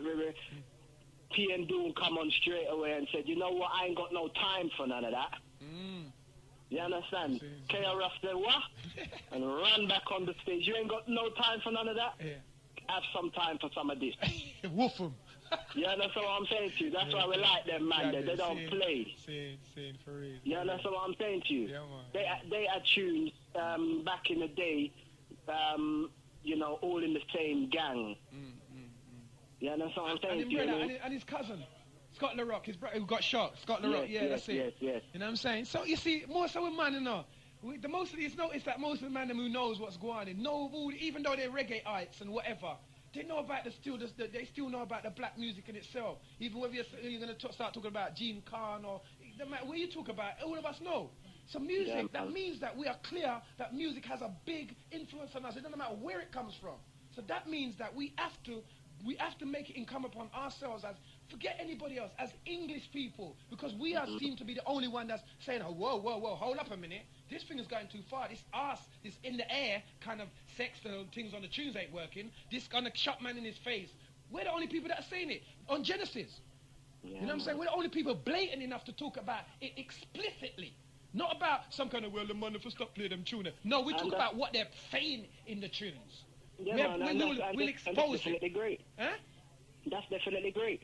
But at least you can see that. So what are we going to do, Genesis can see that. So at least you can see that. At least Genesis can see that. At least the listening public can see that. That's right. By the interaction that they have and the comments that they have to make, agreeing. That's right. So we are the only. We are the. What do you call it? What you get when you get up? We are the not antidote. What's that word that you have when you have is that antidote when you have when you get a vaccine? Not the vaccine. When you get a thing, is it antidote? Yeah, it's an antidote. Yeah, we're the only antidote left, blood. So you understand why I get so hyped and I get so violent? Because I know that if we fall, it's finished. They're about to infect us with homosexual acts in the tunes. They're about to infect us with pornography in the music that we love listening to. Both sides of the waters. If we do not stand firm, we are dead. We are extinct race. We're going to end up like the Aborigines. So now, we've had the waking up period. We know what we have to do. You understand? The man them who's got production facilities can get on the case. No doubt. You understand what I'm saying to you? Oh, we're gonna have to chase them. Man's gonna have to. You're gonna hear one day a man come in the studio and a man's playing all the gun tune, all you hear is crack, crack, crack, crack.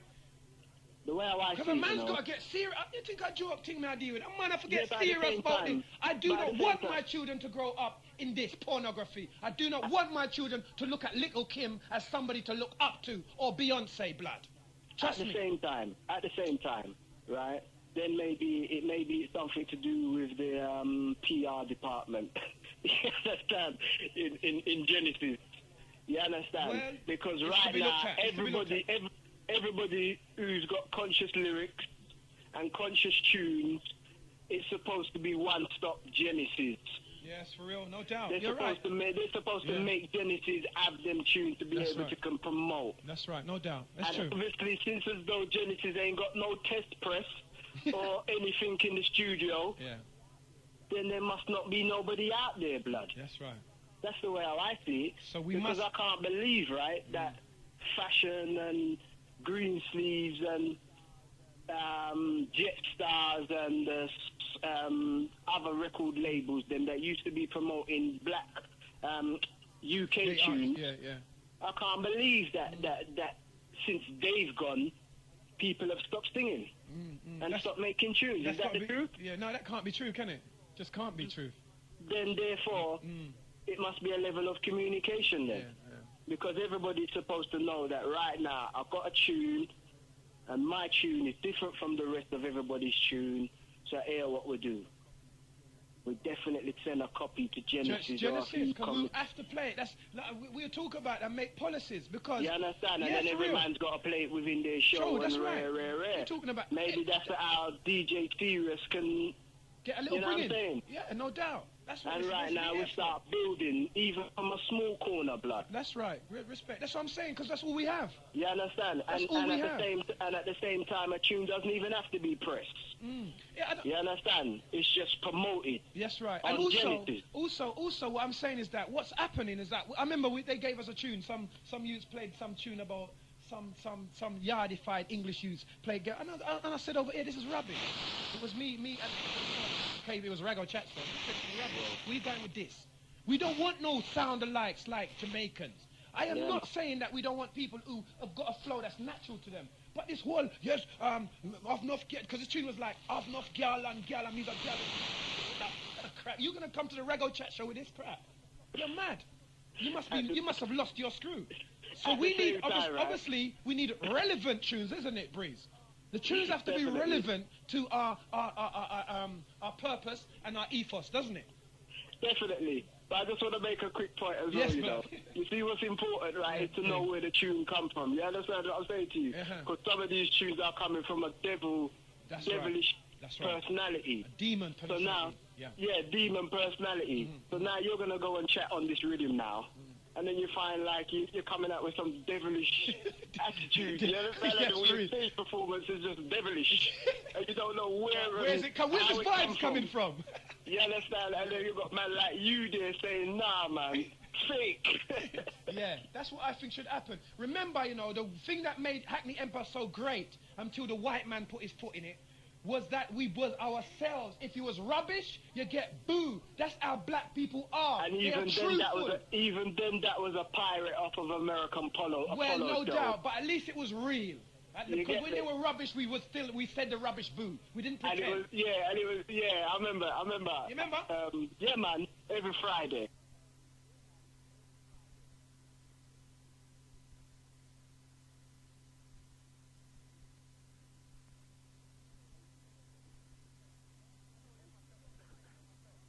Show them myself, I didn't say so myself, right? And he opened the door for black until his numbers started to get up. That's when he wanted to get involved with black people's, and then him get himself on telly, and then they're just acting like white people. And no one's come out of it, no one. So what? Since as though you was there, was you there the time when Just Human? This was the first time I ever saw Just Human. No, because he must have been a name brand. I was a guest artist. No, That the truth. Hear what I'm saying to you. He came out to tell some jokes, right? Yeah. And this is the first time I personally saw him. Okay. And they introduced him and he came out on the stage, right? Yeah. And everybody was laughing at him because of his size. And he looked at the people them as if like, what? And he just bust into the splits. Right. You get what I'm saying to you? And everybody crack up. To make people know, say, my fat but my flexible. Exactly. And everybody just give him a round of applause. But that's the first time I personally saw him. Okay. And since then, I've watched his growth, if that's the correct word. Isn't it? You understand what I'm saying to you? Now, one of the things what I keep on hearing is that he's a teacher or a former teacher. Yeah. But hear what I'm saying to you, ever since that splits moment, which was when? About 93, 94. Ever since that splits moment, he's never taught me nothing. You understand what I'm saying to you? Other than that he could splits. Other than he could split, and that was the first time I ever saw him. I know. But he keeps on talking about he's a teacher. I know. Teach something. Teach something, for real. But you see what I'm saying? At the end shout, you know what I'm saying? We, like I'm saying before, we have to be ourselves. And if we have to boo somebody, it's the only way they're going to improve. This idea of clapping every fool, that's why we're so stupid. We're not least of the stupid people. If you remember in our dances at home or whatever, and you got your little cousin and she can't dance, you laugh and you smile and you don't encourage her, do you? But they've got this attitude. White people have got they encourage everything because they're the ones that always needing to break. Look at the group. Because it's the taking part that counts. That's what they teach you. That's what I don't want that loser attitude. I don't want my children to have it. You're either good or you're not. Let your sister do that or let your brother do that because he's better at it than you are. Don't try to be what you're not. Like the group NSYNC, when it first came out, they couldn't even keep time. They needed a black person to show them how to keep time. And then look how great and big they become. Because white people teach this. You can be anything you want to be. But we know that there's an order. You know what I'm saying? We understand that there's an order. And then some youths, as you know, they come out dancing. You put on a tune and you haven't showed them no move. And then up here, you know what I'm saying? The other youth, he come out and he can run fast. And another youth, he can paint, automatic. They come from a level where you learn these things of always being taught something, going through all kinds of manners of pain to learn. Where we come from a thing where it comes a bit more easy. Slavery is what they've taught us. So our children should gravitate to what makes them feel good about themselves, not what turns them into a slave. But through this particular community of colonialized blacks hasn't got that kind of, didn't build that for us, it built it for themselves. Of course we're going to be slaves, because 9 out of 10 of us cannot do what drives us from the heart. So that's why we're moving away from our African center. You know what I'm saying? If we control our own environment, we'll rob children of themselves. And then that group over there will be like that. Like how I don't need to say like how it was in the beginning, but like how you can see the hieroglyphs measured out for you. Orders.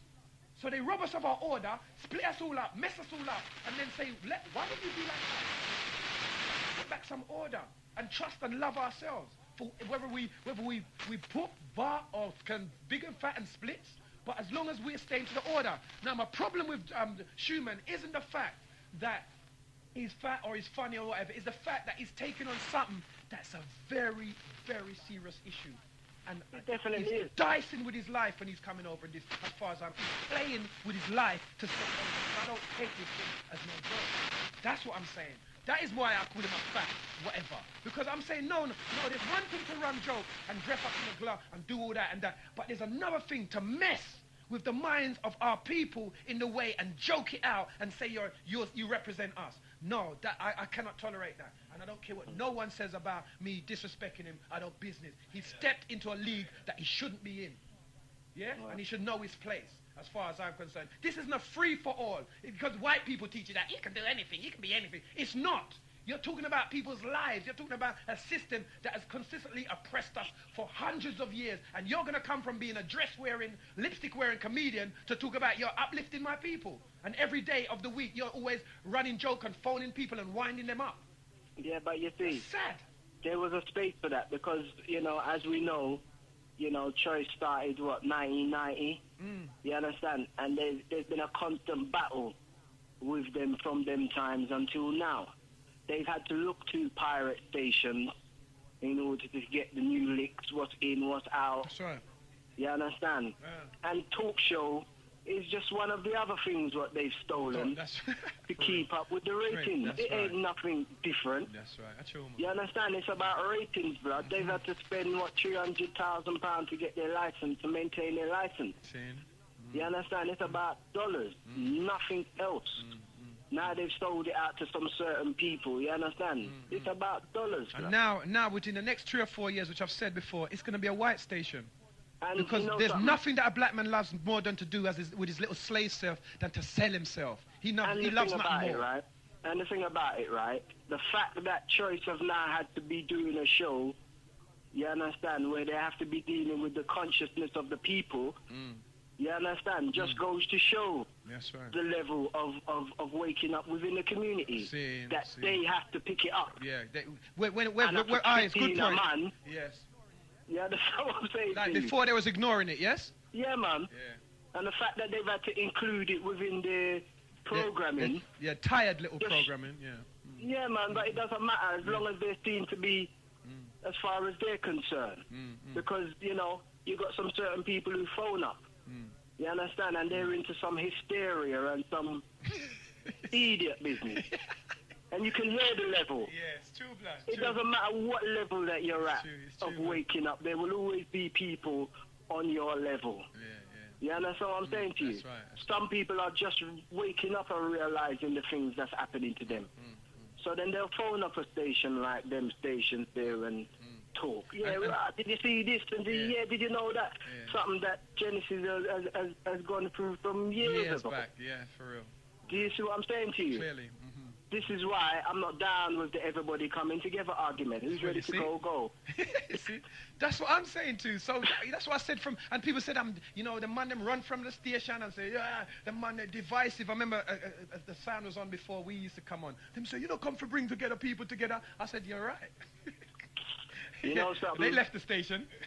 You know what I'm saying? Right now, personally, if a man's not down with the common cause, it's that.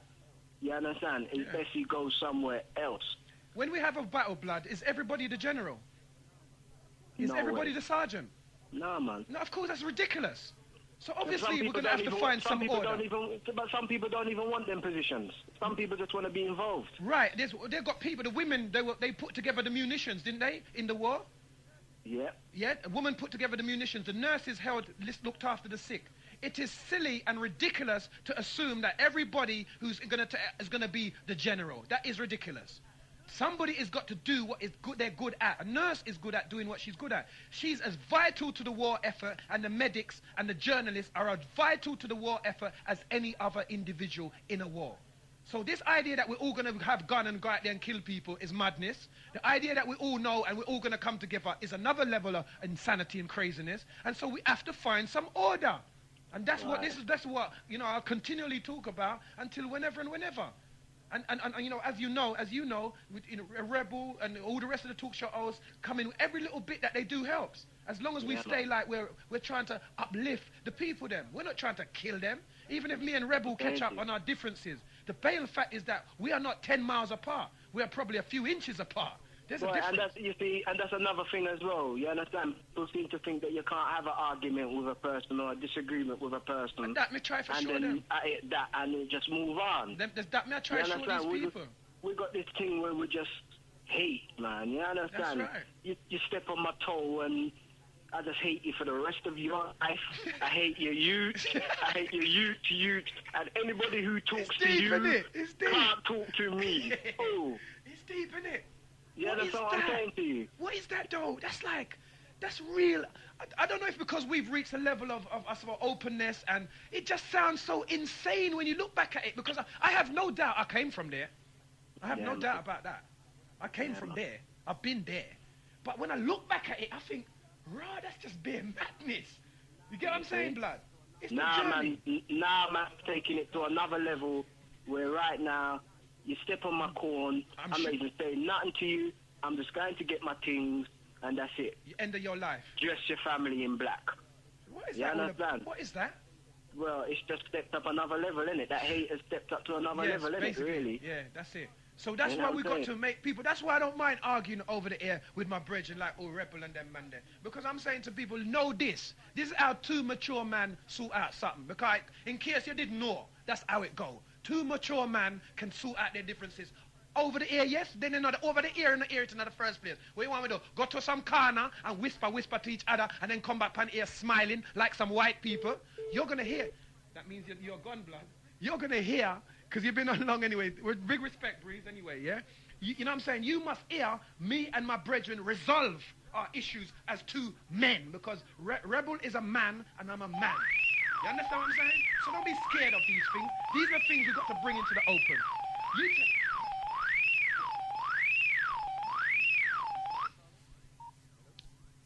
You still there, caller? Hello? Nah, it looked like I'm gone. All right, London Town, yeah, what the time now? 5X, boy, you then here for money. Well, and you still are going strong. And you know what I find? Is Mr. Man bring me a drink? Otherwise, I'll know me to patch out. I mean, I'm going to big him up still, because him just come back with a drink like God, like him dropped from heaven. All right, caller, this is Genesis. What's your name? Where you calling from, please? Yeah, it's Breeze again. Yes, I know, say you couldn't just gone, so. Yeah, X. Yeah, man. Come, yeah, you don't finish it. Yeah, go, blood. Hey, what my original point was when I phoned up, yeah? Okay, yeah. Yeah, I'm just going to make it now and come off, yeah? All right, yeah. You was talking about, I heard a caller mentioning about a law, like one law for them and a law for us. And yeah? And then you mentioned the Jeffrey Archer business and there, and the doctor, consultant doctor? Yes. But it's interesting you mentioned that, you know. There was an article in Standard last week, Tuesday, on the inside page, yeah? Right? I couldn't even get the hold onto it. I've been trying to get one still, where they've had a report saying that the CPS, Crown Prosecution Service, they've had a report that it's deemed institutionally racist. That would have been good. That would have been good if you could hold on to that, blood. Listen, you know what I mean? Hey, what I'm saying to you, it must be true. It must be true. I said that I wanted it. What make me couldn't get it? Oh no, yeah. Because I've been trying to get one since.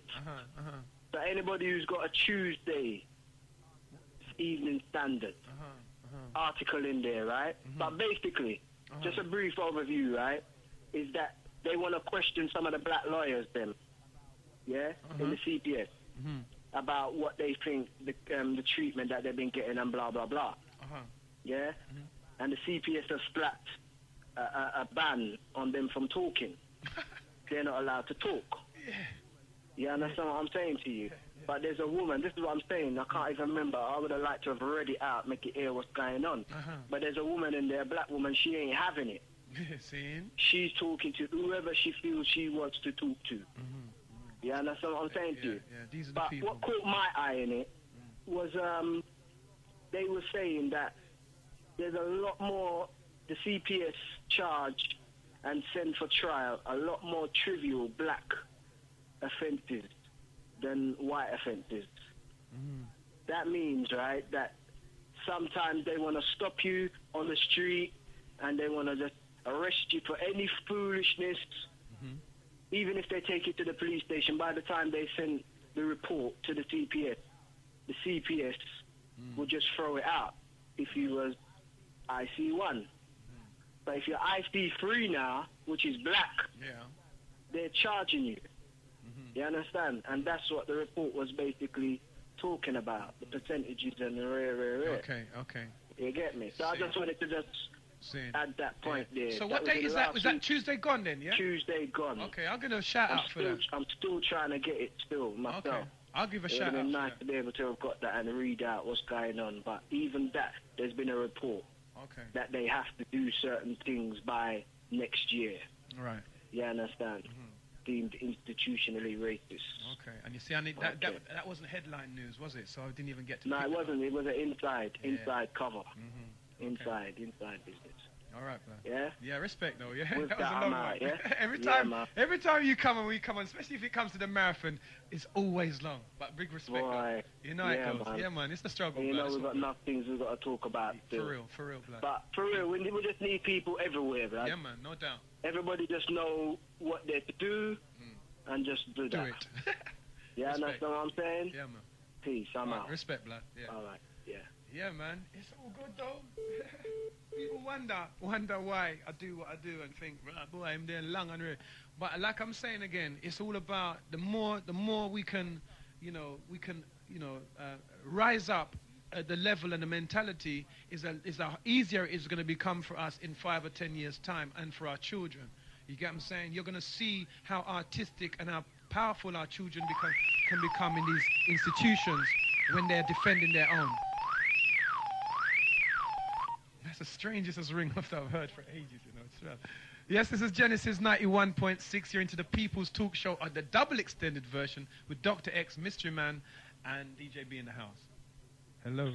Greetings. This is Sakuti speaking. Sakuti, ex-educational DJ for Genesis. Okay. All right. With Amani? Yes, indeed. Step forward, sir. Okay. Yeah, cool.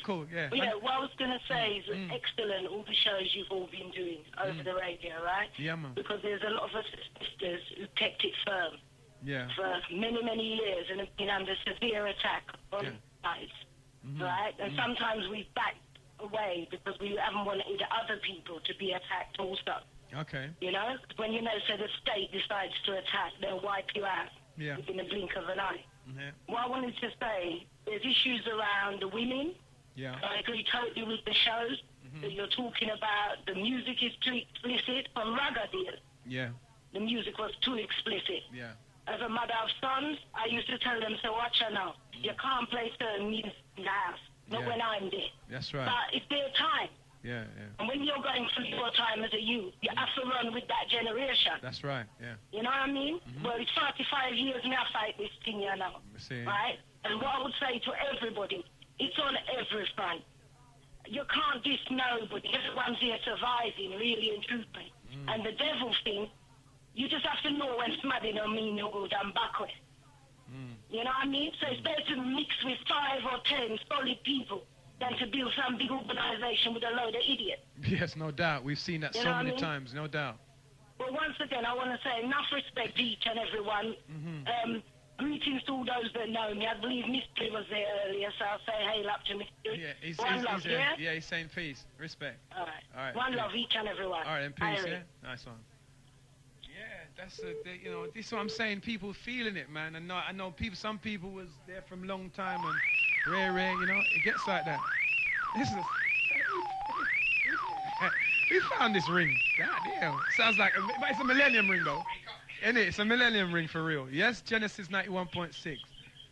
Hi. I just want to say something here a moment. Yeah, Mark. Yeah.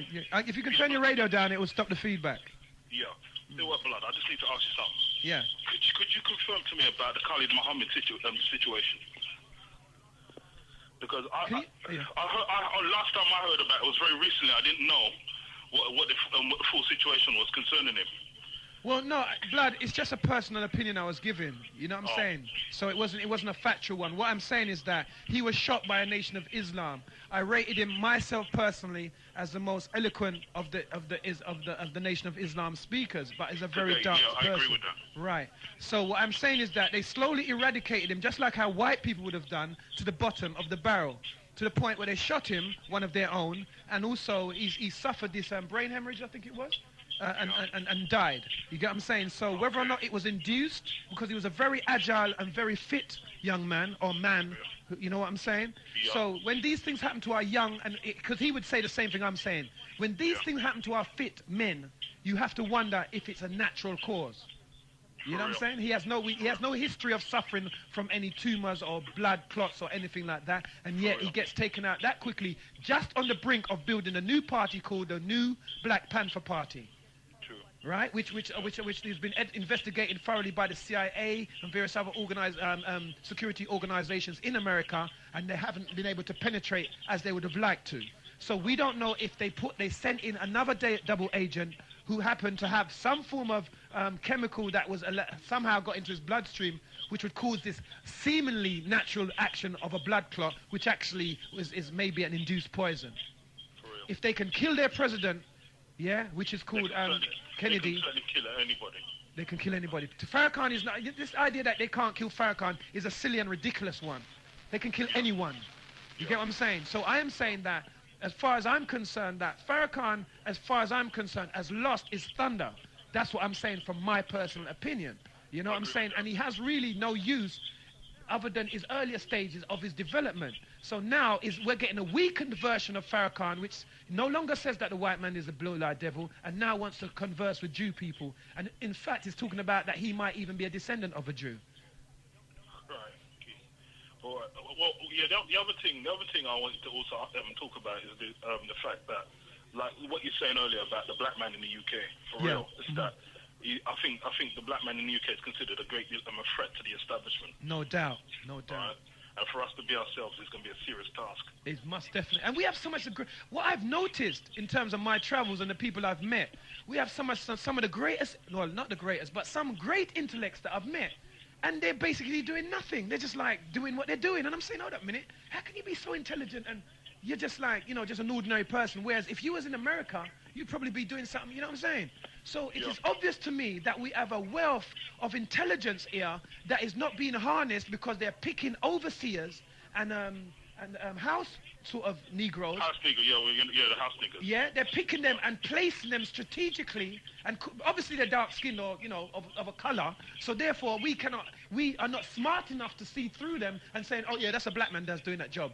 But what we're coming to now in this in this millennium state, is that we're recognizing the plants that they put there to block this Englishman, which has, I believe, one of the greatest brains in terms of colonized blacks on the planet at the moment. That's what I believe. This man in this country here is number one when it comes to those things. That's what I believe too. Mental warfare.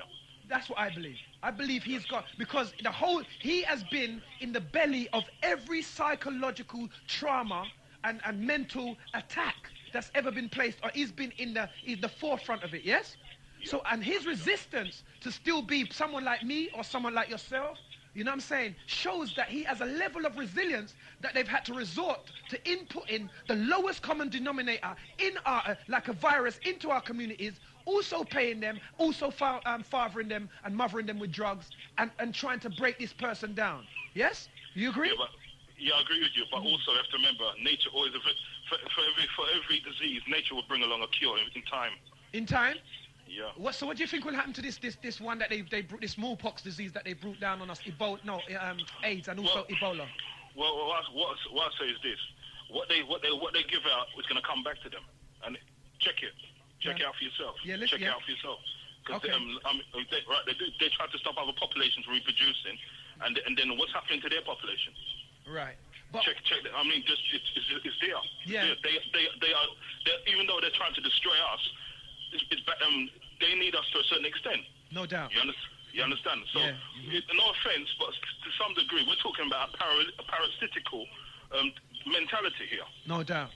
There's no offense taken, blood. Even though they need to get rid of us, a certain amount of us, for some reason they need a certain amount of us alive for our genes. That sounds deep, doesn't it? I mean, I'm glad you said that, and I'm glad there are people out there who understand that level of psychological warfare. If you look at have you ever seen this movie called Battlefield Earth? Yeah. Yeah. You see how you have this advanced society who prey upon this primitive society, and don't expect the primitive society to ever rise up. Now that's where we are. That's where the black man in England is poised.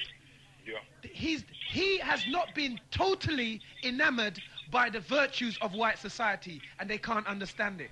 They've tried their hardest. Every day they bombard us with white and black, and they're still not getting through. Whereas what they've done is so easy to do to America.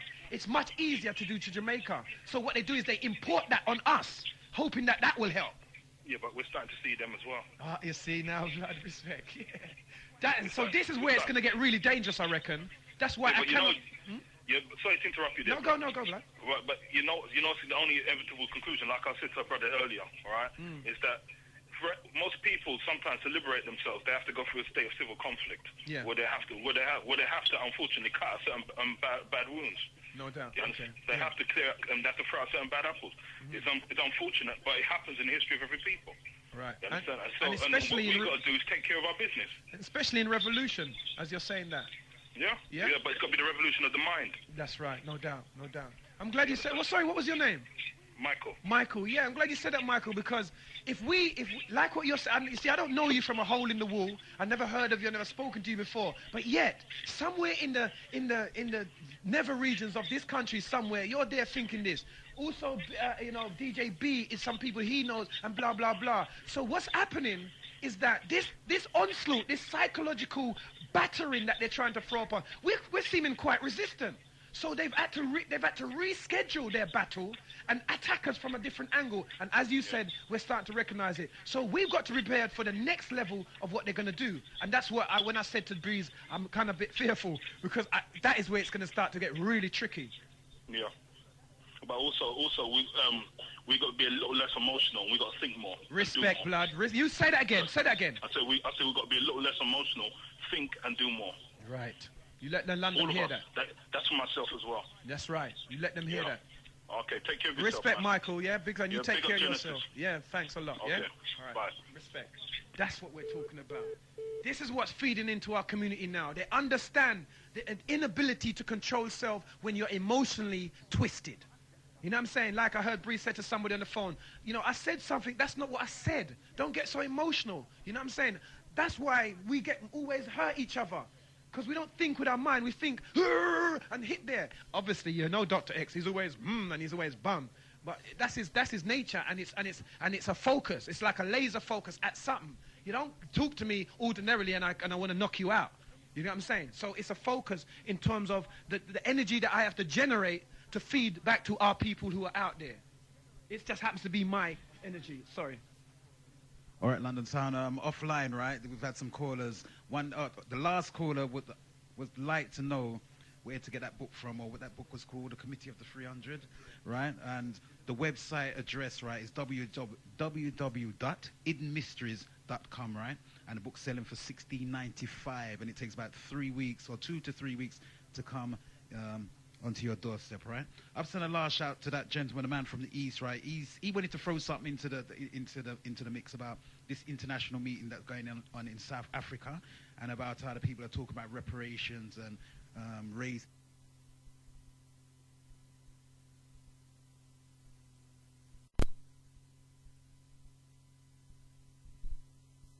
The website address, right, is www.hiddenmysteries.com, right? And the book's selling for $16.95, and it takes about 3 weeks or 2 to 3 weeks to come onto your doorstep, right? I've sent a last shout to that gentleman, a man from the East, right? He wanted to throw something into the mix about this international meeting that's going on in South Africa, and about how the people are talking about reparations and race and debt and all them things. And he said if we'd like to maybe have a little discussion about that. And that's the man from the East. And you know something, London, I have to send out the live link number, right? Which is 07904-432-568.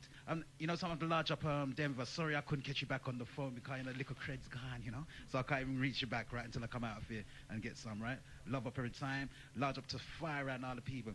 And I've sent about 40 minutes ago, a lady named Norma phoned up and said, large up, she loves how everybody's going on at Genesis, and she said, just keep the talk going, don't stop. And large up Norma every time, right? And you know, just offline calls, large up every time. Just keep them, you know, just keep them fingers working, London Town.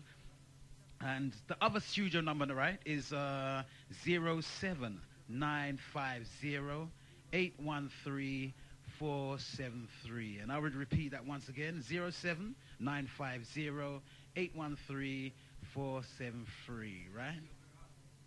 Come again? Mr. Rand, you got the phone. You know what I'm saying? So London Town, yeah, it's you know, something's been good. It's been a marathon, and you know, something on Sundays it's good to talk, trust. Sometimes we have to back off the music, and you know, we get down to the nitty-gritty of things, trust. I know something. Before I answer this call, right? Before I answer this call, I have to send a last shot out to Stan. Sorry I couldn't reach you. I was working until the early hours of this morning, right? I couldn't make it. And large up Bubbling D for the invite, right? I couldn't even make that scene. All right, then love every time. All right, Carla, what's your name? Where you're calling from, please? Hi, I'm Sister P. Sister P. Birmingham. Could I speak to X? Yes, certainly. Why not? How you doing? How you doing? I'm not too bad. You're sounding full of life there. Yes, you need to repeat the numbers more often because you know me, I catch part of it and then I have to wait for him to repeat it again. Tell him to repeat it twice. I know. You sound well fresh though. Have you come back from somewhere? Nowhere. What? Yes. You sound well on top of things though. Well. I'm glad. Yeah. I was listening to this man just now. And a few weeks ago when you were on, this white man called up and was boasting about if they drop a nuclear bomb, there wouldn't be a lot of black people left. Yeah. If he does that, if they do that, it would be suicidal. For them, yeah, which is what the Avakula was trying to say. Yeah. Yeah, that they need us to a parasitic extent. Yeah. White people is a mutated gene. Yeah. And they're inferior in sense they do not have the ability to reproduce. As soon as they become like a pure race, you know, they don't have the melanin, so they can't reproduce as other races. Okay. And that's why they introduce birth control. It's not for them, it's for us. Yes. Yeah? So, we're like, you watch the show sometimes when they're showing aliens and they have to get the host to destroy the aliens. Brilliant. We are the host. So if they destroy us, after a while, they become no more. So, when he's boasting over the year and talking about, there won't be too many black people left over, you better make sure enough left to keep you going. Yeah, understand. But what we're trying to say, the reason why I let him say it, Sister P, is because I want people to hear these people. It's not, because, you know, I've heard other shows, you know, different shows, they cut them off, they go, oh, you're white, and they go, we don't want white people, and boom. So I want them to hear how white people really think. You know what I'm saying? Yeah, but the thing is, they know this, but at the same time... Yeah, I understand, but if they know, what I'm saying, if they know, that it will come a time that we might get the upper hand, I wouldn't put it past them to destroy everybody, including themselves. That's a deep thing. Don't say that. Listen. No, but what I'm saying, listen, let me just get to another point quickly. To see what we're talking about here is just like the dumb black people. It's not everybody in their race, no. When we say they, we're talking about the controllers and the superior intelligence. When you're talking about they in black people who are rebellious, you're talking about yourself, myself, and the Genesis kind of people. Them. You're not talking about the people them who want to dye their hair blonde and want to drink champagne all night. So obviously, that person as an individual, his superiors might know it, or his mindset might know it, but he doesn't. That's why I let him talk. That is true. Like the stupid little BMP. They don't have one sense. Yeah. The other point I'm trying to make now, you're saying that the Americans and us over here as black people, the Americans, remember, they're not a rebellious people. Okay. The biggest rebellion, they were always a set of slaves who were kept in their places. Black people in America were always kept in their places. That's a fact. The biggest rebellion in America was led by Nat Turner, and it was 70 people involved. Is that the biggest? That's the biggest rebellion. Don't tell me that, Sister P. 70. So, and the thing is, we here are predominantly from the West Indies. You're right. Then the Jamaicans led the biggest rebellions in the West Indies. And when you look at the streets and the offspring here, where those people come from, most of the time you see them run out and them hot-blooded. They're coming from the direct descendants of people who are rebellious people. The white people here, they know it. So they keep them in their places. Go choose, Sister P. Yeah? So when you don't even pay the American mind. But that's what we're trying to that's what we're trying to wipe out, Sister P. But trying to make them people know that America ain't there on nothing. They get most of their style from English people. They just have the mouth. Just mouth. Yeah, loudness. When it comes to take on the white people in positions, they don't do that. They can't do it. Which is what I was saying to you about the American who was in the seminar, in the music seminar, saying he never seen this before in his life. Yeah. And he's a big man. When I talk about a youth. Yeah. You know what I'm saying? So it's not something they're used to in America. No, it's not something they're used to. Challenged. I'm not saying you don't have the few, but no it's doubt. not on the level to make a difference, like here. Okay. Yeah, so they will always try to stifle them over here because they know they're coming from the bloodline of some hard warriors. Yeah. The other thing I heard you were saying about sometimes we have to be careful how we talk. You were saying if we're going into a war, you will have the nurses, and you keep referring to us, the nurses, as women. Well, yeah, no, that was meant to be on that level. It just meant to make the different roles for different people. It wasn't just meaning women, no. Yeah. Okay, because you know you will have some black men who will have to be nurses because they can't do anything else. I know, but not even that, because some way that's the way inclined, because you'll have some women who are frontliners as well, because they're tough like that. Yeah. You know what I'm saying? So in our wars, and far as African wars concerned, as far as my history that I've read upon is concerned, we don't seem to have that level of distinction, because we have Queen Nzinga, who called us, who called her servant over and said when the Spanish king wouldn't give her, the Portuguese king wouldn't give her a seat, she called her a servant over and said, bend over, and she sat on him. Yeah. You remember? Yeah. Bad man that. Yeah. You understand? Somebody who's fearless and say, well, me still I got to talk to you. Come in, I'm afraid of you. And boom, boom. You understand? That's when they wanted to try to take over people, them, yeah?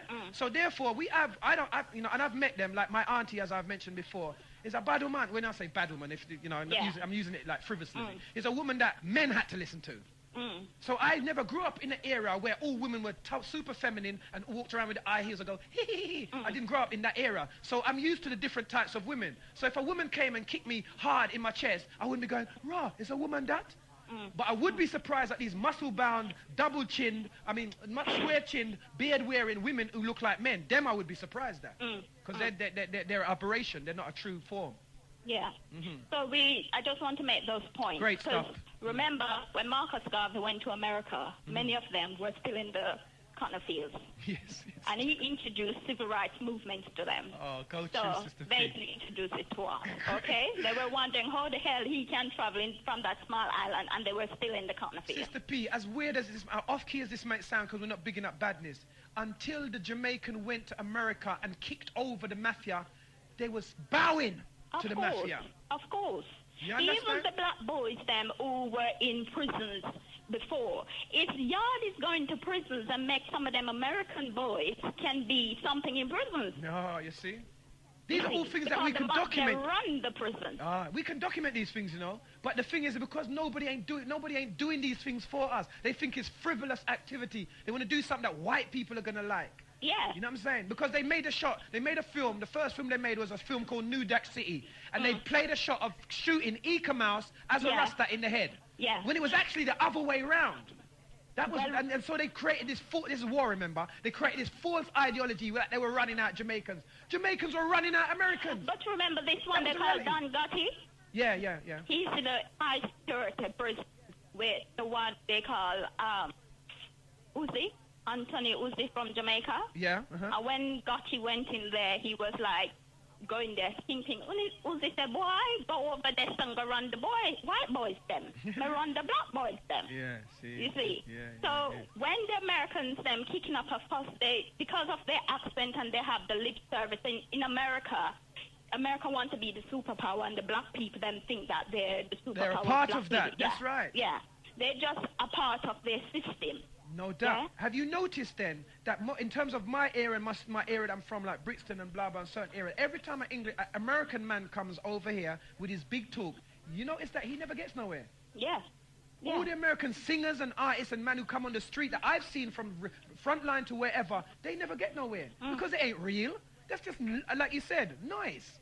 Yeah. But the Jamaicans do in America, in Cuba, in England. Yeah. You know what I'm saying? So. I mean, look at Oprah Winfrey. I mean, the woman sold got big time. I have a lot of respect for her for where she's coming from and where she's, but she's sold out a long time. No doubt. Yeah. Anytime that it's just like Farrakhan melting now to fit in the system. Yeah. Anytime they will use black people to get where they are, but once they reach a certain stage, they just take time to slide out. That's right.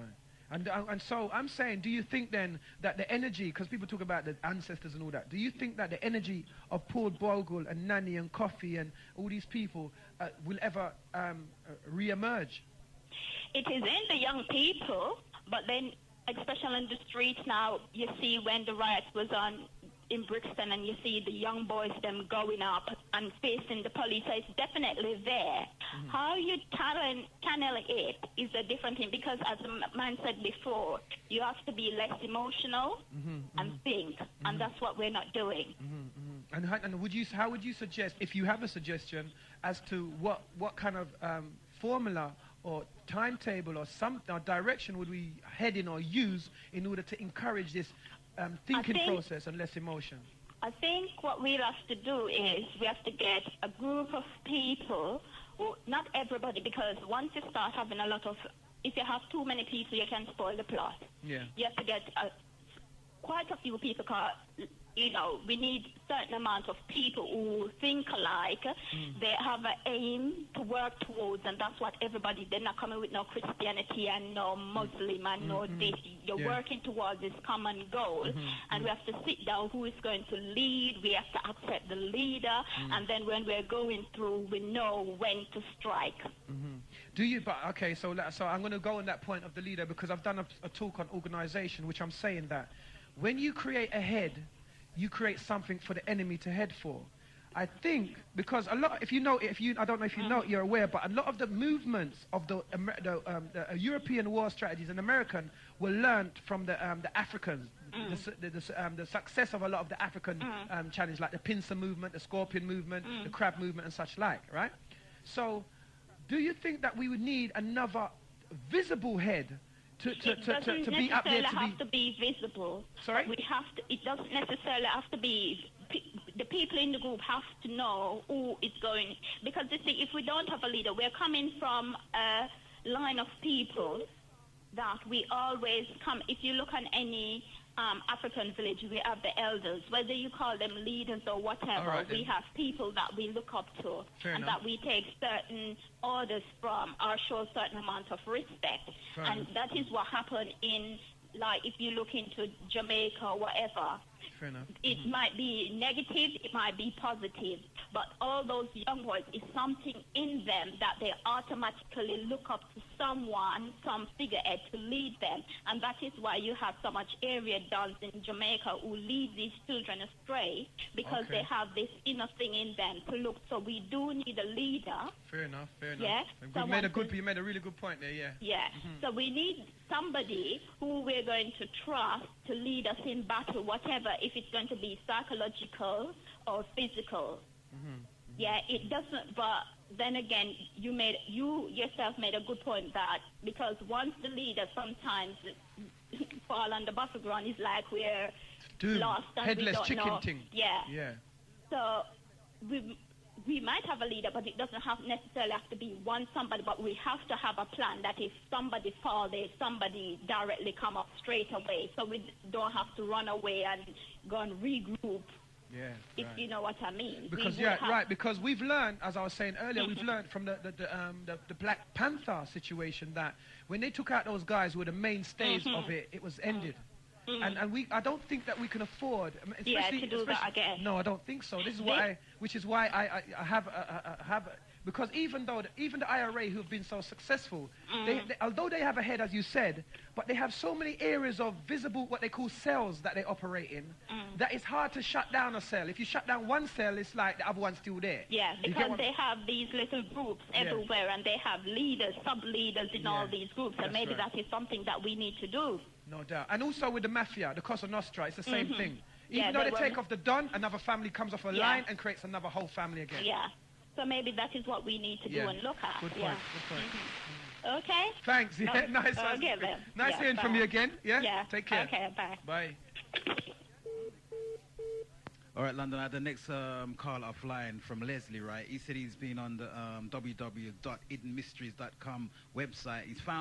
He said he's found the website, but he just can't find his book, The Commission of the 300. So he would like to know who's the author of the book, right? And I said, well, yeah, X must know the author. Who's the author? All right, Sydney, if you're out there and you're listening, please give Genesis a dial, please, because you got the information. You got it, man. Trust. So with the Commission of the 300, right?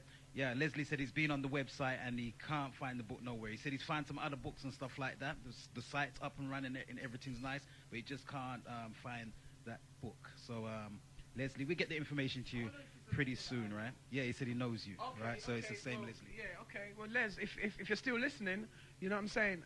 I'll definitely make that rendezvous with Sydney, and I'll get it again. He'll link me anyway because we're in touch. But I'm not sure whether you can get it on that. This is what somebody said. Yeah. Okay. Hello, Genesis. You're through to 91.6. DJ B, Mr. Man, chilling, you know. And Doctah X.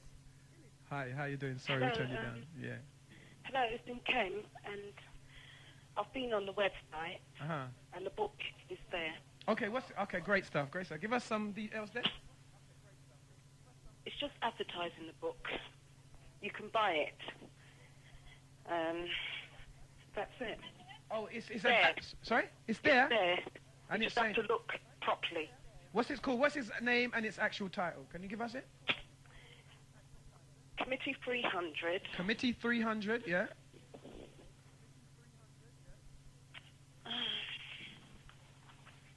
By Doctor John Coleman. Sorry? Coleman. Okay, Committee 300, Leslie, if you're listening, by Dr. John Coleman. And it's on there, she's seen it, so you're missing blood. You know what I'm saying? Nkem's found it, so it's there. You know what I'm saying? Have another look, blood. You know what I mean? Thanks. How you doing anyway, Nkem? We haven't heard from you from... I'm fine. Okay, great. What do you think of today's show? It's gone on long, hasn't it? Yeah, it is. Okay. With regards to Farrakhan, because last week I rang the man, and that was on with the sister who runs the school. Okay. And he said that Farrakhan apologised, and that's why the ban was lifted. Nah. Is that what she said? Farrakhan apologised. No, that's what her guest said. When you rang, who was this? He was an elder. Was he a Muslim? No, he wasn't. He's a Christian, actually. Okay. But he's been involved in Pan-Africanism for many, many years. Okay. I've forgotten his name now. He said a few things. Lester Lewis? Yes, that's his name. Okay. And I didn't really want to stay on. Okay, no, I still call him, but you know what I'm saying? Like, wow, I didn't know that he said that. Yeah, so I rang him up and asked him, and he said, yes, that Farrakhan apologised, and that's why the ban was lifted.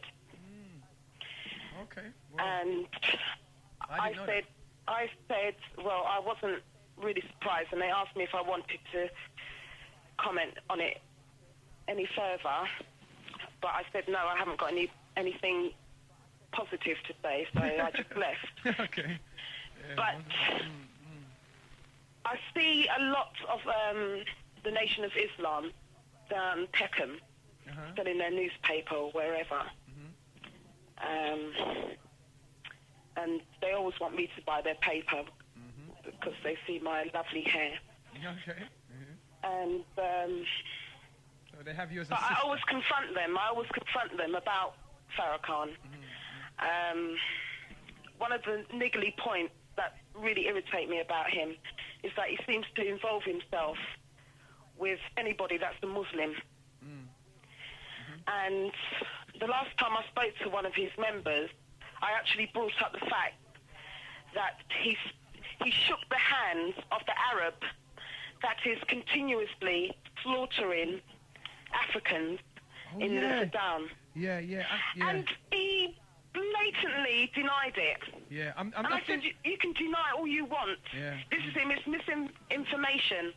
And I said, you can deny all you want. I know it as a fact that man shook the hand of this devil that is slaughtering Africans willy-nilly. Now, you got this man, Malachi Ziyuk. When I first was been following the organization, he wanted to talk, and he wanted them to join up, and I think he made several attempts to link with Farrakhan. Farrakhan wasn't having it and he was still cool. He was still, because he was a kind of man who was saying, well, boy, everybody's doing a ting, until Farrakhan went and shook that man's hand. That's when he turned. You know what I'm saying? He said, nah. And that's the sum. So what you're saying is definitely a fact. You get what I'm saying? And, I think he produced the picture of him shaking the man's hand. I'm not sure, you know what I mean? Again, it is a rebels area, so I will tell you directly, and Imhotep and them man there. You know what I'm saying? According to Farrakhan, and whether or not he did apologize, that would be about the Nation of Islam. Because I don't know, I'm not following them people there, you know what I'm saying? But I know this, that as far as Farrakhan concerned, he's, as Sister P just said, he's a shadow of his former self. I have no time for shadows. Yes, but if you build your house on sand... No doubt, yeah. It's obvious what's going to happen. No doubt. You know, some of the things he says are ridiculous, and for African men to be following some of the things he says, that shows a lack of insight into themselves, and it shows the lack of ability to go out and research and analyse information. Develop. Yeah, true. And there you go, because all of them want to sound, and they do. They all sound like him. I mean, when I went to the Galaxy Forum, there was one of them there, and he sounded just like Farrakhan. And it was like, why can't this guy be himself? That's right, Inkem. Now, this is what I'm saying, right? Any man or woman that robs themselves of their past, because we can guarantee one thing, Inkem, we can guarantee this. He didn't talk like that at school. We can guarantee that. Any man that robs himself of his past to pretend he now exists in this time is man that you cannot trust. I don't business who it is. I've watched these born-again individuals. They're not born again. They're lying to themselves and to us. That's why they behave in such a clownish manner. Yeah. Yeah, well... You know what I'm saying? It's not about beating them down. It's the fact.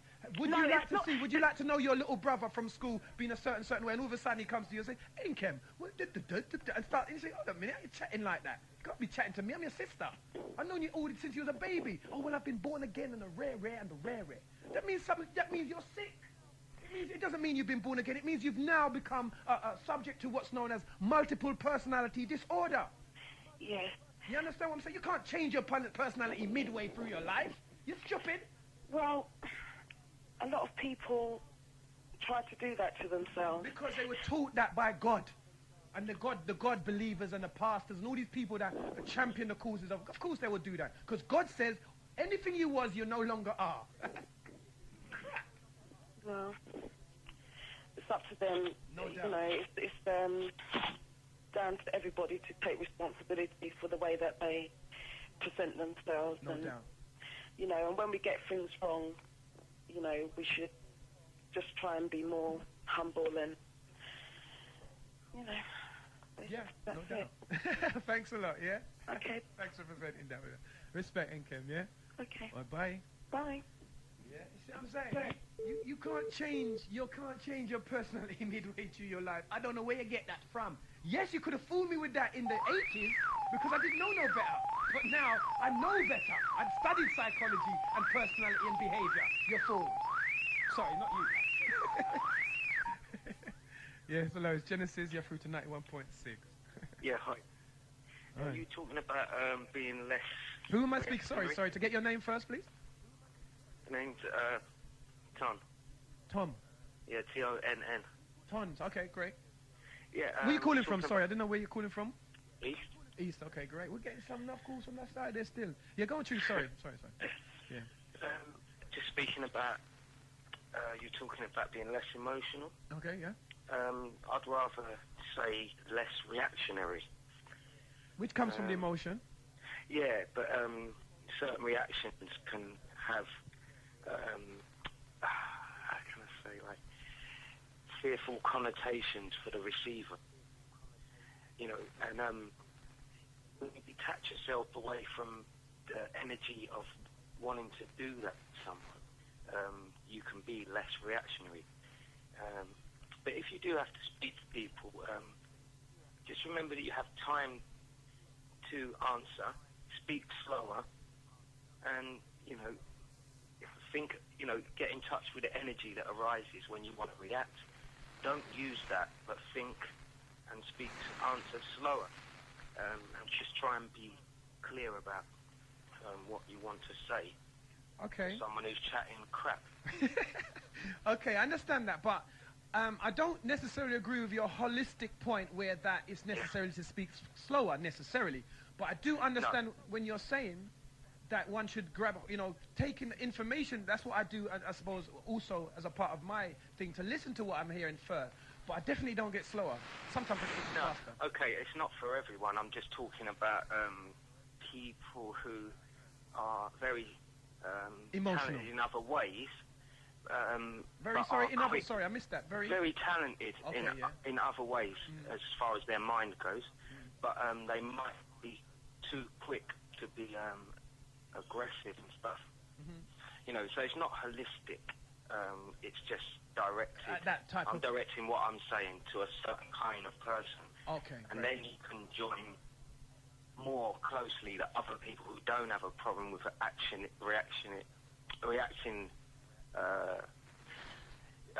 to a point where the person that you're speaking to has now got a power over you by saying you're being abusive or you're being this and that, because that's all a big con, all that. Yeah. You know, that's been brought into the society. You know, it's been laid there before because they knew how people were going to be in X amount of years' time. You know what I'm saying? Okay, but if I could add some points to that, right? One of the factors that they're using to control us is our inability to control our emotions. Now, I think that in terms of what you've just described is mostly an argumentative type situation. Now, we're not just... But it's all an argument. Everything's an argument. Okay. You know, that's why there's so much reaction. I understand that, but everything isn't an argument. Sometimes somebody sees somebody looking a certain way, like a man might see his girlfriend talking to me in my ears and think that she's fallen in love with me. And that is an emotion that he uses to create a destabilization in something that his emotions can't control, rather than he thinking that she was telling me something secretly. You get what I'm saying? So the point I'm making, it's not always an argument in that sense, only when you're trying to, that's another argument from another point. But the emotions that we need to get control over is these jealous ones, these green eye, red eye ones, yes? Contributing? Right. We need to get rid of those. We need to get rid of the ones which makes us think we're better than other people, those ones. Or overly sexual. And most definitely. All these things we don't need to be. Yeah, but so I'm just saying to the point that everything out of us. That's right. So that's what I'm saying to you, that it's not all reactionary. Some is direct emotion, and that's what we was dealing with, the emotion of the individual. Because some people ego, you say something about some person, and their ego immediately goes, what? Yeah, doctor. And sometimes it ain't even them you're addressing what you're saying to at, yeah? So that becomes reactionary. But then, like I mentioned, the other situation with jealousy is still an emotion. And it's still, to a point, it's still a reaction, but it's all emotion. It's moved by something that's stirred inside of you, which is a reaction, no doubt. Yeah. I get exactly what you're saying. I think less emotional is when you're at a state where you are quite sure about yourself and what you think and what you've been told recently. To readdress all the crap that you've been told for years.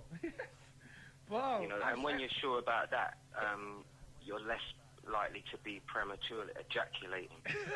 Wow, sound like something I would have said. Yeah, respect. Premature ejaculation ain't the thing. No, but metaphorically. Yeah, I know what you're saying. No, I know what you're saying, but I'm dealing with it metaphorically, yeah? It isn't the thing. Premature ejaculation ain't the thing. It's not the way to perform, obviously, in the metaphoric sense and in the actual sense. Yeah? So it shows that there's an imbalance when you suffer from this reaction. When a man treads on your toe and all you're seeking to do is kill him, you're sick.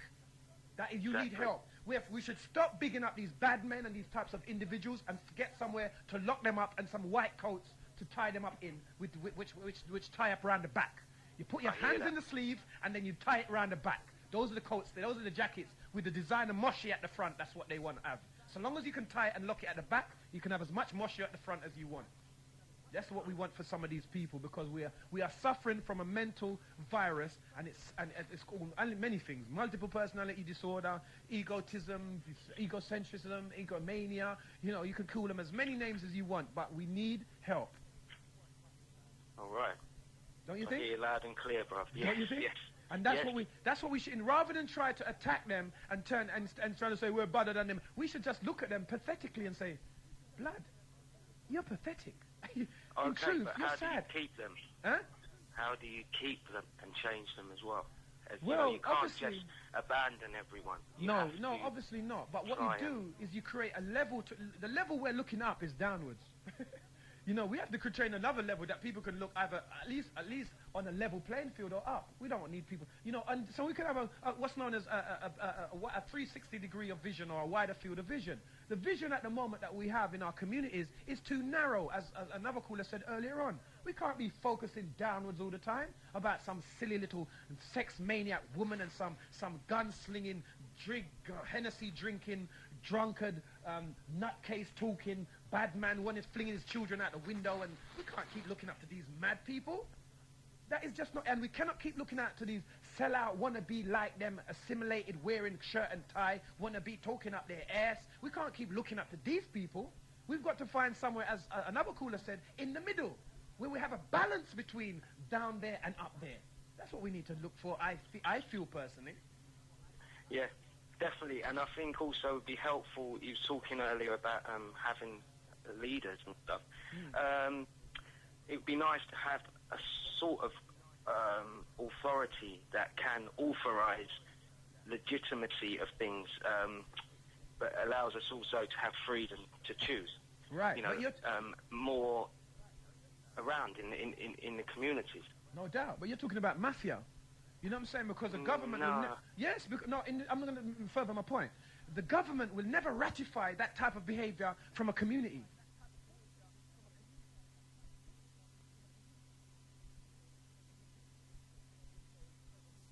We can have control over who goes where. That's what they're going to say. So they're going to outlaw that behavior. That's how it is. You know what I'm saying? So it has to be, when I say mafia, I don't mean killing people and Cosa Nostra and eating spaghetti. I mean, like, it has to be underground. It has to be from a people who are willing to surf the tide of what's going to happen when they decide no longer to stay underground. You know what I'm saying? Yeah. And that's not going to be easy. So this is what I'm preparing people for. So that's why the mind wake up call is for. That's why the Ghetto-ology is for. You get what I'm saying? Because that's what I'm trying to do in my form of waking up. You know what I'm saying? That's what I'm trying to do. And you're doing a good job. Thanks. Thank you. Yeah. Respect. Respect. All right, man. Okay. Also, I had somebody that wanted to send me something, and the email number is Doctah X, that's DOTAHX, @ with that sign, email.com. Also, they want me to repeat my address, my PO Box address, which I will repeat, which is PO Box 27482, London, SW9 6WU. That is Doctah X. Okay, Ghetto-ology, yes. PO Box 27482, SW9 6WU. And is a man putting on his jacket because a man ain't leaving me in here stuff. You know what I'm saying? London Town, you know something? I'm going to have to leave X and the mystery man, trust, because... No, it won't. You know something? Trust, I would say it to the end, but what it is, blood, is that my father's going to Miami tomorrow, and he asked me to do a whole heap of little things for him, so my time just elapsed. It's coming up to 8, and I have to do it. And he asked me from yesterday, you know what I'm saying? So, London Town, peace, I have to be out of here. I'll catch you in a place next strong, see? Just go on good. Hey, just keep the man them busy. Don't ease up on them, right? As he's out, then we're going to go till 8 o'clock, and obviously somebody's going to come in, and then we'll shut down. Nobody here. Oh, he's here. So I mean, like, and then you can play some tunes. I go up till 8 o'clock. So if anyone who wants to call, the numbers are 079508113. That's the studio number. Sorry, 07950813473, and the live number, the live link number is 07904432568. So you've got a few minutes to come in and say what you need to say and wind us down for another time. I've been here for 10 hours almost. You know what I'm saying, or something like that. Opinion long. So you know what I'm saying. Where was I? What was I saying before? Yeah. So I said about the person wanted to send me some stuff. So that's cool. Blah blah. Boom. So we're here. I mean, we've talked about a lot of things. And as you know, we can't just keep talking. But it's important, as London is letting us know, that we suggest.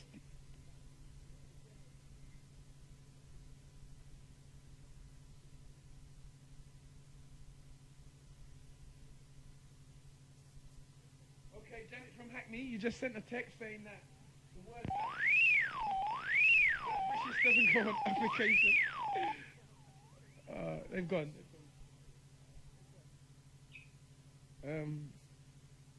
What does it say? The term Black British was not accepted up to 2 to 5 years ago on applications. Why? To separate is to elevate. Love Janet. Big up, Jan.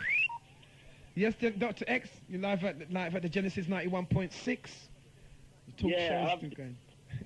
Who am I speaking to? Yeah, who am I speaking to? Jacob. Jacob from? Ladywell. Ladywell. Great stuff, blood. Yeah, I've been paying attention to your program from this morning, man. I've been glued to the radio all day. Yeah, respect, blood. Yeah, it's all good. I just wanted to say that, there is an ELC in Lewisham still. Yeah, it's still in Lewisham, though. Which is what? The ELC thing you were talking about earlier on. The what? Sorry? ELC. ELC? Early Learning Center.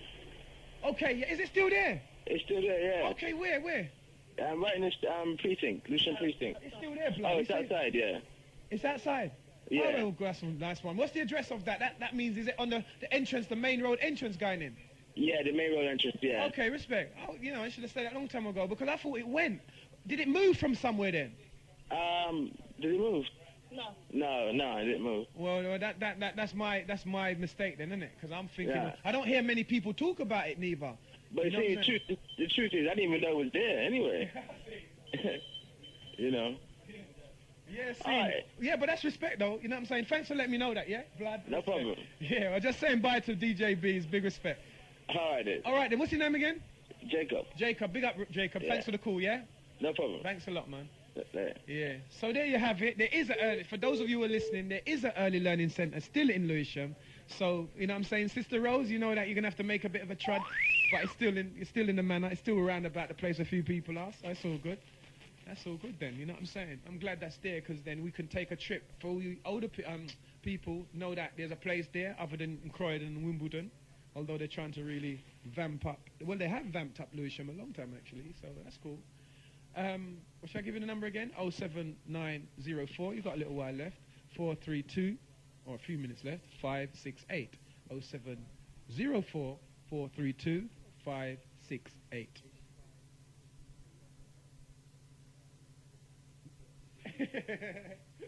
Yes, thanks for that, Matt. Who's that? AC. Yeah, man. If I put out some of them batty boy, and when I know they're not batty men as such, but the way they flex, they feel they're bad men, but they're some idiot.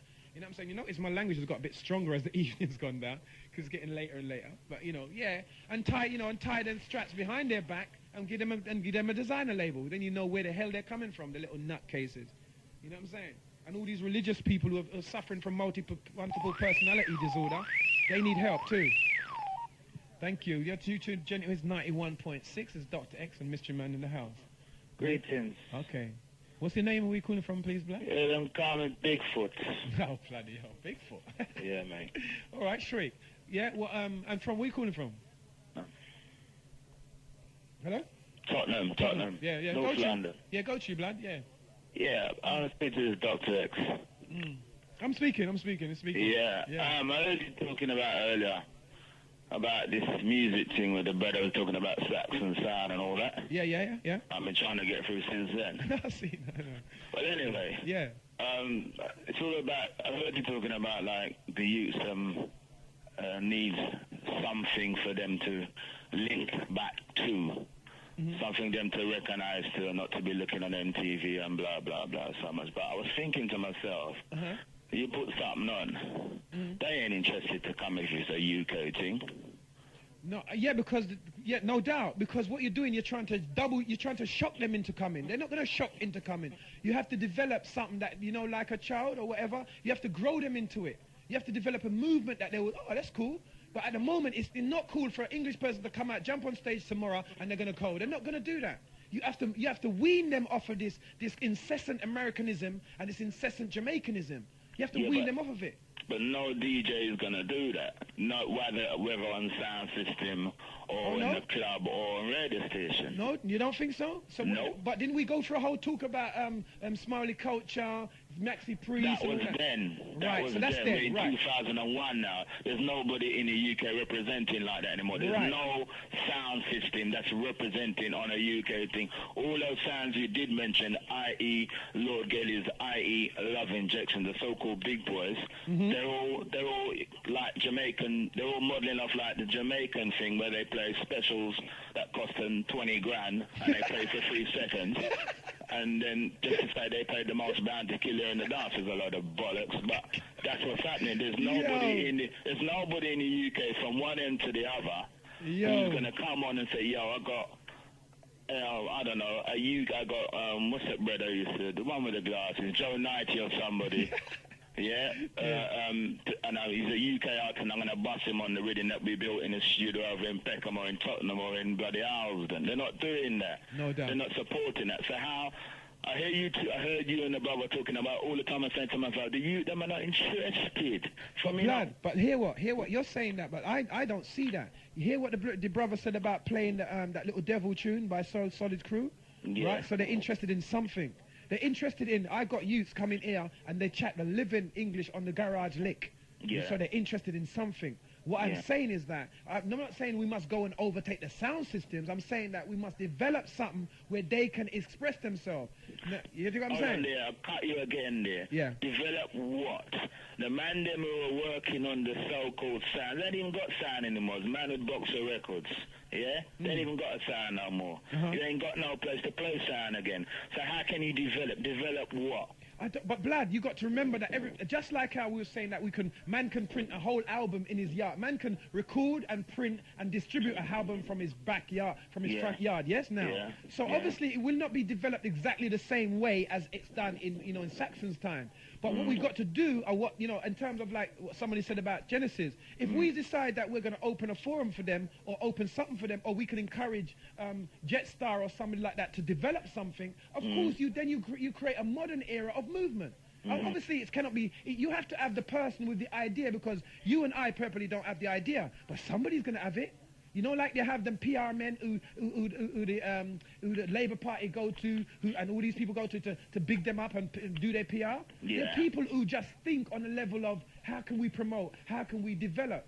But our black people are not working for us, they're busy working for white companies. So that's why we don't get a lot of this work. And the black men who are in these companies are too egotistical and emotional to give way to new talent. So yeah, we are up against it. You're right, Blood, we're up against it, but have we lost?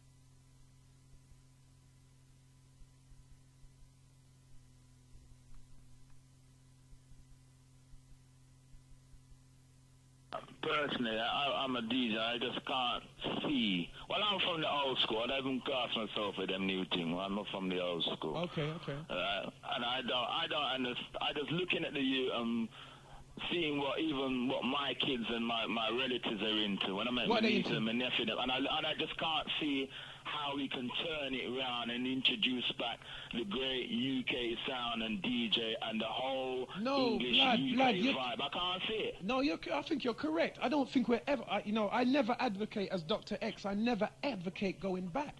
What I am saying is developing something, because there's been a chasm from the year of 1990, say, to the year of 2000, 10 years of nothing. And I'm saying it's time we develop something. 10 years of nothing UK, you mean, yeah? Yeah. Alright, cool. No, I'm agreeing with you, Bertrand. I'm not laughing. I'm agreeing. Yeah, but I mean, it sounds funny. Nothing UK. Yeah, Ricky, respect. Or copy UK or clone UK, but nothing UK actually. So what I am saying is that somewhere in the catacombs of someone's brain, they should be able to come up with something that will help to develop, the next this millennium child, so to speak. Let's put it that way. Not try to go back to not try to overturn anything, but then what you do is like the Pied Piper. You can't kill all the rats, so you lead them in a different direction. What Garage is doing is leading them into worshipping the devil.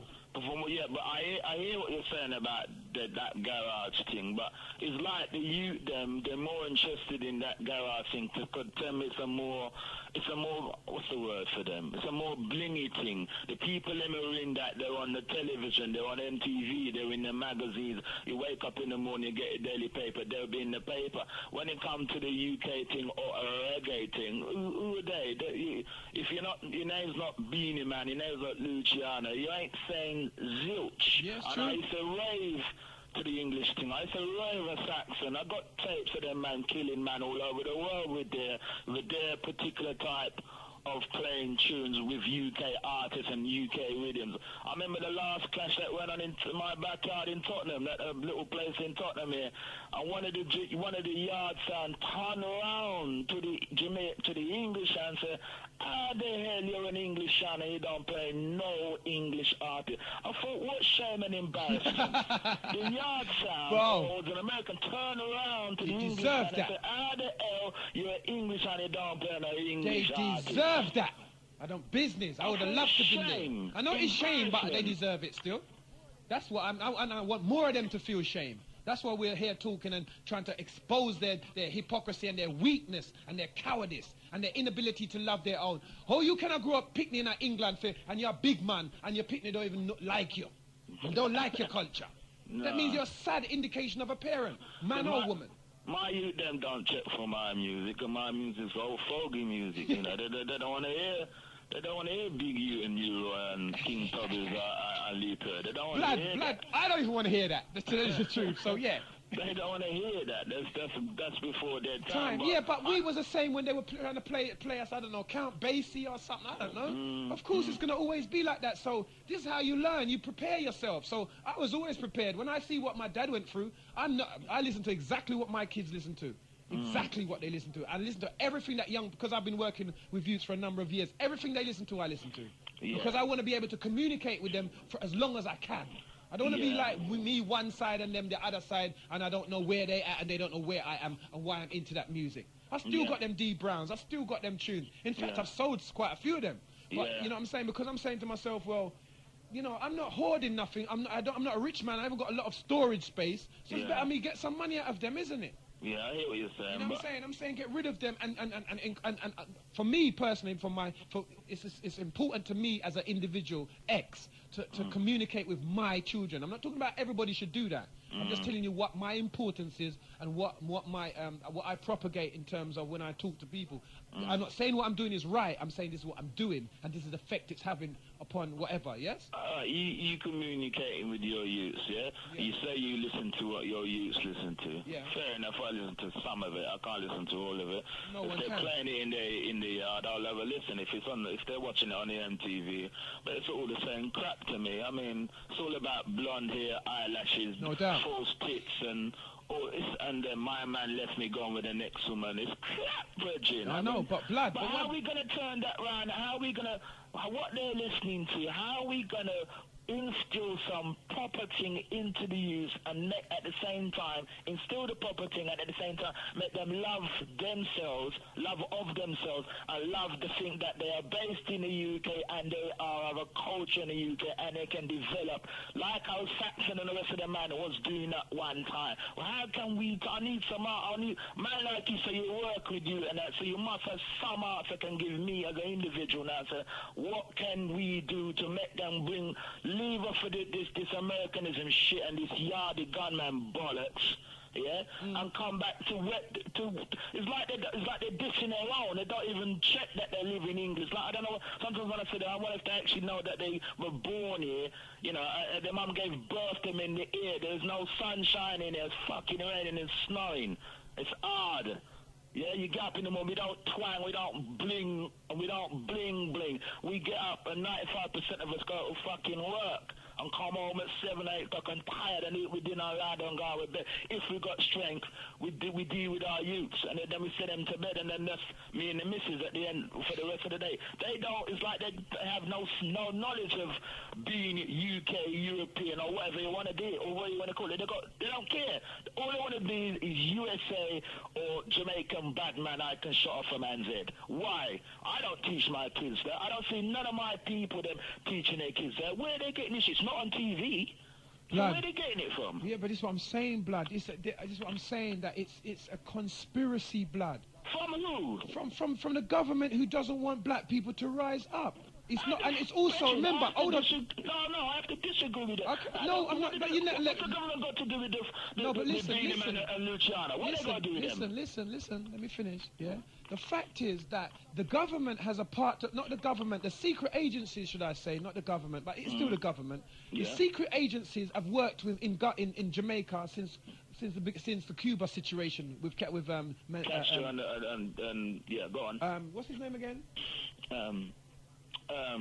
You're talking Prime Minister Jamaica? Prime Minister, yeah. I hate the red boy there. The red boy there. Manly. Yeah. Yes? Since that time, right? So and they imported, because black people, none of the poor farmers and none of the poor city folk had any way of getting these guns.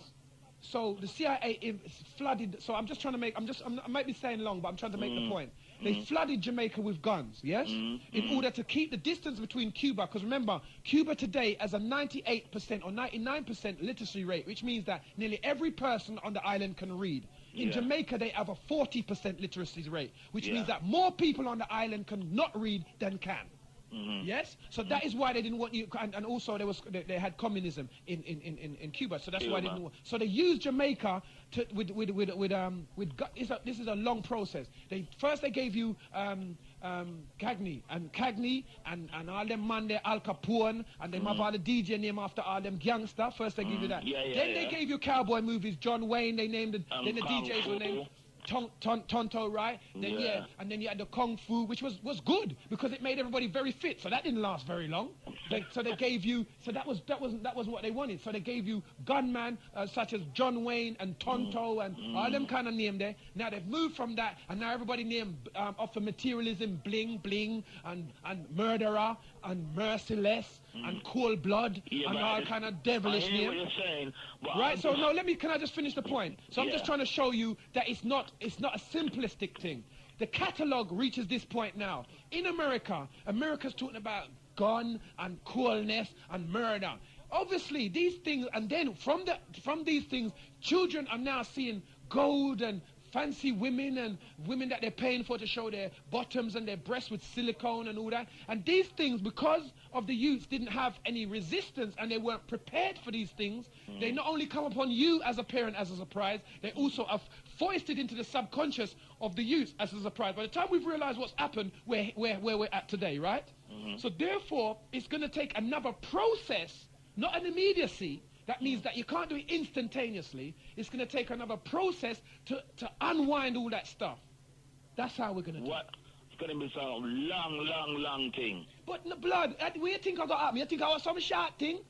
I don't know, short thing. When you wash your body, how fast can you wash it? Yeah, I hear what you're saying. It has to take a time to go from your toe all the way up to your neck. Not even if you do it fast, it's going to take time. Yeah. You understand what I'm saying? So to unwind your children, because listen, I used to sit down with my children and watch swear movies with swearing in. But you see what the greatest thing was?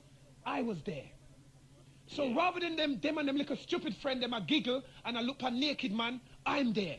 I'm telling them what to look on. I'm telling them why that doesn't make sense. When it comes to cartoons, also this movie Shrek, KB mentioned that people should penny. Obviously, he's mentioned it, so I'm going to go see it with my little youths then, right?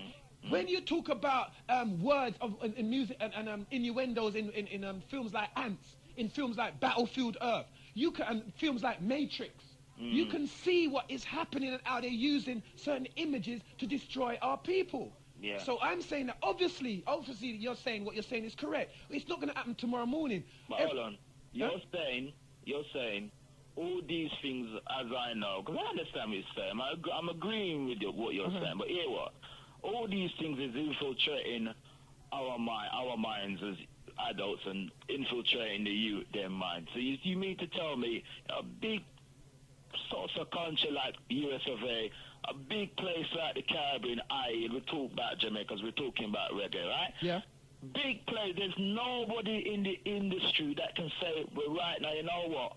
This music thing ain't going the way I planned. I didn't plan to have artists talking about shutting off man face. Who tell you so? Who tell you? You mean to tell me there's nobody...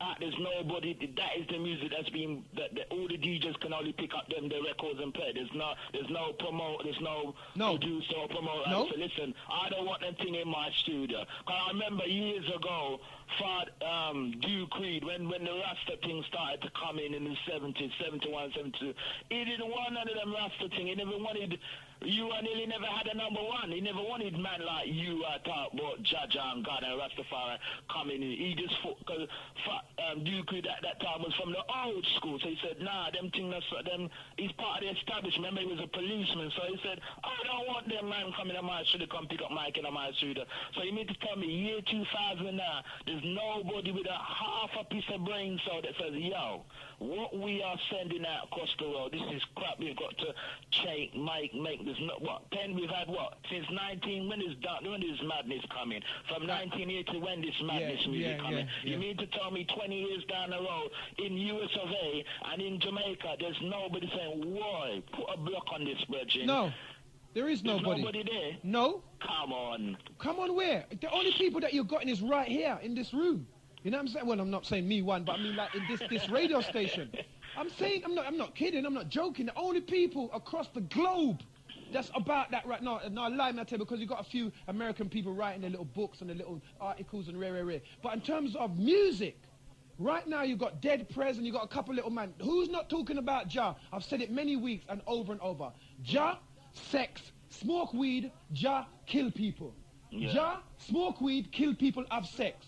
Murder people, kill people, Jah, have sex, praise God, go back to Africa. There ain't no other subjects. You're telling me in this complex world of the 21st century, all we can talk about is those subjects. Yeah. That's crap. So that's why I'm saying to you, there is no one presently doing anything about it.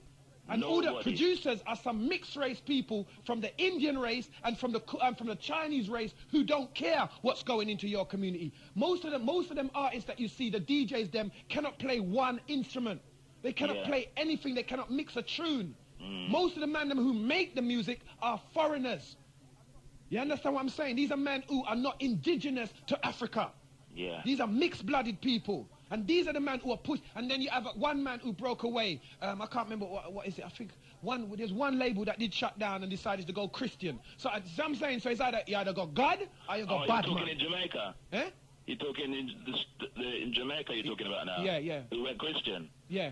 You're talking, where name, Main Street. You see, you know, right. Yeah. They moved off of it, yeah? Because they were saying, and then you had Papa San, him turned Christian. Who was Stitchy, him turned Christian. Grease can. So you see what I'm saying? So it's not either God, weed, Jah, smoke, and kill people, weed, smoke, kill people, and gunshot. What else? Blood, I'm not a fool. I'm not an idiot. I don't want to hear about these same things like I'm in a loop. Yeah. There's more things in the country. What about your president? Them president were coming like him kind of. You know what I'm saying? What about the corrupt politicians in your country? They're scared. They're cowards. They're scared to talk about the truth. They only want to talk about things that they think's gonna make money. The lyrics are so poor that they just going around in the loop. Yes, they done so say me 60 gal in our this I'm 60 and the gal no and smoke a spliff and weed at the healing and stupidness that they've been singing since 1960. Rastas have been singing the same thing for God knows when. What about internet? What about the plans that they have and the ecological state of the planet? You know what I'm saying? Rastas are supposed to be closer to nature. I want to hear something more about ecology. And stop you telling me about ganja. When you're talking about Rasta now, you have to be careful, you know, brother. I'm not careful about nothing, Bridget. Hear me. When you're talking about Rasta, there's Rasta and there's Rasta, you know. So yeah, I know. But we've got one in here right now. He knows the score. We've had Rasta elders talk on the show and say, they said to me, I know what you're saying because I say the same thing. Yeah. Then the fact is you don't know, but I was also Rasta. Yeah. You understand? Well, what I quit from that become I realize is that it's been infiltrated by the authoritarian intelligence, CIA, whatever you want to call it. They infiltrated Rasta. That's why Rasta used to sing, Rasta no work for no CIA. Them say, yeah, watch when we are done with you, you're going to see. Yeah. Intelligence, blood, is what rules the planet. This pathetic, backward, kill people mentality is dumb. 20 years on now, we ain't had no intelligent producers or writers. None. Or... Eh? None. None whatsoever in your opinion, my brother. Well, you tell me where they are, then we can share that. All I can remember is one set, it was not even reggae still, it was a brother who did come to the Acne Empire as part of the Leo Chester something, edutainment, something or another, I can't remember, a few years back. And there was on stage, it was a rap group. Okay. And I said, bloodclot, if that man could rap, make some music, like, get somewhere big, because what they was talking about was a living truth. Right, but listen. I can't remember who they was, Virgin, but they was wicked. And from my stop going at the Empire, I don't hear about that people, and they were singing and chatting about the most 4 or 5 black you on stage, chatting the most positive lyrics. And I thought, when the man drop record, the player's gonna mash up. I never hear about them again. Never hear about them again. Don't know what. I can't even tell you who they were. Right. So therefore, so they're not really kind of up for. I understand what you're saying, but quite insignificant on the table that we're looking at to look for these people. They don't even feature on the table. This is what I'm saying to you. When we look under the records and the producers that we just put down on the table, that group that you're talking about don't even feature. So that's the point I'm making, that they're not there. Well, let's not try to pretend they're there. The Luciano's lyrics, they're dumb. The Capleton lyrics, they're dumb and repetitive. The Sizzler lyrics are dumb and repetitive. Don't bother mention Sizzler. Sizzler finish in my eyes. Well, you see, a lot of people are saying that. Don't bother mention Sizzler. When he first come, I open up my eyelids and turn on my stomach and say, yeah, something different. And as he progressed, he turned into a bag of rubbish. Well, you see, a lot of people are saying that too. A lot of people are saying that. But what I'm saying, blood, is that what we have here is that this is people. There's a whole breed of us that were born in this Western Hemisphere with a level of intelligence and a lot of an intelligence that's thrown us out like rubbish. So it is stupid and ridiculous for us to be listening to artists that sing stupidness and have basic 6th grade, as the man was saying, rhymes. Humpty Dumpty rhymes in their lyrics. They've got some little Humpty Dumpty. You want me to write a poem? In fact, I'll write one. I'm an intelligent man. I ain't going to write nothing about yes to the left, and then you know you're deaf, and then you know wouldn't say yourself, like some little idiot. They would, you know what I'm saying, blood? I'm not saying these people shouldn't have a platform. What I'm saying is that they are trying to infect intelligent people with this madness. No, you're right. They're not supposed to have no platform because they ain't showing my youth or even your youth nothing. Blood. I'm having a problem with this music, my friend. I wanted to get through this call hours ago. I'm having a complete problem with this USA and this Jamaican music because it's not coming over with nothing. It's coming over with rubbish. That's what I'm saying, DJ. I'm not. And I can't believe 20 years down the line, there's not one producer or every side of the water that can say, look, this thing has to stop. There's not one. Blood, we came on 3 years ago and ran man off the station. We didn't run them physically, but they walked away. Because we was running down what they were playing and bigging up. And they got straight, you know what I'm saying? Because we're saying, hold up a minute. On television, right, in England, There's so much intelligence on each channel of Channel 4, BBC 2 every day that is ridiculous for some fool to be talking about, you know, echo, echo, echo, big up, big up, big up, shot Batman, ja, ja, ja. I'm saying, hold up a minute, that would make me a fool to fall in line with that rubbish. Because every day there's something telling me about the equator, the balance of the universe, the suns, the stars. You got man like, there's different men out there who are coming up with different organizations, bringing forth new information, new stuff. And you're telling me between the lot of them, all they can talk about is gal and weed and ja? You see? No, blood, that don't make sense to me as an intelligent human being. That means, say, me have to fight against them. Yes, man, I say, them man, they fight against Rasta. Rastas don't think I'm fighting against them. It's only the dumb ones who live off of this propagation and this twistedness of so-called Rasta ideology. It's twisted and bent. You see, you call Rasta again. I'm saying again, you have to be careful when you say Rasta. Blood, I don't have... He has some man who call Rasta and call His Majesty and say Jah and rare. But them, it's just words from their mouth. Blood, I understand, but it's still... They dreadlocks upon them head. I understand, blood, but there's still... I can't use no other term. There's no other term. You can call them imposter, faster, you can call them nuts name. But I tend to use that because that is what they're propagating. That is what they're using as the shield. When D. Brown was talking about wolves and leopards, he was talking about this infiltration into Rasta that was coming about. When Fred Locks talk about, say, we don't work for the CIA and Ray and them tuna, he was talking about these people that he recognized was penetrating Rasta and creating this bastardized version that lacked in ecological and natural upliftment for the people. It became this kind of synthetic order. And it was never meant to be that. Plastic Rasta. Plastic Rasta, Renta Rasta, all kind of name you can call them. Them all go around and I wrap them head and I come call everything is... What's the new thing now? Every time you speak to them now, blessed love. Oh, blessed my love. word. Bless more. What am I blessed? That's what I'm saying. What am I blessed? Right. And who gave them the power?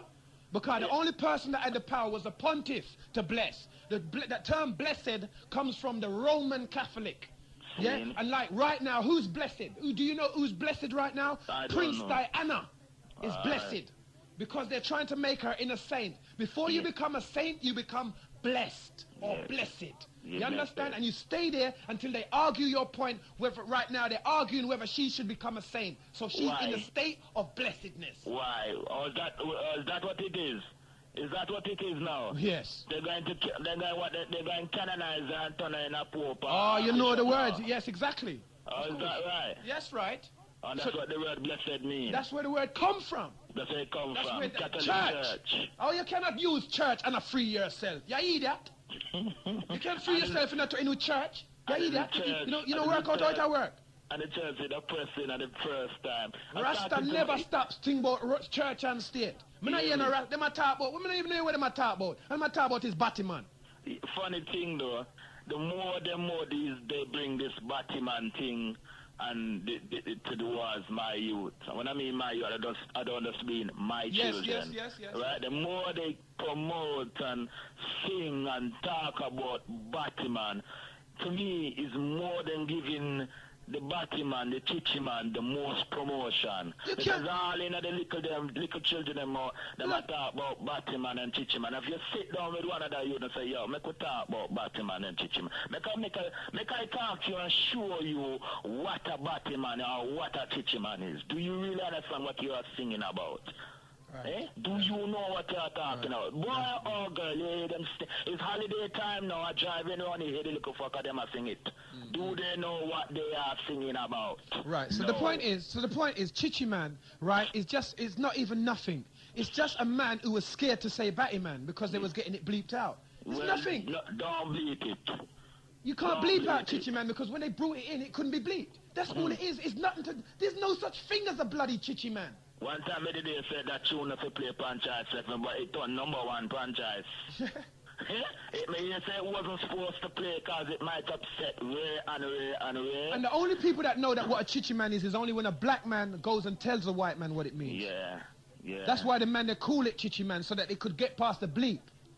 You understand? Listen, man, we are seriously under pressure here. You understand? We're under the... I hear you talk. I hear you listen. I hear you talk yesterday. I'm driving a cat for the mayor. You talk and I try to catch him. They are not like I can't catch the station too. But I try to tune him every weekend still, yeah? Yeah. You what now? I have to agree with enough points where we are fighting this battle and it's like me I get older and the battle getting harder. That's real. You understand me? I am getting older I know, no doubt. and the battle is getting harder because as much as you think a music or a set of man, and what upset me again, you know, a set of man will come in. I.e. when Sizzla come in, when Luciano first time come in, me walk up me and say, yeah man, the man sound like, you know, you know, and as time progresses, and as the more record them make, and you see them on tour and you start listening to them, and say, but wait, but the man really are really, and it really make me feel down, because I am a reggae music lover from my eye. They have me and before. My family them they did a sound system, so I grew up with the music. And when you see an artist come, you say, yeah man, you're excited.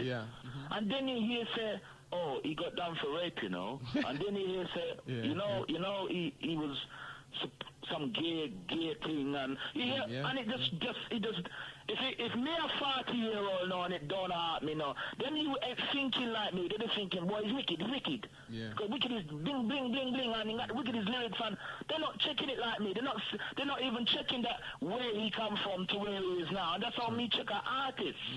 If you sing a song, if you sing A in 1990, and in year 2000 and you read Z, but your whole thing change, your whole vibe change. It's like you're not promoting what was promoting, but you're promoting yourself. Blood, the man, what I've noticed that there's a weakness in when, I don't know if they're able to do something, but what I notice, and this is repeating itself. Anytime you take a primitive black man, whether Jamaican or whatever, who sings about stuff that he doesn't truly understand, and you elevate him to a status where he has more money than he can handle. Dennis Brown is one of them. Gregory Isaac is another one of the greatest singers, the two of the greatest singers that held title for a long time. Both of them destroyed by coke. You understand what I'm saying? Yeah, go on, Bridget. Yeah? Both of them destroyed by coke. This white, they call the white lady at the time, Snore. You understand? So what happens is that, and Sizzla going on stage and wanting to talk gun for gun lyrics with Barty Killer. I mean, what is that about? What is that about? You see, you understand what I'm saying? When I first saw and heard Sizzla to what I'm hearing now on the press. Him want F out the woman them. He want F out the woman them. Everybody talks to Sizzla. The way Sizzla they talk now is like him just meet a girl, him just get a girlfriend the other day. The first record with me make a special for Jara. Yeah? How I want do something with the woman underneath. Rasta. I said, Sizzla this? In the Jamaican Gleaner, they got him off as the slack Rasta. The what? The slack Rasta. It's got to be the slack Rasta. How can Rasta and slackness go together? You see what I'm saying? You can see the paradox. It doesn't even go. How can slackness and Rasta go together? What kind of madness is that? Well, that's right. Now you understand, blood. Now I'm sorry. We need some. I don't fully understand. When you say to me, I don't fully understand the infiltration. Because I can't say, oh, them man can come in on my music still. But the more me listen to a certain other man, me have to agree. Of course. Because you realize that going on for the proper thing, they're stopping the proper thing from coming. That's right. I understand all them doing it, but the proper thing they're stopping. I don't know. I can't be there every minute with my youth. I can't be there every minute with my youth listening to the radio. I can't be in the front with my youth watching television. You know, I can say, yo, no, can't listen to what me about now. That's the best you can do. That I can do. But when they buy them mother, them auntie, and them thing I play, what me can do? That's right. So if me come in at the place while they listen to it, and me turn off the television, turn them say me ignorant, I'm a fool, and me can't, Bigfoot, you can't stop it. Me can't stop it. Come in there. But blood, this is what I'm saying. Your culture is letting you down. Your society is letting you down as a human being, whereby you don't even have an alternative. Don't you see? It wouldn't be so bad if you had an alternative. What your alternative is? Loving, go back to Africa when them can't even find bedclothes for the people them in the Shashamane hospital. Where is your alternative then? I'm not saying that these right or wrong. I'm saying that it's become so confusing that we have none. We have no alternative. Me is a man. Me reach a stage I can call myself a man now, yeah? And if my youth them I listen to these music, I'm being confused. And I am of an age now where I'm feeling downhearted because I thought I heard somebody coming with something positive and give them 5 years, you don't call it 10 years, call it 5 years down the road. They come in with rubbish. Blood, we have not learned anything. They just... Is there no producer, no writer left in the world? Yes, you see how you stay now. You stay like me, you know. You beg out, you call out like for mercy. Because there's too much bombardment of this thing. May I say, if them can turn your best, your most religious artists into lovers of sex and thoughts, may I have a tune where Luciano sing out living verse out of the Bible. I thought that Rastas but it looked like Rastas are just Christians. Me ear, we got live Beanie Man saying him is a Rasta, but him is a Christian. We are beer kind of madness. May I tell you, the man them need straight jacket. The man them not sensible and sane. But, you understand? So we have to stop looking at them and look at Ninja. Ninja dashing Pickney out of the window. What on earth is he throwing his child out the window and him a bad man? And end up get chop up all in him chest and him ears because he's sick. He has always been sick. Ninja man the pan coke, man. But he was been any man that gonna say he start the whole thing going, I'm a gun, gog and goal, gun. Yeah. Him. He was sick from the beginning. They should have kicked him off stage. Talking about all of them men that come with lyrics and enough lyrics and rare, and he come with gun. But hear the joke now. When Ninja Man first come, I love Ninja Man. I tell the world this. When Ninja Man first come, I love Ninja Man style, you know. Yeah, I love Ninja Man style. But when me hear Ninja start going to some different thing, I say no. It's like the whole of the artists in stage. Like if you check every one of the artists in background. Yeah. I'm not a call on him, but if you check enough of the artists and enough Why of the are artists. you scared? Why aren't you calling their names? I never call him name. I call Capitan name, right? I call Sizzler name. I call Beanie Man name. I call Denny. When me listen them man the first time. Yeah, of course. I say, what? Them man make some tune and you know some companies spend the money and put the lyrics on the cover. Yeah. And you start memorizing the yeah man, them man are going with things. And then Dennis Boy make him happy and then over the years he start hear some different. Because me move amongst certain musician and certain music and he start hear certain thing and he starts with certain thing. Blood. And start read and listen and that was when I was a youth. Now I can consider myself to be a big man and start to find out who I am and what am I listening and who these people were. You feel, my God, was this the same man I was raving over? That's right. You would have boxed you and a man with a kitchen in a fight over him. Yes, right. And Dennis Brown was a man like that for me. I've got a single with him, right, where he's singing a whole 12-inch. We played it on the show, and he's not saying. He's going, "Have a lover, I know that, yeah." That's what he's singing on the song. Not a word's coming out the man's mouth except the chorus. Yeah, no doubt. But I'm just trying to make a point. This is a man who, like you said, I would have probably died for. The way I even tried to fashion my singing off of him. That's how great he was to me. Yeah. And look what he turned to do. We got Gregory Isaac pissing up himself, as I've heard, because I wasn't there on stage. Enough people. Get it right. In him piss up himself. Shit up himself. Get it right, London. In him piss up himself. Him shit up himself. See? When I hear that, because I didn't know the better than who do the security the night there. Okay. When I hear them say, Big Gregory, I'm a mother like Gregory Isaac. Yes, I'm that. You get me, blood? Yeah, that's right. Oh, my mother was me wicked, I'm a bad man. Yes. My mother and auntie them have Gregory Isaac LP in the yard, sit down. No! Yes. You can't go tell them say Gregory Isaac the fan coke and shit up himself. Yes, you're wicked and bad man. I'm bad mind, yes, of course. This is why I said this is what I heard, but enough people have said it so many times. You know what I'm saying? And the thing is, which I'm saying to you is that it seems though that the Roman money seems to have a deleterious effect on our black psyche.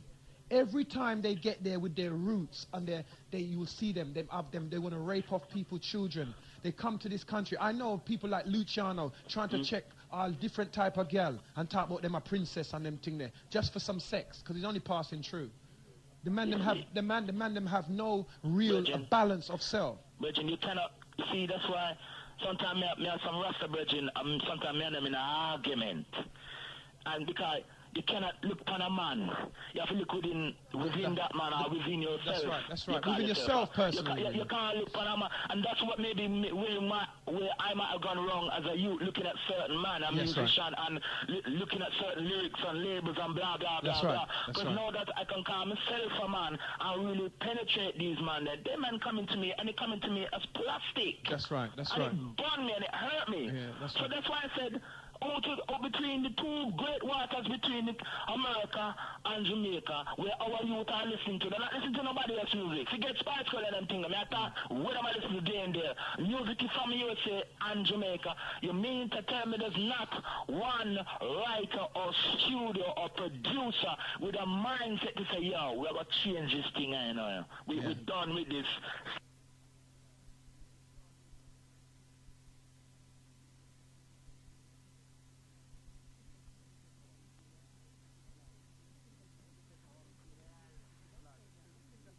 Something else. Lad, that's true. You see, well, you're begging the same thing at me, because I'm saying that all it is, most of the 7-inch is the 2 verse, a chorus, and a repeat of the first 2 verses. That's what they're killing you with your £3 every week on the different versions. 2 verse, chorus, and back to the first verse. They make 10 versions of a record. When I go to a record shop, I buy 2 and 3, I'm going to come out. I can't buy the 7, 8, 9, and 10. I do the DJ, I do the... Lad, listen, I'm the whole time revival. I can't buy 10, 15 versions of one tune that will, with the popularity of 1 week. Let me tell you something. Next week, then come with 20 more versions. Let me tell you something. The only place that happens is abroad. That don't happen in Jamaica. Nobody don't buy no 10 version or no one tune. Nobody can buy no 10 version on a record. Nobody in Jamaica does that. That's right. I'm not talking a DJ. I'm talking ordinary person going to work 9 to 5, come on a light record at the weekend. He can't take up 10 version of one record. That's right. In the 1 week, he'll hear 10 different records. Could be soul R&B pop record. He want to buy the whole. So how can he buy 10 of any particular one tune? Please, may I beg you now, change on the writing, change on the studio, bring something to our youth. Me as a big man can't take it. These youth are being robotized into it. That's right. And it's like me as a father find it difficult to be coming in every minute and turning off it and turning off television like me fool and me ignorant. For real. Because me can't go to them auntie house and them friend house come turn off them television and radio. Yeah, that's right. So me I beg them man there, please give us something different. Give us something with some solid foundation. It don't have to be, listen, it don't have to be reggae. No, but we know this is what I'm saying, but this is what we're all saying. It doesn't have to be reggae, because reggae's got its foundation in whatever, as you were saying to you earlier. That's why I was saying to you, we're not looking to overturn reggae. But what they're not doing, blood, is a part of a conspiracy. They're not allowing free thinkers who are black onto television or onto radio. They're allowing all the... So you can't get past their blockages. They've got double agents that working for the government money. Because I don't care where they were. As long as it's white people, I call it government, yeah? They're working for the government money to keep their house and whatever. Then none of these artists or these DJs got any power to bring anything through. They've got no say. So how are you going to get past all these blockades? Some of these artists are now turning producer. Yeah. Now, you'd think to themselves, they've reached a certain stage where they can bring somebody else on board and, i.e., share the money. Because they've made X amount of thousand, they can build a record label and build studio, and they can maybe even call in assistant producer, blah, blah, blah, blah, blah. So what? When you call this new youth, Ghetto youth, who can sing after that, why are you going to bring him to copy your rubbish? Why don't you build something in him? Ego, blood, ego. That's what the caller before was talking about. They were saying that the emotionality has to be more under control. It's ego. We make the man them say, me have the biggest gun, and me have the biggest teeth, and me have the biggest this, I mean, sex the most sex. It's ego. Not no great in them things. That is the mind of that is the mind of a slave. A lot of we watch telly and we listen radio station, and we want our music to be on the radio station and on the television, just like every other music that is on there at this present moment. But I don't want it in its present form. Right, blood. So in Jamaica, I don't want to see Sizzler on ITV tonight singing about in girls. I don't want that. Yeah, but listen, blood. In Jamaica, the mentality of the people, of the 60% of the people of the island who can't read, this is what their entertainment is. How on earth could such a literate population in England, black or not, be so possessed by this music? I don't know. I don't understand that. I mean, I understand if you're illiterate and you're UK poor. Man are jumping on the same thing. That's why. The UK man, I hear a new group. Hear me? Me hear a new group. Them name Raside. Them come from somewhere East London. Yeah, that's right. I get some CD from them. I made some wicked tune. I read some wicked lyrics. And I'm saying to myself, boy, they're only young. But I'm saying to myself, please, make them be true. That's all I'm saying to myself, you know. Right, but this is what, but with them, I've heard them, I played some tracks of them in that thing, and they're singing about the same thing, Rasta and weed. Now, I don't want it, personally, young youths, you see how it got to you, your sons ain't listening to that. No. I want young youths to affect young people, not old people. Yeah, but them young, you know. I know, that's what I'm saying, they're young youths affecting old people. Young people ain't listening to them. You think Rasta's going to have a rebirth in this country? I don't think so, blood. No. You're going to have to find a different philosophy for the level of education that is here. It was great in its time, and like I said, I was part of that whole Selassie thing, the upliftment. They were the ones who told you about, they used to stop girls and say to them, don't wear nail varnish because it got poison in it. These were educated, ecological people. But some of the Rastas, they got hot on money. Some of the Rastas, they got hot on weed, and they made weed a commodity. So, you know what I'm saying? So, what I'm saying is that the Roman money seems to make the people them go astray. They have no resistance to the infection of money. Whether they're big artists or small artists. But once they're small and they get big, that's when there is a problem. You see what I'm saying? So, the Rassites, as a group of young Rastas, is the fact that they're not talking to young people. Their music isn't directed at young people. It's directed at older people, and they're only 17. You know what I'm saying? The young people in my days and the young people in the days gone by and the young people of this era are meant to affect young people. Yeah.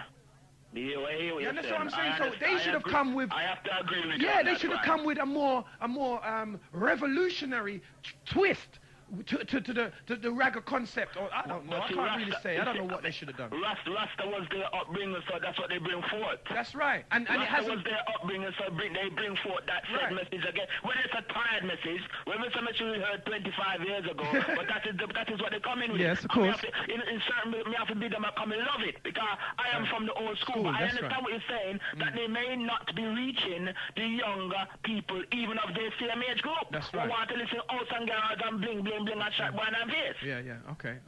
But what I'm saying, as you were saying, we're not going to go back. So the same way you've got to give the same respect to what you said earlier on, that we're not going to go back to Rasta, the whole Rastafarian movement. We're going to have to develop a more progressive or new, because remember that one's already been infiltrated to a point. Virgin, I don't even feel so it's going to be a movement. It's going to have to be an individual man with sense and brain say, yo, this is not working. No, but it would then... I can't see we are going to follow nobody. Farrakhan going to come here, him not going to do nothing. Yeah, but this is what I'm saying. I'm not saying that people are going to have to follow a man, but what people are going to do is identify with a mindset. All the people that you've heard phone this show today in the past 9 hours, yeah, you know what I'm saying? They identify with a mindset. And they are the people and their children who what? Because I can tell you this, I can run, jump, thump, kick, the same things I could do, you know, when I was a youth. So I'm saying that there are people who are still moving through, young people who also and like to rave to music, like nice dresses, like nice clothes, like nice hair and whatever, who still can have that mindset. So it's not about being old-fashioned. It's about understanding who you are in this time frame and what has gone by and what is to come. Clean mind, clean thoughts. You know what I'm saying? Well, you see, but you see this. We've got to. I think, and I hope that we move away from all this righteousness and cleanness, because what they do, they use this. People who want to lead people astray, they use this as a methodology that they are something better than someone else.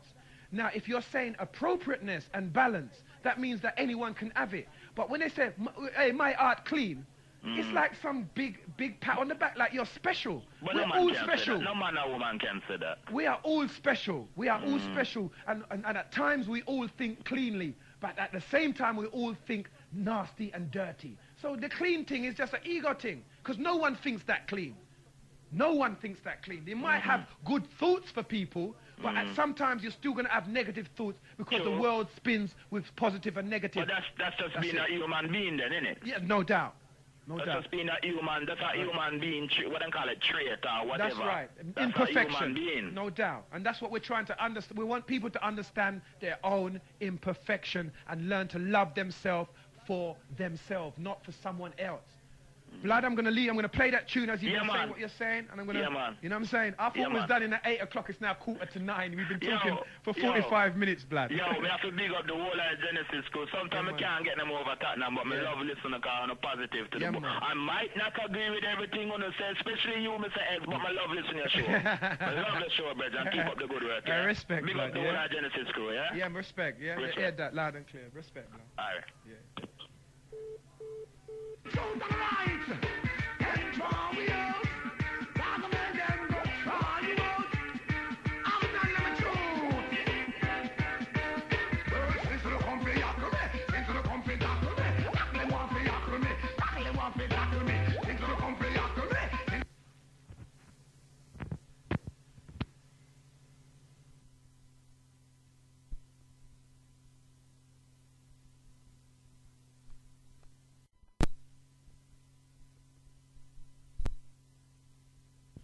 Now, when people see you as a Rasta man, they see a pimp or a drug dealer or something of a negative stature. To them, yes, but not to everyone. What are you talking about? Are you talking about impressing the government and white people? Is that what you're talking about? No, I'm talking about dressing black people to understand that when they look at a Rasta man, a black Rasta man like themselves, as a black skin man with woolly hair, yeah, that they shouldn't look down on him and feel empathy or sympathy, or even feel a fact of loss of faith or pride, right? Are you saying this is what black people feel? Is that what That's you're saying? what some black people feel. I'm not saying all black people Okay, feel fine. Okay, fine, yeah, okay.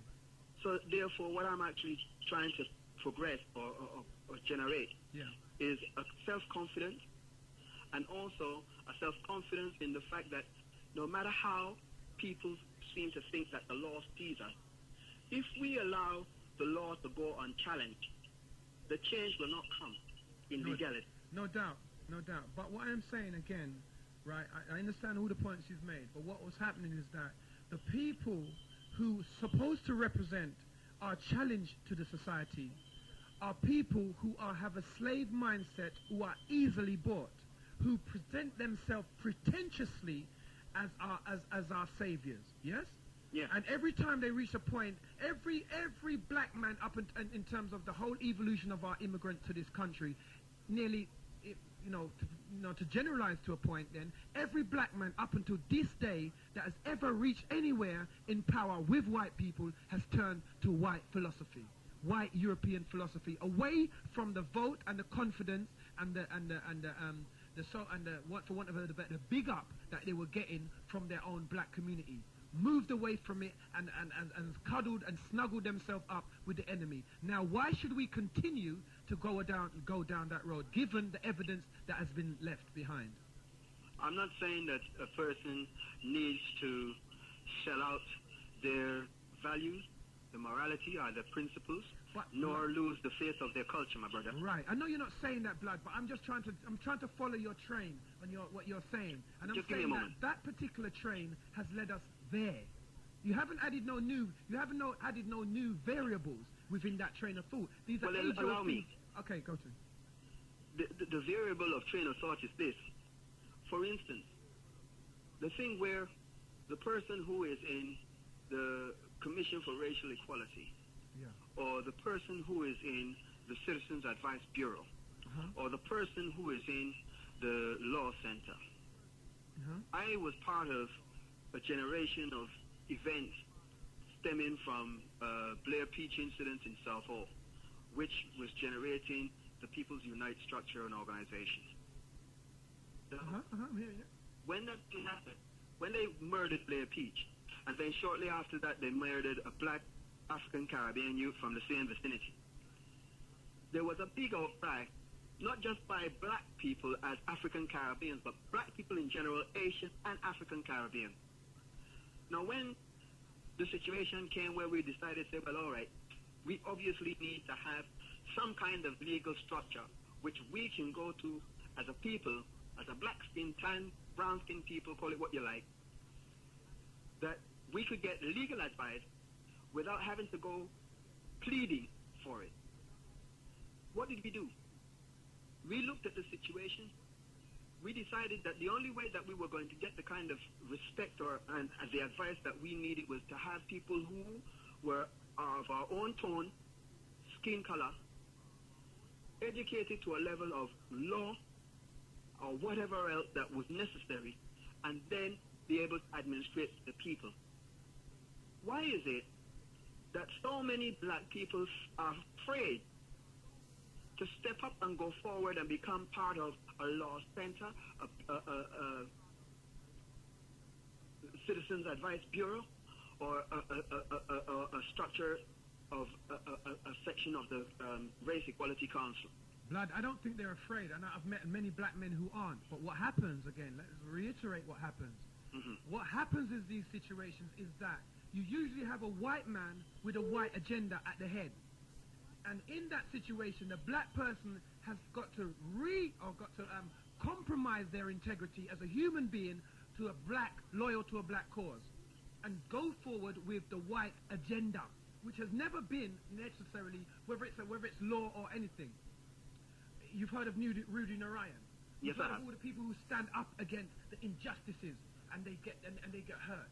So I don't think they're afraid, blood. I think that they're fed up of the continuation of this mentality, and no one's as I said earlier on, no one's breaking the stronghold or the stranglehold that these people have over our black community, because the people who are being, all these people that you mentioned, okay, I've never heard of you in my life, and you said I worked for Lambers for a number of years, and you saying that you're instrumental in stuff, and I've never heard of you. So this is what I'm saying. Whereas if he was white, I probably would have. More than likely. Yeah, no doubt. So I'm not making it as a disrespect. I'm just saying to you, this is the way in which the white system trains its people to make sure that if they're black, keep them back. And if they're black, if they're black and they've got talent, make sure that they develop like a white person. Because we have to feel comfortable with the people we've colonized. We cannot be around them and feel uncomfortable considering we control most of the power. Okay. See what I'm saying? You look at it, I understand that. I understand that. Now, let me make a different approach then.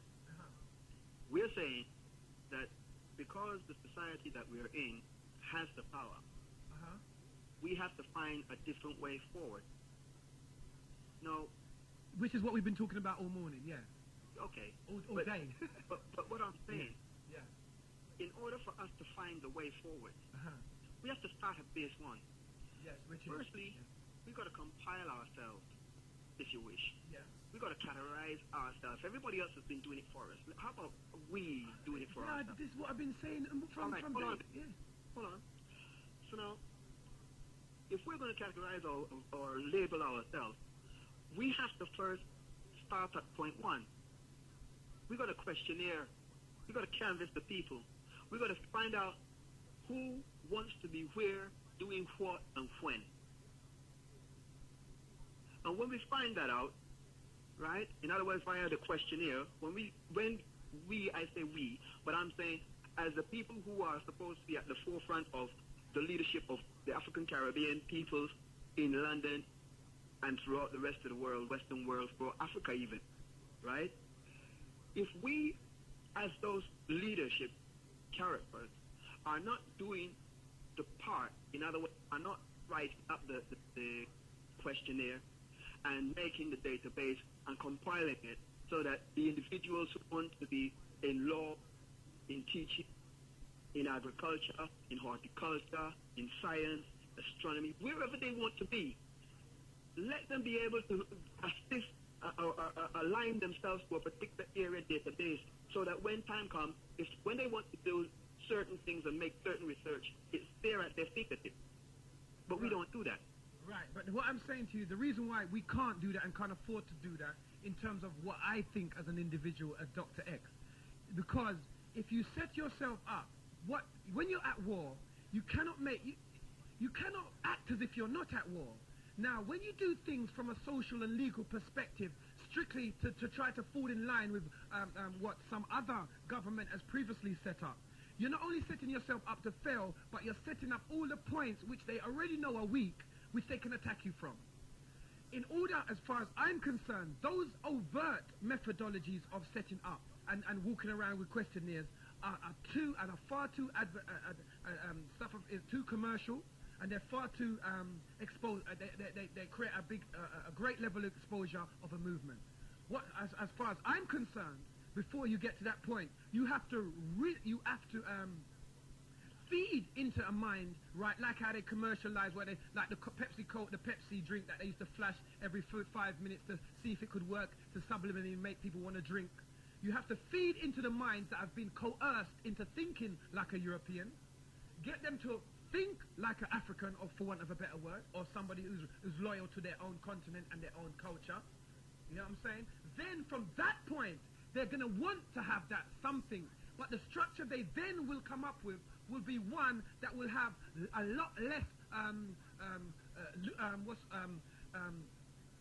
loopholes in it, because they would have realized, they would have learned from something by having this mindset, with their scholars coming together with this mindset that says, I want to now set up that mindset.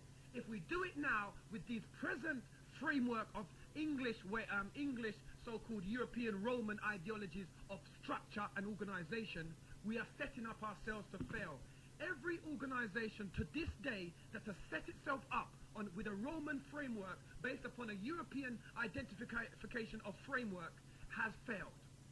Africans' framework has always been different from the Europeans.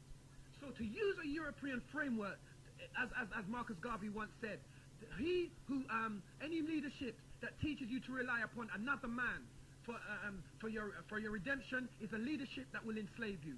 So therefore, you cannot copy and clone off the fabric or the framework of somebody else's ideology. You have to look into your own, see what as we can do to this point. As you said about the thrashing out bit, thrash out between your talk shows and your various books and your various other institutions of learning in terms of your own personal, and then come up with a solution based upon the weaknesses that you found in your own areas of study, yeah? Okay, so that's how that's why I'm saying that particular one I would not agree with. Now, the way I understand the situation, for us to become educated sufficiently, right, in any area, no matter what area, we have to read the information that is there. No doubt. No matter who writes it. No doubt. Okay, so we agree. Yeah. So the next step forward then must be that for us to be able to even find a database that we can register as our own, we have to be able to say, well, look, okay, this is our group. We're going to call a group, this name, and we say, okay, we're going to join this name group. And when we join this name group, and we know, say, well, this name group is working towards law. Because no matter what you do in society, you have to act within the frame of the law. No, you see, that's where, now you're talking about an assimilated black man, which is not what I'm talking about. Listen, I want to cut in there and make a point. You're talking about working within the framework of the law. Now, when you are at war, the law doesn't come into the framework. You have to seek actively to break it. Yes, which is what they do in Bosnia when they drop bombs on Israel or whatever. Yes, you can't be working. You're working against yourself. I am not encouraging illegality, but what I'm saying is that why expose yourself to a law that is for them and expect that somehow you're going to liberate yourself with a shackle that you've given yourself that they say you must have? No, we disagree. Listen. Most definitely. No, for me, if I want to know how the law works, I have to study the law. No, and when I understand how the... Yes. Sorry? No, yes, that's absolutely correct, yes. And just when like if you want to know how a car works, you have to study the workings of the mechanics. Right. Yeah. So, therefore, when I've done studying the law, and I comprehend how the law works, then I can start examining how it can work for me. Right? Now, to my experience, yeah? I would just, you see, I know you're talking about Ras Jacob. I'm talking about the abundant black lawyers that are out there who doesn't seem to have the idea. It's not as simplistic as you're making out. I know people who are lawyers. It's not as simplistic to work against the system through the system. Otherwise, they'd have done it years ago, don't you reckon, by now? You're almost as if you're saying that we have not thought of this yet. I'm not saying that. No, but it's almost as if you're saying. That's what I'm saying. It's almost as if you're saying. I would be so audacious to undermine my own people so greatly, my brother. Sorry? I say I wouldn't be so audacious to undermine my people so greatly. Right. So that's the point I'm making, blood, is that most of these things have already happened. People have already set out their agendas to change from law from inside. Yeah, many people have started to want to work with databases, and many people have tried these things. You yourself, knowing that you've set up this organization, what did you call it? This part of the this thing for Lambeth where you did whatever. What happened? It ended up going to homosexuals. So it proves that by knowing the law and working within it doesn't necessarily mean it works for you. Oh, thanks, blood. Thanks. It's like another God just come into the house. Sorry, blood. I just got a drink there. I just got a cup, which is almost like a drink. Right, so, okay. Sorry. Yeah. So continue. So therefore, yeah. If we are to make, you see, those people that have entered into the system with the idea of being able to emancipate the people, when they back up against the hardship, do they just step back and allow the system to maintain its status quo? No, but we're subversive, blood. I mean, like, all right, let's look at the Zulus. Wait, hold on. So, okay, go on. Explain subversive. No, well, I don't understand the meaning of the word subversive. Subversive means to be. It's like the word sub. It's like it comes from the word sub, which means under. Under. Yeah. So to subvert is to change, like to convert is to move from. Right. So to subvert is to use underneath what is actually happening. So it's to change. In other words, to change subtly within the structure. No, sub is not within. Sub, there's not a word for in is in. Within means that. Okay. Yes. So it's underneath. Okay. So we can't have it both ways. We can't be within and under. Okay. Okay. So now we're gonna have to wrap this up because we've got another show coming. But continue. All right. Fair enough. Yeah. Those people who have actually been there, saw what the difficulties were, realized that they can't do, right?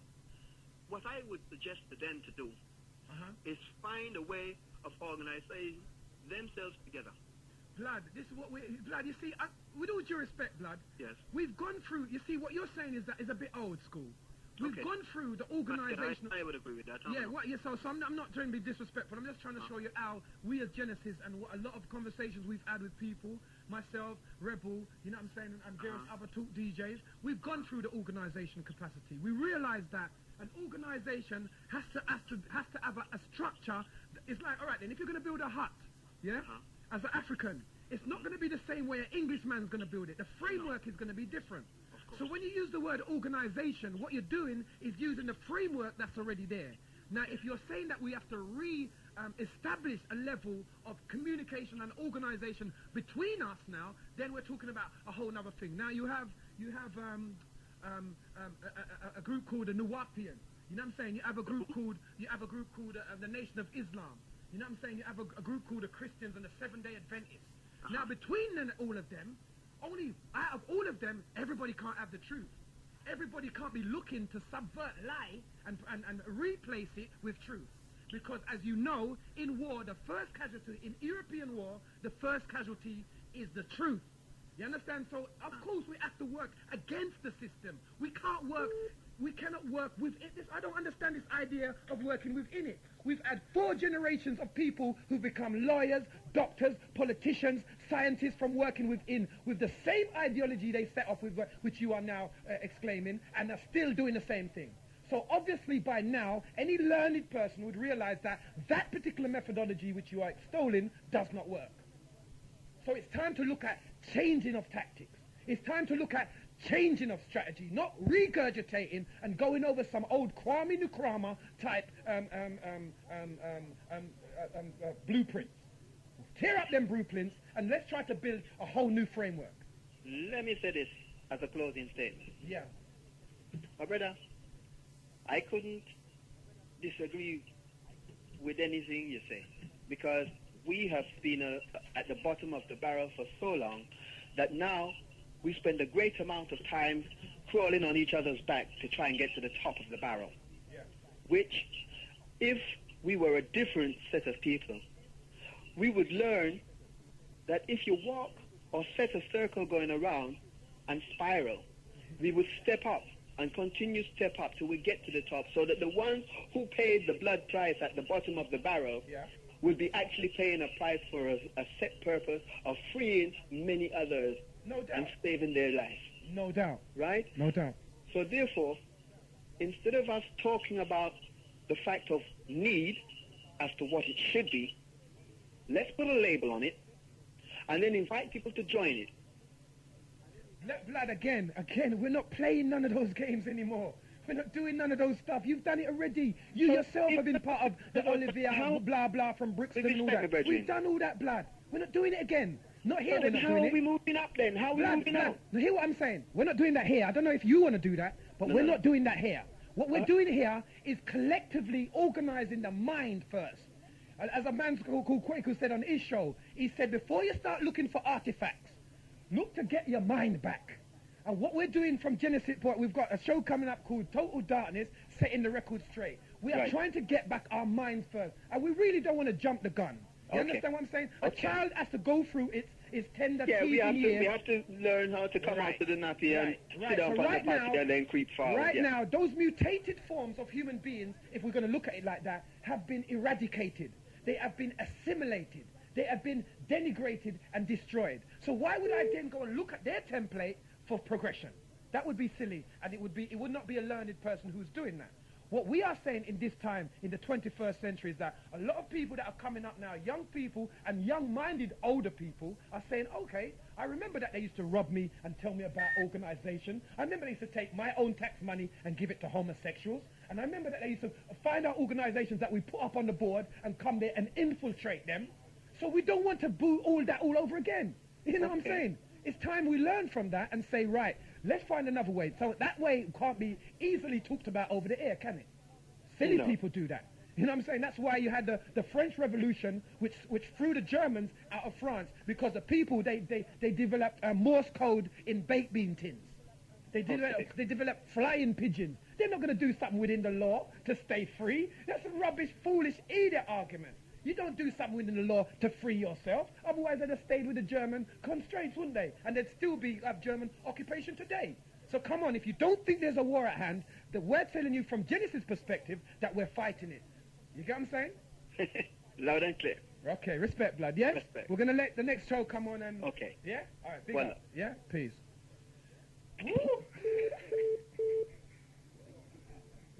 Yeah, we've got okay, I tell you what, we've got somebody in the house, and somebody asked me about what you know about Nation of Islam and rare. Hold on, let me finish my point first. A man was saying about, don't I know about Nation of Islam and the tabernacle. My brother is now here. Listen, what I can say is like, we understand why I'm going on this radio station, yes or no? Because like, you know, it makes sense, you know what I mean? It's like you repeat yourself more times to the virgin, you understand what I say? But now I bring the bad vibes on the radio station, but it's like you repeat yourself and you know it makes sense.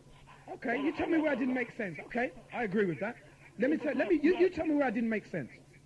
Virgin, it's just like, you're just a chat. You're another idiot. You see this idiot talk? This is the idiot talk I'm talking about. Bruh, show me where I wasn't making sense. Bridget, you're just a chat. All right, then let's go back over the question again, blood, because you sound intelligent. What was I saying that didn't make sense? What was I saying that didn't make sense? That's my question. Listen what I said, saying. We are both adults here, right? First of all, you're being rude. There is nothing worse, right? I'm just trying to stay apart. This is the whole program of your show to phone in and talk positive, see? No doubt. So therefore, first of all, why you have to raise your voice, I don't know. Because that's my temperament. That's me as an individual. If you're saying that I should be like you, then you obviously don't understand personalities and characters. And listen what I said, Bridget. Yeah? Like Offset, see? What? This is what I'm talking about. Blood, hear what I'm saying. You need to find something to do. That's what you need to do. You need to go somewhere and get a life. You try to talk with a little fake Jamaican accent, and you don't know you're probably not you're probably African. What are you talking about? And you know what and you're bridging. Come on, grow up, will ya? Genesis 91.6. Yes. Yeah. Yes. We're here again. Yeah, man. Who are we speaking to? Name and where you calling from, please? Weasel. Sorry? Weasel. Sorry? Weasel. Weasel. Yeah. Okay, from where? From South. From South. You were saying, Blood? Yeah. Hey, it's this brother, man. This one that he called up, Governor. Sorry?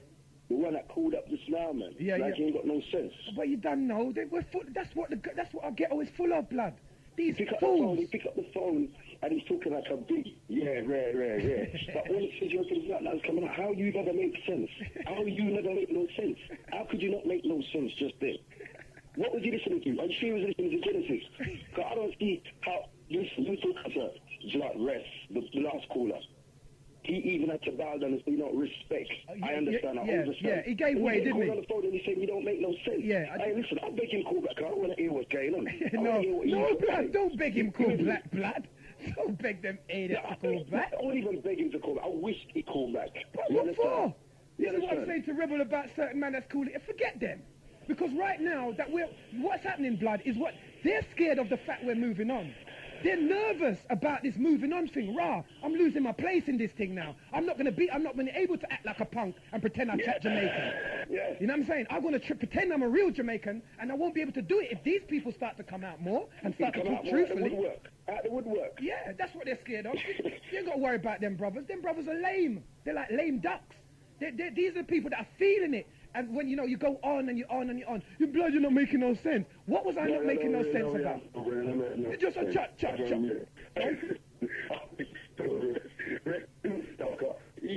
don't know what he was listening to. Yeah, that's right. I don't know what he's listening to either. I don't know. But it wasn't that, Blood. Come on, let's be real. He's a red-eye little brother who doesn't understand that there are other black men in the community with sense. It's a red-eye little brother who's sitting in his yard and doesn't know what to say. He's never heard somebody like this over the radio before. He does not know how to talk about it because he has no level of articulation. So therefore, he cannot explain what he meant. You're just a chat. To him, that means he's bad. You're just a chat. Kind of a bad man. What kind of talk is that? He didn't back his talk, you know what I mean? If you're going to have, of course, no stories to call him and, you know what I mean, hear your views and things. I would totally respect that. But when he's on the phone and he's trying to come across like he's going to make a point. And he's not really backing up his point. He's not really making no sense. Yeah, his brethren. Sorry, they were saying we could hear his brethren in the background saying, like an idiot. You know what I'm saying? You're a big man. You sound like a man that's over the age of 20. You've got some little you little boys. You've got some little brother in the chat shouting to you like when we used to make phone calls to all our girls. And one of us used to shout from far. Immature individuals that they're coming with. They're immature men. Like the man who phoned and said, you're idiot. These are the men that we have in our community. They're immature and backward. We're trying to move forward, yeah? We're trying to move forward. It's not like that. It's cool though, He's blind and walked. Yeah, we got to expect. I know, but I don't think we should spend a lot of time on them because I think that we should understand. That's what I was calling for. See, I'll be sitting down there and the niggas was cutting my hair every team. Don't give them no time, Blood. Don't give them too much of your time, Blood. Allow them, man. You're cracking up now. Hello, is he gone? Yeah. All right then, respect, Blood. Yeah. Yeah. All right then. Yeah, you know what I'm saying? It's the same for you, you've had it for years. It's the same rubbish. Same backward niggas who don't know how to explain themselves. Not going any place. Hello, Genesis. We're here. Greetings. Okay, well that sounds a bit better. Yes. How you doing, Blood? What's your name and where you calling from? Yeah, it's me again, Bigfoot from Tottenham. Okay, respect, yeah. I always like when I hear these talk shows and they get a brother or a sister come on. I want to and they never ever have any constructive argument. That's right. The brother said to you, he don't agree what you did. You've been over the points already. You ask him, what did I say that was wrong? What did I say that you didn't agree? He couldn't answer you. But he had to waste his phone bill and phone you up to make London hear that he had opinion.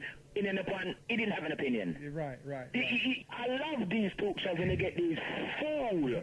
If you're going to come on and challenge positively. Even tell the better too bad one, then explain yourself why you feel that way. But don't come on with so-called fake bad man, whatever. Yeah, you heard it, innit? Like a fake bad man lingo. Like fake bad man, bottle shit. Yeah. Plain and simple. Jamaicans, man, the same. That's what you are, brother. You're fake. I hear things on this station, I listen to this station a long time now, and I hear you and other man come out, and I hear things, I can't get to the phone. I'm at work or I'm in my car. Yeah, same. But when I do hear things, and I am near the phone, I can pick up the phone and say, brethren, like I done earlier today, I say, rare. Me and you talk already for over an hour about whatever we spoke about, yeah? But that little fool, I love when you get talks from them fool come on, because they never carry on with what they started off on, and they always put down the phone because they have nothing to say. What the point is that we have to expect in this struggle and this war that we're in, right? We have to expect that these are the guys that we're talking about. You know what I'm saying? These are the people that are always going to be there, not wanting to see anyone go forward. He's probably got baby mother syndrome. He's probably suffering from alcohol syndrome and what's it, blunt syndrome. He's probably all over that. You understand what I'm saying? And sleep syndrome. A sleep syndrome. Yeah, that's it. The dropsy, we call it. You understand? Mental dropsy must suffer from. So obviously, you know, like I'm saying, let's not give them too much time because it makes them seem important. All I'm saying is, any man who has any disagreement, this is discussion program, this is a listening, this is a discussion. You can take part in it. But when you phone up, make sure you know what you're gonna say and don't chat shit. Because when you chat shit, you're only wasting your phone bill and making your, and worst of all, people would recognize your voice and find out who you is. So when you go to work or you go to the bait and shut them up, well, I'm in the deal up on the middle last night, you sound like an idiot, ooh. They're not going to say, boy, I'm going to dig you up because you know what I mean? They're going to say you're an idiot. So don't waste your phone bill. Blood, hear what Breeze is saying. Breeze is saying, them not tell him that. In front of boost him up. The same level, remember, rat think like rat, you know. So if he's got some rat friends, they're going to go, yeah, you're big, you bad him up, blood. Yeah, me hear your phone, you bad him up. Bad what? I know, but you know, though, but you know what I'm saying? Listen, go through with what you are doing. Big up all the Genesis man them again. Right, we've got Rebel in the house, and there's a set of people that want to know about Islam, and I don't know if that's his agenda, but if you want to phone and ask him now, he's here now. So if you want to further that, let's talk. He will give you some stuff on that. About like Islam. I'm a bit afraid of them man there, so I'm going to listen first before I make any comment. I'm afraid of those Nation of Islam, because to me, it looks like they've got some hidden agenda, and it's not clear. It's just not clear. I don't understand this thing where white man sat in a laboratory and made white man, and I don't understand all them arguments. You understand what I'm talking about? So I'm a bit afraid of them man there until I know. I'm going to listen to some more talking before I make a next comment. So Okay. Well, respect. I don't know necessarily what Rebel's thing is going to be, but if you want to ask, he's the man too. Yeah. All right. Respect. All right then. Peace.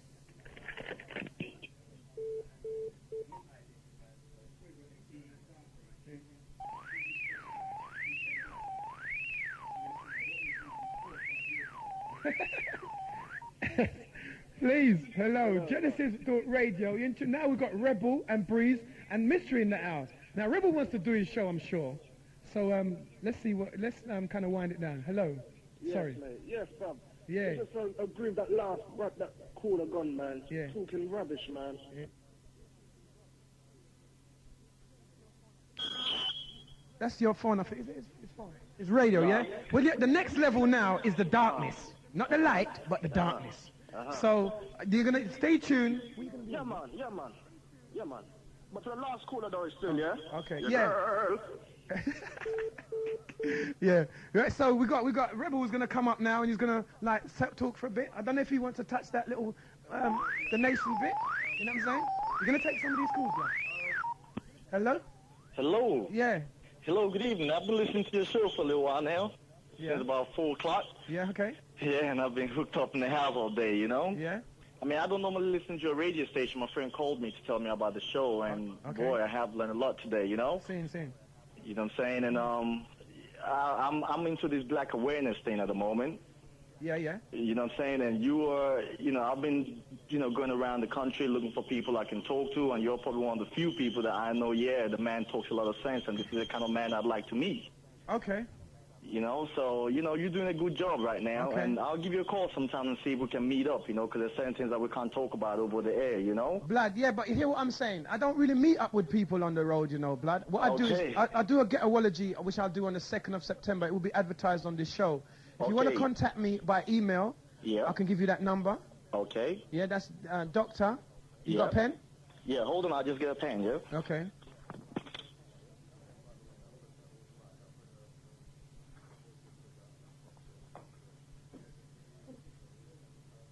Yeah, that's all. I can remember seeing it. That's what I'm saying. But couldn't remember proper. Yeah. Hello? Yeah. Yeah, sorry about that. Yeah. Okay, yeah. Okay, yeah, I'm ready. So it's Doctor, yeah? That's D-O-C. Yep. T-A-H. X. Yep. X, yeah? Yeah. At with the sign at email. Yep. .com.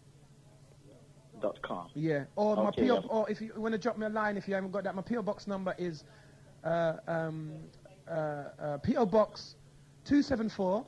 PO box 274. 82. 82. Yeah. London. SW9. SW9. 6WU. Yes. 6WU. That's Doctor. Yeah. No, just 6WU. You know, W for Wellington. Oh yeah. U for Okay, umbrella. I got that. Yeah. Okay. Okay then. Yeah. Yes, man. So you know, like, so be in touch then. Yeah. I sure will. Take it from there. I will. Yeah. All right. Okay then. Yeah. Big Take up. care. Yeah. Bye bye. Right. As Rebel's in the house. Rebel, you're gonna have to take this call.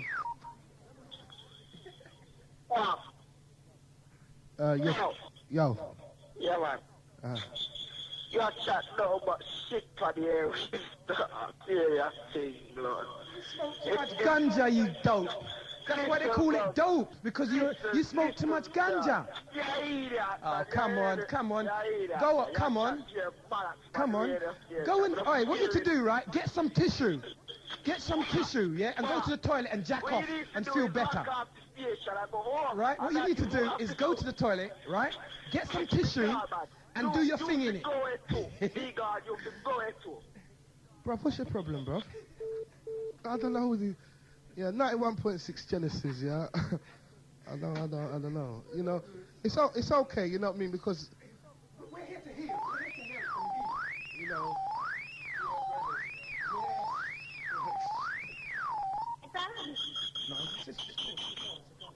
Yeah, 91.6 Genesis. Go ahead, caller. Hello? Yes, caller. You're live. That man rang back. He's got a cheek, innit? Well, you see, we're here to take the calls, okay? And I know this is a policy that we have. Simple. If you've got a point, present the point. And then it's okay. You get what I'm saying? Because nobody ain't forced to agree with anybody. I can listen to the radio and say, I don't agree with that. You know what I mean? And no, I'm not, you know, that's not, you know, like I was listening to Quako's show in the week, and there was things he said I totally disagreed on when a youth phoned in and was, you know, speaking about the other side of Africa and saying how, you know, man robbed them out there and people get chopped up out there and etc. etc. You get what I'm saying? And it's like, what I find is we don't want to address both sides. So it's okay if somebody comes in and makes their specific point and say, you see what you said, there, and there. I don't see it in that way. It's like this, and this. You get what I'm saying? Because, and yeah, you know, and it's as simple as that. You know, it doesn't have to go that way. But what you find out, again, a lot of people, like, you know, they don't know how to handle what they feel. So they'll pick up the phone and then, you know, speak in a way they don't really need to. And I suppose if they get that played back to them at a time when they're calm, they'll think, didn't have to do it that way. You get me, sis? But it ain't no problem. That's life on radio. Yeah. But I just want to say, boy, you lot are doing a good job. You get me? You make me happy every Sunday listening to you, you know? Yeah, you need more publicity, though, because not a lot of people know about you. Well, you see, it's growing, you get what I'm saying? And it is causing a change, because, you know, I know from the time I've been on here, there's certain talk that can't come back on the radio. They're gone, eliminated, you know what I mean? And a lot of these people are from those schools. Do you understand? And, you know, it's like the remnants of them still, like, you know, raising their head. But they got to go. Yeah, that's right. You know, and that's what X was saying. They didn't talk about God all day because they can't bring God on this station. You get what I'm saying? Not in these forums. And maybe in other forum you might. I don't know. In maybe other forums, but not this one. Or X's one. God doesn't come into it. You get it? Because that's got to go, you know. And that's one of the things, you know. A lot of these people are under those beliefs, maybe believe in God and not believe in themselves and our people. Yeah. You understand what I'm saying? And Yeah. we've done that for too long, and that's got to go definitely in the year. Well. You know, year 2001 now. Time to wake up. Exactly. Anyway, I ain't got much to say, so I'm going to go, okay? Okay, it's nice to hear from you anyway, you know. You keep it locked, all right? I will. All right, see ya. Okay then, sis. Take care, yeah? Okay, X is chilling out. We've got Breeze in the studio. The brother who called Breeze, yeah? The brother who just got out of jail, you can, if you like to call back in. Because, go on, Breeze, 1 minute. Let me address that. Maybe you've been waiting all day for me to come into the studio or whatever. I don't know who you are. I don't care who you are. You're telling me you come out of jail and you're here now. So what? When you come in, come correct, rude boy. Okay, yeah, we're gonna go into total darkness now. Okay, you know, boy, you know, it was a great man. Well done. Yeah, man, that's nearly. You know what? You might as well run it up to 11 X and do the 12. Yeah, 91.6 Genesis. Your name and where you're calling from and your point, please. Yeah, blood, it's Junior from West London again, yeah? Okay. Yeah, I just want to big up that idiot, man, that's belling up the station, yeah, and going on all stupid. That's just a prime example of life. And basically, I just want to tell man to carry on because he's just teaching everyone a lesson, you get me? Yeah, and I was trying to get X to, you know what I mean, not say nothing so, you know, he could come with what his point, you know, because you give them enough rope and they'll actually hang themselves, you know what I mean? Because, like I said, it ain't no big thing. You just go point for point on an argument, you get what I'm saying? There's no big thing in that, okay? God, there's 9 messages on this phone. Yeah, you can read them, yeah? Yeah, I'm not taking no more calls, then I'm gonna let Rebel do his show, but I'm gonna read out the messages, and then I'm gonna hang, but I'm gonna say my goodbyes officially, yeah? Right, so let's read out some of these messages. You see? I'm not taking no more phone. I'm not taking no more calls. All right? How do you switch these people off? Yeah, we're not taking no more calls on that. Yeah. Okay. Okay, sorry. You wanted me to read out my email again. I'm going to read it out. Well, I've said it a couple of times, but it's Doctah X, that's DOCTAHX, @email.com, okay? Doctah X @email.com, yeah? You're not letting me read the texts, man. Okay, I'm going to answer this one because... Yes, can I help you? My name is Pedro. I'm African. I come from Angola. And I just want to say, for the youth, young people, I'm 21, and I used to think for the young people, their education is not about the school. I think education is about them educate themselves, like I do. I've been in Portugal and study, and the Portuguese people teach in school what they done in slavery, about what done to us, what they stealing, what they done, why they killing. If I see education in this country, they don't teach them, the kids on school, and they like become a fool, and many people don't know the sense how to deal and defend themselves. Okay. And, okay. Yes. Yeah, no, I understand what you're saying. It's cool. You're from Angola, you said, yeah? Yeah, I'm from Angola, yes. Okay. What are you doing here? What I'm doing here, I just come, you know, you have experience to see what is this. Okay. Yeah, I just want to tell you, myself, I teach myself, and if we look for leaders, we like Minilik, Marcus Garvey, and Selassie, and many more. They supposed to them teach themselves, not just go to the school, because until they get nothing. Okay. And if we have been struggle all this part of this time, we're supposed to, you know, become together. Like I see many politicians in Africa, they come to study in Europe, and they go to Africa and be university and mash it up Africa, you know. Yeah, no, we talk about that. That's what a lot of us talk about.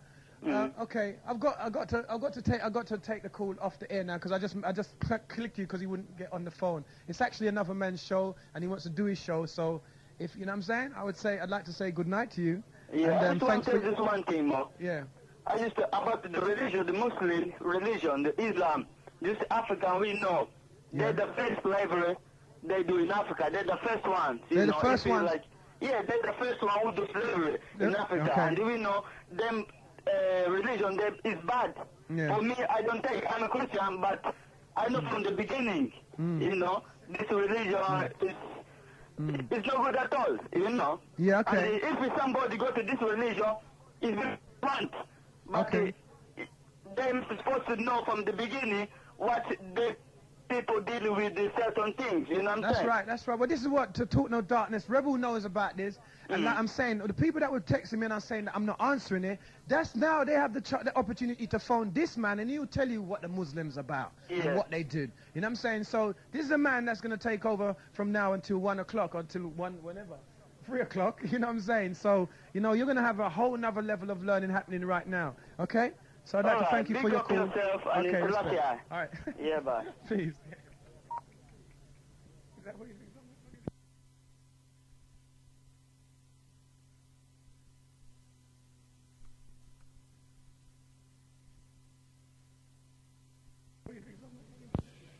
Okay, I was going to read. Please do not call me. I'm trying to read these texts. I'd like to read them before I go because I suppose there was 8 of them. So how do you do it again?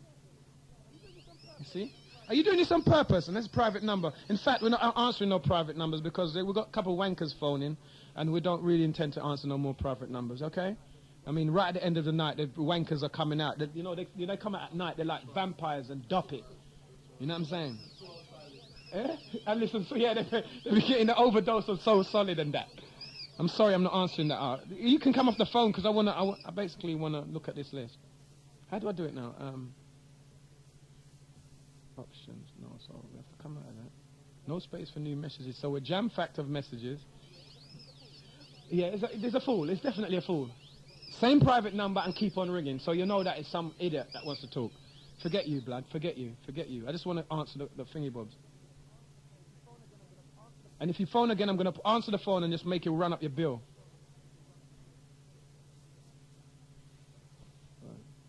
Sorry. Go on. No, yeah, can you get the messages or something? I want to read the messages. I'm getting tired as well. I was supposed to know that. Can I see him for 1 minute? Oh, Chanel, could be sister, very interesting and informative show. We'll keep look. KB sister, big up Chanel. I didn't know you was listening to this type of discussion. You know what I'm saying? Your brother was on earlier on. You should have heard him too. So good. Okay, nice one. What's happening with the moonshot in New Cross? I've been out to London for 2 years, but I remember you mentioned it a while ago. Jay, did we mention that? There was something about it though, wasn't there? Sorry, Jade. I mean, I think what happened anyway too? They've closed it down. You know what I'm saying? Oh yeah, there was. I think there was a movement to keep it open, but obviously that didn't happen, Jade. So, you know, big up Jade from SE14. Okay. Okay, it's not even the millennium yet, according to the Ethiopian calendar. Okay, basically, but obviously we're following this little European thing. You know what I'm saying? You know what I'm saying? So, music industry controlled to make money and spout propaganda for black man. You're messing up my text reading. Obviously, it's true.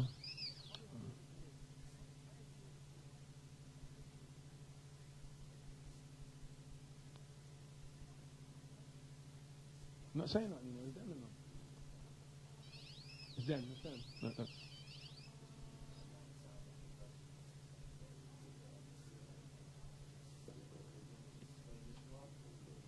Here we go. You wanna? But he's cutting off, phoning, cutting off, blood. If you're phoning, and you know they're phoning the wrong people because we don't play with them. All right, then you got your opportunity. Here you go.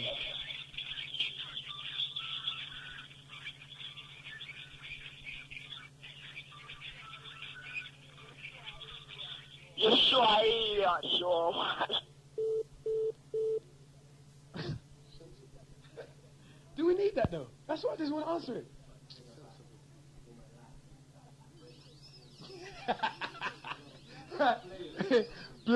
You women, you got to be careful about a man saying, Breeze is saying, you women encourage these type.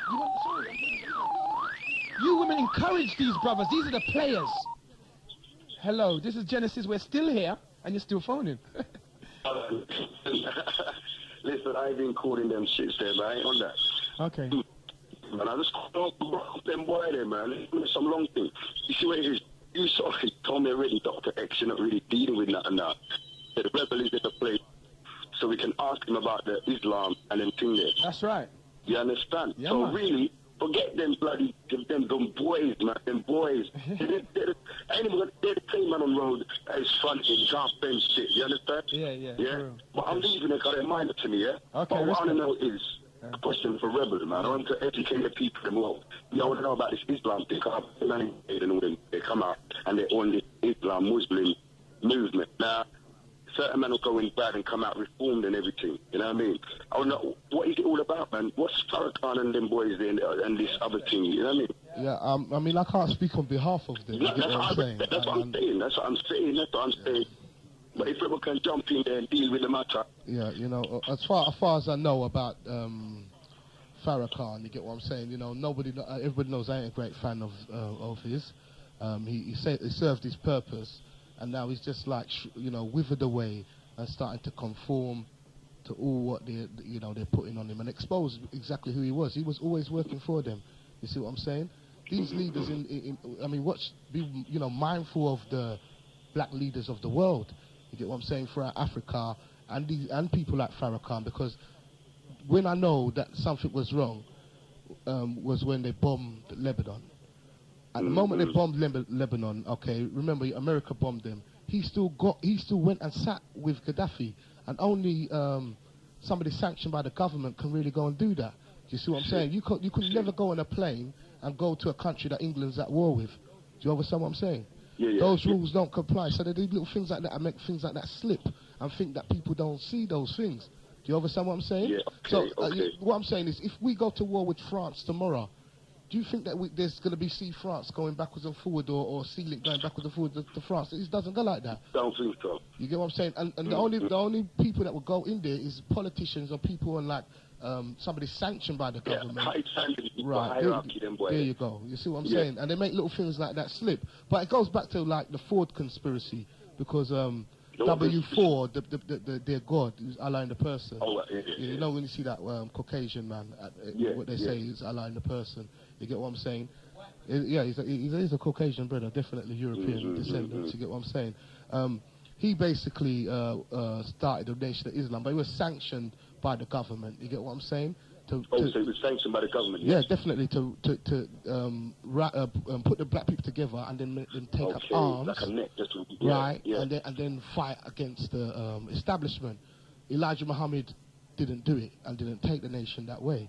You get what I'm saying? So what Elijah Muhammad set up ain't got nothing to do with what Farrakhan has set up today. He wasn't even told to take over the Nation of Islam. His son took over the Nation of Islam. Oh, is it? You get what I'm saying? Wallace D. Muhammad.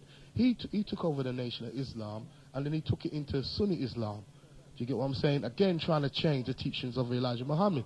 But it was too close to him being around. Now it can work, because the majority of the members, they don't know about that side of it. The majority of the members don't know about the Quran and the Sunnah of Muhammad and the origins of the Quran. They just like the bow tie, the black talk. The bow tie and the outlook. Yeah, so the that's right. Islam is a long thing, and it's just they just like that. It's a time when Farrakhan, rise up. I'm not saying at first it wasn't great to hear. No. You're saying that it's just switched up and it's not dealing with what they said they were going to be dealing with. Yeah, that's right. It's understandable. Exactly. And as far as I'm concerned, us as a race of people, we cannot have an Islamic nation. Because I definitely not getting up and making no fajr in the morning. Definitely not, because, none of these prayers... No, what I'm saying, none of these prayers, help them, help anybody. You get what I'm saying? Other than get them disciplined in getting up on time and into some kind of order. And that's what the religions are. Mind control. Keeping the people them in order. You understand what I'm saying? So instead of they do something for themselves, please, Allah, help me to do it. Do you understand? And that divine is in them. So you've got to give up your divinity. You've got to give up your sense. You've got to give up your whole consciousness and take on something that ain't for us. Nothing to do with us. And again, when we'll go back into the actual coming of the Nation of Islam. When Elijah Muhammad died, he said, the man to follow him or to take up the reins will come with a new book. He said the Quran and the Bible will give way to a new book.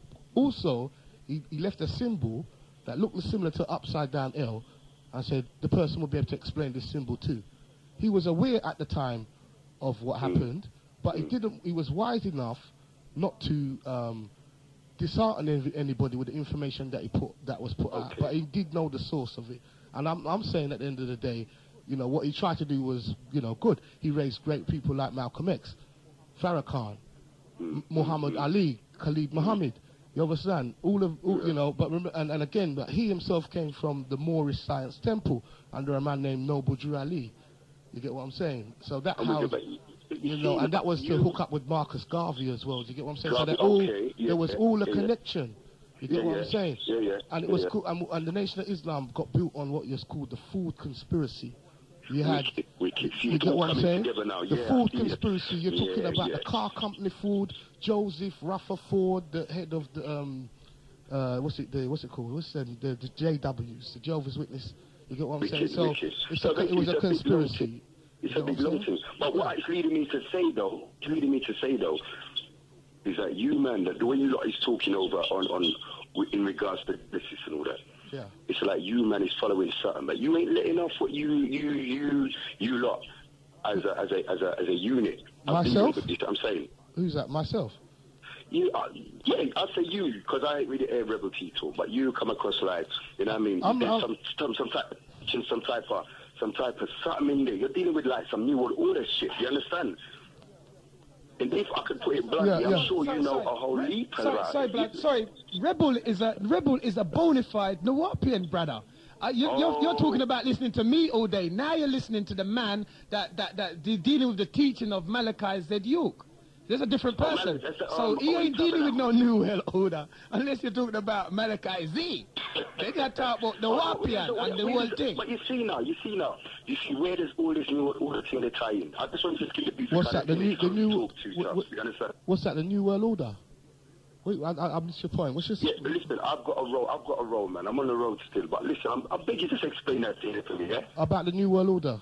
Yeah, they've just upgraded it to what you call globalization.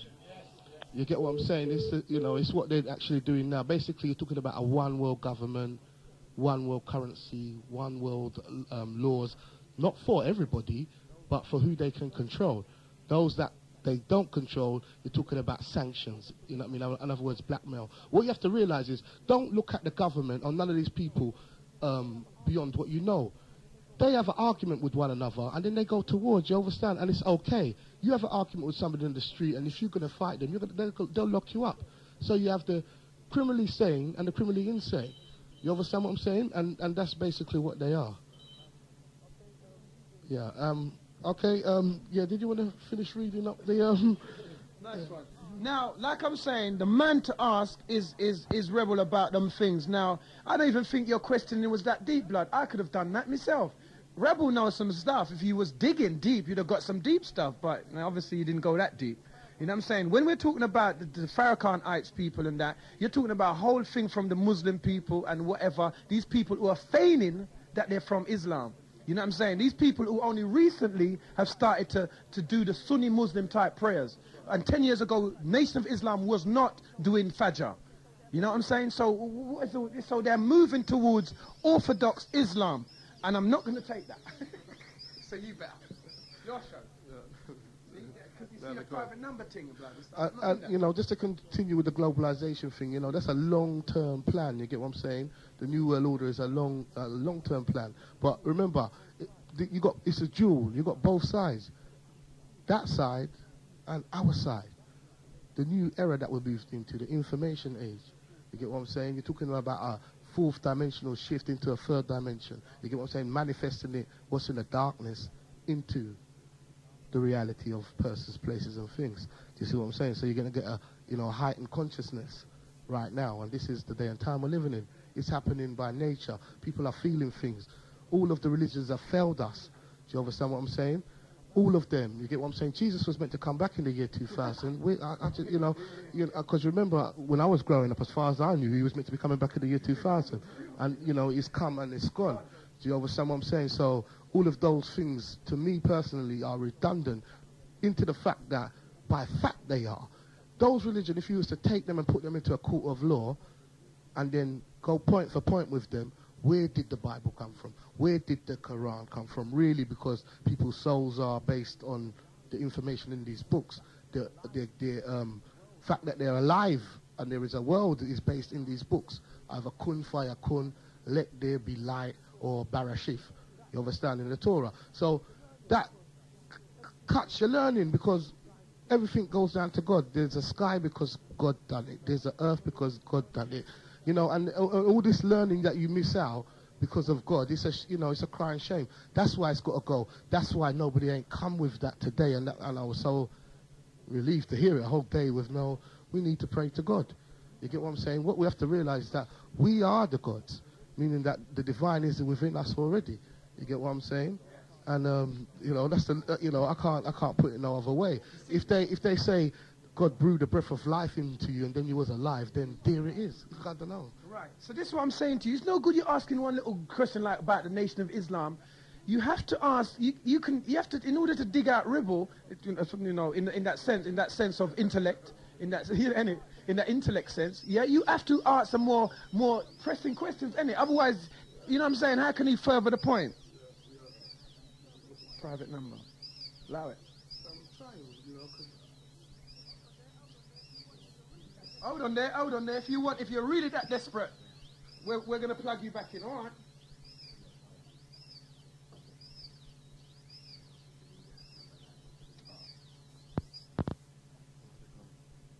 Have you gone? Just not plug it in. Yeah. I don't know. Bring back. If you're that, bring it back. Yeah, and basically the long and the short of it, the European man has already run on long time ahead of you and set things into place. Yeah. You understand? And we won't even come together yet. And don't be under any illusion, the majority of us are happy with the way our things are. Do you see what I'm saying? Brothers that just phoned up? Yeah, maybe, because maybe you're disturbing something. But, the majority of the people, they've got a job, and they can cover their bills, and they can eat. They're not starving, not scraping around in the dirt or nothing. They're not really suffering. And EastEnders is on 3 times a week. 4 now, isn't it? Is it 4? Oh, no, 4? Okay, all right. Everybody's talking. Yeah, who shot JR, now who shot Phil, and it goes on and on. Like Bruce says, same game, different player. You understand what I'm saying? It just goes on and on and on. The long and the short of it is that these people are already, their plans are already in place. Don't you see, when you're talking about program cards, I watch a TV program about program cards, there's nothing they can do. They set this up. Why? To have one world currency, then chip. And there's over 15 different companies fighting for the contract of the microchip. Like they chip up your dogs and they'll put a chip in your baby. They want the chaos. X-ray read out a whole list of shootings and gun-related incidents today. Next year, they're going to be more. Do you understand? It's not going to get better. You understand what I'm saying? And the thing about it is that they're fighting and nature's fighting too. Because nature is, in turmoil everywhere. And it's going to get worse. I was talking to my brethren and I was saying, you know what? Even when it floods here, I bet you're going to see man in little boats still trying to row to the dance. You understand what I'm saying? No, it's true, because it's the most important thing. You understand? And this place is a place where they go for, it's just mating rituals. The brothers, them, the big bucks gyrate themselves, and the women, them, and that one looks good. You get what I'm saying? And if the right person pulls the right girl, and vice versa, boom, that's it. And then children are manufactured this way. Do you understand what I'm saying? And there's some demons for real. You get what I'm saying? There's some good and there's some demons because they're out of season, out of sync. You don't know, exactly, you don't know why you even meant to have sex. You don't even know why you're on the earth. Because God said. Yeah, if you ain't got that, then it was the Big Bang, that Darwin's theory, and you came from the apes. And then there we go. Look, in the year 2001, Planet of the Apes again. You are the apes. And this is the depiction of you getting in power and what you would do to them. They done this back in the 80s? In the 60s when they done Planet of the Apes, yeah? And, right, the same time the Black Panthers used some of the species from the Black Panthers, do you understand what I'm saying? To try and relate, well, if black people get in power, this is what they're going to do to us. This is how they're going to handle us. And then lo and behold, you have some that maybe would. So, you know, there's a portion of truth, but it's all spells put out by Hollywood who are controlled by Jews. And the Jews now, well, I'm going to tell you about the Jews. Don't give a shit about this anti-Semitic lark. I don't mean that to be, that's like blasphemy. That means I must cut through it. Anti-Semitic means you mustn't say nothing about the Jews and they must do what they want. Because according to even the Christians going around saying they're the chosen people. You get what I'm saying? And, oh, poor Jews, and Hitler treated them really bad. Well, there was only just over 1 million of them that died. Not a big figure like 6 million. That was a lie. Number two, they got an agenda. I was watching a program with David Icke. He went to Canada, yeah? All right? And, you know, he talks about the shapeshifters and the reptilians and etc., etc. He doesn't mention nothing about Jews. They had a meeting. The Jews got a meeting and said, he's talking about us. You understand? They took it on their head. This is me. And that's the first time I associated what he was saying with the Jews. So I said, these people are like volunteering. Yes, me. You get me? Because the long and the short of it, they are a part of this luciferian reptilian agenda. You understand? Because, you know, we ain't the only ones in the universe.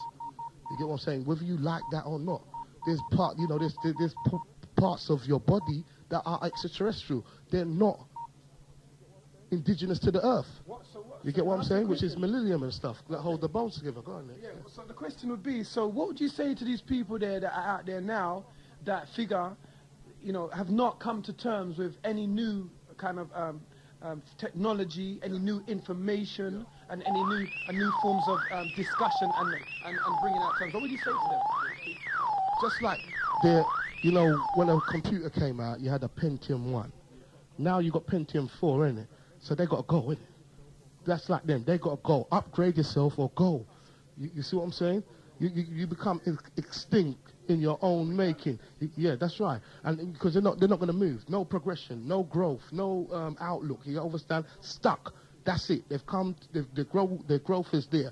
I am this, and that is it. I'm not. I am this, and I'm left room for change. It's just like saying Islam. Islam is. Bring it now. Tell me about Allah Akbar now, you know, because it's not, you know, that was put together by the Vatican.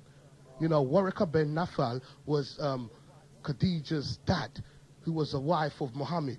And through them infiltrating, you get what I'm saying, the Prophet Muhammad, the Pope had full control and was put together by the Vatican. They got the original bones, bark, skins that it was written on over the 23 years, burnt them when the Prophet Muhammad died, and then put out some stuff by memory. You know, this is the fact. No, I'm not making it up, because it's in search of your soul. Remember, people's youths are in this. You get what I'm saying? People are married in this and die in it and christen children in it and etc., etc.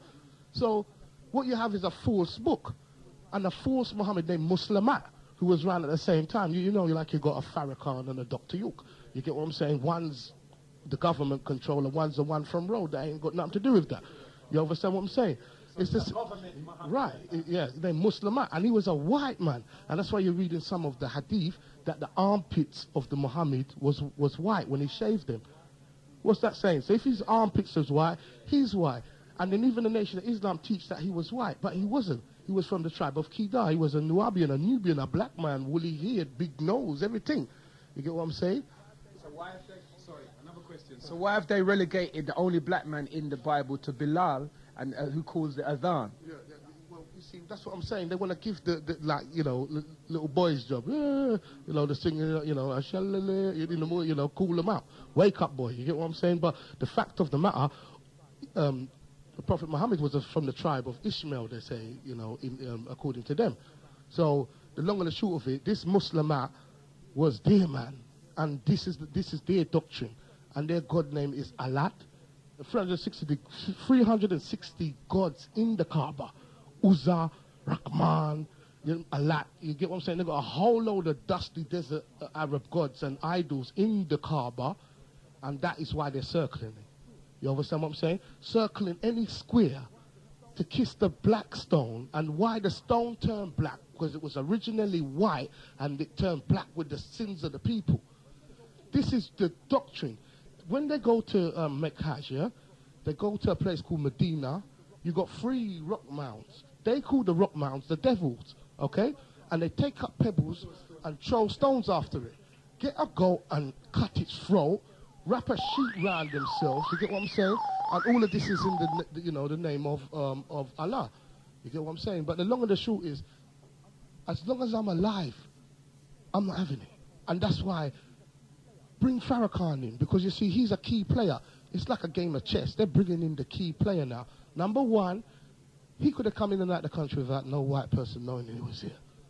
Why the big publicity? Why the fanfare? Why are they putting it on the news when there's only about 1 million black people in England and over 60-odd million white people? Why? He could have come in, spun on his head in Trafalgar Square, and nobody would have known. Do you understand? Why? They don't need one flyer to say when he's coming. It'll be on the news. They'll have full coverage, and anything you see on the television, they want it to be there. You understand? It's very rare that you can get some kind of sense slip in there. You get what I'm saying? Or some kind of rebel in there that will say, yeah, let that pass and let that run. Anything on the television, they want it. They want it. Headline news. What for? What for? And he's done sell us out already, just to incite them, like your Mugabe, just to incite them. Why is this happening all of a sudden? What? Only now Mugabe see that they had the land? Can't you see that they're all in this together? Black people with their own land base, their own economy, their own structure, their own culture, and we're like this.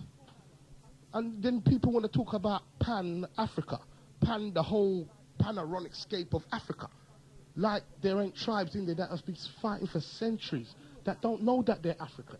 They ain't got a clue about that word. Do you understand? They don't even call that their land. But from the outside, you can look in and think that it's that. And it's all about that. Well, you see, as far as I'm concerned, Africa comes from this word, Farrakhan.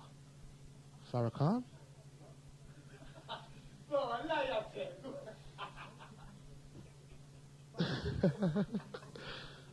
Farrakhan. Don't believe me, check it out. And then you tell me where the word name Farrakhan come from and what does it mean? Or is it the etymology Farrakhan? And is this man going to die? Is this man going to die and leave the congregation with that really in the year 2001, that Jesus and that Jesus story and the Quran story of Allah and how Joseph was the father of Jesus, and in the scriptures it says, look, that stuff's got to go. Farrakhan, that's the root to his name, divide, and it means to divide. The proper translation is to divide. Then you got Leo Afrikaans, okay, who's another, they say, yeah, they attribute it to him. And you know what? It's time for that to go, because you've got too many people sentimental about Africa. Yes, it would be ideal for us to have our own land. Perfect. In theory, but in reality, that's not the truth. 91.6 Genesis, your name and your question, please. Yeah, me again, mate. Me again. Okay, bro. Yeah. Right. We were talking about this